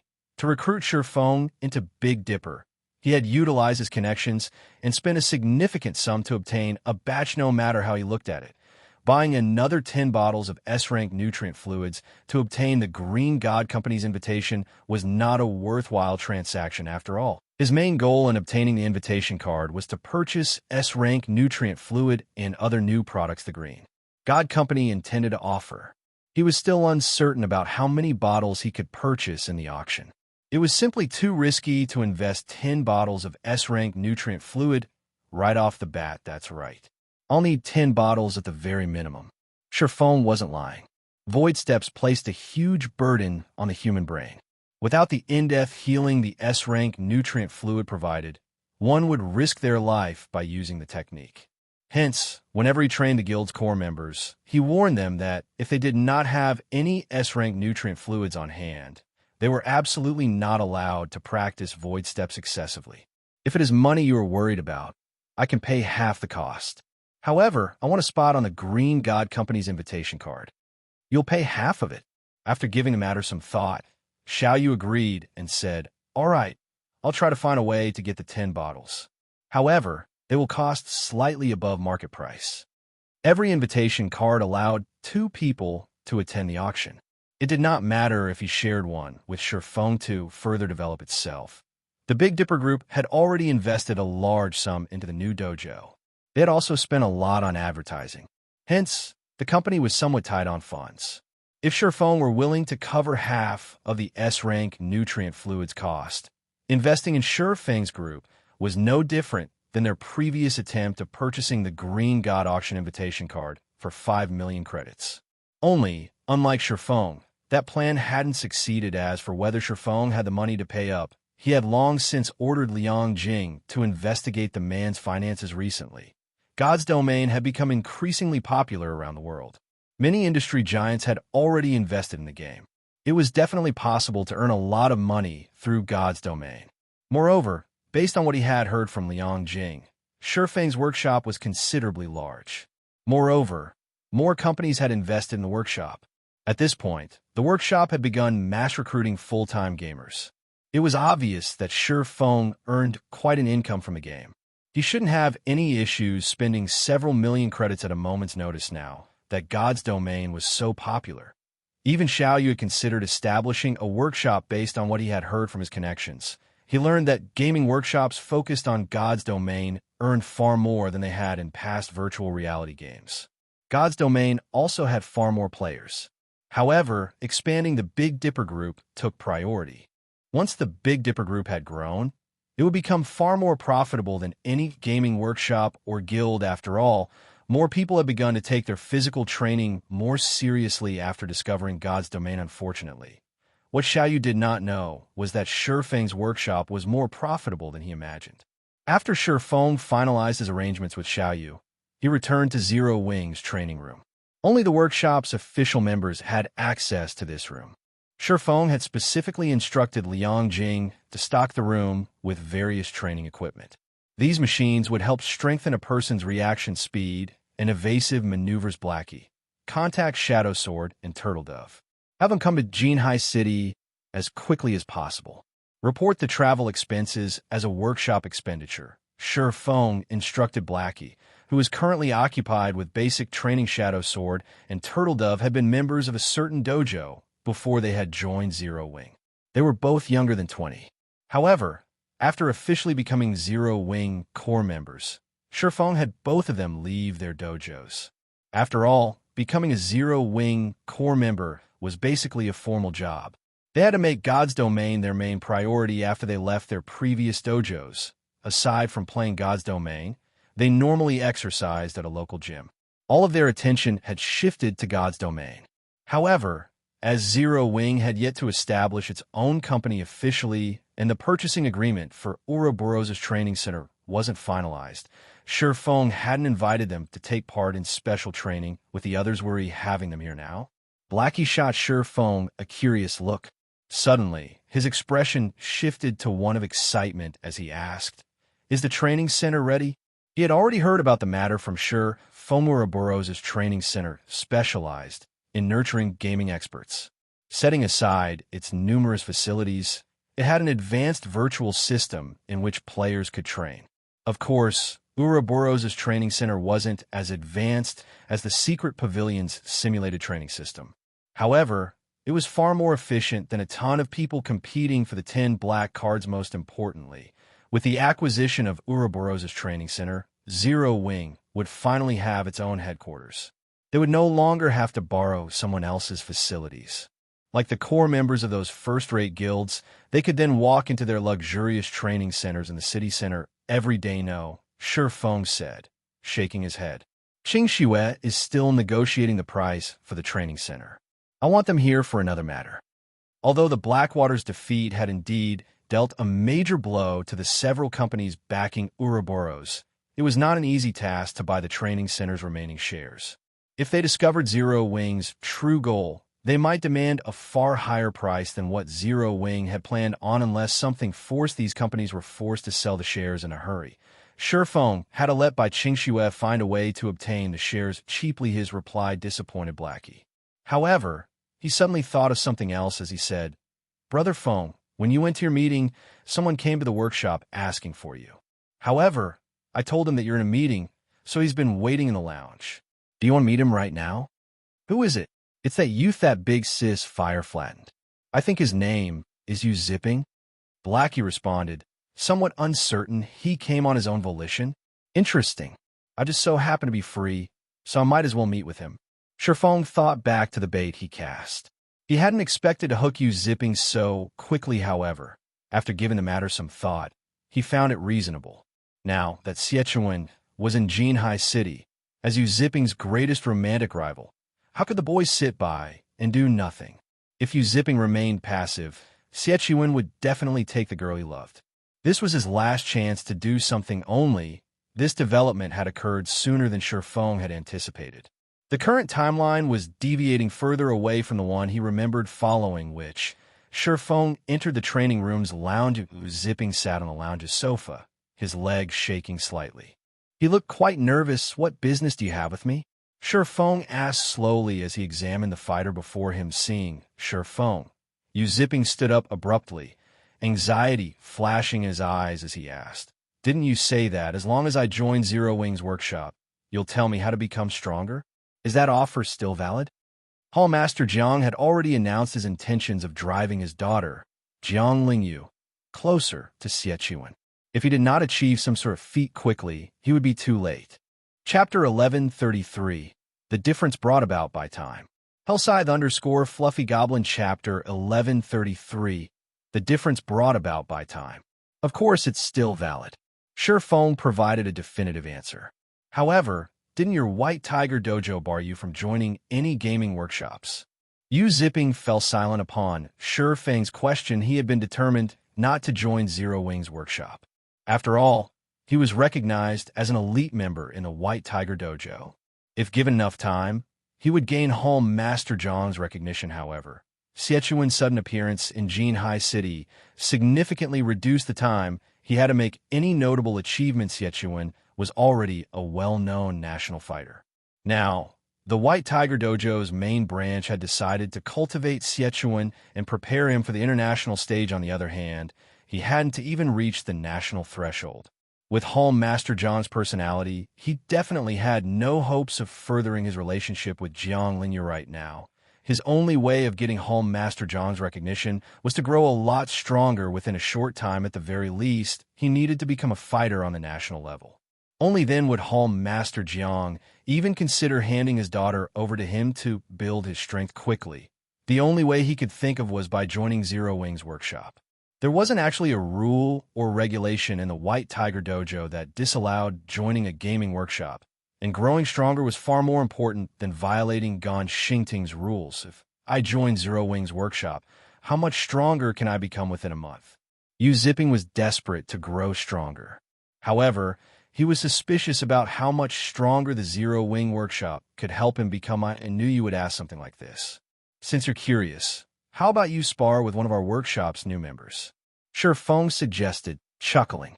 Fortunately, you're already familiar with this person. Someone I am familiar with. Yu Zipping gave Shi Feng a skeptical look. Follow me. Shi Feng did not bother to explain as he left the lounge. Yu Zipping promptly followed him.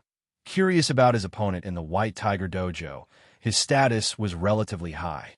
Not only had he become an intermediate disciple at the young age of 18, but he even ranked near the top among intermediate disciples. He was only a short time from becoming an advanced disciple.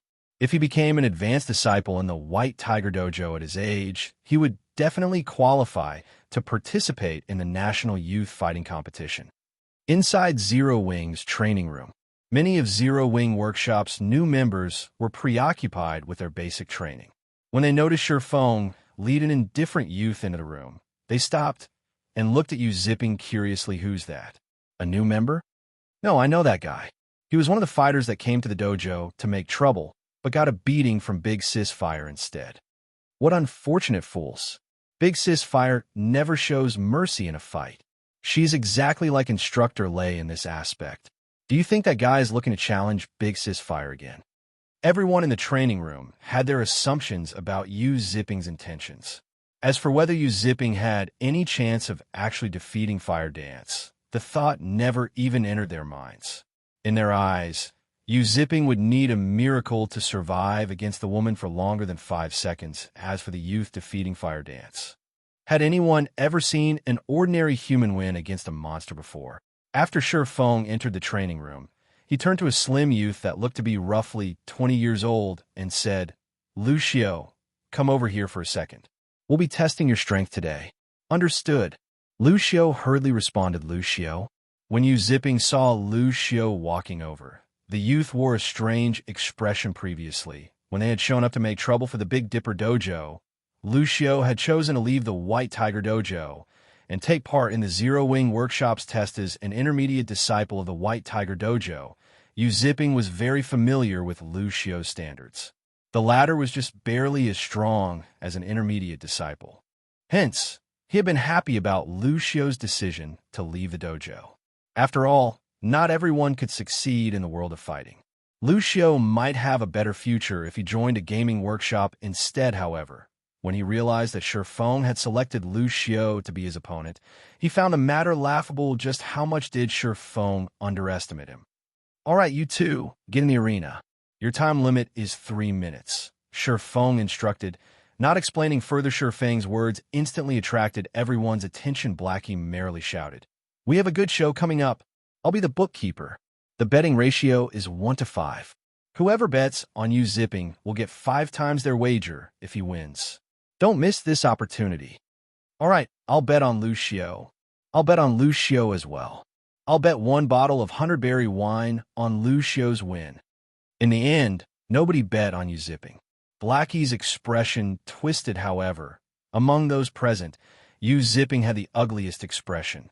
He was only a step away from becoming an advanced disciple in the White Tiger Dojo. Yet in the eyes of these gamers, he seemed to be some random passerby not worth their attention. Lucio felt an immense pressure on his shoulders. Similar to Yu Zipping's familiarity with his strengths, he 2. Understood Yu Zipping's power. He had never imagined that Shi Feng and Zero Wing Workshop's core members expected him to win, no matter how he thought about it. That was impossible upon seeing both fighters in their positions. Shi Feng shouted, "Begin! Lu Xiao, don't hold back and show me everything you've got. I'm curious to see what you've accomplished in the Zero Wing Workshop since you've joined." Yu Zipping told Lu Xiao. Seriously, Lu Xiao nodded, and charged at Yu Zipping. Lu Xiao launched a straight punch towards Yu Zipping, his fist pushing a strong gust of wind into the latter's face. Lu Xiao's punch was so fast that Yu Zipping barely caught a glimpse of it so fast. Yu Zipping could not help his surprise. Lu Xiao's punch was far faster and more accurate than it had been in the past, however. Yu Zipping was no ordinary fighter. Diverting the approaching fist with one hand, Yu Zipping sidestepped and rushed forward, slamming his body into Lu Xiao. As if Lu Xiao had expected the move, he quickly adjusted his footwork as his fist was redirected. Twisting his body, he circled to Yu Zipping's back. Avoiding the latter's body slam, he dodged it. Yu Zipping was slightly surprised. Yu Zipping regained his composure as he turned and continued his fierce assault against Lu Xiao. Every one of Yu Zipping's moves contained both deadly speed and precision, making them extremely difficult to parry. However, contrary to Yu Zipping's expectations, Lu Xiao didn't become flustered, and the attacks didn't land. Rather, with nimble movements and footwork, he systematically dodged one attack after another. After Yu Zipping's barrage ended, Lu Xiao realized that Yu Zipping was exhausted. Immediately, Lu Xiao took advantage of the opportunity and dove in for the kill. Yu Zipping, knowing he was in a bad position, could only throw a punch of his own to deter Lu Xiao's assault. However, Lu Xiao showed no signs of avoiding the hit. On the contrary, Lu Xiao continued straight towards Yu Zipping's punch. As Yu Zipping's fist was about to collide with Lu Xiao's face, however, the latter abruptly tilted his head. Yu Zipping's fist brushed past Lu Xiao's cheek, leaving a bloodied cut. However, this allowed Lu Xiao to move into Yu Zipping's guard. Combining his speed and strength, Lu Xiao sent an open palm strike at Yu Zipping's neck. This strike forced Yu Zipping to retreat by 3 steps, feeling a little faint. Meanwhile, Lu Xiao took this opportunity to land another palm strike on his opponent's chest. Immediately, the attack sent Yu Zipping sprawling to the ground. The victor of this match, Lu Xiao. From the start of the match to Yu Zipping's collapse, Lu Xiao felt as if he had been dreaming. He had the weird feeling that Yu Zipping had gone easy on him. Why else would Yu Zipping have had so many holes in his defense? Moreover, in Lu Xiao's opinion, Yu Zipping's attack methods had been monotone. It was as if Yu Zipping had begged him to dodge the attacks. However, in Shi Feng's opinion, Lu Xiao's win wasn't unexpected. Since joining Zero Wing, Lu Xiao had experienced many life-or-death battles. He also frequently attended Lei Bao's training sessions. Both provided plenty of combat experience. Lu Xiao also used to be one of the White Tiger Dojo's intermediate disciples. In terms of his physique, he wasn't any weaker than Yu Zipping. Lu Xiao had simply lacked combat experience. However, during his time in Zero Wing, Lu Xiao had accumulated far more combat experience than Yu Zipping. Yu Zipping's defeat wasn't unusual. The first thing Yu Zipping saw after regaining consciousness was Lu Xiao. How did he improve so much so quickly? A bitter feeling swam in his heart as he looked at Lu Xiao. He knew why he had been defeated. The fight might have looked like a deadlock, but the difference in their combat experience was simply too vast. Right now, Lu Xiao moved like an expert that had lived through hundreds of battles. Lu Xiao may even possess more combat experience than the White Tiger Dojo's advanced disciples, yet how much time had passed since Lu Xiao had joined the Zero Wing Workshop? How could he have gained that much combat experience in such a short time span? You've seen how much Lu Xiao has improved for yourself. What do you think of my place now? Shi Feng asked, laughing. Will you really teach me everything if I join Zero Wing's workshop? Yu Zipping asked anxiously. He stared at Shi Feng with anticipation. Shi Feng could not help but sigh ruefully at the tense Yu Zipping. No one would ever have imagined that this youth before him would actually become the Tier 5 berserker known as Silent Blade. Yu Zipping was just as talented as Xiechuan. However, Xiechuan was slightly older and had a far stronger family background. If one wanted to improve their physique rapidly, intense training wasn't enough. A fighter also needed to replenish the energy they consumed. Even the most common C-rank nutrient fluid cost 400 credits. Fighters who trained arduously every day needed at least one bottle per day. That meant that one would have to spend 12,000 credits on C-rank nutrient fluids in a single month. Ordinary households couldn't afford that expenditure. There was even less need to mention B-rank nutrient fluids, which cost 1,000 credits per bottle. Dojos and training centers were only willing to sign contracts with and nurture people with outstanding talent. Ordinary members wouldn't have access to the privilege. However, even contracted members only received C-rank nutrient fluids. Only those geniuses would be given B-rank nutrient fluids. As for Yu Zipping, the White Tiger Dojo had only offered him an ordinary contract, providing one bottle of C-rank nutrient fluid each day. However, Xiechuan was different. Xiechuan did not even need the support of the White Tiger Dojo, as his household provided A-rank nutrient fluids to fine-tune his body. A-rank nutrient fluids cost 10,000 credits per bottle. Not only were A-rank nutrient fluids capable of healing injuries that normally went unnoticed, but they could also develop a person's brain cells. Even if Yu Zipping and Xiechuan were equally talented, the difference in their strengths at the end of the day was like the difference between heaven and earth. Furthermore, Xiechuan's household had invited powerful fighters and instructors to help the man gain a plethora of combat experience aside from talent. Yu Zipping was weaker than Xiechuan in almost every aspect. How could he possibly be a match for Xiechuan? Meanwhile, Jiang Tianyuan, Jiang Lingyun's father, highly valued strength.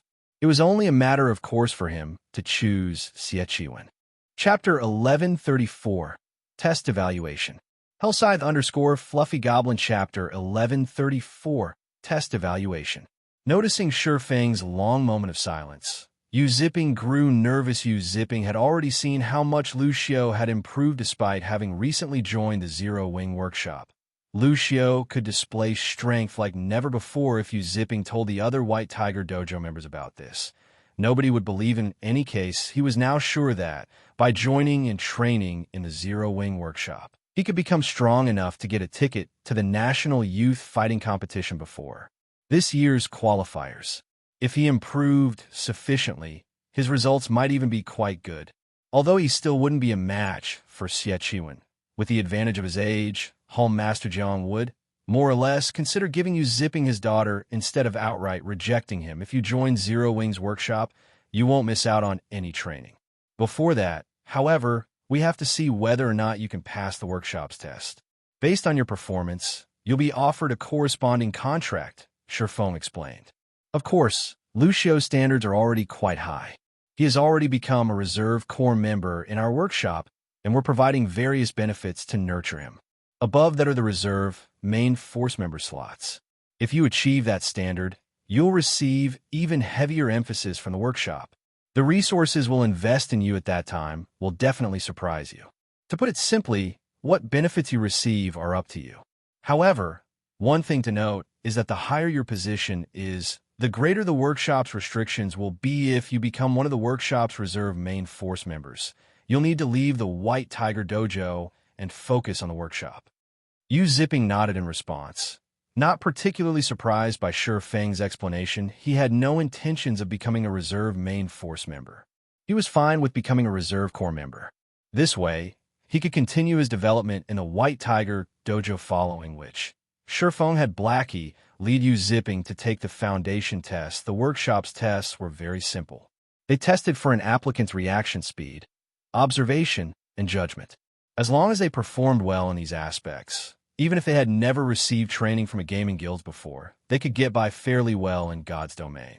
Once Zero Wing nurtured these people, both in the game and in the real world, they could very quickly become fifth-floor experts in the trial tower. Shifeng had always planned for his guild to walk the path of the elite. Hence, he was very strict when recruiting internal members. Zero Wing's evaluations fell into 5 grades: D, C, B, A, and S. Various large guilds had created these grades in the past during their own internal member recruitment. It was a standard method. Those who earned a D grade were considered ordinary. Generally, Large guilds only pick people who earned AC when recruiting internal members. In other words, people who were slightly more than ordinary in the various aspects. This way, these guilds' investments had a higher likelihood of greater return to become a super guild's internal member. One generally needed to earn a B in their evaluation.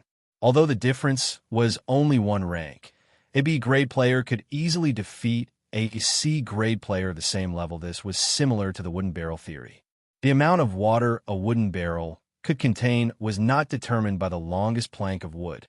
Rather, it depended on the shortest plank of wood. This was also why, despite there being countless people applying to join super guilds as internal members each year, very few actually managed it. The internal members Zero Wing recruited were separated into two groups. To become a core member, one needed to earn a high C. Meanwhile, main force members needed a B at the very minimum. The guild had very few members who had earned an A. Even super first-rate guilds and super guilds hungered for such talent. Much less Zero Wing. After Zipping completed his test, Blackie ran to Feng and handed him Zipping's results. Brother Feng, this Zipping kid is really impressive. His scores are the highest I've ever seen. Based on your tests, he actually managed to score a high A in everything. His observational skills even earned an S. Blackie reported excitedly. It seems that he should be quite talented in God's domain. However, his future achievements will depend on him. Feng chuckled as he read the results. The system had provided this outcome didn't surprise him in the least. After all, Zipping had been a Tier 5 Berserker in the past. At his peak, he had even ranked 58th on the God's Domain experts list. Players who had earned such high ranks at that time were of much higher quality than present players. After all, God's Domain had been a second world for people back then. Far more experts had competed with each other in the game. Placing within the top 60 ranks had been dozens of times more difficult than it was now if not for the fact that Zipping had joined God's Domain later than others. He might have achieved an even higher rank. It's a pity that he only chose to become a core member. If he wanted to join Zero Wing's main force, with his potential, he could reach far greater heights. Blackie's side Feng only tested a person's current talent, but talent wasn't a constant. As long as one continued to develop their mind, their talent would rise as well. The fact that Zipping was already so talented meant that his starting point was much higher than others. If he wanted to grow stronger, he still required training and resources. Relax. Now that he has already set foot on Zero Wing's boat, I believe that he will, sooner or later, join our main force. Feng chuckled as he clapped Blackie's shoulder, following which, according to his daily schedule, Feng proceeded with training his members as the sun began to set. Shadow Sword and Turtle Dove arrived at Zero Wing's workshop. Feng met the two for the first time. He discovered that they both looked much younger than in God's Domain. Moreover, they were only 19 years old, only 1 year older than Zipping. However, although the two's combat experience trampled over Zipping's, they were physically much weaker than Zipping. According to the White Tiger Dojo's evaluation standards, they were not even fit to become basic disciples. However, this wasn't unusual. Neither Shadow Sword nor Turtle Dove had received much attention from their previous dojo. Their dojo hadn't wanted to contract either of them after the two arrived. Feng split the 10 bottles of S-rank nutrient fluids, which Xiaoyu had Liang Jing deliver some time ago, between Shadow Sword and Turtle Dove. These S-rank nutrient fluids should be enough for them to train void steps for a considerable amount of time. S-rank nutrient fluids. Zipping gaped in shock when he saw the exquisite coolers Shadow Sword and Turtle Dove were carrying. He had seen the coolers used to store S-rank nutrient fluids many times. After all, when the White Tiger Dojo's advanced disciples performed exceptionally well, the dojo rewarded them with S-rank nutrient fluids. As far as he could remember, the last time the dojo awarded S-rank nutrient fluids was when one of the geniuses at the main headquarters got 10th place in the National Youth Fighting Competition. The dojo had boasted about this achievement, so much so that it had rewarded that youth 2 bottles of S-rank nutrient fluids. That youth had treated those bottles like family treasures, only using them when he was severely injured. Yet Feng had given Shadow Sword and Turtle Dove 5 bottles each without hesitation. What was this? Could the Green God Company be backing the Zero Wing workshop? The thought hovered in the back of Yu Zipping's mind. There was no other explanation. A gaming workshop like Zero Wing had actually given 10 bottles of S-rank nutrient fluids to 2 people. This was far beyond extravagant. This was simply being a spendthrift. If he had received them, those 10 bottles would last him 10 years. After Shi Feng finished instructing Shadow Sword and Turtle Dove on what they needed to do, he returned to his own room. There were less than 10 minutes before God's Domain system update completed. After drinking a bottle of A-rank nutrient fluid, Shi Feng entered his gaming cabin and logged into God's Domain. Chapter 1135, Resource Competition. Hellscythe_Vampire Cat Chapter 1135, Resource Competition. Huh? The interface changed? When Shi Feng logged back into his rest space, he suddenly discovered that plenty of changes had occurred originally. The rest space was an empty space with only a massive interface display and nothing else now. However, the dimly lit rest space had a set of stone doors 10 meters tall, with ancient runes carved on each door, lending them an ancient ambience. Meanwhile, at a corner of the doors was a system interface mind space system owner, Yifeng. Mind space, inactive, activation conditions. Own a private space under your own name. Private space must also be located in a city at the very minimum. Space size, unknown. System, scan discovers that you own a private space in White River City. Do you wish to activate your mind space? The system has already been updated to such a degree. Shi Feng could not help but sigh as he looked at the familiar set of stone doors. The previous system update had introduced the mind space system, but had not actually applied it to God's Domain. Only the related files had been added into the game, so that the main God system could gradually phase it into the game. At the same time, the addition could also attract the attention of the various international corporations and let them know about God's Domain's uniqueness. However, after the update this time, the mind space system could be said to have truly been activated from now on. As long as players had a private space of their own in the game, they would be able to activate their mind space. With a sufficient number of 7 Luminaries crystals, they could also expand and perfect their mind spaces. The mind space was different from God's Domain. In God's Domain, players could connect to the official forums to search for relevant information there, but nowhere else. However, inside the mind space, players could connect directly to the internet. Whether it was for work or shopping, players could do all that through their mind space. Players could even contact mobile phones in the real world and engage in conversation. In addition, players could change the environment in the mind space to their liking, creating their own virtual world. Most importantly, the mind space shared the same flow of time as God's Domain. In the mind space, one could enjoy twice the amount of time they had in the real world. Moreover, the flow of time in the mind space could also be sped up further, though at a very huge cost in a limited life. Who did not want to live longer?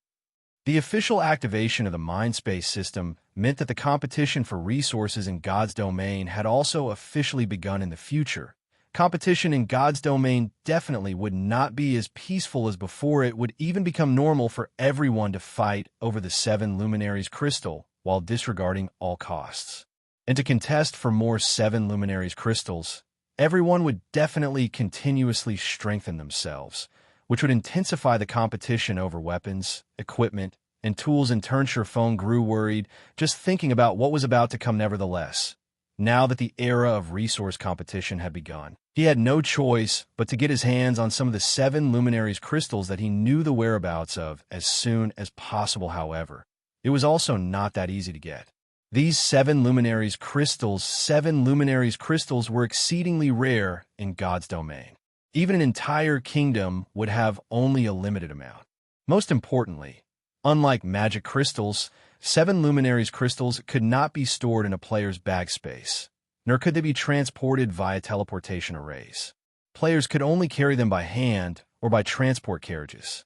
However, many variables could occur when one was conveying 7 Luminaries crystals over long distances. Robbery by incomparably powerful NPCs would not be surprising. After all, 7 Luminaries crystals were equally important items to NPCs. However, in Shi Feng's opinion, The most criminal setting placed by the main god system would still have to be the fact that 7 Luminaries crystals could not be disguised. The 7 Luminaries crystal contained mana of extremely high purity and density. Just its presence alone could cause a change to the ambient mana, which allowed players and NPCs to discover it readily without a sufficiently powerful transport team. Even if one managed to obtain some 7 Luminaries crystals, the crystals would not reach their intended destination. Many of the transport teams Shifeng led in the past, which carried 7 Luminaries crystals, had been robbed by Tier 4 and Tier 5 NPCs. Had to admit that this was the pitiful aspect of small guilds. This was also precisely the reason why Apex experts had gained importance in the past, and why nurturing Apex experts became essential for the various large guilds following, which Shifeng chose to activate his mind space. The instant he activated his mind space, the massive stone doors began shattering. Chunks of stone fell one after another, revealing bronze metal behind them. When all the stone was gone, a set of bronze doors had replaced the set of stone doors. Meanwhile, the divine runes carved on the doors began radiating a faint golden glow. Immediately after, a change occurred to the system interface owner, Yifeng. Mindspace. Active. Space level. Bronze. 3,000 units of 7 Luminaries crystals will be required to upgrade to secret silver rank. Space size. 0. Every additional cubic meter will require 1 unit of 7 Luminaries crystals. 7 Luminaries crystals. 0. After scanning, it is discovered that you have no 7 Luminaries crystals in your private space. After taking a glance at the interface, Shifeng promptly chose to enter God's domain, although his mind space was already active. Without any 7 Luminaries crystals, it was equivalent to non-existent. Currently, what he needed to do was gather 7 Luminaries crystals and deliver it to his private space in God's domain. Aside from lacking powerful experts, another aspect where small guilds were inferior to large guilds was the amount of land they owned. As 7 Luminaries crystals could be stored only in one's private space, the more land one possessed, the easier it would be to transport the crystals. However, the main god system had also implemented a corresponding restriction to this matter. For bronze spaces, the private spaces they were bound to in God's domain could be changed only once every 20 days. This prevented guilds that possessed a large number of lands from gaining too great an advantage. When Shifeng entered the game, he found himself alone inside the armory. Nobody else had logged back into the game, yet he expected that the others were taking a look at the officially activated Mindspace system with all the traps in the armory disabled. Shifeng walked straight to the stone altar. Previously, Fire Dance had managed to disable the master trap only at the very last second. Everyone was forcibly logged out of the game before they could even get a glimpse at what was on the stone altar.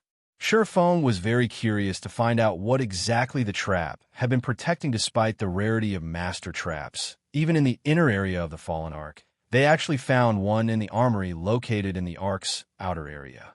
Without a doubt, the item on the altar was extraordinary. Walking forward, Shifeng sent a glance at the altar. Nothing particularly remarkable lay on the altar. Only a glass bottle and some scattered designs covered in dust following, which Shifeng blew away the dust and carefully held up the glass bottle and designs. He was immediately stunned by what he saw: a small sailboat. Shifeng could not believe his eyes. Right now in God's domain, speedboats were mainly meant for individual players. A small sailboat, on the other hand, was intended for teams. A bronze small sailboat was even more valuable than the Swift Dragon speedboat.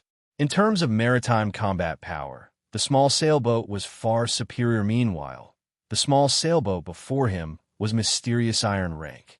Chapter 1136, High-End Building. Hellscythe Fluffy Goblin Chapter 1136, High-End Building. Shifeng was dazed as he stared at the ancient bottle in his hand. He had to admit that time could erode everything. The glass bottle storing the small sailboat was extremely high quality, crafted of epic rank materials. However, the bottle had been in this armory since the Great Ancient War. After so much time, even epic materials would start to disintegrate. As a result, Shifeng could only see the small sailboat's information. He couldn't actually use it. Hurricane sailboat, small sailboat, Mysterious Iron Rank. Maximum capacity, 150 people. Durability 1000/1000. Item storage when liberated. 8,000 bag space slots and 100 non-bag space slots. Additional active skill 1 dash. Triple shield. Absorbs up to 1,300,000 damage for 5 minutes cooldown. 15 minutes. Additional active skill 2 dash. Double destruction cannon. 2,000 yard range. Deals divine damage to a radius of 20 yards cooldown. 1 minute. 4 cannons are currently equipped. Up to 6 cannons can be equipped. Additional active skill 3 dash. Hurricane Frostfield. Reduce the movement speed of all life forms and objects outside of the hurricane sailboat within a radius of 200 yards for 4 minutes cooldown. 30 minutes. Each activation costs 60 magic crystals. Additional active skill 4 dash. Mana conversion. Converts mana into motion, increasing movement speed by 40%. Every 10 magic crystals consumed extends duration by 20 minutes cooldown. 10 minutes. Additional passive skill dash. Braving the winds and waves. When sailing with the wind, movement speed increased by 50%. When sailing against the wind, movement speed is unaffected. The hurricane sailboat has been severely damaged and cannot be used. Must repair the boat's divine ruins before use. It seems I'll have to get Burning Abyss to fix it. Shifeng sighed as he stored the hurricane sailboat. The hurricane sailboat was no less valuable than a fragmented legendary item. It was even more valuable than the Swift Dragon speedboat. The sailboat was especially valuable right now. Sailboats were very large. Not only could they participate in naval combat, but they were also transportation tools. Transporting cargo overseas was much faster and more convenient than on land. More importantly, transportation across the sea was much safer. This was especially true for the current God's Domain. Naval combat was different from combat on land. While players' role in these battles was important, the ship they used was the more so in God's Domain. A mysterious iron small sailboat combat power made it practically invincible among current guilds. The sailboat could even deal with troublesome sea monsters. After storing the hurricane sailboat, Shifeng shifted his gaze towards the designs. Although the designs were somewhat damaged due to the passing of time, Shifeng could discern their information. 4 towers of elements. When Shifeng saw these words, he froze. So, this is the famous 4 towers of elements. Shifeng's eyes glowed with excitement as he examined the designs, nearly losing his grip on the papers. While the 4 towers of elements names seemed ordinary in the various libraries around God's Domain, it was also known as the Elemental Towers. The 4 towers of elements was a defensive structure that combined 4 towers that harnessed the power of the 4 major elements: earth, water, wind, and fire. If the Mana Tower was considered a mainstream defensive building, the 4 towers of elements was a high-end defensive building. However, in the past, he had only seen these towers in Super Guild's main headquarters. He had never heard of a lesser guild owning one. In fact, only super guilds had known where to obtain them. However, looking back at it now, Shifeng felt that those super guilds might have obtained the designs in the fallen Arkansas. Either that, or the Midnight Tea Party had sold the designs to super guilds after obtaining them. Otherwise, the 4 towers of elements would not have been so rare in the past. Shifeng finally understood why the main god system had activated the Mindspace system. It turned out that it was because he was about to obtain the 4 towers of elements as a high-end building. Ordinary players could not construct the 4 towers of elements. Only those who had learned the relevant subclasses could build them. Moreover, the relevant subclass requirements were exceptionally high. At the very least, one needed to reach the advanced rank. With this, I won't have any issues defending the city. Shifeng could not help but grin at the designs. There were a total of 4 designs, the complete design for the 4 towers of elements. With these designs, in addition to the lifestyle players the Candlelight trading firm had already nurtured, he could definitely construct the towers. Thinking up to this point, Shifeng began reading the list of required construction materials. This way, he could prepare what? These towers require 7 luminaries crystals. Shifeng grew somewhat faint after glancing through the materials. If the towers simply needed a few 7 luminaries crystals, he could have dealt with that. However, each tower required 10 units of 7 luminaries crystal. Constructing the entire set would cost him 40 units of 7 luminaries crystal. Constructing these 4 towers cost more than constructing an entire city in God's domain. 1 unit of 7 luminaries crystal was roughly the size of an adult's fist. Generally, one only came across 0. 1 to 0. 3 units of a 7 luminaries crystal. 1/10 of a 7 luminaries crystal would sell to NPC merchants for around 3 to 400 gold. If sold to players, some had even offered 1,000 gold in the past. However, even at such a price, nobody had been willing to sell their crystals if Shi Feng invested 40 units in his own mind space. He could increase it by 40 cubic meters. This was enough space for one person to live in, even though he knew of many areas where he could collect 7 luminaries crystals right now. Collecting so many in such a short time wouldn't be easy. Suddenly, Fire Dance came online. When she noticed Shi Feng's sour expression, she asked curiously, "Guild leader, what's wrong?" "It's nothing," Shi Feng said, shaking his head. He had no intentions of revealing the 4 towers of elements. The 4 towers of elements were of the utmost importance. There wasn't much benefit in revealing the information. Rather than letting everyone worry about the matter, it was better that they focus on what they needed to do right now. Shortly after, Aqua Rose also logged in. Immediately, she turned to Shi Feng and asked anxiously, "Guild leader, what was on the stone altar?" "A small sailboat," Shi Feng said.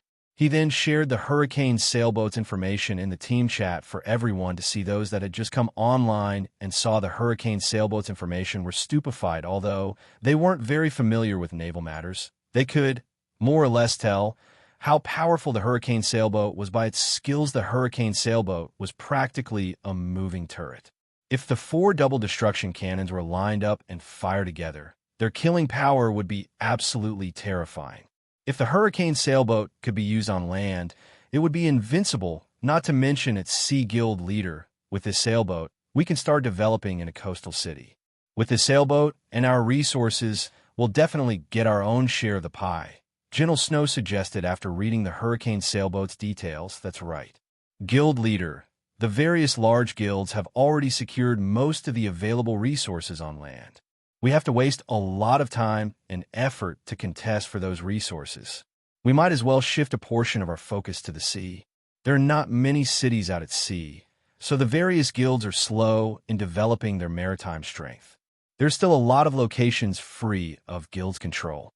With this small sailboat, we can definitely compete with the guilds current in coastal cities." Aqua Rose very much agreed with Gentle Snow's proposal. Both Aqua Rose and Gentle Snow were members of the guild's management team. They possessed far more information than others. The two of them had also considered the problem of the guild's future development. There were simply too few resources available on land, and it was time-consuming to contest for more. As for the sea, not only were its resources abundant, but the majority of the various large guilds in God's domain were in the same situation as Zero Wing when it came to competition at sea. Most guilds were just starting to move towards the ocean at this stage of the game. One could say that they were all at the same starting point. Right now, Zero Wing's acquisition of the mysterious Iron Small sailboat gave it a significant advantage over the other guilds. Zero Wing could easily suppress their competition's fishing boats and speedboats. Chapter 1137. Introducing the Inferior Legendary Treasure Chest. Hellscythe_Fluffy Goblin Chapter 1137. Introducing the Inferior Legendary Treasure Chest. In the canyon outside of the Fallen Ark, the Soul Eater Lord, which had previously attacked Zero Wing's team, finally emerged immediately. The Soul Eater Lord's powerful domain enveloped a significant portion of the canyon. How is there such a powerful monster?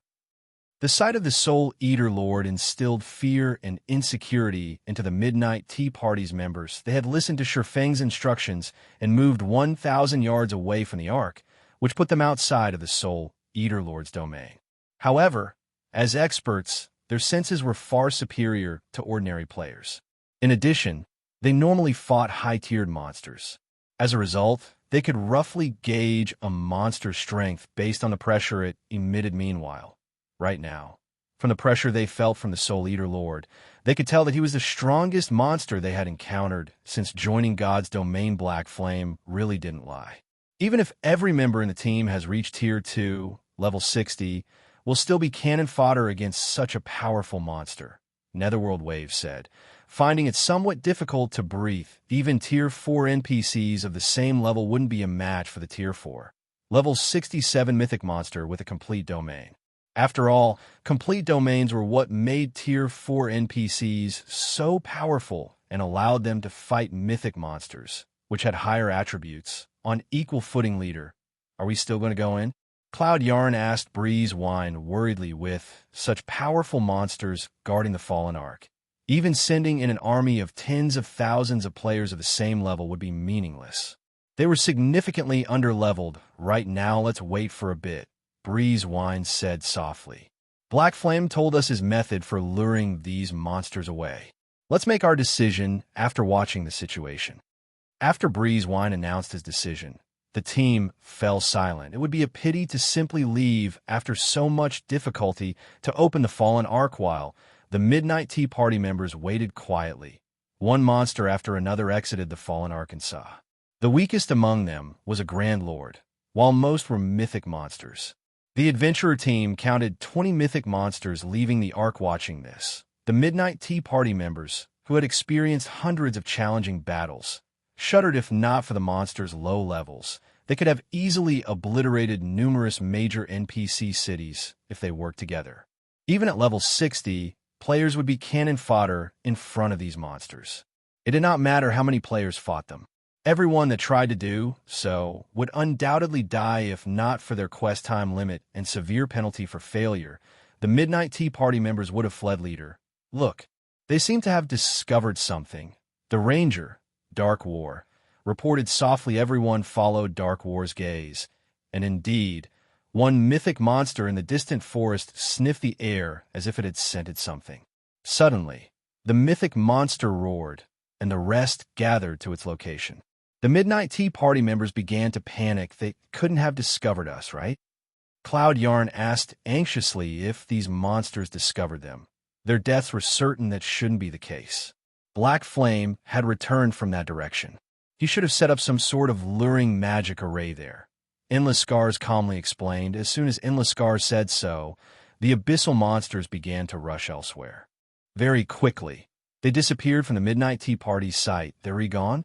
Everyone could not help but release a sigh of relief. A few of the team members, who had expressed their discontent with Sherfone, began to view the swordsman in a new light. Although Sherfone was ridiculously greedy, they had to admit that if not for him, they would have been unable to enter the Fallen Ark for a long time. We have our chance.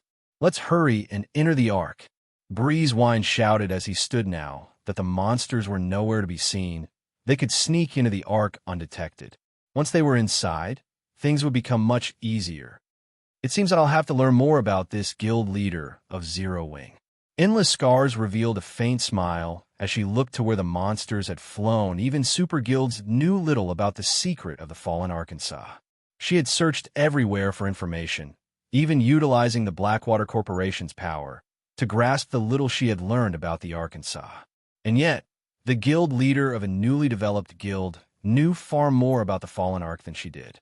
One could see just how extraordinary Sherfone was. Zero Wing was definitely not as simple as she had imagined. As the abyssal monsters moved away from the Fallen Ark, Sherfone led the Zero Wing team to the Ark's inner region. He had finally made it into the Fallen Ark after so much trouble. He could not simply leave after looting a single armory. Furthermore, the Fallen Ark's truly valuable items lay in the inner region. However, as they ventured deeper, they encountered many traps.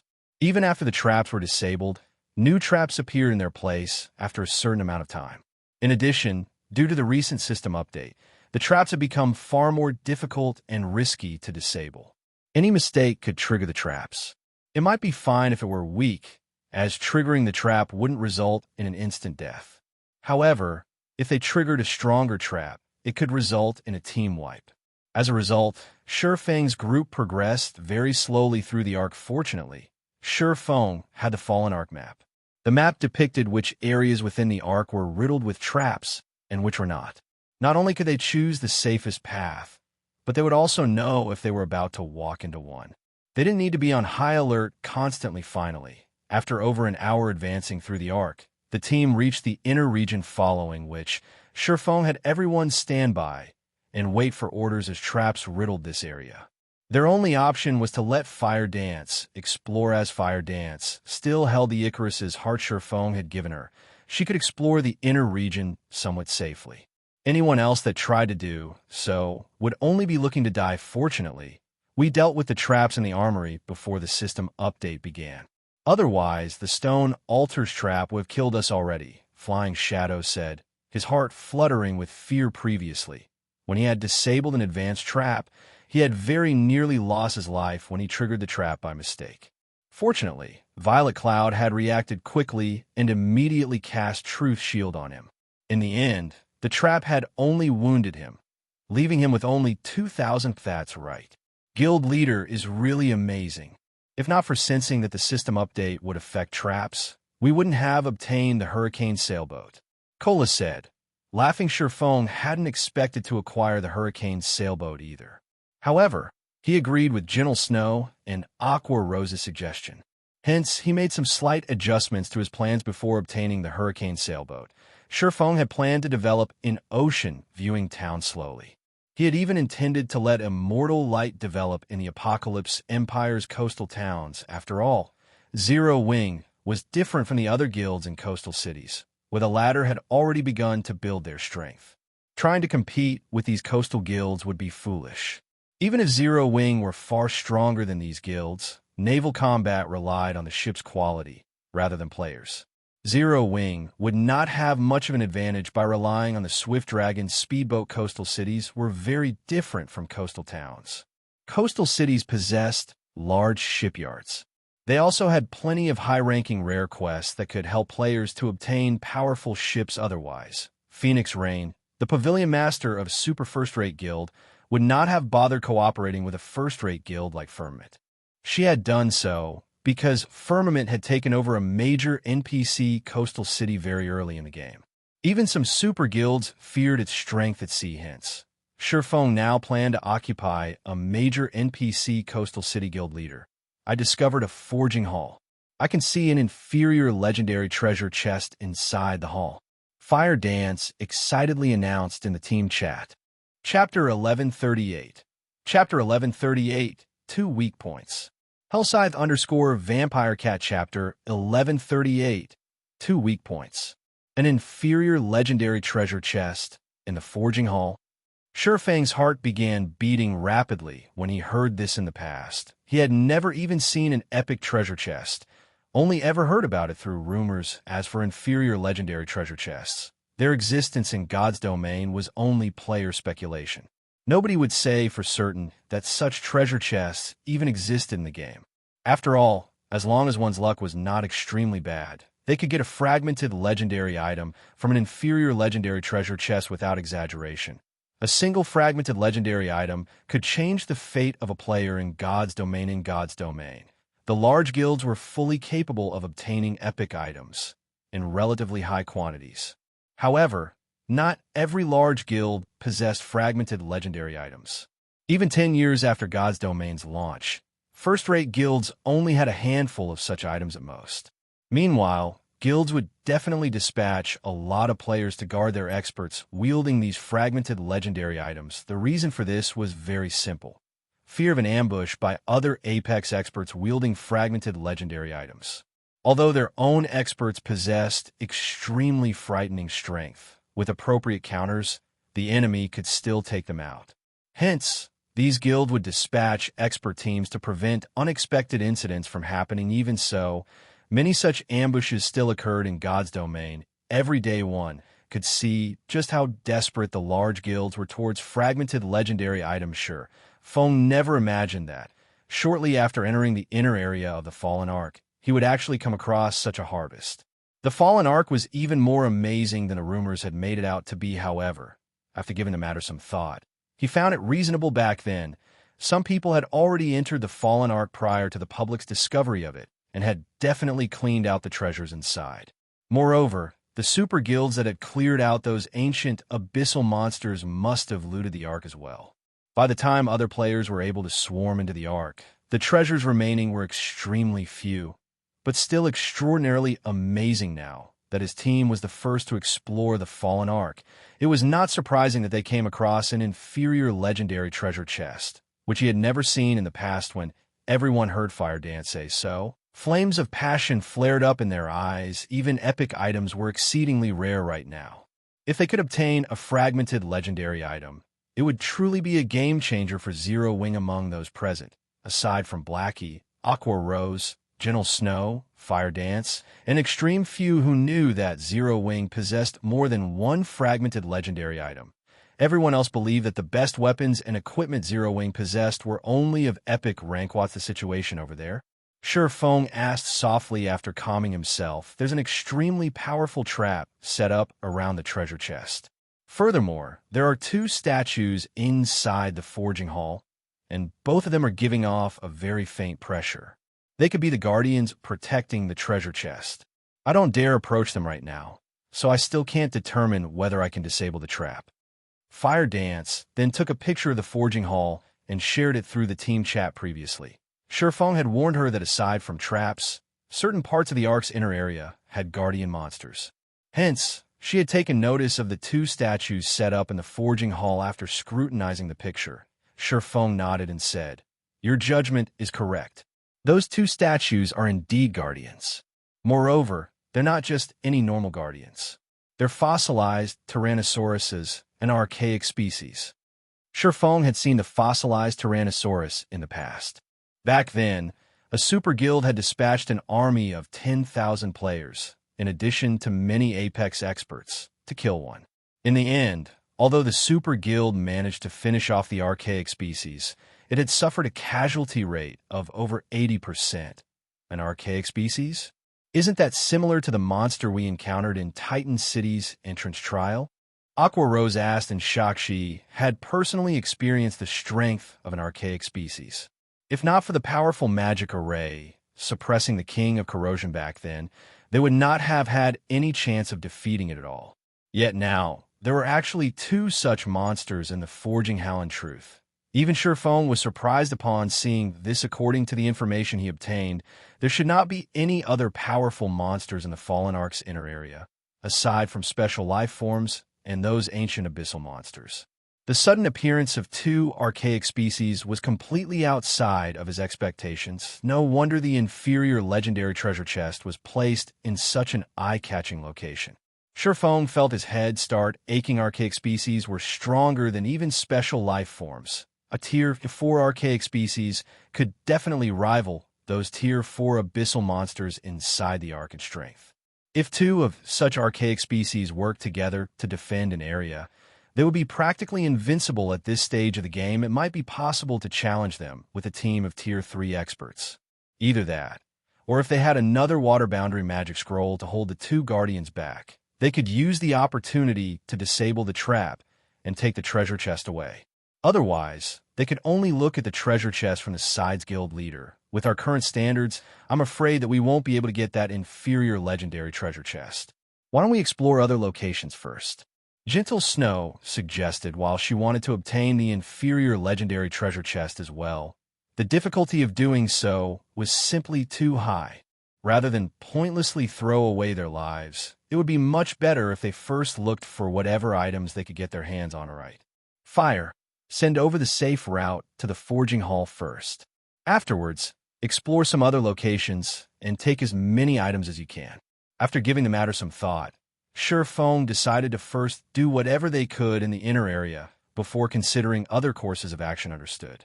Firedance nodded, then shared the route she took to reach the forging hall through the team chat. Feng carefully led everyone towards the forging hall. The inner area of the Fallen Ark was very complex. It was like a highly diversified maze, and one could easily lose their way in here. One might even encounter the same traps several or even dozens of times. It was no wonder the players that actually managed to leave with any treasure numbered extremely few. Despite players swarming the Fallen Ark after winning their way for over an hour, Feng and the others finally arrived at the forging hall. The extremely spacious forging hall was roughly the size of a sports stadium that could fit 50,000 people. There were all sorts of forging tools placed around the room, as well as many books on display. However, due to the corrosion of time, none of these things seemed usable. Only the treasure chest and the statues placed in the center of the hall appeared in pristine condition. Find a way to disable the traps protecting the forging tools and books. Everyone else, take whatever you can away from here. Leave nothing behind. Sure Feng instructed after glancing through the hall. Since he had already arrived in the Fallen Ark's inner area, he naturally could not let this trip go to waste, although the forging tools and books were severely damaged. With so many tools and books here, he refused to believe that not a single one of them was usable. Understood. Everyone promptly spread out and went into action. As for Sure Feng himself, he was carefully observing the inferior legendary treasure chest and the two massive statues standing beside it. Over 2 hours passed very quickly. Aside from where the treasure chest sat, everyone had cleared out all the other areas in the hall. Although everyone was relatively tired from all the looting they did, they managed to end up with a considerable harvest. The items they obtained included dozens of complete books, as well as 8 forging tools. Every forging tool was secret silver rank, and if placed in a candlelight trading firm, they would all be top-class tools. While everyone was quietly waiting for Fire Dance to return, Gentle Snow used the time to flip through some of the books they found in the forging hall. Suddenly, Gentle Snow exclaimed with excitement, "Guild leader, this book seems to have a relevant introduction to the fossilized Tyrannosaurus." "An introduction? Let me see." Sure Feng demanded hurriedly. The book Gentle Snow was reading was titled Archaic Species Material Analysis. The book specifically introduced the various archaic species in existence, as well as the materials that could be gained from their bodies. It also had a section on how those materials could be used to produce specific kinds of weapons, equipment, and other items. Among the archaic species recorded, the fossilized Tyrannosaurus had over a dozen pages dedicated to it. Meanwhile, the information mentioned that the fossilized Tyrannosaurus had 2 weak points. The first one was the monster's hydrophobia. Submersion in water would inhibit the fossilized Tyrannosaurus's reactions, and its defense would decrease significantly. The second weak point was its power core. There was a power core in the fossilized Tyrannosaurus's body. The destruction of this power core would significantly weaken the monster's strength attribute. Chapter 1139, Race Against Time. Hellscythe_Vampire Cat Chapter 1139, Race Against Time. At the outer area of the Fallen Ark, the members of the Midnight Tea Party moved with extreme caution. This was because shortly after their entry, they very nearly got team-wiped due to triggering a trap. Nobody could have imagined that the latest system update would include penalties for failing to disable a trap. With Netherworld Wave's Advanced Trap Disabler class, it was simply impossible for him to succeed in disabling advanced traps all the time. As a result, the team had no choice but to exercise extreme caution while advancing. If I had known something like this would happen, I would have had us enter the Ark before the system update began. Breezewine now felt that he had made the wrong decision before. There were still many fallen patrols roaming about the outer area of the Arkansas. With their slow progress, it was very easy for them to come across those patrols. If they really got caught by a patrol, they would have no choice but to withdraw immediately. Right now, whether they could even reach the Ark's inner area was still in doubt. Had they utilized the 20 minutes log-out preparation time, they might have already reached the inner area by now. Leader, you didn't make the wrong decision. If we entered the Ark before the update began, we would have risked encountering those dangerous abyssal monsters. Our situation at that time wouldn't be much better than right now. Moreover, now that we've grasped the method to lure those abyssal monsters away, should we really fail to complete our quest this time, we can simply come back once everyone has reached level 50 and obtained their Tier 2 classes. At that time, even if we come across the fallen patrols, we can still quickly finish them off or fight them as we advance deeper into the Ark. Endless Scars said after noticing Breezewine beating himself up. Let's use this chance to scout out a path and advance. Likewise, everyone else on the team expressed their agreement when they heard Endless Scars' words. Although their quest had a time limit, they still had enough time to make appropriate preparations. Just as everyone was merrily chatting with each other, Endless Scars suddenly received a message. Seeing this message, Endless Scars smiled faintly. Big sis Endless. Did something good happen? Cloud Yarn could not help but ask curiously when she saw Endless Scars suddenly sporting a playful smile. You could say that. Any of you interested in watching a competition at the Dark Arena? I've just received an invitation card, and I can bring 5 people with me, Endless Scars said, chuckling. The Dark Arena? Everyone lost interest when they heard this, although those participating in the Dark Arena were much stronger than ordinary experts. To experts of their standards, the fights at the Dark Arena possessed no reference value whatsoever. Are you all really not interested in going? I heard that the Dark Arena is even prepared to hold a grand auction this time, which apparently will include even epic items, Endless Scars said, somewhat disappointed when she noticed the disinterest on everyone's faces. Moreover, the battle teams that will be fighting are very interesting. Among them, Zero Wing will be facing off with the Miracle Guild. I heard that Miracle has dispatched quite a few powerful experts this time. Epic items? Zero Wing against Miracle? Big sis Endless, I want to go. Hold it. I've never been to the Dark Arena, even once before. Let me go this time. When everyone heard Endless Scars' words, they immediately grew interested, setting aside how tempting epic items were. Just the fact that Zero Wing was going up against the Miracle Guild already gave them plenty of reason to go spectate at the Dark Arena. Although Miracle was only a super first-rate guild, the number and quality of experts it possessed were by no means inferior to super guilds. If Miracle dispatched its apex experts to the Dark Arena, then the upcoming match would definitely be an interesting one. Elsewhere, after Sherfone was done reading through the fossilized Tyrannosaurus's introduction, he fell into deep thought. So, these are the methods to raid them? No matter how he looked at it, the 2 archaic species were invincible existences at this stage of the game.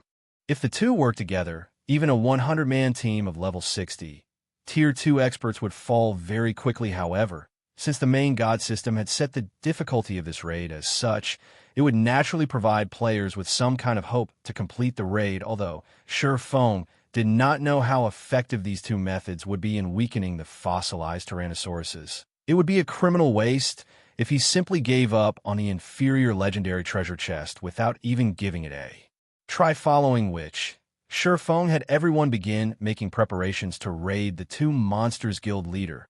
Are we really going to raid these 2 archaic species? Aqua Rose asked worriedly as she looked at the 2 giant statues in the center of the forging hall. Previously, when they went up against the King of Corrosion, they had had a team of 100 players and even the assistance of an ancient magic array. Right now, not only did they not possess such a magic array, but their team also had only 20 members in all. To make things worse, they had to go up against 2 archaic species at the same time. No matter how she looked at it, they were simply trying to get themselves killed. The outcome would be the same, even if they managed to grasp the weak points of the fossilized Tyrannosaurus. I know what you're worried about. Before we learned of their weak points, I indeed had no idea how we could get the treasure chest. Now, however, things are different.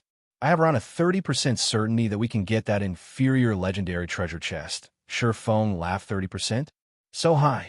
Aqua Rose was quite surprised by Sherfang's response. She had estimated that they had less than a 5% chance of successfully obtaining the treasure chest. But Sherfone was now saying he was roughly 30% sure he could pull it off. If he really did have such a high probability of success, it was indeed worthwhile to make an attempt. Currently, super guilds were willing to sacrifice thousands of elite members just to obtain 1 epic item, let alone a fragmented legendary item. If the existence of this inferior legendary treasure chest were made known to super guilds, most likely they would be more than willing to sacrifice tens of thousands of elite players as well as hundreds of experts around that percentage. However, our main problem would still be the trap set up around the treasure chest. If it is a Grandmaster trap, we'll most likely have no chance of getting the treasure chest. Only if it is a Master trap will we have a 30% chance of succeeding. Sherfone shrugged, expressing that he was taking a gamble right now. In the past, it was a common sight for the various large guilds to send out tens of thousands of elite players just to contest for 1 fragmented legendary item. After all, with 1 fragmented legendary item, a guild could nurture 1 more apex expert. This way, Not only would a guild get another expert to lead it, but they would also have a much easier time defending the transportation of important cargo or locations in the future following which everyone began taking action according to Shifeng's commands to take advantage of the fossilized Tyrannosaurus's first weak point. Shifeng armed everyone, with the exclusion of the team's MTs and healers, with Tier 1 and Tier 2 water-type magic scrolls. As soon as the battle began, they would close the doors to the forging hall, turning it into an enclosed space. After that was done, they could easily create an environment filled with water as for the archaic species' second weak point. Shifeng possessed the omniscient eyes. He should have no problems targeting the power cores. Everything else would have to depend on luck when Fire Dance returned to the forging room. Shifeng had his team shut the doors to the forging room begin. At Shifeng's command, everyone sprang into action, unfurling their magic scrolls one after another and launching a barrage of water-type spells at the two statues in the blink of an eye. A lake formed within the forging hall, the height of the water easily surpassing that of a player. At the same time, everyone also activated a water-walking scroll. The water-walking scroll was a commonly used magic scroll in God's domain. As its name suggested, it allowed players to walk on water for 10 minutes. Each scroll sold for 20 silver coins, and it could be said to be one of the tools specialized for maritime combat. As the water-type spells struck the bodies of the fossilized Tyrannosauruses, both monsters immediately awoke roar. The fossilized Tyrannosauruses let loose deafening roars, shaking up the forging hall. Meanwhile, the powerful aura that abruptly filled the entire hall struck fear into everyone. Now that the fossilized Tyrannosauruses had awakened, everyone was finally able to get a glimpse at their statistics. Fossilized Tyrannosaurus, inferior dragon, archaic species, mythic, level 65, HP 320 000 000/320 000 000. Just as everyone was feeling shocked by the statistics of the fossilized Tyrannosauruses, Shifeng shouted, "Fire! Use this chance to disable the trap." Shifeng knew better than anyone else present just how powerful the fossilized Tyrannosauruses were. It was also because of this understanding that he knew how valuable time was right now. If they continued daydreaming, the chances of obtaining the inferior legendary treasure chest would decline. Understood. Fire Dance immediately responded and activated Silent Steps, appearing behind one of the two fossilized Tyrannosauruses. She then dashed straight towards the treasure chest. Chapter 1140, Buying Time. Hellscythe_Vampire Cat Chapter 1140, Buying Time. When Fire Dance was only 30 yards away from the treasure chest, the two fossilized Tyrannosauruses, which had initially been lured away by the spells attacking them, suddenly shifted their attention to her. As if they had had their tails stepped on, they glared at Fire Dance with single-minded ferocity, as though she were the only person left in the world. Not good. Our aggro is too weak. Shifeng frowned. Cola, Turtle Dove, use everything you've got to pull aggro. Have the bosses stay as far away from the treasure chest as possible. As guardian bosses, the fossilized Tyrannosaurus's priority was the protection of the inferior legendary treasure chest. To them, aggro was secondary only. When another player's aggro over the fossilized Tyrannosauruses reached a sufficiently high degree, would the bosses stop paying attention to the player attempting to steal the item they protected. This was why Shifeng previously had everyone use their water-type magic scrolls on the fossilized Tyrannosauruses. Not only could they deal a significant amount of damage to the bosses, but they could also increase their aggro over the bosses. However, the effects of the water-type spells were not as good as Shifeng expected. Understood. Upon hearing Shifeng's command, Cola and Turtle Dove immediately activated Power of Darkness, causing their basic attributes to soar instantly. Both of them then charged straight at the two fossilized Tyrannosauruses and used Justice Roar, trying their best to shift the attention of the bosses to themselves. However, the fossilized Tyrannosauruses still kept the treasure chest as their priority, completely disregarding the two Guardian Knights' Justice Roars and continuing to chase Fire Dance. Both Cola's and Turtle Dove Justice Roars were at Tier 1. If the target they used the skill on ignored them, their strength attributes would double for a short time. Their speeds would increase significantly as well. Sure enough, Cola's and Turtledove's strengths immediately doubled. Both of them then followed up with a shield of vengeance at their respective fossilized Tyrannosauruses. Boom. Boom. The moment their shields collided with the fossilized Tyrannosauruses, sparks flew. Despite the fossilized Tyrannosauruses having had their defenses weakened, Cola's and Turtledove's attacks only left a small scratch on their scales. As for the damage the two Guardian Knights dealt, it was less than -8,000. So, this is an archaic species? Gentle Snow revealed a dumbfounded expression when she saw the damage the two MTs dealt. This was her first time encountering an archaic species, although she already knew their team had no chance whatsoever of winning against the fossilized Tyrannosauruses. When she saw this scene, she still could not help but be shocked. She had a general idea what Cola's and Turtledove's equipment standards were. If she was not wearing the 7 Luminaries battle armor Feng had given to her, her attributes would no doubt be inferior to theirs. Currently, not only had the two Guardian Knights activated their Berserk skills, but they even had the strength boost from Justice Roar. In terms of strength, even a Tier 2, level 60 Berserker would be no match for them yet. Now, the both of them had dealt less than -8,000 damage to their targets. The defense of the fossilized Tyrannosauruses was simply insane at this moment. She wondered if Cola and Turtledove could even deal any damage to the fossilized Tyrannosauruses, if not for the submerged environment weakening the boss's defenses. Roar. Although Cola's and Turtledove's full-powered attacks had barely dealt any damage, they still managed to get the fossilized Tyrannosauruses to shift their attention to them, which eased up the pressure on Fire Dance. Good. Now activate your life-saving skills and slowly lure the bosses away. Feng commanded without hesitation. Cola and Turtledove activated Protection Blessing if they managed to deal only such a small amount of damage. Despite the fossilized Tyrannosaurus's weakened defenses, they did not dare to imagine what kind of damage the inferior dragons could deal, seeing as the boss's attack power had not weakened in the slightest. Punk. No sooner had the two Guardian Knights activated Protection Blessing than the tail swipes of the fossilized Tyrannosauruses sent them both flying away. The speed of the attacks was so fast that not a single person present had managed to react. What happened? Minor Wind's eyes widened in shock. He had only seen the tails of the fossilized Tyrannosauruses moving slightly just now. There had been no sign of the tails making their way towards Cola and Turtledove at all. Yet before he knew it, both Guardian Knights were already in the air, their HPs decreasing by over 36,000, instantly falling below 50%.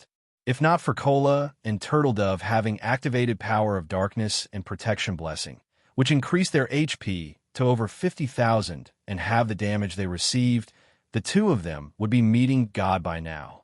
Aside from Feng, everyone present was stunned by the horrendous amounts of damage dealt by the fossilized Tyrannosauruses with such speed and strength. Even a Tier 2, level 60 MT would not be able to last long against the inferior dragons. All healers focus on Cola and Turtledove. We need to buy as much time for fire as we can.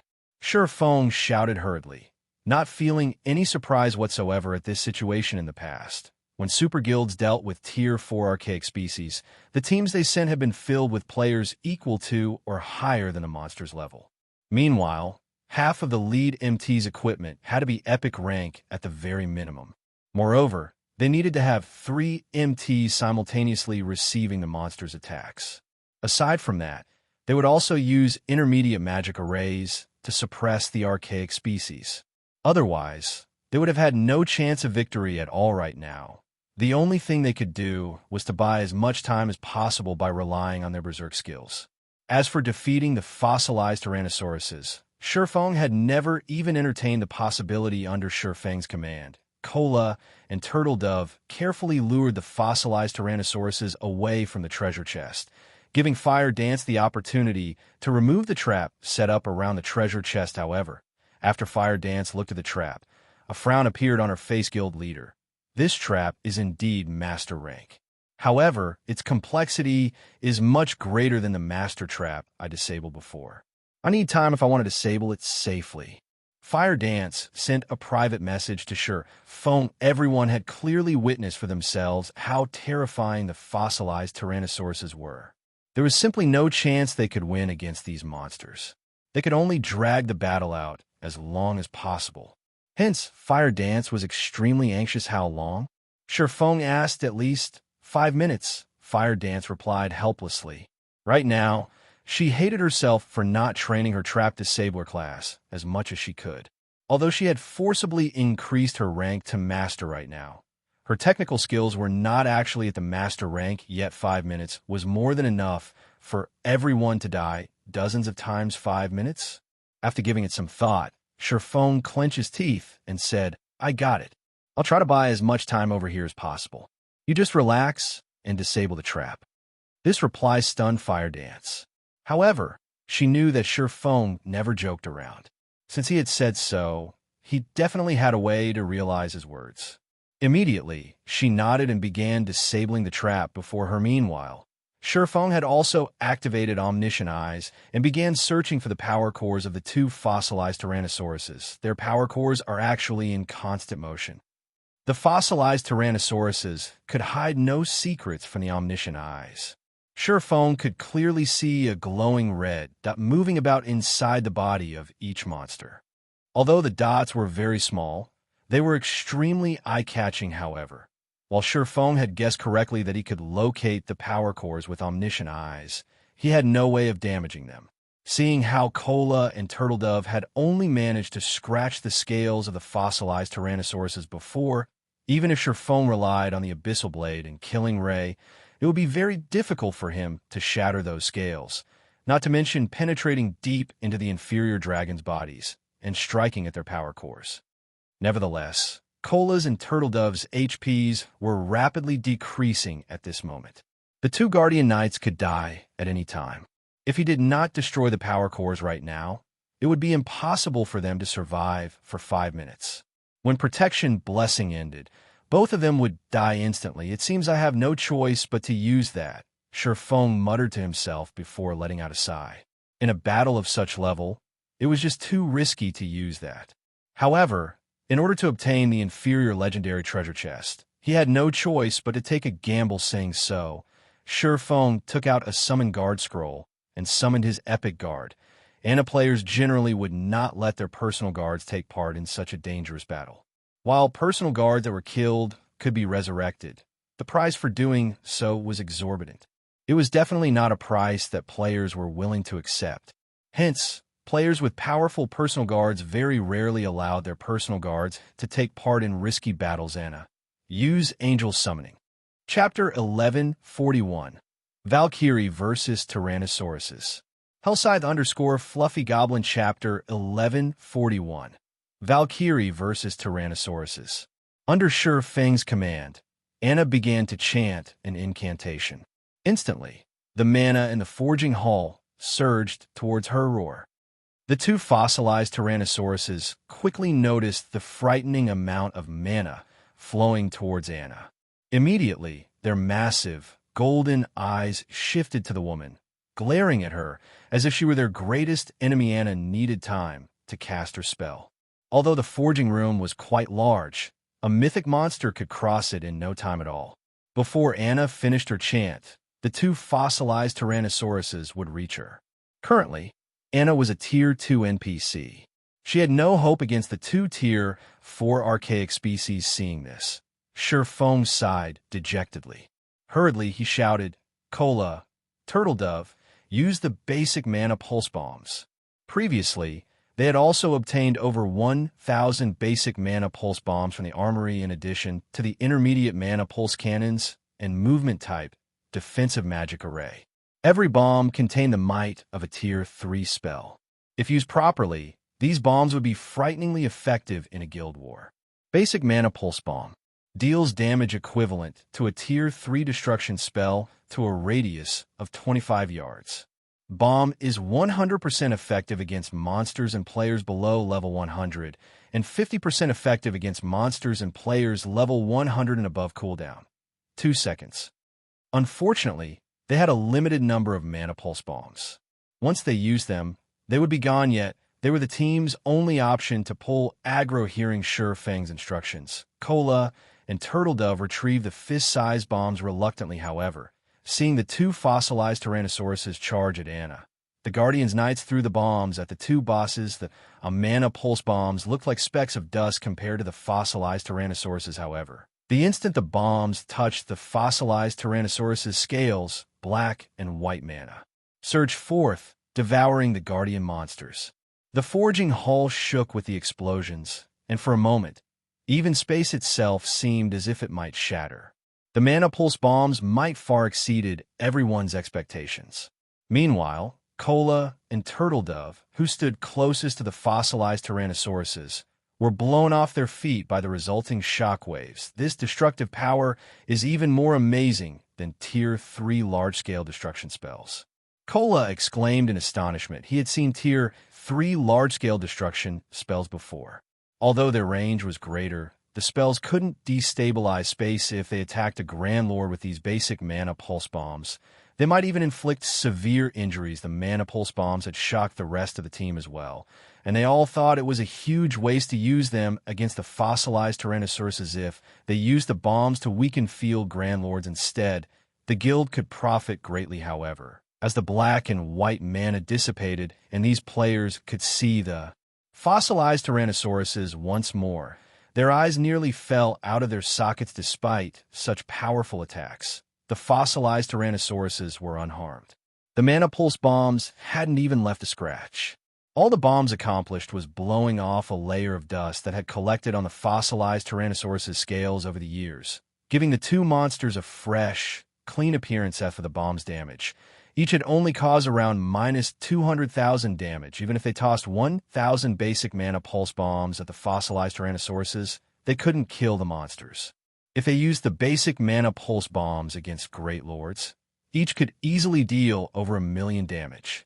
The bombs would also easily annihilate players below Tier 3, however. The bomb's damage did redirect the fossilized Tyrannosaurus's attention to Cola and Turtle Dove. Excellent.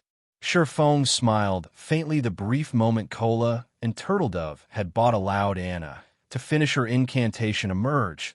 Valkyrie. Anna shouted immediately. A golden magic array enveloped the forging hall's ceiling, which caused the mana inside the hall to rampage. A Valkyrie with pure white wings, geared in golden, divine armor slowly descended from the magic array. Compared to Anna's previous summoning, the Valkyrie had reached level 70, as Anna had leveled from level 69 to level 70 during the previous war. Every 5 levels was a minor turning point in God's domain. Hence, a level 70 Valkyrie was significantly stronger than a level 69 Valkyrie. This was also why Sure Fang was willing to risk summoning Anna into this battle. The fossilized Tyrannosauruses were level 65. As Tier 4 archaic species, while they might not have complete domains like the ancient abyssal monsters, their attributes were far superior to the abyssal monsters. If given the choice, players would rather fight the fossilized Tyrannosauruses than the ancient abyssal monsters. This was due to the abyssal monsters' powerful domains and their effectiveness against players. After all was said and done, the Tier 4 Valkyrie was only a puppet. The Valkyrie neither possessed high intellect, nor did it have a complete domain like ordinary Tier 4 NPCs. In a sense, the Valkyrie was similar to the fossilized Tyrannosauruses. However, when comparing life ratings, the Valkyrie was far above archaic species in a head-on collision. The Valkyrie could definitely overwhelm the fossilized Tyrannosaurus's attack.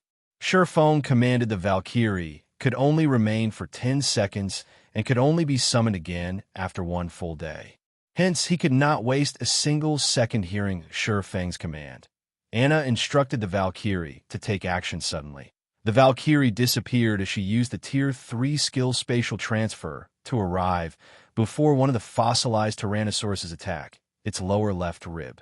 Sure Fang commanded after watching the bosses with omniscient eyes. Sure Fang had grasped the power core's basic patterns. Although he couldn't break through the fossilized Tyrannosaurus's scales and substantially damage the power cores, the Valkyrie could. A silver spear appeared in the Valkyrie's hands, arcs of golden lightning dancing around the weapon. The Valkyrie then thrust the spear at the fossilized Tyrannosaurus's lower left rib tier, 4 skill, Thunder Sanction. The fossilized Tyrannosaurus panicked instantly. The Valkyrie had appeared too suddenly. Even with its high attack speed, the fossilized Tyrannosaurus was still caught off guard as it received Thunder Sanction in full. The golden lightning pierced through its tough scales and exited from its back, reaping nearly 3% of the monster's HP. The team immediately felt the fossilized Tyrannosaurus grow weaker. This scene enraged the other fossilized Tyrannosaurus as it spread its jaws. A large amount of mana began to gather in the monster's mouth crap. It's using its breath. Everyone move. Don't stand in front of the boss. Shifeng hurriedly warned his team as he saw the monster charge. Its attack, the greatest move of any monster from the dragon race, would be its breath attacks. Among them, true dragon's breath attacks were the most powerful. There were even records of how a dragon had obliterated a major city with a single breath attack. Thus, the dragon race represented destruction roar. The fossilized Tyrannosaurus's roar echoed throughout the forging hall before anyone could react. A dazzling beam of light devoured the Valkyrie. The breath even shattered space itself. Meanwhile, this beam of light struck one of the forging hall's stone walls. If not for having been constructed by ancient gods, no one doubted that the breath attack could have punched a hole straight through the fallen ark. Chapter 1142, Power to Annihilate Mythics. Hellscythe _ Fluffy Goblin Chapter 1142, Power to Annihilate Mythics. By the time the fossilized Tyrannosaurus's breath ended, the forging hall was unrecognizable. How is there such a powerful monster? The fossilized Tyrannosaurus's breath attack had stupefied every player on the team. Everything in front of the inferior dragon was gone. Only a bare wall and floor remained. Over half of the accessories around the forging hall had disintegrated. It was not hard to realize that the fossilized Tyrannosaurus hadn't been taking them seriously. Had the two inferior dragons taken them as seriously as they had the Valkyrie, they would have obliterated the entire team. This single blow shouldn't have defeated the Valkyrie, right? Aqua Rose muttered worriedly as she watched the spatial tear gradually disappear. Without a doubt, this breath attack was definitely a Tier 4 skill. Otherwise, it wouldn't have created a spatial tear. The Valkyrie was only a temporarily summoned puppet. She only possessed 1/20th of the HP ordinary summoned creatures had. It wouldn't be surprising in the least if this terrifying breath attack had devoured her entire HP bar. If the Valkyrie were really gone, the consequences would be unimaginable against the enraged fossilized Tyrannosauruses. Even with their berserk and life-saving skills active, Cola and Turtledove would die instantly, much less the rest of Zero Wing's team. As these thoughts swam through Aqua Rose's mind, the smoke finally started to dissipate. She's unharmed. How is this possible? Aqua Rose stared at the divine angel flapping her wings in amazement. Not only was the Valkyrie unharmed, but not even a speck of dust tainted her body. Even the fossilized Tyrannosaurus, which possessed some intellect, was stunned, fear surfacing in its massive, golden eyes as it gazed at the Valkyrie before it suddenly. Shifeng shouted, "Attack its right arm!" Although the fossilized Tyrannosaurus's breath was incredibly powerful, and as Valkyrie was no pushover either. Even if the Valkyrie were not at her peak due to lacking sufficient intellect, she possessed all of the skills a Tier 4 Valkyrie should. The Valkyrie had used the Tier 4 skill Divine Protection to defend against the inferior dragon's breath, the skill allowing her to negate all attacks below Tier 6 for 3 seconds. Afterward, all of the damage she should have received would be converted into HP. In the past, Divine Protection had been a super rare life-saving skill that many Tier 4 Guardian Knights dreamed of obtaining. Any Guardian Knights that learned it had been highly sought after even by super guilds. As soon as Shifeng gave the command, Anna once more controlled the Valkyrie to attack the fossilized Tyrannosaurus roar. The fossilized Tyrannosaurus was now on full alert, its claws releasing a faint gray glow.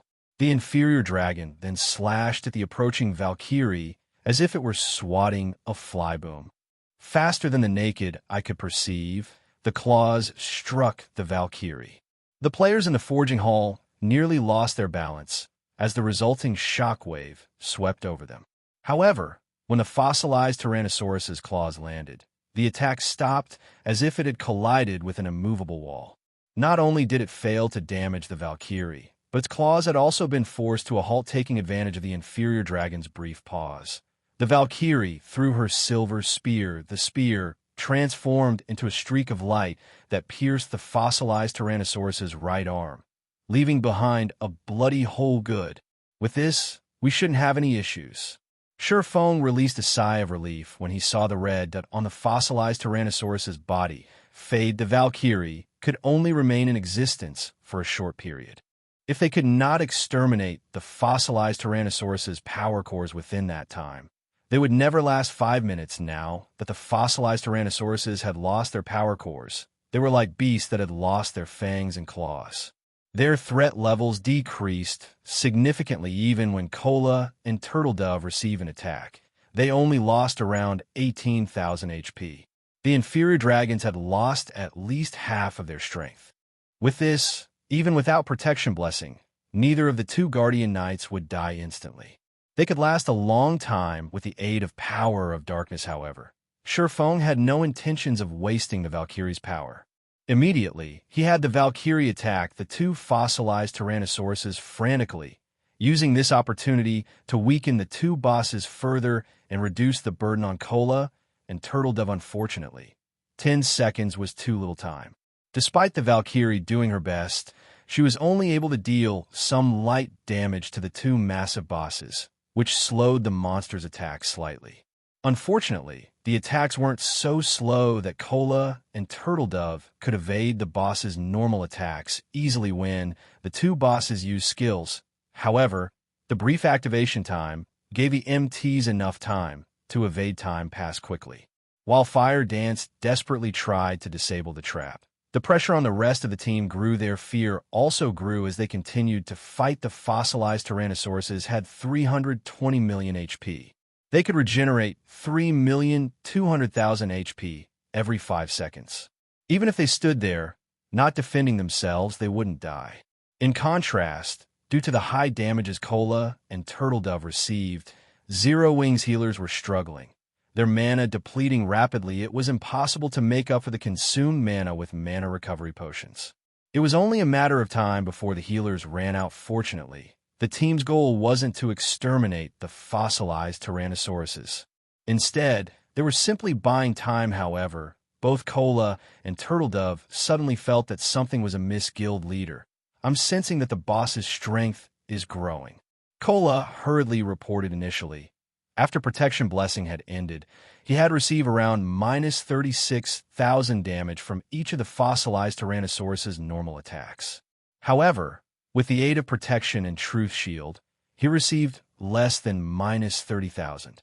With his current 57,000 HP and the healer's help, he could receive 2 hits without dying yet. Even with the Oracles and Clerics buffs, he was now receiving more than minus 30,000 damage from the boss's normal attacks. If the damage continued to rise, he would die in 2 hits if the healers failed to restore his HP in time. I discovered something strange as well. It seems the boss's defense is weakening. General Snow, who was assisting Turtledove from the sides, announced hearing Cola and General Snow's words. Feng fell into deep thought. Could they be weakening their physical bodies to generate new power cores? Although extremely few monsters had cores as weak points in God's domain, Feng had encountered a few. A few of these monsters were capable of regenerating their destroyed cores after a certain period. The fossilized Tyrannosauruses were an archaic species. It would not be surprising if they could do so. In fact, Feng had already considered this possibility. However, less than 2 minutes had passed since the inferior dragon's power cores had been destroyed. This regeneration speed surpassed Feng's initial estimates.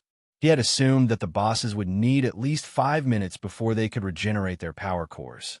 This coincided with how much time Fire Dance needed to disable the trap. Once the trap was disabled, they could simply take the treasure chest and leave. They shouldn't have needed to worry about the fossilized Tyrannosauruses regenerating their power cores. It seems we have no choice but to fight. After considering various options, Feng had only come up with one method that would buy them the necessary time. Clenching his teeth, he said, "Cola, Turtle Dove, lure the bosses together. Everyone, throw basic mana pulse bombs at the bosses. Don't hold back and use everything you have." Now that the boss's defense had weakened, the mana pulse bombs would deal more damage. Before this, it might have been impossible to annihilate the fossilized Tyrannosauruses with the bombs, but things had changed. Even if they failed to kill the inferior dragons or injure them heavily, they could slow down the recovery speed of the boss's Power Cores Guild leader. Are we really going to waste the bombs here? Aqua Rose hadn't expected such a crazy move from Shurfeng. They were talking about over 1,000 basic mana pulse bombs. That was equivalent to 1,000 plus magic scrolls that contained Tier 3 large-scale destruction spells. Just waste them. Buying time is more important right now. Shurfeng growled determinedly while the basic mana pulse bombs was indeed extraordinarily valuable.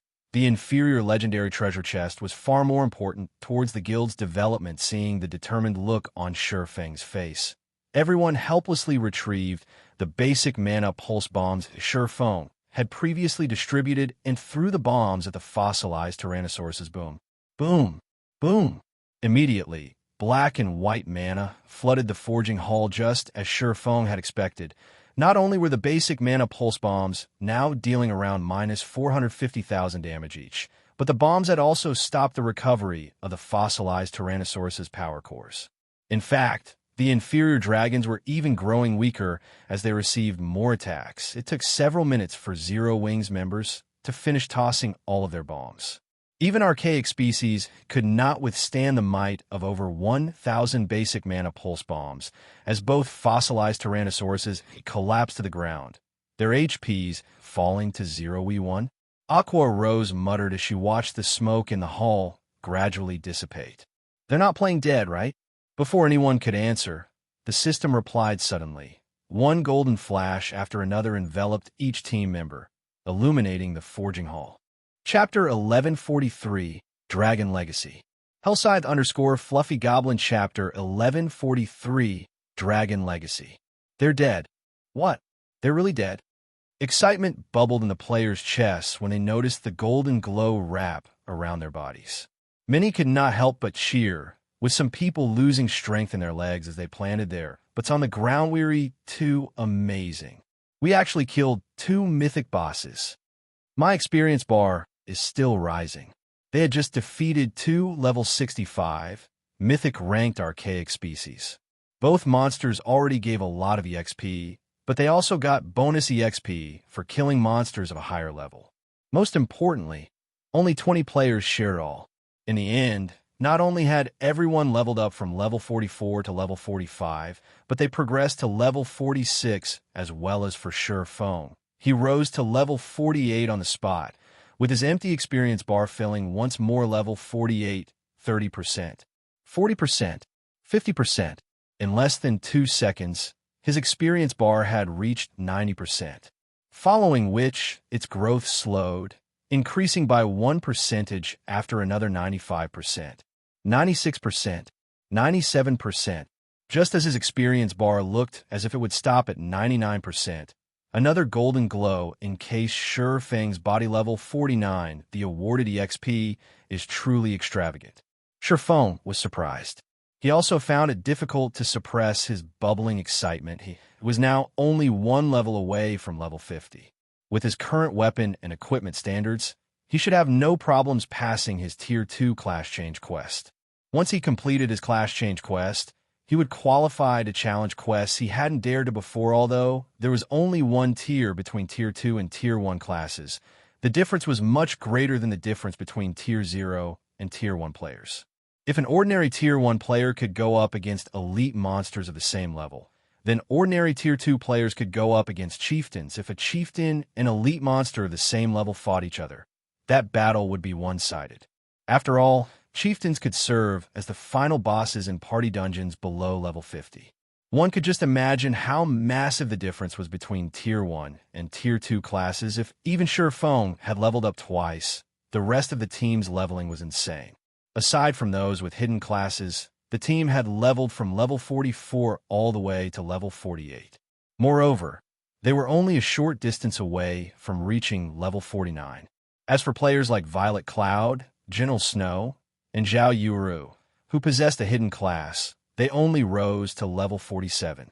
Though they were not far from level 48, everyone was stunned for a long moment right now. They could easily rank at the very top of the ranking list in any kingdom or empire in God's domain. Moreover, they would be at least 5 levels higher than the second-ranked player. Haha. My HP is finally over 40,000. After Kola finished allocating his recently acquired free attribute points, he excitedly boasted, "With this, I'll be the highest HP MT in even the Black Dragon Empire." He was already the highest HP MT throughout Star Moon Kingdom. He had nearly 5,000 more HP than the MTs in other guilds.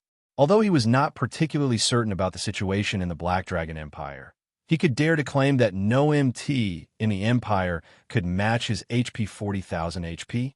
Gentle Snow, who was level 47, looked at her own HP bar, noticing that her HP had broken past the 40,000 threshold as well. Gentle Snow could not help but sigh ruefully as she looked at her own HP bar. She never imagined that one fragmented legendary item would make such a huge difference. Despite wielding a damage-dealing class and slightly weaker equipment than Kola's, the 7 Luminaries battle armor had bridged the gap between her and the Guardian Knight. Not only had the battle armor upgraded her damage output by several levels, but it had also done the same for her defense and HP. It was no wonder why Shurfeng was willing to waste the 1,000-plus basic mana pulse bombs for the inferior legendary treasure chest. As everyone's excitement about their levels died down, they shifted their gazes to the corpses of the 2 fossilized Tyrannosauruses aside from the items inside the inferior legendary treasure chest. The inferior dragon's loot should make up for the losses they suffered mythic bosses. Moreover, the fossilized Tyrannosauruses were archaic species. Their loot was definitely extraordinary. Just thinking about it ignited a passionate fire in these players' hearts, their eyes shining once the dust settled. The massive fossilized Tyrannosaurus corpses were on full display. However, when the team noticed the few items scattered beside the bodies, disappointment flashed in their eyes. Aside from a few scattered gold coins, one fossilized Tyrannosaurus dropped 8 items, while the other dropped 7. There were far fewer items than they had hoped for. Why are there so few drops? These things are even more stingy than the trolls. Is it because we were unlucky? We should have given guild leader the last hit. Everyone's excitement faded when they saw the loot among the 15 items. They 10 were materials. All right, get some rest. Violet, make sure fire is safe. Shurfeng chuckled at his crestfallen companions. The number of items the fossilized Tyrannosauruses dropped didn't surprise Shurfeng in the least. After reaching level 50, the quantity and quality of the items monsters dropped decreased drastically. Furthermore, the system had just completed a new update. The system would have definitely lowered the drop rate once again. The main god system did so to stabilize weapon and equipment prices, giving lifestyle classes a better opportunity to develop as players continued to level. Their main source for weapons and equipment would gradually shift from monsters to lifestyle players. In the future, 95% of the weapons and equipment players used would come from monsters and lifestyle players. The remaining 5% would come from quests, miraculous encounters, treasure chests, and other such sources. However, the majority of the weapons and equipment players produced could only satisfy ordinary players and experts. The truly excellent items would still come from killing powerful monsters or completing difficult quests, of course. Players were also capable of producing weapons and equipment of excellent quality. Only, the requirement was extremely high, beyond the majority of God's domain's lifestyle players. Moreover, producing such items required super rare materials, and these materials came from killing powerful monsters and exploring dangerous locations, following which Shurfeng collected the loot and began to appraise each item. Not bad. Shurfeng revealed a joyful expression after appraising the raw materials. Among them was the legendary material, Dragon Origin Crystal. Moreover, 2 Dragon Origin Crystals had dropped. Only creatures of the dragon race could drop these items. Unfortunately, common inferior dragons wouldn't drop them. At the very least, the monsters needed to be mythic rank. This was because the Dragon Origin Crystal contained the bloodline of dragons. One applied the Dragon Origin Crystal when forging weapons or equipment. They could qualitatively change the item.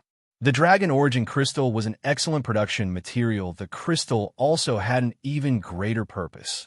Producing the Dragon Soul Potion. When consuming this potion, players could class change into a hidden class and obtain the Dragon Legacy. Chapter 1144. Hidden Class Dragon Slayer. Hellscythe Fluffy Goblin. Chapter 1144. Hidden Class Dragon Slayer. Shifeng held the 2 Crimson Dragon Origin Crystals and carefully inspected them. Although both were legendary material, there was a difference between them, of course. The system wouldn't give away this difference. Instead, players had to discover it after conducting numerous experiments. This was one of the system's hidden attributes. Although there were deviations between players' conclusions, the deviations were usually minor. Different grades of legendary material would yield different bonus success rates when said material was used in crafting an item. According to players' summaries regarding legendary materials, they were generally categorized into basic, middle, intermediate, and peak grades. Basic grade materials could increase production success rate by roughly 2% to 3%. Intermediate grade materials could increase production success rate by 4% to 5%. Advanced grade materials could increase production success rate by 7% to 8%. Peak grade materials could increase production success rate by 10% to 11%. After Shifeng clicked to open the 2 Dragon Origin Crystals attribute panels, he began to read their introductions carefully. Wonderful. Shifeng smiled when he finished reading. With this, there shouldn't be any problems producing the Dragon Soul Potion's legendary materials had different methods of determining their grades. In the Dragon Origin Crystal's case, its grade could be determined by the bloodline density within it. If a crystal's bloodline density fell between 1% and 30%, it was basic grade. Most of the Dragon Origin Crystals that dropped were this grade A crystal with a bloodline density between 31% and 50%. Was considered intermediate grade. Crystals of this grade had a much lower drop rate. As for crystals with a bloodline density between 51% and 70%, they were advanced grade. It was practically impossible to find advanced Dragon Origin Crystals on the market, as large guilds cherished like their own children. Lastly, crystals with bloodline density above 71% were peak grade. At this grade, the Dragon Origin Crystal was worth much more than an epic item. To produce the Dragon Soul Potion, one usually needed an intermediate Dragon Origin Crystal or better. Regardless of how many basic Dragon Origin Crystals were used, it was impossible to produce the Dragon Soul Potion with them. Of the 2 Dragon Origin Crystals before Shifeng, one was intermediate grade, while the other was an advanced Crystal Guild leader. Did something good drop? Aqua Rose asked when she noticed the smile on Shifeng's face. She was very familiar with Shifeng's personality and habits. If the dropped items were not extraordinary, he would not have revealed such a joyous smile in response. Shifeng nodded and looked at everyone before calmly stating, "Something good has indeed dropped. Which of you here wants a hidden class?" "A hidden class? Did we get class change tool?" "Guild leader, which classes are suitable for the hidden class?" Shifeng's question instantly caught his teammates' attention. None of these players were strangers to hidden classes.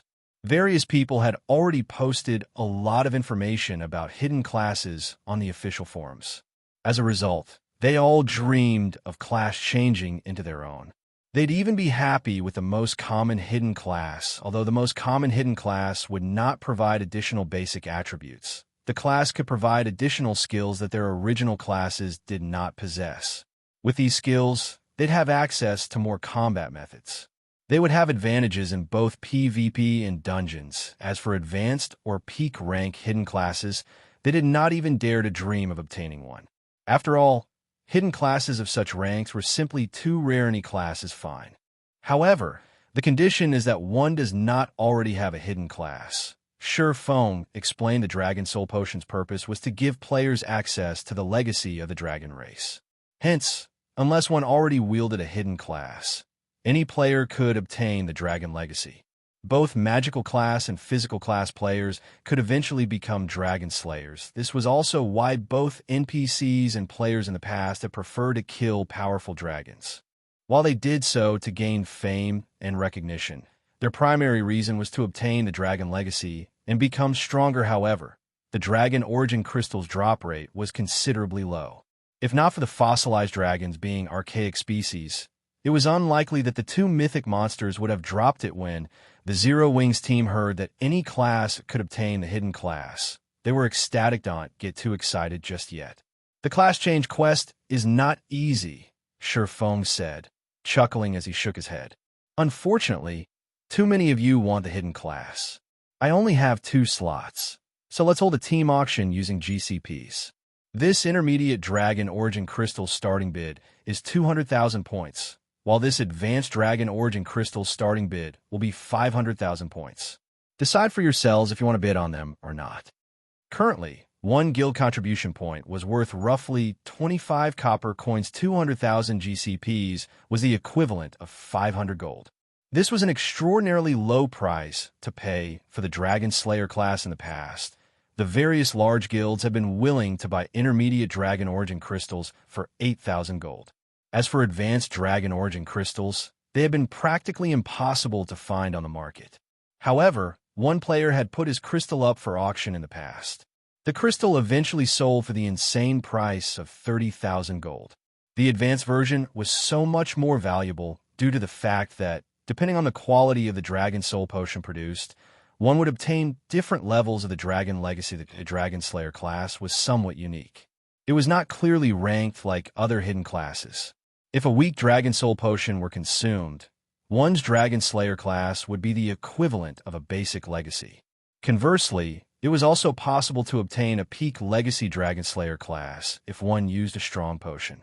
Of course, it was also possible to upgrade the Dragon Slayer class gradually to peak legacy by consuming several Dragon Soul Potions. Hence, Dragon Origin crystals of different grades had different prices. The prices Shifeng had announced were definitely low. Even so, the team sent Shifeng scornful looks, feeling that Shifeng was trying to rip them off. Although they were the guild's main force members, it was extremely difficult to collect so many GCPs. Eventually, Cola won the Advanced Dragon Origin Crystal, while Alluring Summer won the Intermediate Crystal. Among them, Alluring Summer had borrowed plenty of GCPs from Aqua Rose and Violet Cloud. After all, Alluring Summer had just recently joined the guild and had not participated in many dungeon raids or high-level guild quests yet, following which, Shifeng passed the Dragon Soul Potions production method to Cola. In Alluring Summer, it was impossible for players to produce the Dragon Soul Potion. They needed to hire an NPC Grandmaster Alchemist to do it. Unfortunately, it was extremely difficult to find NPC Grandmasters. Fortunately, Shifeng knew 2 places where they could find such NPCs. The first was Titan City. There, they could easily find a Grandmaster Alchemist. The second location was Blackwing City. However, to convince these NPC Grandmasters to help, they needed to raise their favorability with said NPCs. Once their favorability reached a sufficient level, they could make the Dragon Soul Potion. However, collecting the various required materials was a considerably challenging task, as every material was extremely rare. Normally, only large guilds could get their hands on all these materials. It was extremely difficult for lone players or a team to gather what they needed in a short time. After Shifeng finished distributing the Dragon Origin crystals, the team heard the shattering of glass from the center of the forging hall. Everyone spun to look. Suddenly, an orange pillar of light appeared in the forging hall. Did fire dance disable the trap? Chapter 1145, Treasure Obtained. Hellscythe_Fluffy Goblin. Chapter 1145, Treasure Obtained. When they saw the pillar of orange light, the team grew excited. An inferior legendary treasure chest. They had never even known something like this existed. If they obtained a fragmented legendary item from it, their guild could enable one player's basic attributes to Sorno. The trap hasn't been disabled. Shifeng realized that something was amiss when he saw the orange magic array on the ceiling, which formed from berserk mana. He had seen many players disable master traps in the past. However, Not one of them ever drove mana berserk when successfully disabled. There was only one possibility for this disabling the trap had failed. Fire Dance's expression twisted with guilt. However, before she could say anything, Shi Feng shouted, "Everyone, use your Tier 1 instantaneous movement magic scrolls and withdraw. Then use your return scrolls to leave the arc." Normally, traps would enclose a certain area when triggered. However, there were also solutions to this problem. Before the trap fully activated, players could use instantaneous movement magic scrolls to get out of range. This had been a common method in the past. Unfortunately, it wasn't effective against traps that activated instantaneously. Fortunately, the trap before them was not an instantaneous type. Unfortunately, Divine Runes had already sealed the Forging Hall's doors, and players couldn't leave the hall normally. Using return scrolls to escape was also time-consuming. On the other hand, instantaneous movement magic scrolls didn't have an activation time. They could simply use the scroll to pass beyond the stone doors and leave the trap's effective area once they were out of the trap's range.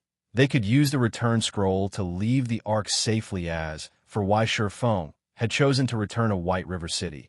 It was because he was not certain of what after effects triggering the Forging Hall's trap would have. On the off chance that the trap would also increase the danger outside of the arc, such as alerting the Fallen patrols and luring them to the Forging Hall, the Fallen Arc's inner region would become extremely dangerous. They could very easily team-wipe listening to Shi Feng's commands. Everyone retrieved the instantaneous movement magic scrolls they had prepared and left the Forging Hall. Eventually, only Shi Feng remained. This was the perfect opportunity for Shi Feng to steal the inferior legendary treasure chest. Now that the trap had triggered, there was nothing protecting the treasure chest. He could simply stash it in his bag space and leave. Only, he had to deal with the trap's mechanisms while collecting the treasure chest. Once the trap finished its attack, it would return to its original state, and they would have to try disabling it all over again. Shi Feng had considered simply triggering the trap and snatching the treasure chest, but he would have had to deal with the two fossilized Tyrannosauruses at the same time. His chances of success would have been extremely low. Now that the guards were dead, he could easily deal with the remaining challenges, following which Shi Feng used Wind Blade and dashed straight for the treasure chest. As he was about to reach the treasure chest, however, the orange magic array on the ceiling activated suddenly. Blood-red spears appeared in the air, one after another, every spear radiating a frightening aura. The numerous spears then rained down on the Forging Hall destruction-type trap. Shi Feng released a sigh of relief when he saw the descending spears. Immediately, he activated defensive blades, which allowed him to block over 10 attacks as a result. Shi Feng knocked the spears to the side before they even reached him. Meanwhile, Shi Feng placed his hand on the inferior legendary treasure chest, trying to see if he could take it. After all, this was the first time he had encountered an inferior legendary treasure chest. Normally, players could simply walk away with a locked dark gold treasure chest.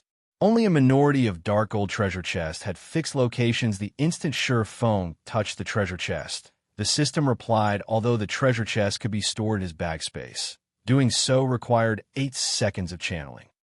However, defensive blades block counts would, at most, last 2 seconds against the blood-red spears. With absolute defense, which had a 5-second duration, he was 1 second shy of surviving for 8 seconds. Shi Feng had no doubt that even one of these spears could kill him instantly. To hell with it. Shi Feng decided to give it a try as he began the collection process. He refused to give up. After coming this furthest, the spears descended on Shi Feng. As he anticipated, defensive blade only lasted slightly more than 2 seconds. Immediately after defensive blade's block counts were exhausted, Shi Feng activated the aura of Earth's absolute defense. He then immediately switched to the aura of space. If he sensed that he no longer had hope of getting away with the treasure chest, he would leave instead of pointlessly throwing his life away. After all, he was 1 level away from the level 50 threshold. The seconds passed quickly. The inferior legendary treasure chest's loading bar advanced slowly. Sure enough, it's not enough. When Shi Feng saw that absolute defense's duration had 1 second remaining, while the loading bar needed at least 3 more seconds to complete, he could not help but sigh deeply. When absolute defense shattered and a blood-red spear was about to collide with Sure Feng's head, a figure suddenly appeared above him. Phantom Kill. Defensive Blade. The doppelganger summoned with the Abyssal Blade's Phantom Kill possessed all the player's skills. Hence, the doppelganger had similarly learned Sure Feng's life-saving skills. Pong. Pong. Pong. As Sure Feng listened to the crashing above him, his anxiety grew. The loading bar was 2 seconds away from completion. Quick. Move quickly. Sure Feng was extremely anxious. This was his final hope. Just as the doppelganger's defensive blade block counts were about to expire, Sure Feng heard the sound of a system notification system.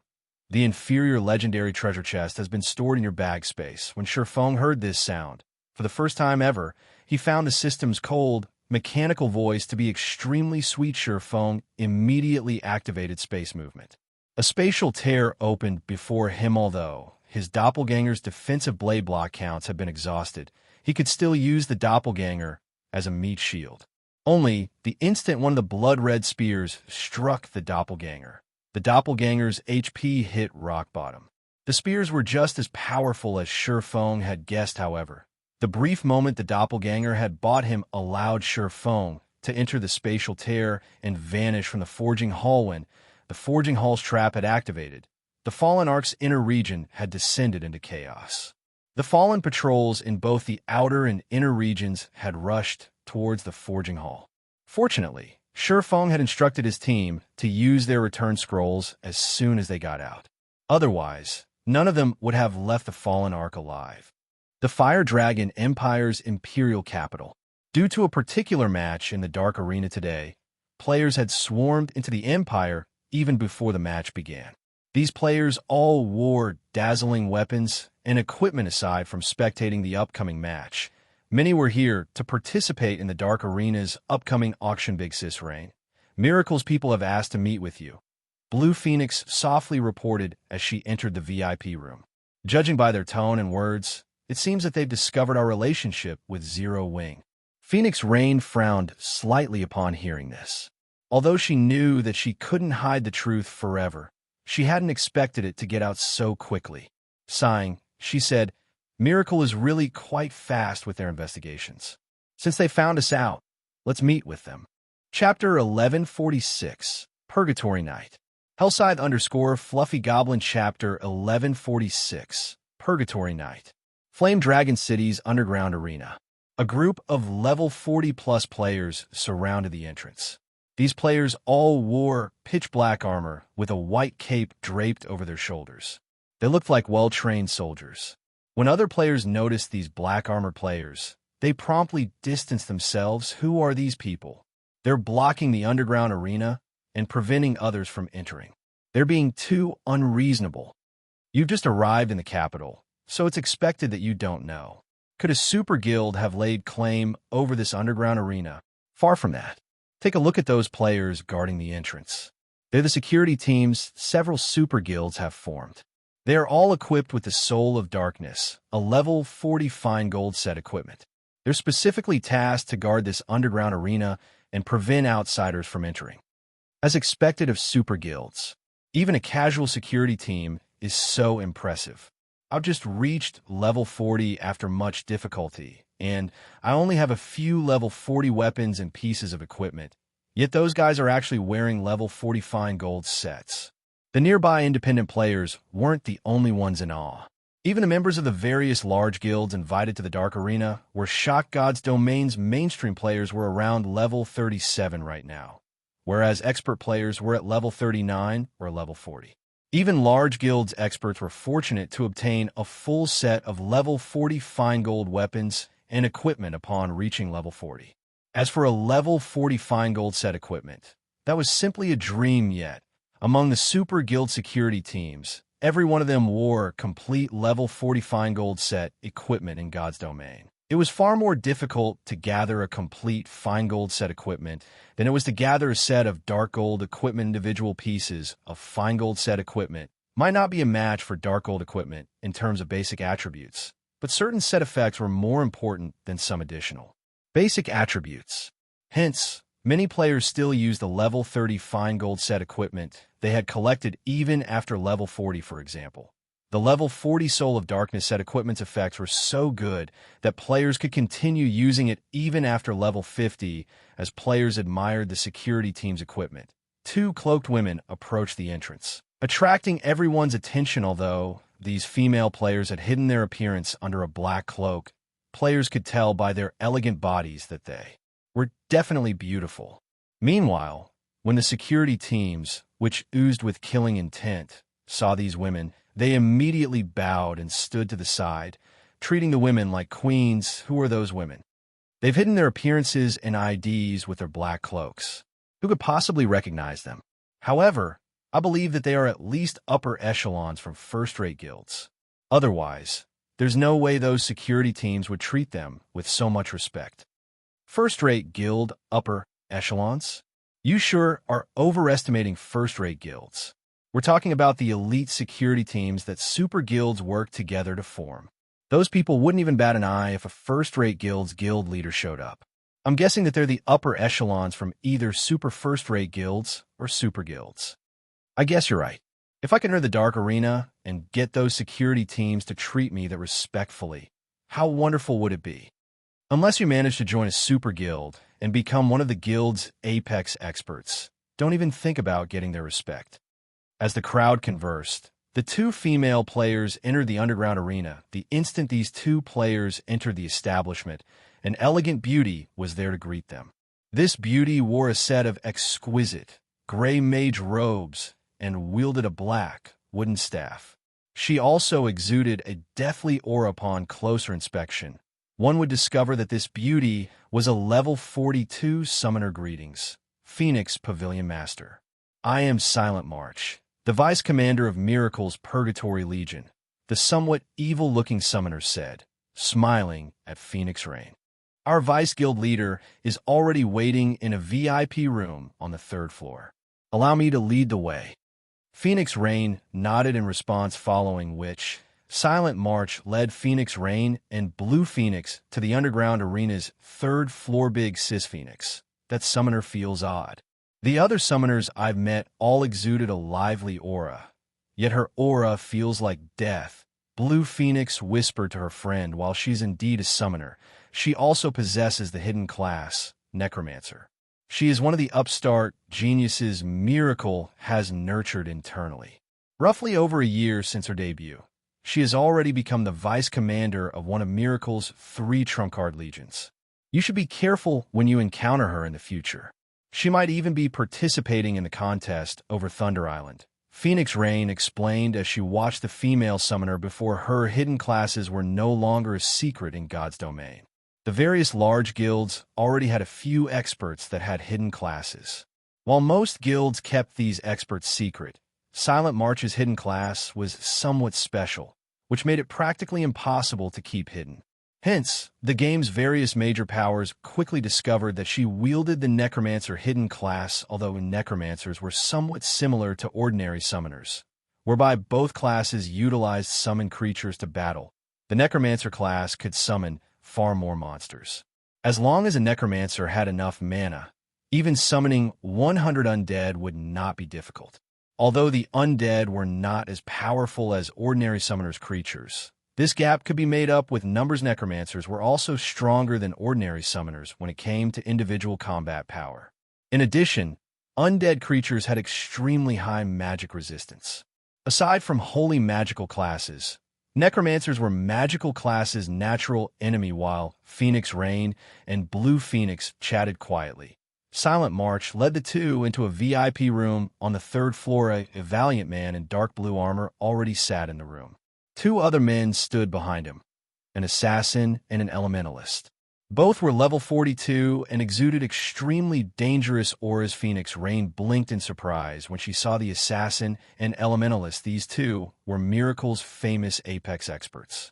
The assassin was Starstreak, while the elementalist's name was Cleansed Maple. Both were generals in Miracle. When the Phoenix Pavilion had clashed with the guild, many of the pavilion's experts had died at the hands of these 2 players. They even nearly killed Marshal Dragon. Based on the reports Phoenix Rain had received, these 2 were only a short distance away from reaching the domain realm. The valiant man in the chair looked at Phoenix Rain and smiled as he welcomed her. Phoenix Pavilion Master, long time no see. This valiant man had no aura whatsoever. On the contrary, he felt calm and harmless. However, Phoenix Rain would not dare to underestimate this man. This man was Thousand Miles, Miracle's second vice guild leader. He was also the Purgatory Legion's commander, titled Purgatory Knight. Spit it out. What business do you have with me? Phoenix Rain felt nothing positive for Thousand Miles. After all, the two players had secretly clashed many times before. It was no exaggeration to say that they were mortal enemies. Must you be so angry? I simply want to cooperate today. Are you not interested in Thunder Island, Phoenix Pavilion Master? Thousand Miles smiled, ignoring Phoenix Rain's aggression. Hearing the man mention Thunder Island, Phoenix Rain's interest piqued. Cooperate in what way? Chapter 1147, Azura arrives. Hellscythe Fluffy Goblin. Chapter 1147, Azura arrives. Phoenix Rain's decisive reply slightly confused Thousand Miles. He had never expected such a straightforward answer from Phoenix Rain. Since joining God's domain, Miracle and the Dragon Phoenix Pavilion had butted heads numerous times in the Apocalypse Empire. Upon discovering Thunder Island, in particular, both sides suffered a ridiculous number of casualties as they faced each other in battle. Based on his estimates, each guild should have lost 200,000 or 300,000 elite players at this point.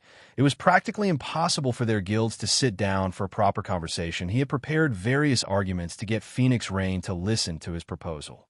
Now, however, it seemed that his preparation had been unnecessary. Immediately, Thousand Miles revealed an agreement and handed it to Phoenix Rain, saying, "Phoenix Pavilion Master, take a look at this." Receiving the agreement, Phoenix Rain glanced through its contents. The agreement was very simple. As long as the Azura battle team allowed the Evil Dragon battle team to win the match, Miracle would agree to a non-aggression pact with the Dragon Phoenix Pavilion during the contest for Thunder Island. Phoenix Pavilion Master, what do you think about these conditions? I believe that you are familiar with the situation on Thunder Island. We are seeing more guilds preparing for the upcoming contest by the day.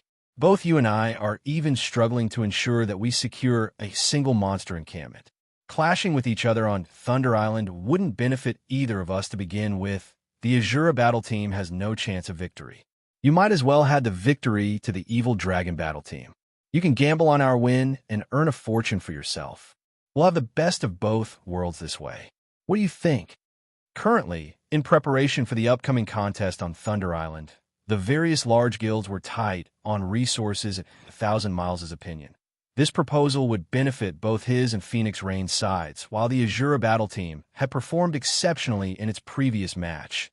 In his opinion, the Dragon Phoenix Pavilion must have contributed to the battle team's powerful weapons and equipment. Moreover, although Battle Wolves backed the Glorious Lions battle team, the guild had not placed much importance on the Dark Arena back then. Hence, the Azura battle team eventually defeated the Glorious Lions battle team. However, the Azura battle team's current opponent was the Evil Dragon battle team, which had Miracle support. The Evil Dragon battle team received more benefits than the Glorious Lions battle team had. Not only were Miracle's apex experts on the team, but Miracle had also supplied a large stock of excellent weapons, equipment, and skill books. The Evil Dragon's battle team far surpassed their current opponents in both number and quality of experts and items. The Azura battle team had no hope of victory. Hence, rather than struggling pointlessly, it was much better if the Azura battle team let the Evil Dragon team win. If Phoenix Rain bet all of her resources on the Evil Dragon battle team winning, she could walk away with a massive fortune. With these resources, she could hire more helpers and increase her chances of obtaining a share of the authority over Thunder Island. The two guilds would also have a non-aggression pact. By agreeing to his proposal, Phoenix Rain could kill two birds with one stone. This is why you call me here? Phoenix Rain asked indifferently. That's right. It is very rare to see such a high payout rate in the Dark Arena. As long as the Evil Dragon battle team achieves a complete victory, you'll get 7 times the return. With this many resources, both our guilds will gain a foothold on Thunder Island. Thousand Miles said confidently, what if I refuse? Phoenix Rain said when she had signed the agreement with Sherfone, she had agreed that she wouldn't interfere with the Azura battle team. Sherfone only needed to send her half of the team's profits. Moreover, Her main goal in establishing the Azura battle team was to compete for the position of the Dark Arena's host. Although Thousand Miles had presented his offer casually, the consequences of suffering an utter defeat in the Dark Arena included more than just losing a match normally. Battle teams only needed to win 8 out of 10 competitions to earn the right to challenge the host. However, to prevent guilds from deliberately manipulating a competition's results, any battle teams that suffered utter defeat were barred from the Dark Arena's competitions for a certain period. Moreover, the battle team's previous victories would be reset to 0, for example, after Azura had demolished the Glorious Lions battle team. Even now, it was still banned from the competitions. Even after the ban lifted, the team's previous 2 wins would not be counted, however. The Dark Arena grew more intense with each passing day. Everyone wanted the spot of the Dark Arena's host. Moreover, due to the Mindspace system beginning its operation, the various corporations hungered for a share of the pie that was the Dark Arena. If one were only a participant, they could only take part in a competition once every few days or even weeks. Moreover, participants would only profit if they won. On the other hand, the host made a fortune on every competition, regardless of which team won. Although one could also spectate and bet resources on a competition, risks came with each gamble. Moreover, the host was no fool. For competitions with clear winners, the payout rates would be set extraordinarily low. Even if one won in a bet, they would win very little. It was far from what the winning battle team earned from their cuts of the bets in the end. However, the host earned more than anyone recently. The Dark Arena had begun to hold more competitions, and the number would continue to increase. One could just imagine how profitable it would be to become the Dark Arena's host. Hence, no battle team wished to lose. They especially wanted to avoid an utter defeat. Phoenix Pavilion Master. Do you hate money that much? Thousand Smiles said, the warm smile on his face turning cold. The Azura battle team's loss is already set in stone. Is it really worth rejecting my offer to protect your reputation? If you refuse, I'll have no choice but to find the Dragon Pavilion Master and negotiate with him. I believe that he would be extremely interested in cooperating with us on Thunder Island. He would also be more than willing to tell the Great Pavilion Master about the Azura battle team. Even the Dragon Phoenix Pavilion would not be willing to let you act so recklessly. He had already done his investigation and discovered that Nine Dragons Emperor had no relationship whatsoever with the Azura battle team. Phoenix Rain had established the team herself. However, while Nine Dragons Emperor could not interfere with the battle team, he could report Phoenix Rain to the Great Pavilion Master, the true ruler of the Dragon Phoenix Pavilion. At that time, Phoenix Rain would be forced into an awkward position. Are you threatening me? Phoenix Rain asked, her tone lowering slightly. No, this is just a kind warning, Thousand Miles said, smiling. He was unfazed by Phoenix Rain's angry reaction. Thank you for your warning, then. I have some matters to deal with, so I'll be leaving. Phoenix Rain glanced at Thousand Miles before turning to leave. If the secret of her owning the Azura battle team were exposed, and Heavenly Dragon and Miracle agreed to cooperate, her development in the Dragon Phoenix Pavilion would suffer. However, the setback wouldn't be so severe that she needed to fear the man's threats as long as the operation on Thunder Island succeeded. Her position in the Dragon Phoenix Pavilion would be unshakable. She really doesn't know how to appreciate a favor. Wrathful flames burned in Thousand Miles' eyes as he watched Phoenix Rain's departing figure. March, pass on the weapons and equipment we borrowed to Miracle Dragon and the others. Since this plan has failed, we'll proceed with the original plan. Originally, Thousand Miles had intended to secure a complete victory for the Evil Dragon battle team without exposing their true strength. After all, this would benefit them greatly in the upcoming competitions. Now that Phoenix Rain had rejected his proposal, he had no choice but to show her how powerless the Azura battle team was against the Evil Dragon battle team, forcing her to regret her decision. Understood. Silent March nodded and left the room. Time passed quickly. As more people arrived in the Dark Arena, Phoenix Rain desperately worked with her subordinates to learn more about the Evil Dragon battle team. At the same time, she used her connections to obtain some top-tier equipment for the Azura battle team. As the competition was about to begin, Blue Phoenix rushed into the VIP room. Phoenix Rain occupied Big Sis Rain. Zero Wing's members have arrived. But what? They've only sent 5 people this time. 5. Do they want to win this competition or not? Chapter 1148, Toy Around. Hellscythe_Fluffy Goblin Chapter 1148, Toy Around. In Flame Dragon City's underground arena, a large number of advanced carriages and high-ranking mounts crowded together outside the establishment. The hundreds of black-armored security members were currently confirming the players' invitations as sent. That person, the guild leader of the first-rate guild. Silver Knights? What is that mount? It's so huge. Crap. It's the epic rank glow effect. Which battle teams are participating in the Dark Arena this time? They have actually attracted so many amazing people. Both the independent players that had come to tour the Imperial capital and the guild players that wanted to take part in the Dark Arena were stunned by the scene in front of the underground arena normally. It was rare to see players atop high-ranked mounts in Flame Dragon City. Yet warhorses, cheetahs, tigers, lions, giant wolves, and various other powerful mounts now packed the street. It was a dazzling sight to behold aside from high-ranking mounts. Players also saw various upper echelons from many of the large guilds, however. The most popular topic among these independent and guild players was the upper echelon's weapons and equipment in God's domain. Ordinary players even considered dark gold weapons and equipment godly items. However, in this gathering of guild upper echelons, such items were a dime a dozen. It was the epic items that attracted attention. The true reason for the upper echelon's visit was the Dark Arena's first-ever auction. Even the usually uninterested large guilds had shown up, curious about what items the auction had to offer. After all, the Dark Arena's host had organized the auction. The host certainly wouldn't offer inferior goods, as it would soil their reputation moreover.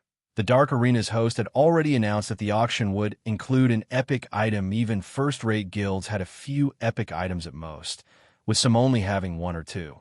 These guilds treasured every one of their epic items and used them to attract new and independent players aside from super guilds and super first-rate guilds. The majority that had been invited were first-rate guilds. There were also a select few second-rate guilds, famous adventurer teams, and famous independent Apex experts. Those who received an invitation card could also bring a few companions. In fact, many of the large guilds' upper echelons who had not received an invitation themselves had tagged along with first-rate guild upper echelons. Hence, so many large guilds had come to visit the Dark Arena. The guilds without their own epic items were eager to purchase the epic item in the auction. Among this gathering of experts, a party of 6 suddenly appeared. This party was particularly eye-catching as they stood in the crowd. Wow.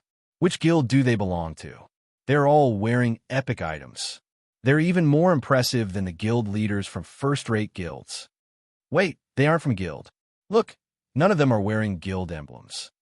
The players were stunned as they gazed at this party of 6.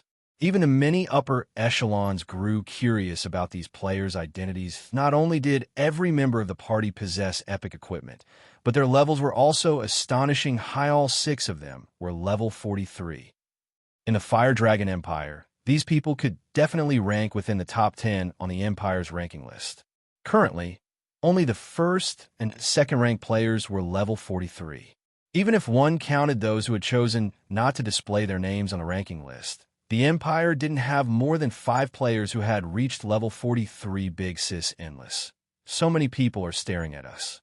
Should we use our black cloaks? Cloud Yarn asked. She felt that they were attracting too much attention. At this rate, they might be noticed by those with ill will. No need. We're here to build the Midnight Tea Party's fame. With this, we can find more people to conduct business with. Paying no attention to the gazes sent her way, Endless Scars led her companions into the Dark Arena today. She had 3 goals for her visit. The first was to watch the match between Zero Wing and Miracle. The second was to take part in the auction, and the third was to find qualified superpowers to discuss business. Obviously, the guild players crowding the underground arena's entrance didn't meet her requirements. There were simply too many people entering the Dark Arena. Hence, the host had created 2 paths to enter the venue. One was a VIP path for the various superpowers, while the other had been prepared for the various large guilds. Very few representatives from the various superpowers would visit the Dark Arena, so there was no need for these people to wait in line to enter the venue. Meanwhile, The normal path for large guilds saw a lot of traffic, so people using that path had to line up in Skars's opinion. None of the large guilds in line qualified to discuss business opportunities with her. Most importantly, none of them were strong enough. Naturally, she would not waste her time on these guilds. Instead, she led the few Midnight Tea Party members that had joined her to the VIP path, seeing the path Skars's group took. The various large guild upper echelons, who had wanted to introduce themselves to the party, revealed bitter smiles. They also dismissed their thoughts of targeting these players' epic items. Those capable of entering via the VIP path had to be closely related to God's Domain's super guilds, regardless of if they were independent players or not. Otherwise, they wouldn't have received a VIP invitation card. Meanwhile, inside a VIP room on the underground arena's third floor, Abandoned Wave sat by a window. As he quietly observed the bet displayed above the arena outside, he could not help but grin. Ha ha. Wonderful. As long as the Evil Dragon Battle team achieves a complete victory, Blackwater will earn back all of its previous losses with interest. Abandoned Wave said before he began to laugh, although some people had learned that Miracle backed the Evil Dragons Battle team, which decreased the payout rates from 1 to 3 to 1 to 1.5. The payout rate for a complete victory remained 1 to 8 suddenly. Laughing Drunkard entered the room and reported, "Guild leader, Miss Jingxian has arrived. Should we greet her? Go, greet her for me. If possible, borrow some precious materials from her. Tell her that I'll pay her back by threefold later." Abandoned Wave instructed after considering the matter. He did not particularly value Ling Jingxian. After all, she didn't possess any authority in the Blackwater Corporation. There was no need to fawn over her. However, as Ling Jingxian was still a person of considerably high status, he had to show some respect. Understood. Laughing Drunkard replied, bowing before taking his leave. Inside another VIP room in the underground arena, Phoenix Rain frowned when she saw Sure Feng's group take their seats below the competition stage. They really only sent 5 people? Phoenix Rain couldn't believe her eyes. Just what is Zero Wing planning? She simply could not figure out what Sherfeng was trying to do. Was the man try to provoke the Evil Dragon Battle team? Or was he trying to conserve his team's strength? Although other battle teams had pulled off such a stunt before, those battle teams were extremely powerful. Those battle teams were absolutely confident in defeating their opponents. Hence, they felt that there was no need to expose the identities of their other members. However, the Evil Dragon Battle team was no ordinary team. It had the full support of Miracle. Its overall strength was much higher than the Glorious Lions Battle team. However, it was too late for Phoenix Rain to do anything. Both teams' rosters had already been submitted. It was impossible to make any changes now. Moreover, the first match was about to begin. Most laughably, the Azura Battle team had decided to send Alluring Summer into the first match, someone whom Phoenix Rain had met only once before. Phoenix Rain had no information about the woman. This Phoenix Rain really is interesting. Has she finally realized the gap between our teams? Thousand Miles sneered as he watched the Azura Battle team's 5 members. Unfortunately, it is too late now. March, go ahead and join the others. Also, tell Miracle Dragon and the others to toy around with the Azura Battle team properly. Teach them how wide the gap is between our team's strengths. Understood, Silent March replied, a hint of excitement flashing in her eyes. Chapter 1149. Condition for opening the inferior legendary treasure chest. Hellscythe _ Fluffy Goblin Chapter 1449. Condition for opening the inferior legendary treasure chest. The massive dark arena was packed with people, and everyone wore astonished expressions as they stared at the stage for this competition. The Azura Battle team had only sent 5 players. What's the Azura Battle team trying to do? Could they try for another complete victory? That shouldn't be the case. Even if the Azura Battle team has nothing but fools, they must know that the Evil Dragon Battle team is no longer the same as it was. Miracle now leads the team. Although Miracle is only a super first-rate guild, it even has stronger and more experts than some super guilds. I think they're deliberately trying to lose. Now that Miracle has taken over the Evil Dragon Battle team, the battle team's strength has transformed tremendously. The Azura battle team must have recognized that they are no match for Evil Dragon and decided to send 5 members to conserve their strength for the next match. Every player in the audience had their own opinions. However, the majority was of the opinion that the Azura battle team intended to preserve its strength, yet they couldn't just throw away their reputation by handing over a complete victory. Hence, they had sent 5 members. As long as they won one of the first 3 matches, they wouldn't have too many issues. After all, the information they had collected clearly stated that the Azura battle team only a handful of powerful experts. This only gave the team a fighting chance in the first 3 matches. Once the competition proceeded to the final 2 matches, the Azura battle team had no hope of victory. More players began to place their bets on the Evil Dragon battle team's victory. Because of this, the competition's payout ratio changed again.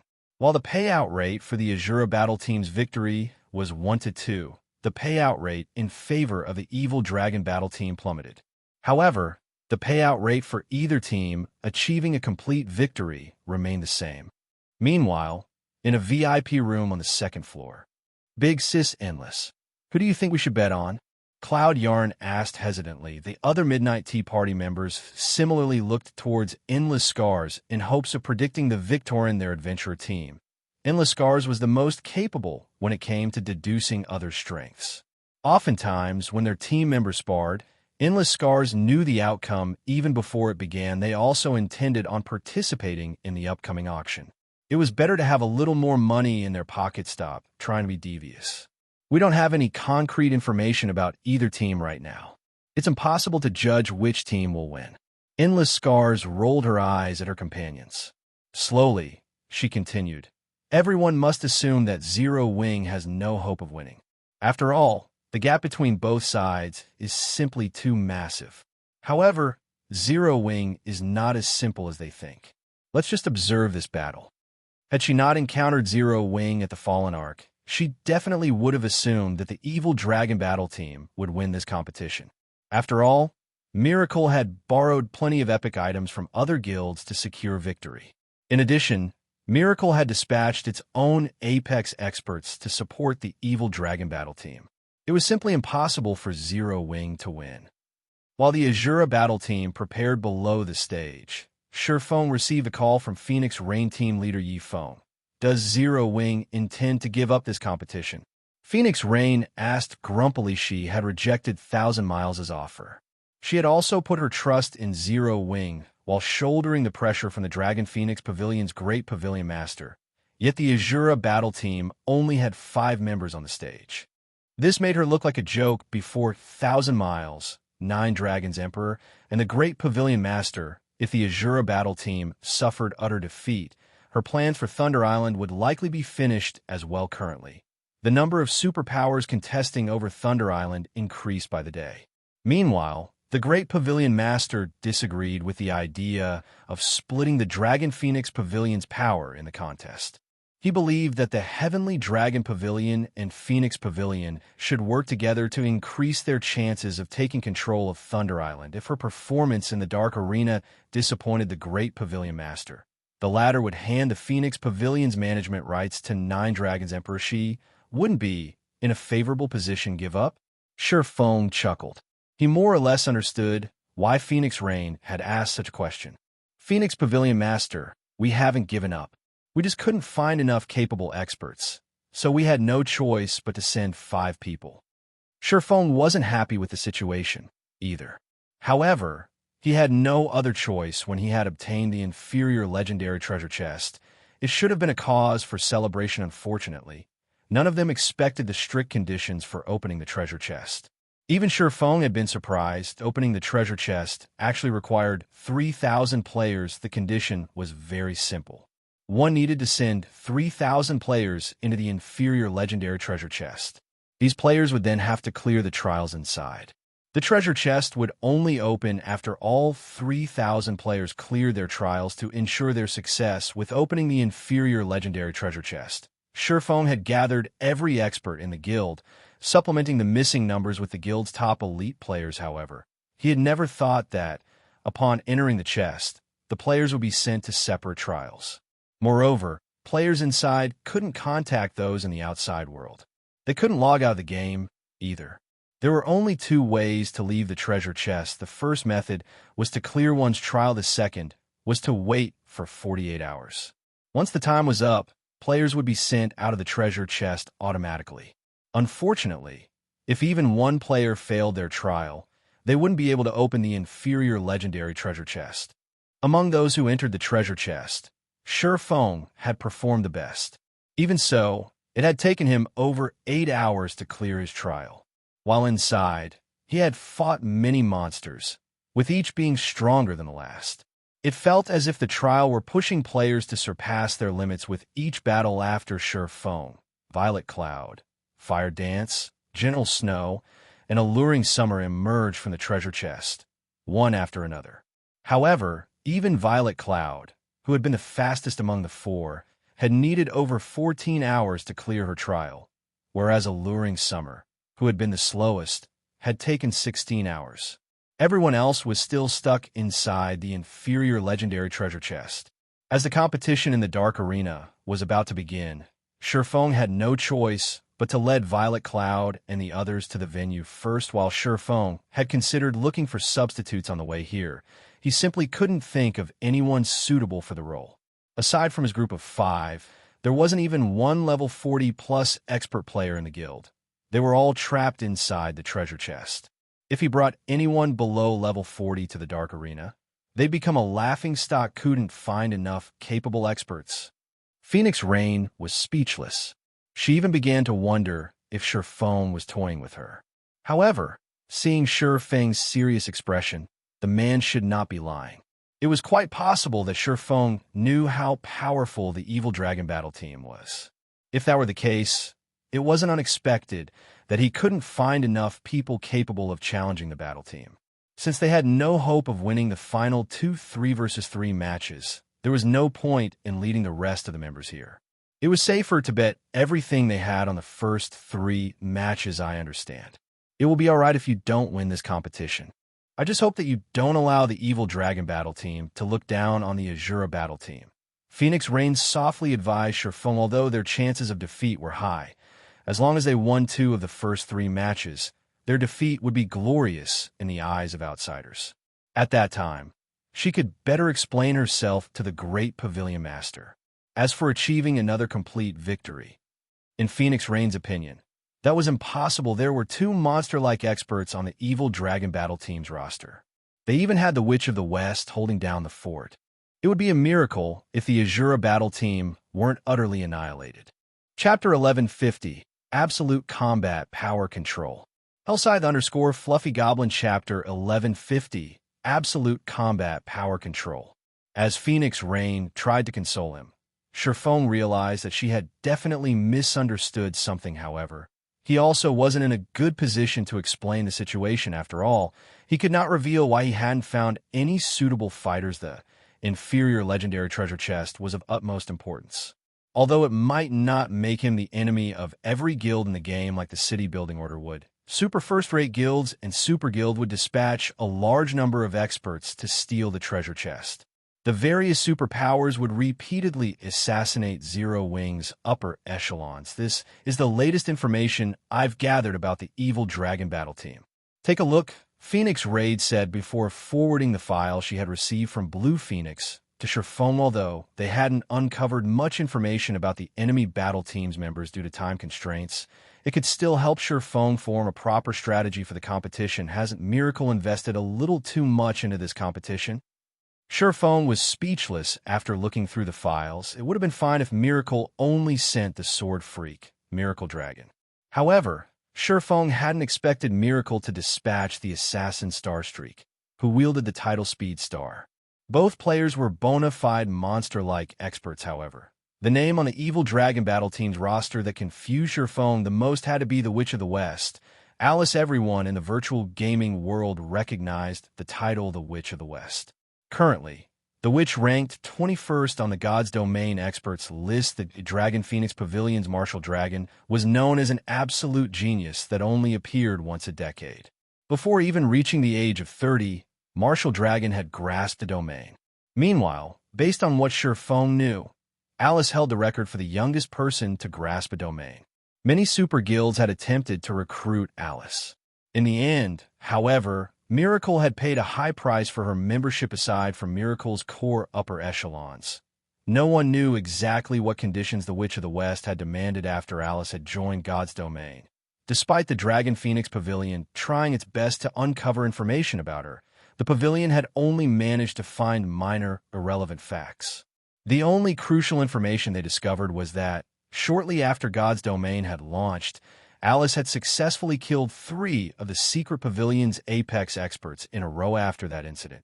The Secret Pavilion had pushed Alice to the 21st position on the God's Domain experts list. The Secret Pavilion had only provided a brief explanation of the battle that day. The pavilion had not released any concrete information or battle videos. Many apex experts have been displeased and felt that the Secret Pavilion's judgment had been biased. These experts all rushed to challenge Alice, however. These challenges' outcomes had silenced any objections. Many of these people had even decided to join Miracle afterward. The situation had sparked many super guilds' curiosity, although Feng did not know what had happened. He knew that the Witch of the West was extremely frightening in the past. The Witch of the West had been most well known for her absolute combat power control. It was a unique combat technique that had been tailored for Alice in the past. One had been considered an ordinary expert if they could exert 50% of their total combat power. As for second-rate experts, they were capable of exerting at least 60% of their combat power. First-rate experts could exert 70%, top-tier experts could exert 80%, peak experts could exert over 85%, and apex experts could exert over 90% of their combat power. Meanwhile, the Witch of the West could display 100% of her total combat power. Even domain realm experts would struggle to reach such heights. With these 3 great experts on the Evil Dragon battle team, it was no wonder why Phoenix Rain doubted that the Azura battle team had any chance of victory while Feng plotted a strategy to deal with the enemy roster. The system announced both teams' rosters to the audience. Crap. The Sword Freak is here. I've been one of his loyal fans for a long time. Is the Evil Dragon battle team holding an all-star competition? Sword Freak, Speedstar, Witch of the West. No wonder why the Azura battle team only sent 5 people. They must have given up, knowing that they'd lose for sure. What a bunch of cowards. They aren't even putting up a fight. The audience gasped in shock when they saw the Evil Dragon battle team's roster, although they had already heard rumors that Miracle now supported the battle team. They had never imagined that the super first-rate guild would provide so much support. The crowd could not help but shiver with excitement when they saw the names on the Evil Dragon battle team's roster. Compared to the Evil Dragon battle team, the previous teams were simply weaklings. Uncle Yuan. Has Miracle lost its mind? It actually sent so many of its peak experts. Purple Jade frowned when she saw the Evil Dragon battle team's roster. The various super guilds were treating the Dark Arena like a playground. They would not take the competitions here seriously and expose their expert strengths. However, the combatants that Miracle had dispatched spoke volumes of how seriously the guild took the Dark Arena. It was likely that only teams with the backing of super first-rate guilds and super guilds had any chance of contending with the Evil Dragon battle team. Other guild and major corporation battle teams shouldn't even consider taking a team like that down. Jade, don't forget that the Mindspace system has officially activated. Miracle is most likely growing restless and trying to obtain as many resources as it can as quickly as possible. As the Dark Arena takes shape, it's becoming an excellent source of income. Miracle will start taking the competitions here seriously, Yuan Tiexin said. Miracle's actions hadn't surprised him in the least. It's unfortunate that Zero Wing still doesn't have enough experts and can't participate in a competition of this level yet. However, at least we have not wasted our trip, since we'll get to watch a few interesting matches and gain a deeper understanding of the Evil Dragon battle team. Meanwhile, inside a VIP room on the 2nd floor, over a dozen people lounged in the VIP room, and every one of them was level 41 or above. Among them, the tall, mighty man in the lead was a level 42 berserker and carried a pitch-black greatsword across his back. If Feng saw this man, he would recognize this level 42 berserker as Everlasting War. Sitting around Everlasting War were the Glorious Lions reserve members. They all gaped as they stared at the roster over the stage vice team leader. We specifically came all the way here to watch the Azura battle team in action, but at this rate, won't the evil dragon battle team annihilate Azura? That's right. If the evil dragon battle team secures a complete victory, our glorious Lion's reputation will plummet since the Azura battle team defeated us. Alright, enough. We're simply here to watch the competition. If the Azura battle team is utterly defeated, this can only mean that they aren't improving fast enough. In that case, we simply need to defeat the evil dragon battle team to redeem ourselves. Everlasting War strictly reprimanded his team after hearing the reserve members' concerns that Glorious Lions had suffered a complete defeat against the Azura battle team. Losing that competition had dealt Everlasting War a massive mental blow. He had never imagined that Feng and the others would be so powerful since then. He had finally understood that there was always someone better. In the past, he and his team members were too ignorant and thought of themselves as experts. Henceforth, they had trained desperately and improved themselves today. He and his team had come to gain a proper understanding of the Azura battle team.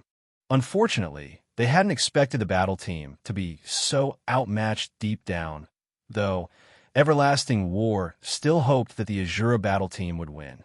With this, defeating the Azura battle team in a future rematch would have more meaning. Below the stage, in the evil dragon battle team's resting area, Miracle Dragon glanced at the Azura battle team's roster before turning to look at the distant Feng. When he noticed the swordsman's calm expression, he could not help his disappointment, and here I thought that he would be a formidable rival. Now it seems he's just a coward, Miracle Dragon said contemptuously. March, I'll let you arrange the matchups.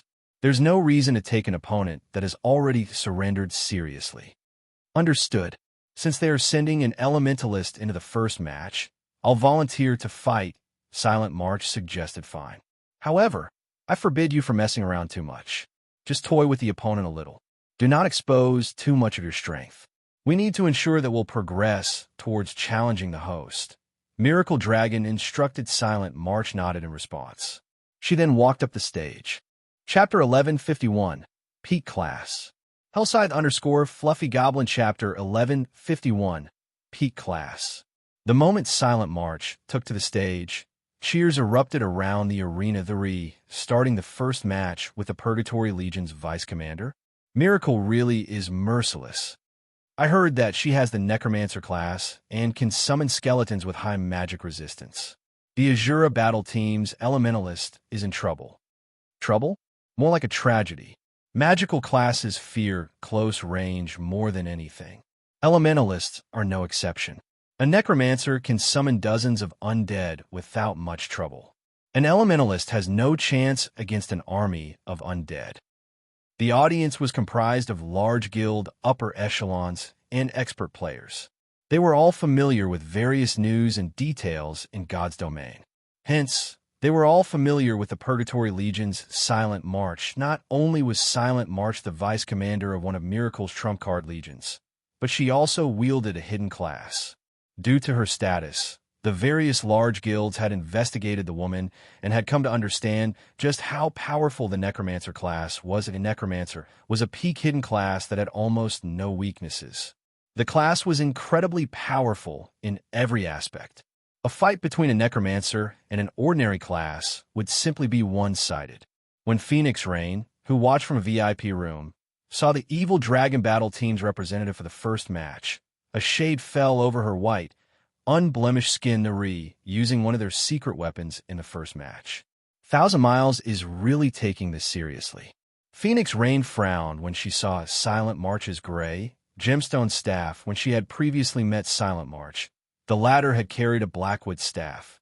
Based on her estimates, that Blackwood staff should have only been a top-tier dark gold staff. Yet Silent March had changed her equipment, wielding a new staff now. Normally, this was considered a huge PvP taboo. After all, it was impossible to use an unfamiliar weapon to its fullest potential without some practice. Despite knowing this, Silent March had switched weapons. There could only be one possibility for such a decision. Silent March's current staff must be far superior to her prior weapon.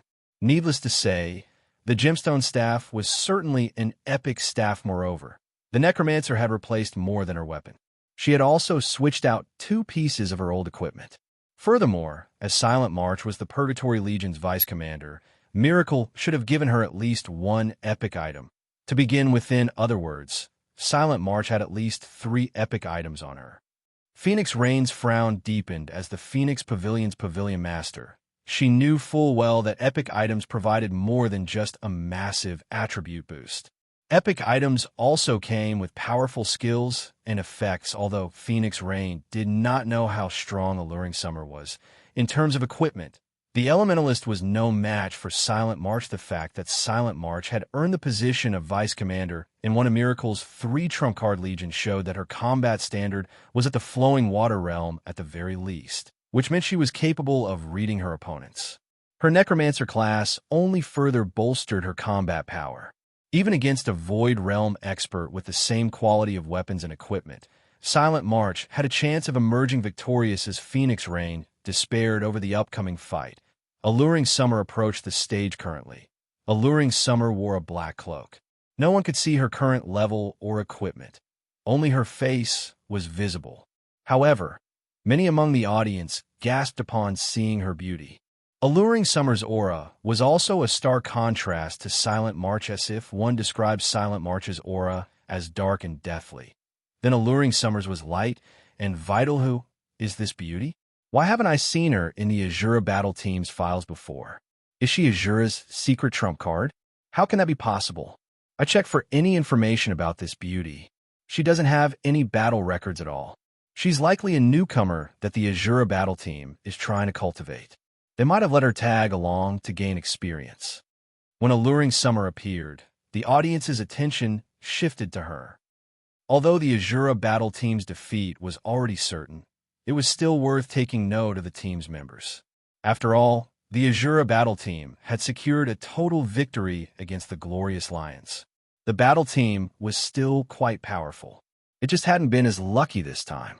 Since a new face had joined the Azura Battle Team, it was only natural that everyone paid attention to her. Silent March smiled as she watched the Elementalist approach the stage. Giggling, she said, "I'm sure you've already discovered that I'm a Necromancer. Rest assured, I won't summon a bunch of undead to fight you. Think of it as adding a little more fun to the match." "I have to thank you for that, then. However, I advise you to go all out from the very beginning. Otherwise, this fight will be over very quickly," Alluring Summer said, smiling. Her sweet smile could even melt snow. "Is that so? I'll listen to your suggestion, then. Very soon, I'll show everyone what despair looks like on your face." Silent March sneered. Originally, she had planned to toy with Alluring Summer for a bit. However, she had just changed her mind. Although the audience couldn't hear the conversation between the 2 women, when they saw the smiles on the women's faces, they somehow felt chills crawl down their spines. The timer above the stage began to count down. 5, 4, 3. Once the countdown began, the audience members focused on the stage, their heart rates increasing. Unlike a duel between ordinary players, experts would descend into a rapid battle as soon as the fight began, pushing their bodies to the limits. If one wanted to view and understand the fight clearly, one needed to pay careful attention. The instant the timer ended, Silent March took action. The Necromancer started off by chanting an incantation, her free hand writing one line of runes after another. Her writing was so fast that no one could even see her hand shadow. Shortly after, a gray magic array formed beside Silent March, stupefying the spectators. "Crap. Triple casting. Is she even human?" As expected of the Purgatory Legion's vice commander, her strength is absurd. Single casting was already difficult for ordinary players. If a spell's incantation and runes were not chanted and written properly, the spell would be significantly weaker. Extremely few experts were capable of double casting. Not only did players need to get the chant and runes of both spells correct when double casting, but players also needed to be fast. Players needed to complete the chants and runes for both spells within a short time. Otherwise, the system would determine the spell's casting time to be too long, and the system would interrupt the cast-all magical class players dreamed of being able to triple cast. It wasn't something that could be achieved through hard work alone. One needed to be talented. Once a magical class player grasped triple casting, their strength would undergo a qualitative transformation. Fighting a triple caster was like fighting 3 players at once. Moreover, these 3 players would cooperate seamlessly while everyone was shocked by Silent March's triple casting. Alluring Summer revealed that she could double cast. Unfortunately, the difference between them was like the difference between heaven and earth. Cry out in despair. Silent March revealed a sinister expression as she sneered at Alluring Summer. She then raised her staff and pointed it toward the sky immediately. A black magic array appeared above the fighters, covering half of the stage Tier 1 curse, Call of Death. A magic array had also appeared beneath Alluring Summer's feet, with chains bones sprouting from the magic array to wrap around the Elementalist Tier 1 spell, Bone Imprisonment. Meanwhile, sharp spears appeared around Silent March. Aimed for Alluring Summer. This was the Tier 1 spell, White Bone Spears. What a pity.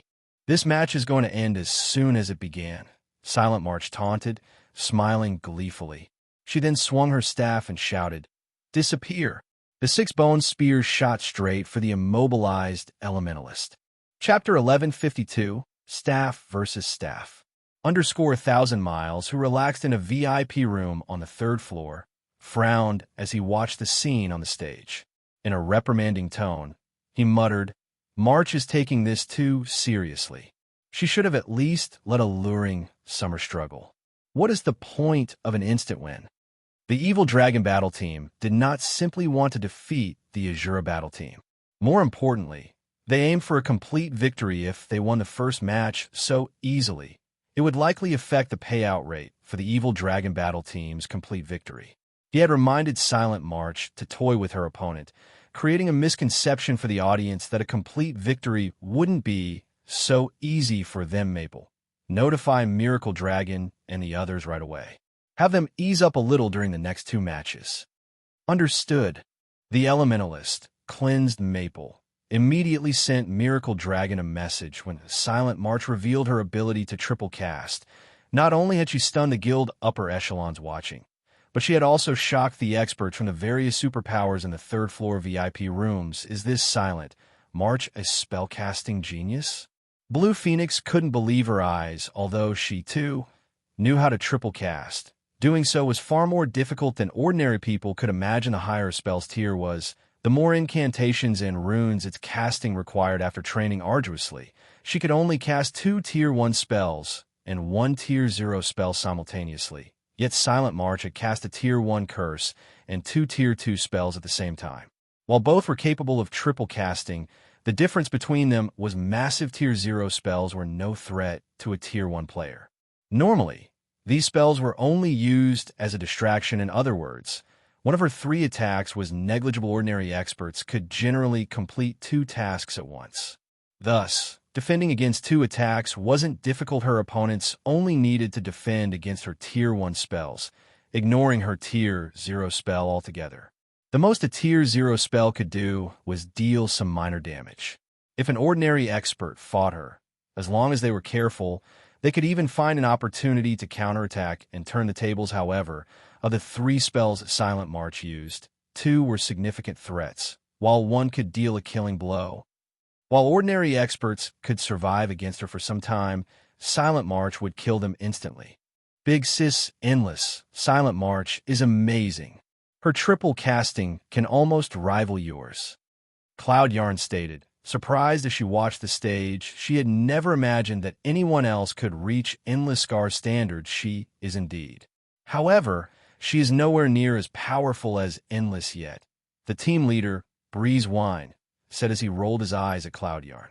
Slowly, he explained, Endless relies on her own abilities to cast 3 Tier 1 spells. That woman, on the other hand, is relying on her staff. Her staff. Cloud Yarn grew confused. That's right. That staff is the Crimson Emperor Guild's treasured staff, the Magician's Scepter. This staff has a special effect that provides a 20% error adjustment when spell casting. Breezewine explained as he gazed at the gemstone staff in Silent March's hand. Enviously, he said, Magician's Scepter can improve a magical class's spell casting tremendously. In the hands of someone like Silent March, that weapon is even more magnificent. Unless that alluring summer can reach endless standards, this fight won't have any meaning. Meanwhile, above the stage, the 6 bone spears transformed into 6 streaks of white light that arrived before alluring summer instantly. Every one locked on to the elementalist's vital points, even without bone imprisont's restraints. Alluring summer couldn't escape the bone spear's attacks and scathed eye. Silent March sneered pong, pong, pong. As the spears were about to strike alluring summer, a layer of ice appeared around the elementalist, encasing her. Not only had ice barrier removed bone imprisonment, but it had also deflected the bone spears. As for the level 42 Lord rank Skeleton Knight that Silent March had summoned, it could only watch the elementalist helplessly nod a bad decision. Unfortunately, ice barrier is an elementalist's most powerful life-saving skill. You can only use it once in this match. What are you going to do once the spell's duration ends? Silent March asked contemptuously. She wielded the magician's scepter as well as a peak legacy. She could even challenge a domain realm expert, not to mention alluring summer. However, as Silent March was about to cast another series of spells, she discovered something off about the mana flow above the stage. She tilted her head back to look. The moment she looked up, however, she was startled at a massive blue magic array gradually formed above the stage. This array was no weaker than her Tier 1 curse. The audience was similarly stunned by this sight. What a decisive move. Even a fool could tell that the magic array with a large-scale destruction spell. Large-scale destruction spells did not differentiate between friend and foe. Everyone within the spell's range was free game. However, Ice Barrier was a life-saving skill that gave its user invulnerability during its duration. Alluring Summer could easily endure her own spell. However, summoners did not have invulnerability skills. If Silent March couldn't defend herself against the large-scale destruction spell, she would definitely die. Boom, boom, boom. As one lightning strike descended after another, over half of the stage had transformed into an electric hell. Even Silent March could not escape the spell's range in time. After the thunderstorm had passed, the battlefield was unrecognizable. Alluring Summer finally emerged from her ice barrier as everyone assumed that Silent March was dead. The instant Alluring Summer's ice barrier vanished, the previously summoned Skeleton Knight charged out of the smoke and slashed its longsword at the elementalist. Instinctively, Alluring Summer used her blink skill and instantly appeared 15 yards away from her original position, avoiding the Skeleton Knight's chop. Yuri, still alive? Alluring Summer was slightly surprised when she saw Silent March reveal herself from the smoke clouds that a necromancer appeared completely unharmed. Her expression, however, was much darker than before. Good. You are the first person to force me to use my legacy life-saving skill. As a reward, I'll teach you the true meaning of despair. Silent March growled coldly as she stared at Alluring Summer in God's domain. While summoners did not possess any life-saving skills that provided invulnerability, necromancers did. The skill's name was Shield of Death. She had kept this trump card hidden. However, Alluring Summer had forced her to expose it. As soon as Silent March finished speaking, she began to chant once more. At the same time, she controlled the Skeleton Knight to attack Alluring Summer. Alluring Summer was forced to dodge the Skeleton Knight's attacks while interrupting Silent March's casting with ice spears. However, Silent March blocked the incoming attacks with Bone Wall Rise, my undead army. As Silent March finished the last verse, skeleton warriors pulled themselves from the ground before her. Some of the warriors wielded longswords and shields, while others wielded battle axes, and some had bows. In the blink of an eye, a small legion had appeared before Silent March. Although the majority of the small legion consisted of level 42 common rank skeleton warriors, as undead's magic resistance was quite high, even cannon fodder could prove to be troublesome for an elementalist. Furthermore, among the 60-plus skeleton warriors, there were even a few level 42 elite rank skeleton warriors equipped with good equipment. This move was none other than Necromancer's trademark skill, Undead Legion. As Silent March's Undead Legion was still a Tier 1 skill, it could only summon 60 common rank skeleton warriors with a chance to summon elites. Upon reaching Tier 2, However, the Necromancer could summon 100 elite ranked skeleton warriors with a chance to summon special elites. Everyone fell silent. As the skeleton warriors filled the stage, even MT classes like Guardian Knights and Shield Warriors felt chills crawl down their spines. This numerical advantage was overwhelming. You want to fight as a group? Alluring Summer revealed a joyful smile as she grinned at the undead legion before her. Come in. Saying so, Alluring Summer stored her original staff and retrieved a black scythe from her bag. There were extremely intricate skulls and magical patterns engraved on the scythe. At a glance, it looked like the Grim Reaper's signature weapon. This staff was none other than the staff that dropped from one of the fossilized Tyrannosaurus's death scythe. Chapter 1153, One-Sided Bullying. Hellscythe _ Fluffy Goblin Chapter 1153, One-Sided Bullying. When Alluring Summer replaced her staff, her aura began to transform. If Alluring Summer had been akin to the warm sun before, then now she was cold like the moon. Moreover, her aura wasn't the only thing that had transformed. A faint layer of gray fog had also appeared around her, obscuring her from sight. Is that a staff? Why does it look more like a melee weapon rather than an elementalist? The crowd thought Alluring Summer looked like a god of death. That weapon is giving off such a powerful oppression. I bet it's an epic weapon. It's a pity that there isn't much point to switching weapons right now. With so many skeleton warriors and the skeleton knight, she doesn't have a chance. Silent March is waiting for an opportunity on the other side of the stage, too. I know, right? The Necromancer class is simply broken in a one-on-one fight. Although the spectators had realized that Alluring Summer's new weapon was quite powerful, a single weapon could not change this battle's outcome. After all, the difference between the fighters' strengths was simply too vast. Watching up to this point, the upper echelons from the various large guilds finally realized just how terrifying a peak class could be, unlike the rest of the audience. However, Endless Scars, sitting in one of the VIP rooms, carefully observed Death's Sigh in Alluring Summer's hands. The more she observed the weapon, the more her interest grew. Breezewine was also staring at Death's Sigh, his expression growing more thoughtful. Endless, don't you think that weapon looks just like that weapon recorded in the ancient book? Breezewine asked. The Midnight Tea Party had explored many extremely dangerous locations. During their adventures, they had found an ancient book in a secret location. Although this book did not have any powerful abilities, it had been passed down since ancient times. Many weapons had been recorded within, and players would consider every one of these weapons godly items. Alluring Summer's current weapon looked very similar to one of the weapons in the ancient book. It looks similar, yet quite different. However, I doubt that's the real thing. No matter how I think about it, it is impossible for current players to get their hands on that weapon. Endless Scars denied Breezewine's conjecture. Suddenly, Silent March began her attack immediately. The Necromancer directed her Skeleton Knight and Skeleton Warriors to attack Alluring Summer from all sides. This way, the Elementalist could neither defend herself nor blink away. In the end, Alluring Summer would be surrounded and killed as the Skeleton Knight and Skeleton Warriors inched closer to Alluring Summer. She responded by using the Tier 1 spell, Blizzard Ace Snowstorm, then enveloped an area of 10 by 20 yards, turning every skeleton warrior within range into an ice statue.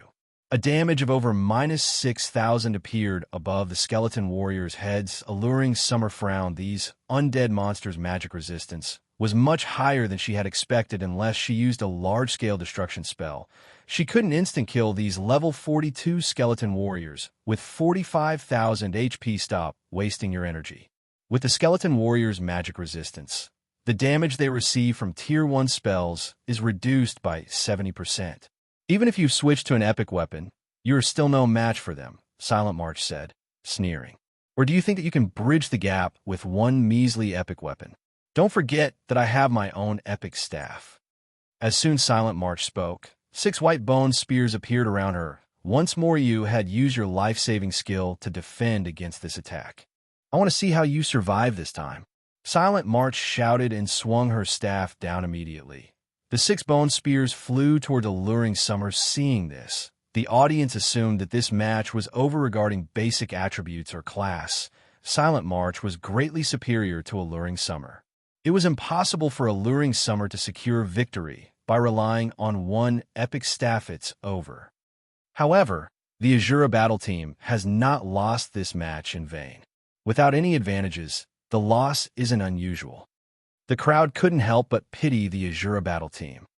Although both battle teams had the support of a guild, the difference between Zero Wing and Miracle was massive. In the previous competition, the Azura battle team had relied on their basic attributes, weapons, and equipment to achieve victory. Unfortunately, they were weaker than the Evil Dragon battle team in every aspect. Boom. As an explosion rang through the battlefield, smoke and dust flew into the air. Silent March frowned, confused as she looked at Alluring Summer, who stood amidst the dust and smoke. Alluring Summer had only evaded the 6 bone spears. The Elementalist had not bothered to use skills to defend herself. No magical class expert would make such a simple mistake. 4 bone spears had struck Alluring Summer, her HP falling below 50%. As long as she launched another volley with the white bone spears, she could take the Elementalist's life. In reality, even if Silent March didn't attack, her skeletons could defeat Alluring Summer, easily. Giving up already? Silent March could not help but laugh. Giving up? Alluring Summer shook her head. Chuckling, she said, I have not given up. On the contrary, I owe you my thanks. Thanks? Silent March was confused. Thank me for suppressing you with my overwhelming strength. No, this Death Sigh is a very special staff. Only when its user's HP is below 50% can display its true potential, Alluring Summer said, helplessness filling her voice as she gazed at the scythe in her hand. Are you trying to say that you can defeat me once you have less than half of your HP? Silent March could not help but grin at the Elementalist. Glaring at the woman with contempt and ridicule, she had 3 epic items on her right now, and every one of them had astonishing effects. She hadn't even used one of their effects thus far. Alluring Summer was dreaming if she thought she could beat her with some epic staff. No, not defeat. Chuckling, Alluring Summer said, this will just be one-sided bullying. Silent March was instantly furious upon hearing Alluring Summer's confidence. Lightly waving her magician's scepter, she activated one of the staff skills. Mana Amplification increases the effects of all skills used by caster by 500% for 10 seconds cooldown, 2 hours. Now, Silent March was even strong enough to face a Grand Lord of the same level immediately. 30 white bone spears appeared around Silent March. Moreover, everyone contained more power than the previous spears. The audience was flabbergasted. Crap. This is just too overpowered. She's too strong. Even Tenami couldn't take her on. Is this the strength of the Purgatory Legion's vice commander? If these players had thought that they had any hope against an expert like Silent March, then now she felt like an invincible monster turned to ash. Silent March waved her staff towards Alluring Summer. Shio! The 30 bone spears flew towards Elementalist, leaving her with no space to dodge. I was waiting for this. Alluring Summer was unperturbed in the face of the incoming spears. On the contrary, she appeared excited. Gripping Death's Sigh tightly in both hands, she swung the weapon down towards the enemy Necromancer. The sound of glass shattering reached the spectators. The space before Alluring Summer then split like 2 halves of a broken window, following which both the incoming bone spears and the Skeleton Legion turned into ash and dust. Although Silent March tried to say something, she suddenly collapsed to the ground. Her vision faded to gray before she saw nothing but a black void before everyone could react. The system signaled the match's end. The sound echoing throughout the arena. The victor's name appeared above the stage. Victor. Alluring Summer. Chapter 1154. 12 Great Legendary Staffs. Hellscythe _ Fluffy Goblin. Chapter 1154. 12 Great Legendary Staffs. Seeing the victor's ID hovering above the stage, silence reigned over the competition venue for a moment. It seemed as if this silence had blanketed the world. The match's outcome confused everyone no matter how they looked at it. Silent March should have won this match with ease. Alluring Summer simply had no hope of winning, yet she had overturned the match with a single skill. Everything had happened so suddenly that, before they even realized it, Silent March, who had 100% of her HP remaining, was dead. Just happened?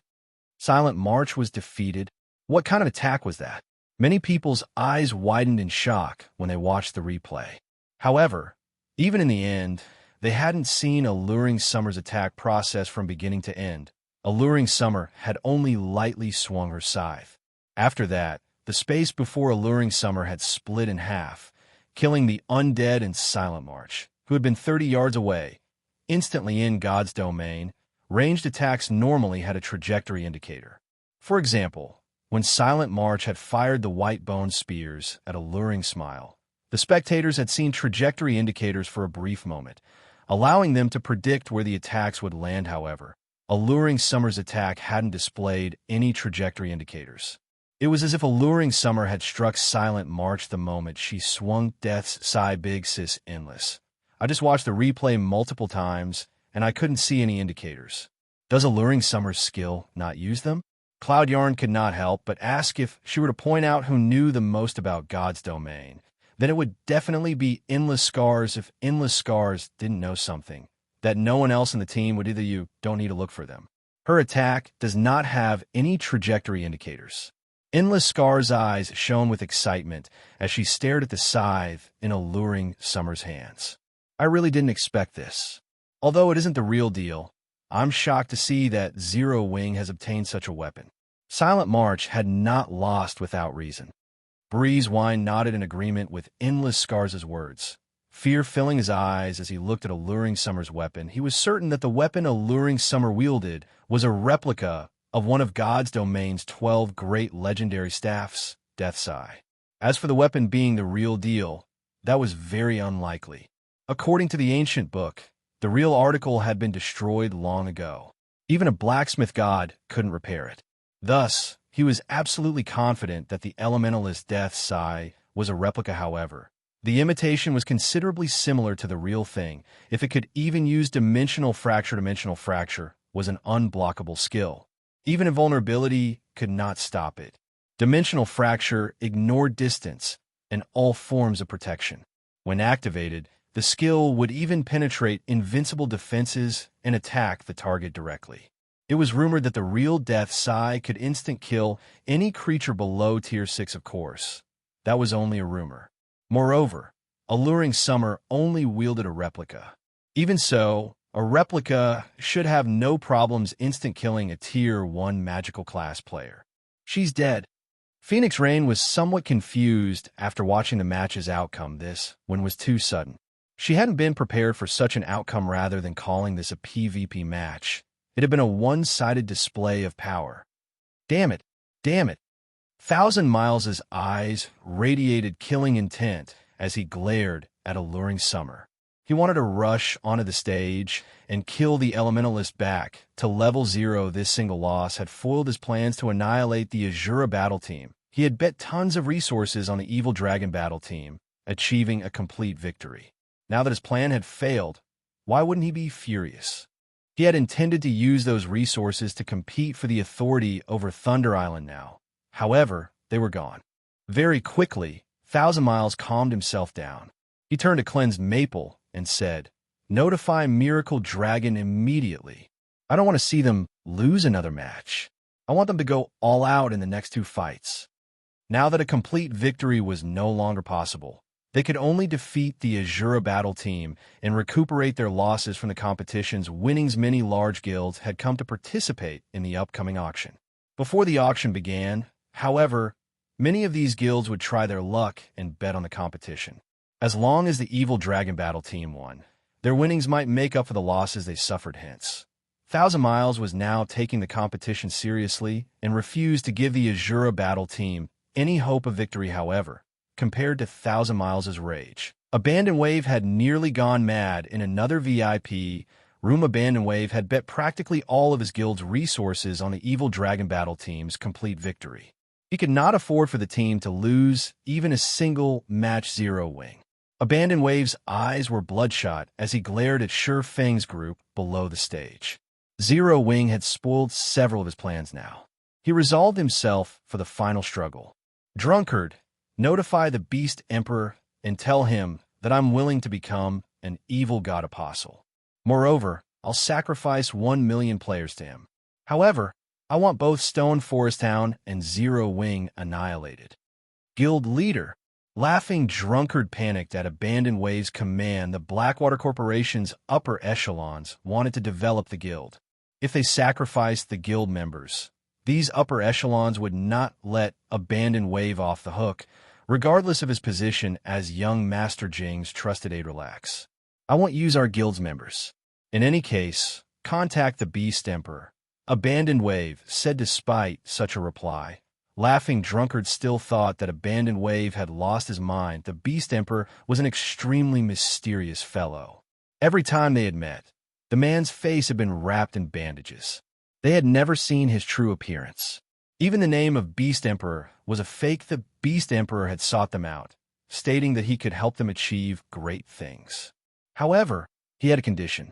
They must become evil god apostles. After hearing his deal, they researched what it meant to become an evil god apostle. Only after investigating the matter did they understand how horrible it would be to become an evil god apostle.